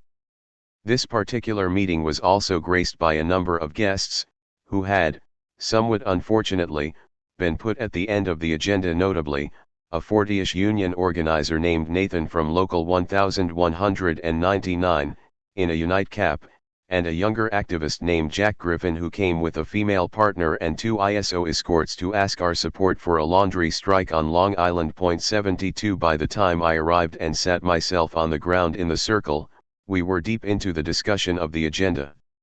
My notes begin somewhat schematically. Dan General, Charas El Bohio.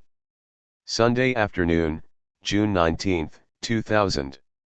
We begin with a review of the agenda. Items on the agenda include actions in Windsor, placed under new business, proposals for a teach-in, and Griffin's proposal about support for the laundry strike. After allocating time for each item, several people put up their hands to announce a series of emergency events. Tim announces the 7th annual Drag March, celebrating drag culture, whatever that is. This is, he explains, an event put on by the people excluded from the Gay Pride Parade, including his group, the Radical Fairies. Go in whatever drag you want, whether it's corporate realism, suits, garters, and pea-pods, whatever. We're also looking for marshals, who'll be wearing beads and bows. Chris from Police and Prisons announces 3 important upcoming demos.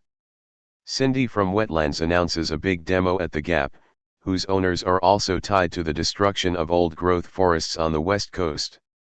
Anna from IMC wishes to talk about actions being organized around the Millennium Summit at the UN. We add 5 to 10 minutes for this item at the end of new business. Working group report backs. Nuts and bolts. Brooke, I'll just explain one change in word doctoring insanity. Leslie, for those new, nuts and bolts does a lot of the. Brooke, the boring stuff. Leslie, that must, nonetheless, be done.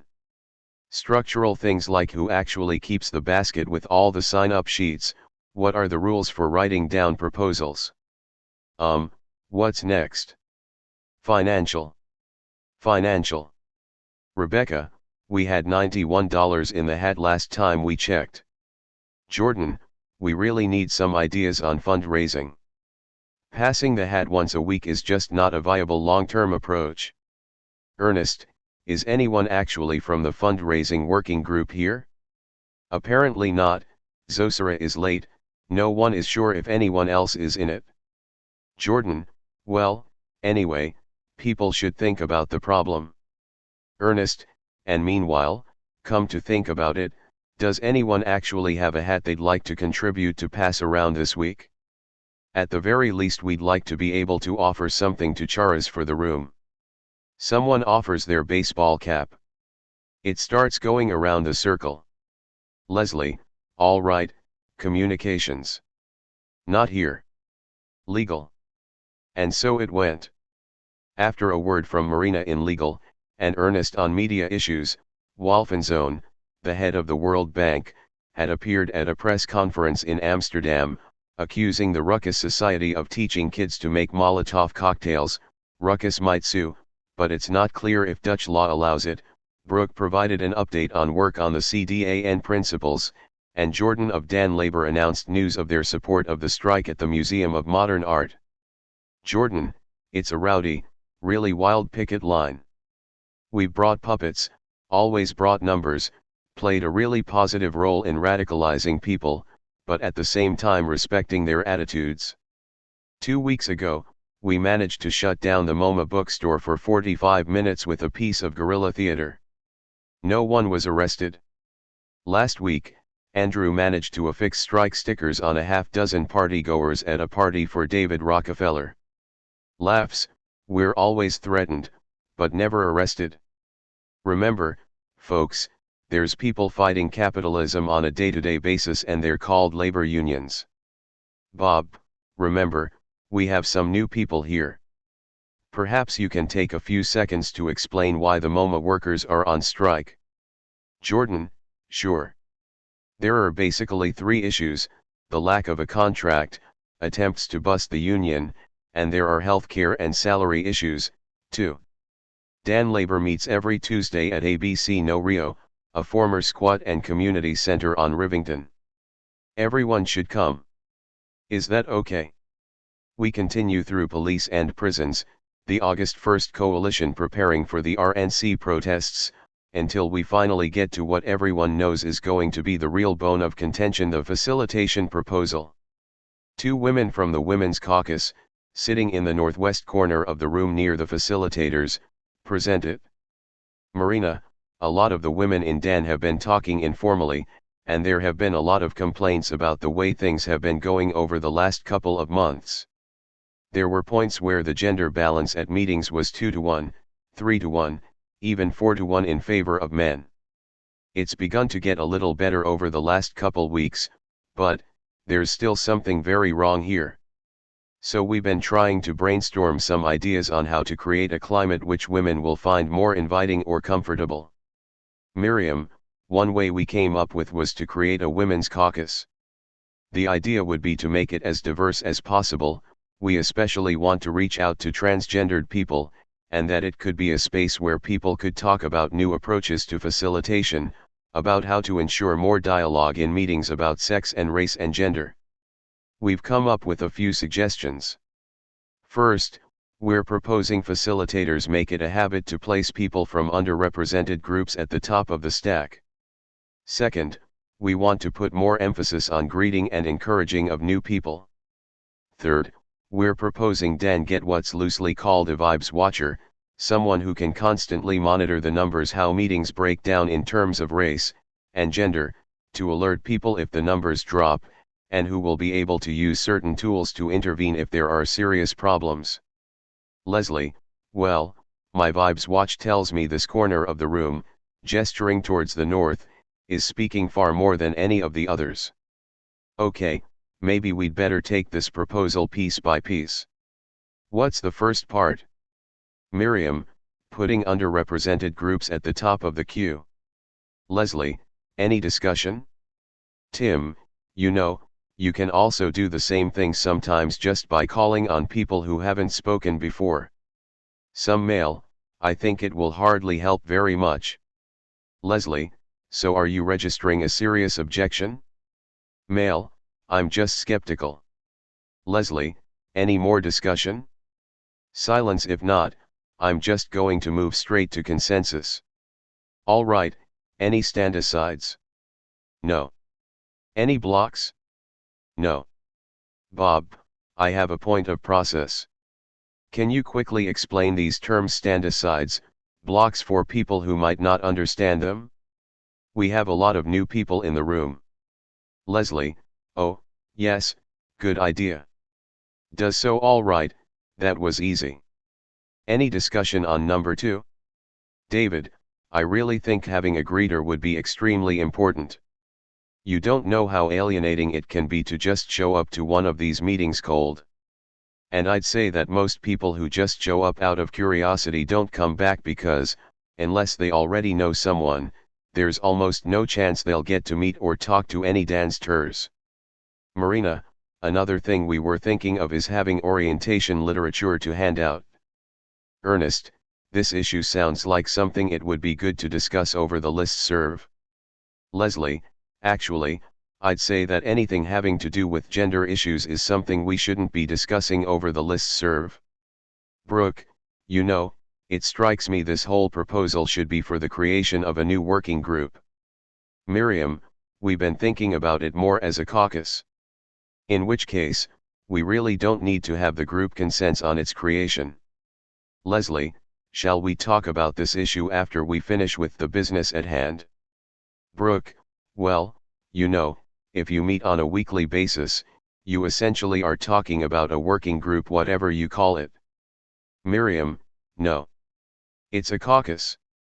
So far, we've mainly been meeting informally. Brooke, well, okay, I guess it hardly matters.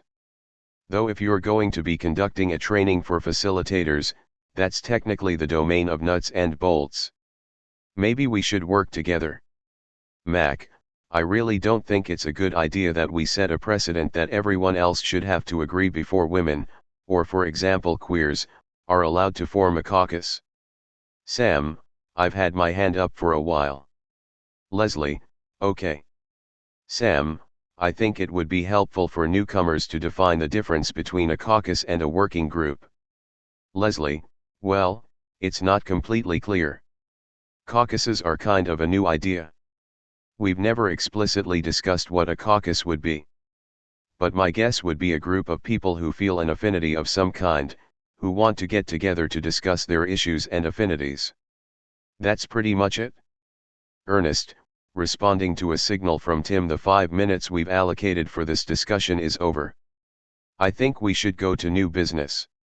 Miriam, I understand that, but I think this discussion is important.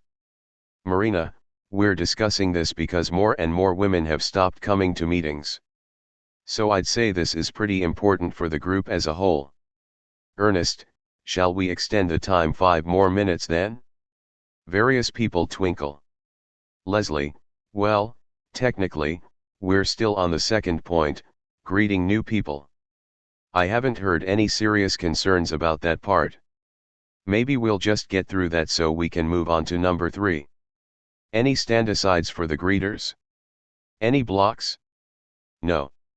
Okay, we have consensus. Miriam, maybe you should restate the proposal about the vibes watcher. Miriam, sure. Normally, the role of a vibes watcher is to monitor the emotional dynamics of a meeting if people are getting bored, or irritable, or if there's someone who feels alienated, they point it out, and there are various tools they can use to intervene, ranging from opening windows to get more air in the room, or asking people to speak louder so someone with a hearing aid can participate, to, in an extreme case, stopping discussion and having 30 seconds or a minute of silence for people to calm down.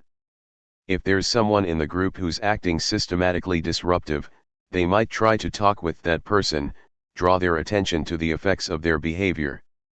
Or even, if nothing else works, call a timeout specifically for them.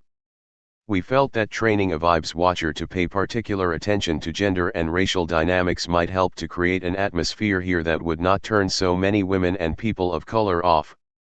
Leslie, clarifying questions. No. Concerns. Tim, myself, I would prefer not having a specific person named to this function, because, well, everyone has their own issues and priorities. A straight person might not be able to detect a homophobic vibe. Or someone like me, who's 38, might not be the best person to perceive ageism. Shouldn't we all be monitoring this sort of thing? And all be empowered to intervene if something needs to be pointed out to the group? Miriam, sure, in theory, that should be the way things work. The problem is people haven't been doing that. That's why we had to develop this proposal in the first place. Sarah, I think this is extremely important. A couple weeks ago, some of us tried to point out an example of blatant sexist behavior at the meeting, guys talking over women, cutting them off. But, when we tried to point out that women were being stepped on, there was a huge push in the room to drive the conversation back to issues of class. As if coming from a working class background somehow justifies this kind of behavior. Now, I agree we shouldn't dwell on this sort of thing so much that we bring our real work to a standstill, but I want to have someone at the head of the room who I know is an advocate for people like me. Leslie, I see 3 more hands and we're almost out of time. Oh, 4. Stuart, I have an idea for a specific proposal, or, hopefully, this can be a friendly amendment. Why don't we try using a vibes watcher for, say, 4 meetings? And after that we can set aside some time to assess if it's working, if it should be continued, how it can be improved. It was at this point Dennis stood up. I should explain something about Dennis. Dennis was a man who looked a bit, and sounded almost exactly, like Robert De Niro. Except that he was substantially larger. He was about 45 years old, stocky, with the manner of a bus or subway conductor, which, rumor had it, he had actually been before going on mental disability some several years before. Dennis had a very loud voice, his own personal megaphone, and a tendency to be extremely confrontational, though never quite actually violent, at demos. He also seemed to be entirely oblivious to the principles of consensus and was almost certainly the man Sarah was referring to in her complaints about making excuses for supposed working-class behavior. Dennis, this issue is a result of, from my point of view, if this is happening, what I think is it's because the facilitator didn't do his job. This whole vibe concept sounds crazy to me. If you make one person's subjective point of view binding on everybody else, well, isn't that the definition of oppression? What we really need to do is to employ Robert's rules of order, which could provide a certain level of organization to the meeting. This was typical Dennis. He tended to start with what might seem a perfectly reasonable point, then fly off into total cluelessness. People try to remain poker-faced until he finished his elaboration on the advantages of Robert's rules. Cindy, I agree it's everyone's responsibility to monitor these things. Technically, it should be possible to offer points of information or points of process without having to wade through the stack, and while Dan doesn't do that very much, maybe we should develop that as a way to deal with these kind of issues as well. Develop a specific hand signal, for instance. Mike, what we really need is an ongoing discussion. We've been discussing solutions here without ever discussing the problem itself. The thing that makes sexism, or racism, so insidious is that they can often be incredibly subtle. We're talking about forms of power and oppression so deeply internalized, they often linger in the background, informing what we say and do in ways we'd never be able to detect. Could we really train people to reliably pick up on such things? Seems to me, we need to figure out a way to get more at the root of the problem. Not that I'm sure exactly what that would be, but I'm just not sure these tools would really be adequate to the task. Miriam, but that's just the idea, to be able to alert people to subtle forms of racist or sexist behavior they might not be aware of. If you have a better way, I'd love to hear it. Oh, and in response to Stuart's point, sure. I'm okay with the idea of a 3 or 4 week test period. Leslie, I see 2 more hands. Max, why all the discussion? Why not just propose that it can be cancelled if it doesn't work? Ernest, well, this is a way we can get consensus, since we've been hearing a few concerns. Brooke, we should definitely hold a meeting to train potential vibes watchers. That way we can develop a pool of people who have some idea how to do this. Because uncompassionate calling out of others' behavior can be really destructive. Rachel, for me, though, it doesn't make sense to have the Women's Caucus itself carry out the trainings. I'd say we should set aside time in the general meeting, with the idea that it would lead up to a training we could hold next week. Leslie, we seem to be moving to a different proposal there. Let's just limit ourselves to the creation of the Vibes Watcher, then talk about trainings later.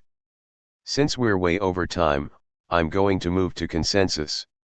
Any stand-asides? Mike, yeah. I'm standing aside. I mean, I'm not opposed to the idea of getting smart people to keep an eye out for this sort of thing, but it seems weird to appoint one person to monitor everyone else. Sam, intelligence has nothing to do with it. Leslie, I'm just looking for stand-asides here. Not discussion.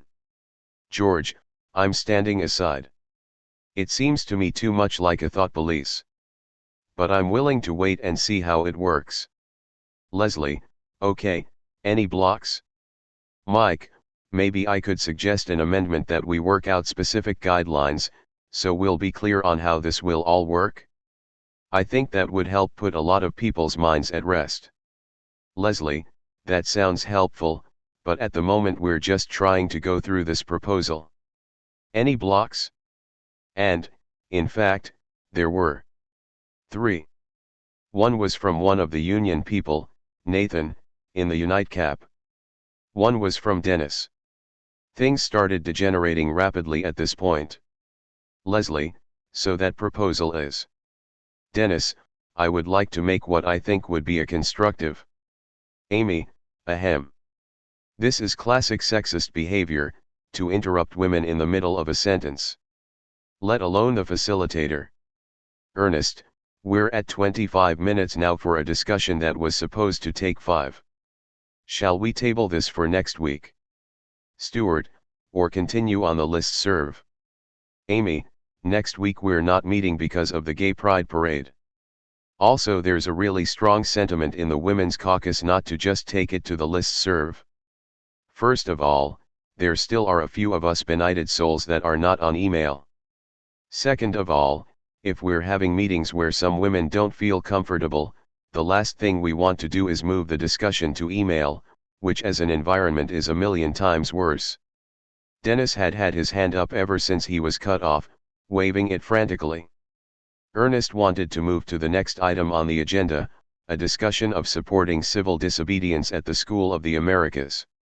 Others insisted we continue discussion of the Vibes Watcher. A couple of people volunteered to knock their own items off this week's agenda to make time. Someone pointed out that Zosara, one of the very few Dan regulars who's African American, who had come in at the very beginning of the discussion, now had her hand up as well. Zosara, you know I can't fail but notice that those who have been the most vocal in opposing this idea, well, I don't think it's an accident that they've all been white men.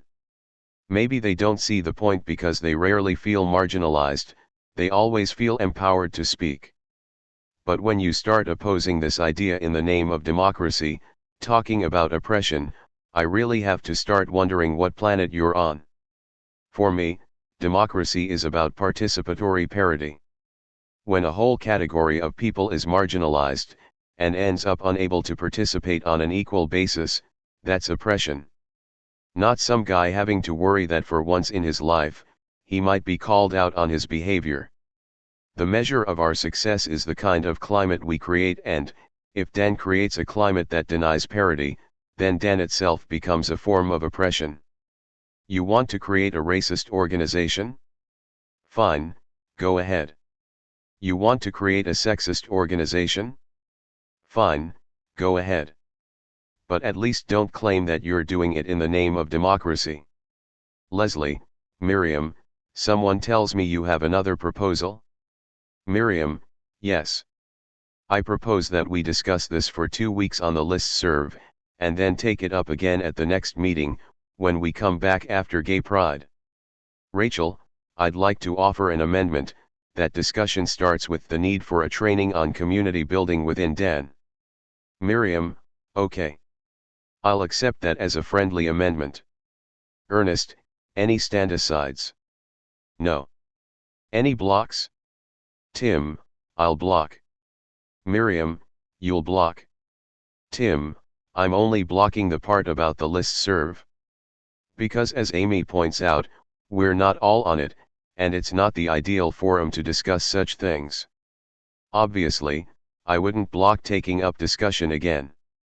Ernest, I'm seeing a second block here. Dennis, I am blocking in relation to what I recall having heard about the Dan belief system, which causes me to believe that this proposal is in conflict with these values. I agree with everything the lady said about oppression, but since we already have an infrastructure for this measure is unnecessary. This should be the job of the facilitator. Furthermore, this group needs to have open discussion without censorship. Leslie, so you're saying we can't? Rebecca, point of process. Leslie, yes. Please. Help me here. I had never seen a meeting with this many blocks. Remember, the general understanding is that, if there's a block, even if there's a large number of stand-asides, there has probably been a lapse in process. Rebecca tried to ride into the rescue, with a suggestion that, on any other day, Leslie would probably have disapproved of. Rebecca, you know, it's my understanding we do have an option for modified consensus. If you first attempt to address the blockers' concerns, and if that proves completely impossible, you can go forward to a 2/3 majority vote. Ernest, an important point. This is the second time we've been unable to come to consensus around this issue. So I guess we have here an historic moment, the first time Dan has actually moved to modified consensus. Miriam, wait. But I do have a proposal that would address these concerns. At least, I hope it will. Judging from the tone of the meeting, I'm proposing we discuss this informally, not on the listserv, over the next 2 weeks, and hold the training, and then at the next meeting take up discussion again. Ernest: all right. We have a proposal. Stand-asides. Dan: are there other possibilities? Leslie: we'll get to that if this one doesn't pass. Ernest: I'm not seeing any stand-asides. Any blocks? Dennis: can I just ask for clarification, more detail on the proposal? Ernest restates the proposal. Dennis: no. I still block. Now, it was the turn of Dan, a young man of South Asian descent who occasionally worked with the legal team. He was, at that moment, sitting on the ground, somewhat anomalously in a three-piece suit, having just returned from acting as legal observer at a demo in Brooklyn, to try to save the day. Dan: okay, well, I have an alternate proposal. Since we've already spent so much time on this issue, I'd say, rather than wait 2 weeks, let's have the discussion right now, and come to a final decision. Because people are definitely on edge now. The issue is still really visceral. Rather than being a reason to step back, maybe that means we should talk about it now. Bob: point of process. Rebecca has just reminded us that it's not the end of the matter if one person blocks. So are we moving to modified consensus or aren't we? Ernest: yes. It's my impression that there's a certain ambivalence in the group about the idea of modified consensus. I'm feeling a certain resistance. Maybe we should have a quick straw poll to get a sense of the room regarding Dan's use of. Rachel and Miriam: no. No. Marina: anyway, what are we talking about here? How can you block a proposal to come back and discuss something? It's like someone said, I want to discuss labor issues next week, and then somebody blocked that. Leslie: so shall we have a straw poll to see if we want to move to modified consensus or not? Miriam: no. We don't have to. Brooke: you know, regarding Dan's proposal, there is a slot on the agenda set aside for education. We rarely use it, but why don't we just hold the trainings discussion there? Ernest: let's go 2/3 on the original proposal before we do that one. So the proposal is, that we delay discussion, talk about this informally, then get back to it in 2 weeks. Any stand-asides? Marina: no. I think the point we were trying to make was that there was no need to bring this as a formal proposal in the first place. We don't need to go 2/3. We don't need to consider it at all. There's nothing in there that should need the approval of the entire group. Cindy: I think what Marina is trying to say is that, if there's a block, you don't need to immediately revert to the tyranny of the majority. Normally, you either table the proposal, or you try to modify it. This is just tabling the proposal. You don't need to consent on whether to table it or not. Sarah: I'm so confused. So, okay, we agree we don't need to vote. I'd say, don't just put the item in the educational slot, because this conversation needs to be about more than just training a vibes watcher. It has to be about the basic dynamics of this group. But I'm at the point of asking myself, how can we vote on this if some people's consciousnesses haven't been raised enough to be able to vote on it? Many at once, whoa. This was, in fact, a challenge to the very basis of consensus, hence the shocked reaction. It was also a bit of a bad sign that Sarah, still somewhat new to the group, was reverting to terms like vote. Well, maybe I'm just not up enough on certain issues, she scowled, and then fell silent. If there had been a vibes watcher, she would almost certainly have called a timeout because the tension in the room was extraordinary. This despite the fact that no one, not even Dennis, had actually raised their voice. Instead, conflict seemed to become sublimated into the kind of peculiar legalism that one usually identifies with parliamentary maneuvering, but which normally almost never occurred in consensus-based groups. Ernest: I see 5 people with their hands up. I'm going to take those 5 and then close discussion. Jody, a new person, punk girl, friend of Chris, I have an idea. How about this? Why not set apart a certain time every meeting where people can all talk about the vibes, and suggest something that can be done about it? That way we can both make sure it happens, and ensure that responsibility is broadly distributed. Several twinkles. It's not taken up, though. Melissa, I'd like it if the Women's Caucus were to meet before the next DAN meeting in 2 weeks, and that the time and place be well publicized. Also, we should allocate extra time in the upcoming meeting to ensure no one tries to cut discussion short. Dennis, I'm saying this with the best intentions, and please, don't anyone feel slighted, but as I get older, I notice that people often accuse others of what they themselves do. I have noticed this with accusations of homophobia, which I admit is a very serious problem. I don't want to be insensitive to others' needs, but I think we need to act with more humility here.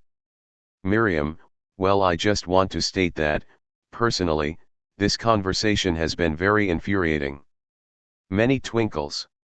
Ernest, all right, then. We'll set aside time for a training on diversity, and bring this back as a discussion in ongoing business next time. Rachel, we've already coordinated all this.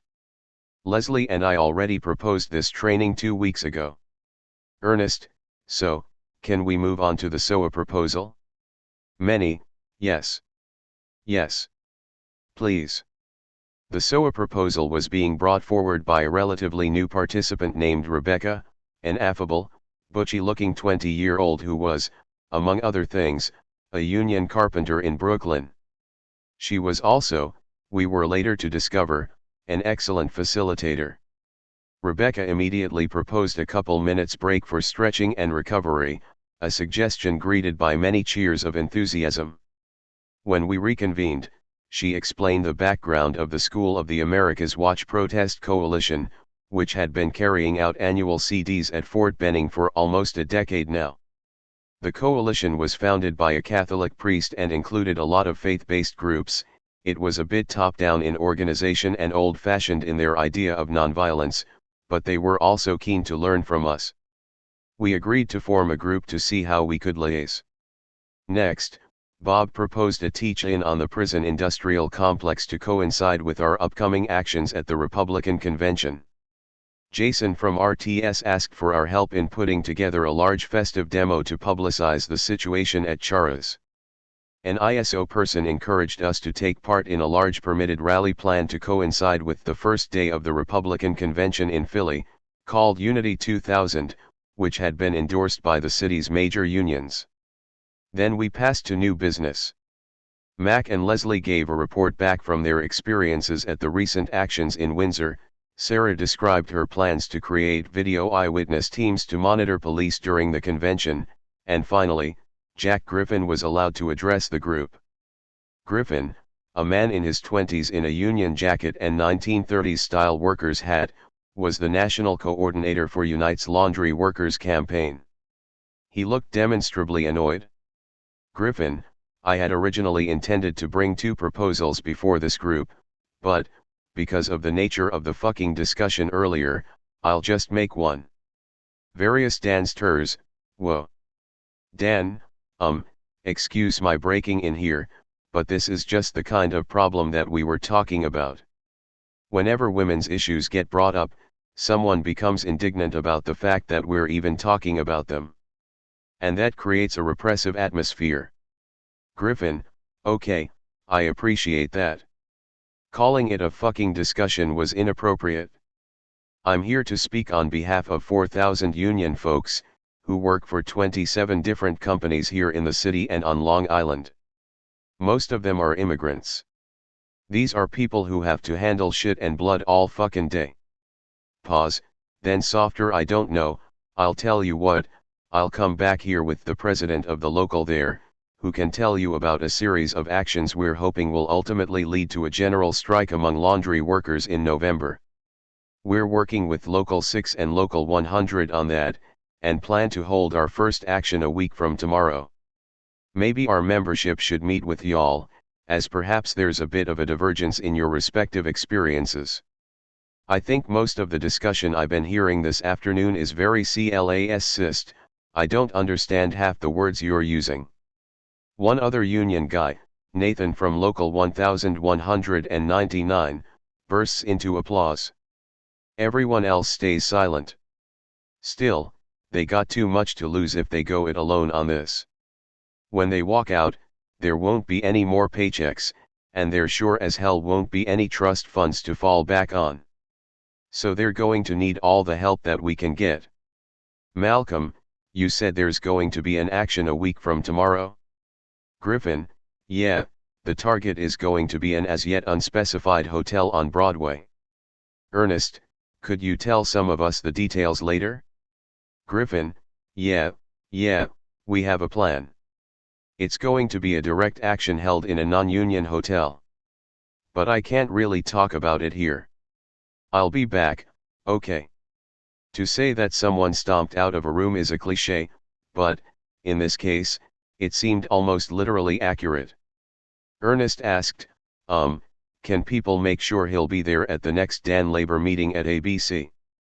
In fact, he never showed up, but at that meeting we did decide never again to bring union people directly to Dan General, but always to the labor working group instead. After a brief presentation from Anna of the IMC about trying to enlist Dan's help with upcoming protests at the UN's Millennium Summit, we broke up for the night. On our way home, my friend Stuart remarked to me, you know, when you actually get around to writing your ethnography, you might want to use that meeting as a case study. All Dan's major fault lines seem to have just been exposed. Certainly, it provided a beautiful example of the friction of gender concerns and social class. A lot of the trouble galvanized around Dennis. It certainly didn't originate in him. But he became a symbol. From the perspective of most Dan members, Dennis was the very embodiment of what, in activist parlance, was called a wingnut, the sort of person who bases his political worldview on the belief that the Pope is controlled by space aliens, or that the Parks Department's anti-mosquito spraying campaign is really a front for CIA genetic warfare experiments. Dennis believed the U.S. was under military occupation by several divisions of a secret UN army under the command of Mikhail Gorbachev, a classic version of the sort of black helicopter theories popular among the same, small-town, white, working-class circles that provide most of the recruits for right-wing militias. As Rebecca was later to observe, there are ways where the far right and far left are surprisingly similar. And all that it takes to cross that little line that separates them is to be a total fucking lunatic. The problem with Dennis, though, was that he just wasn't quite crazy enough. Had he been an obvious lunatic, it would have been easy to find some excuse to exclude him. But, in fact, he rarely brought up his more paranoid theories at meetings. One of the few times he did actually was after Anna's presentation about the Millennium Summit, during that very meeting, when he explained that the summit in question, a meeting of world leaders at the UN, was going to see the first announcement of a one-world religion. Dennis was, as we've seen, capable of at least paying lip service to Dan's ideals, even though he seemed profoundly confused about its organizational principles.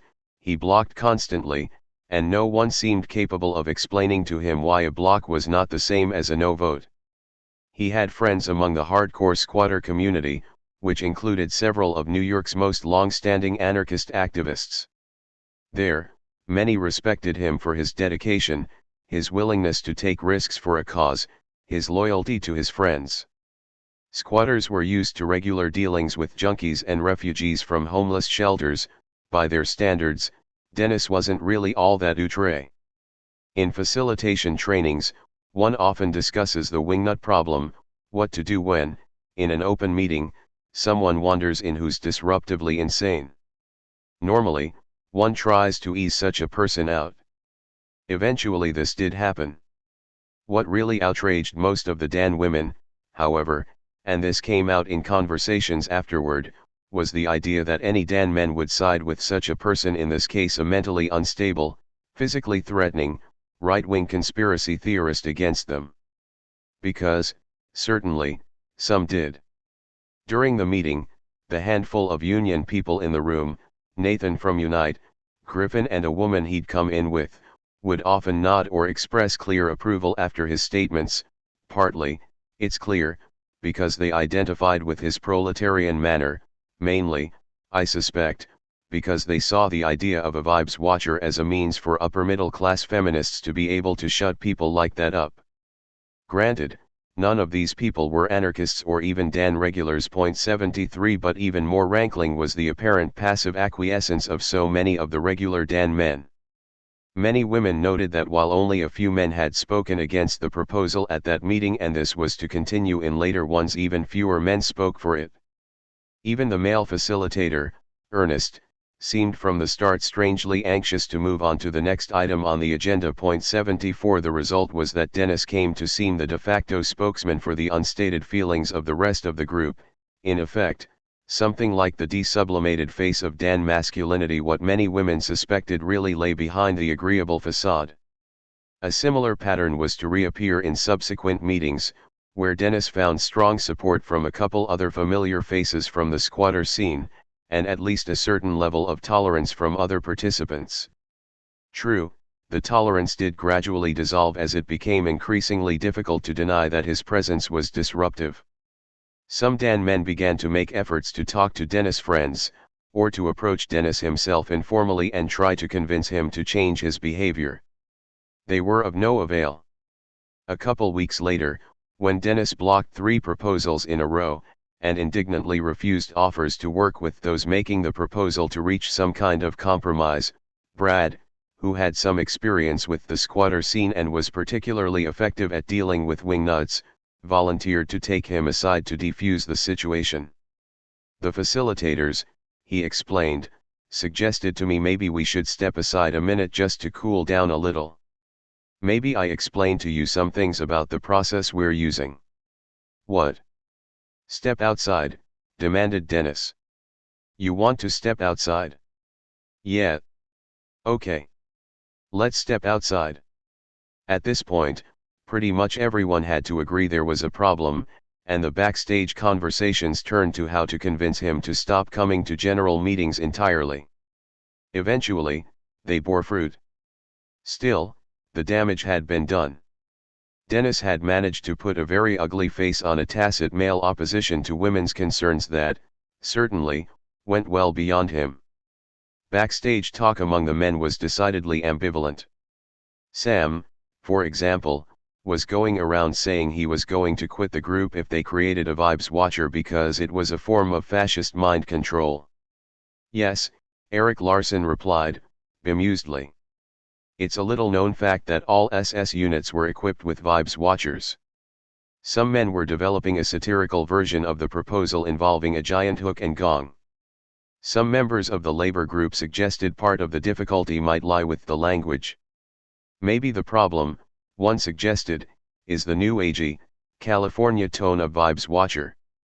If we could come up with some new term with more of a gritty, dirty, New York sort of sensibility, this was taken to heart, at least to the extent of changing the name from Vibes Watcher to Third Facilitator.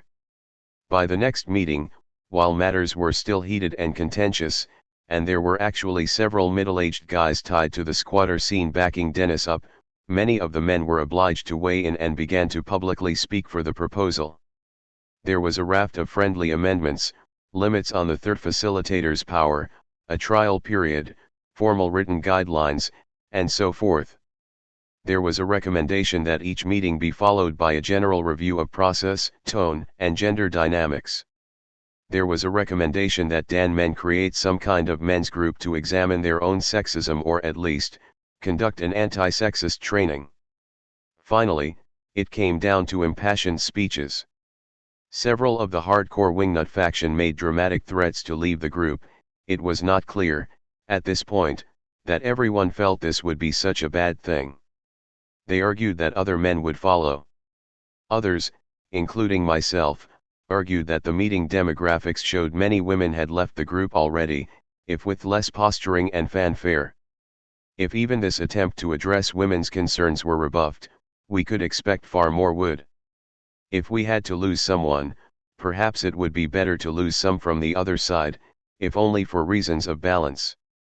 The measure was finally consented on, and Dan got a third facilitator. Once the role was created, it proved completely unremarkable. As far as I know, that third facilitator never did call a timeout on any individual and was never accused of censorship. But such fault lines, once exposed, are hard to cover up. Internalized oppression. Consensus operates on a principle of trust. By giving every member the power to block, one is giving them the power to throw the group into a crisis at any point. The idea is to ensure that everyone is conscious of the trust the group has placed in them, to use the power responsibly, and this is, indeed, what does tend to happen. The reason racism, sexism, and other forms of what activists like to call internalized forms of oppression are so difficult to deal with is precisely because one is not conscious of them. They are simultaneously absolute evils, and so fundamental to the nature of our society that they form inescapable aspects of the subjectivity of anyone who grew up within it. They cannot be defeated just by trust in others' good intentions. Let's put this another way. Back in the 1880s, Peter Kropotkin, 1927:135-36, responded to claims that anarchism was utopian by arguing that matters were really the other way around. What was naive and utopian was to believe that one could give anyone arbitrary power over others and trust them to exercise it responsibly. Certainly, it's been my own experience that the only times the classic anarchist gesture to entrust social actors with such power that, if they acted irresponsibly, they could do enormous damage, and then expect them to fully consider the effects of their actions for that very reason regularly fails is when those powers are unequally distributed.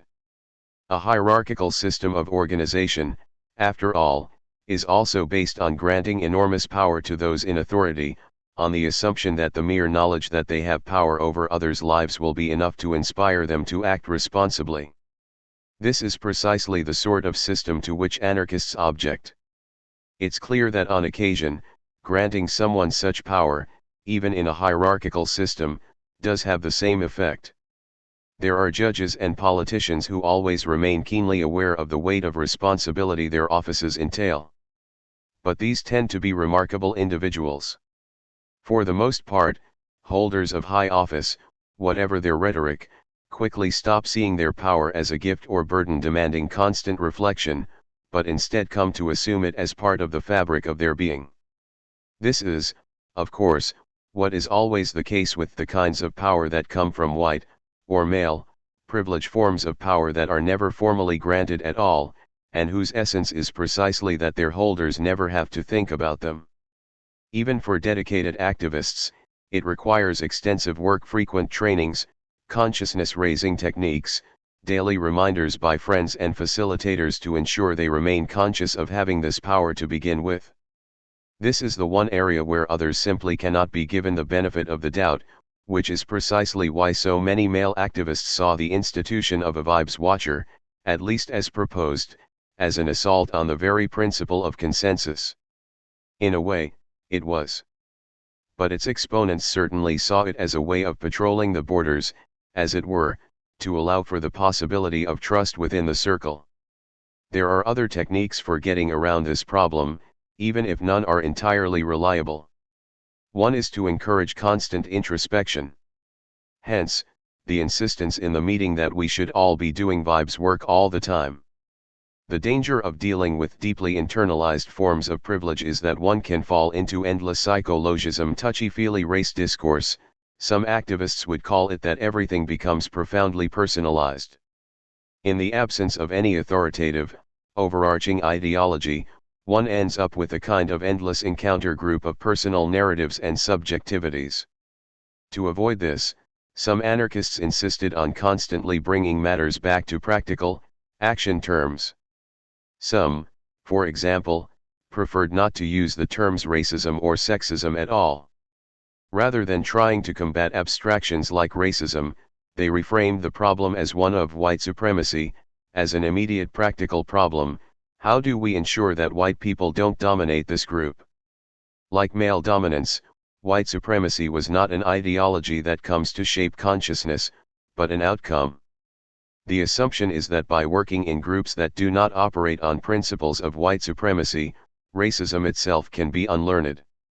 This seems the solution most in keeping with the overall principles of the movement, but it does sometimes seem to present one with the problem of the chicken and the egg.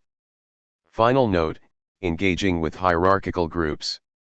To sum up then, most American anarchists, and most of those involved in the direct action movement, feel that some version of consensus decision-making is the only form entirely consistent with a society free of systematic physical coercion. There are a lot of reasons to believe they are right. Very few Americans who are not anarchists, or involved in direct action, have much experience with consensus, or with participatory decision-making of any sort. As a result, everything has to be learned, new customs, habits, and attitudes invented. The history of DAN, for example, can be seen either as an abortive effort to create a continental network of activists, or as an extraordinarily successful effort to disseminate this new democratic culture at least within activist circles. The experience of individuals who enter this world is usually both one of exhilaration at social possibilities previously unimagined, and intense frustrations over some of the dilemmas described in the last section. In the end, though, the most challenging problem facing autonomous groups experimenting with direct democracy is not even how to combat internalized forms of hierarchy, but how to create ongoing ties with groups that are not organized along autonomous, or directly democratic, lines. Let me say a few words about this problem here, before passing to the next chapter, on actions. As I've observed, consensus decision-making requires extreme generosity of spirit in dealing with those one considers within the democratic circle. One corollary, it appears, is the complete rejection of any prospect of constructive engagement with those who are clearly outside that circle. Hence, the second item in the CDAN Principles of Unity, adopted directly from the PGA hallmarks a confrontational attitude toward undemocratic institutions including governments and corporations in which capital is the only real policy maker.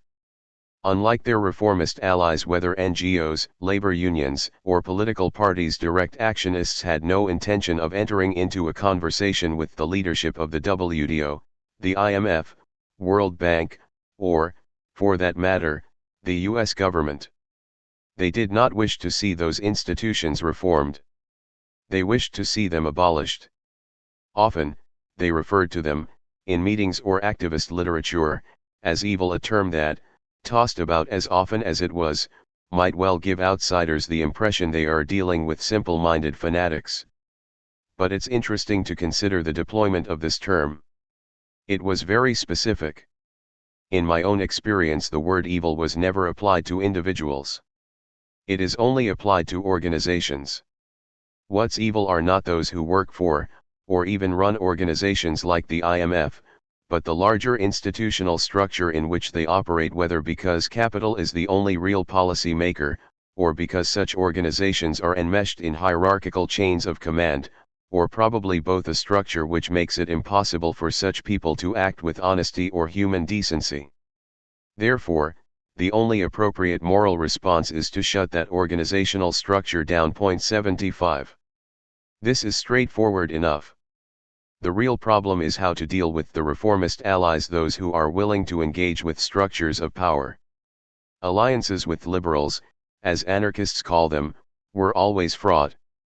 Tensions were usually ostensibly over disagreements about tactics, the inevitable question of violence. Here, there was often a kind of uncomfortable alliance. NGOs disliked anarchist tactics, but also recognized it was very useful to have militant radicals around besides whom they seemed reasonable, if they were, in fact, seeking a place at the table. Anarchists disliked liberal reformism, but found it useful to have someone in the mainstream to raise a fuss if the government turned to obviously illegal forms of repression. Nonetheless, over time, it became clear that the real divide was organizational, and that, in fact, even the most pacifist members of direct action groups felt they had more in common with black bloc anarchists than with the most radical NGOs. Sometimes it took a shocking act of violence between activists to make this clear. In Washington, D.C., For instance, the Mobilization for Global Justice, an anti-corporate, NGO-heavy coalition that, in theory, worked on democratic consensus principles, ended up splitting over a case of sexual assault. I wasn't personally involved in the DC scene at the time and only got second or third-hand reports, but the common story was this.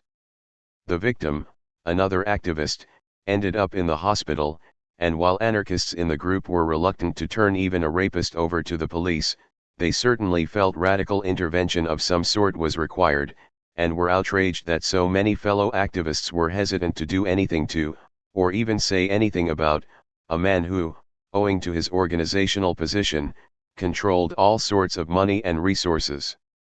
In the resulting blow-up, most of the autonomous activists ended up quitting and joining an alternative coalition called the Anti-Capitalist Convergence, ACC, one that many had previously seen as the DC Black Bloc. That was an extreme case.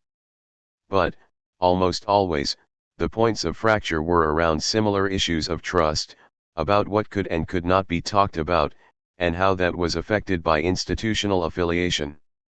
In New York, Dan labor ultimately collapsed when professional union organizers started attending meetings, police and prisons soon after, over racial issues, but exacerbated by the radical organizational differences between Dan activists and those they were trying to support. The final blow to all such alliances of course came with September 11, after which almost all labor unions refused to be associated with anything that could possibly be dubbed unpatriotic. Most NGOs, terrified for their funding base, pulled back as well. The split emerged most clearly during the protests against the World Economic Forum in New York in February 2002, when a number of radical NGOs tried to re-establish relations.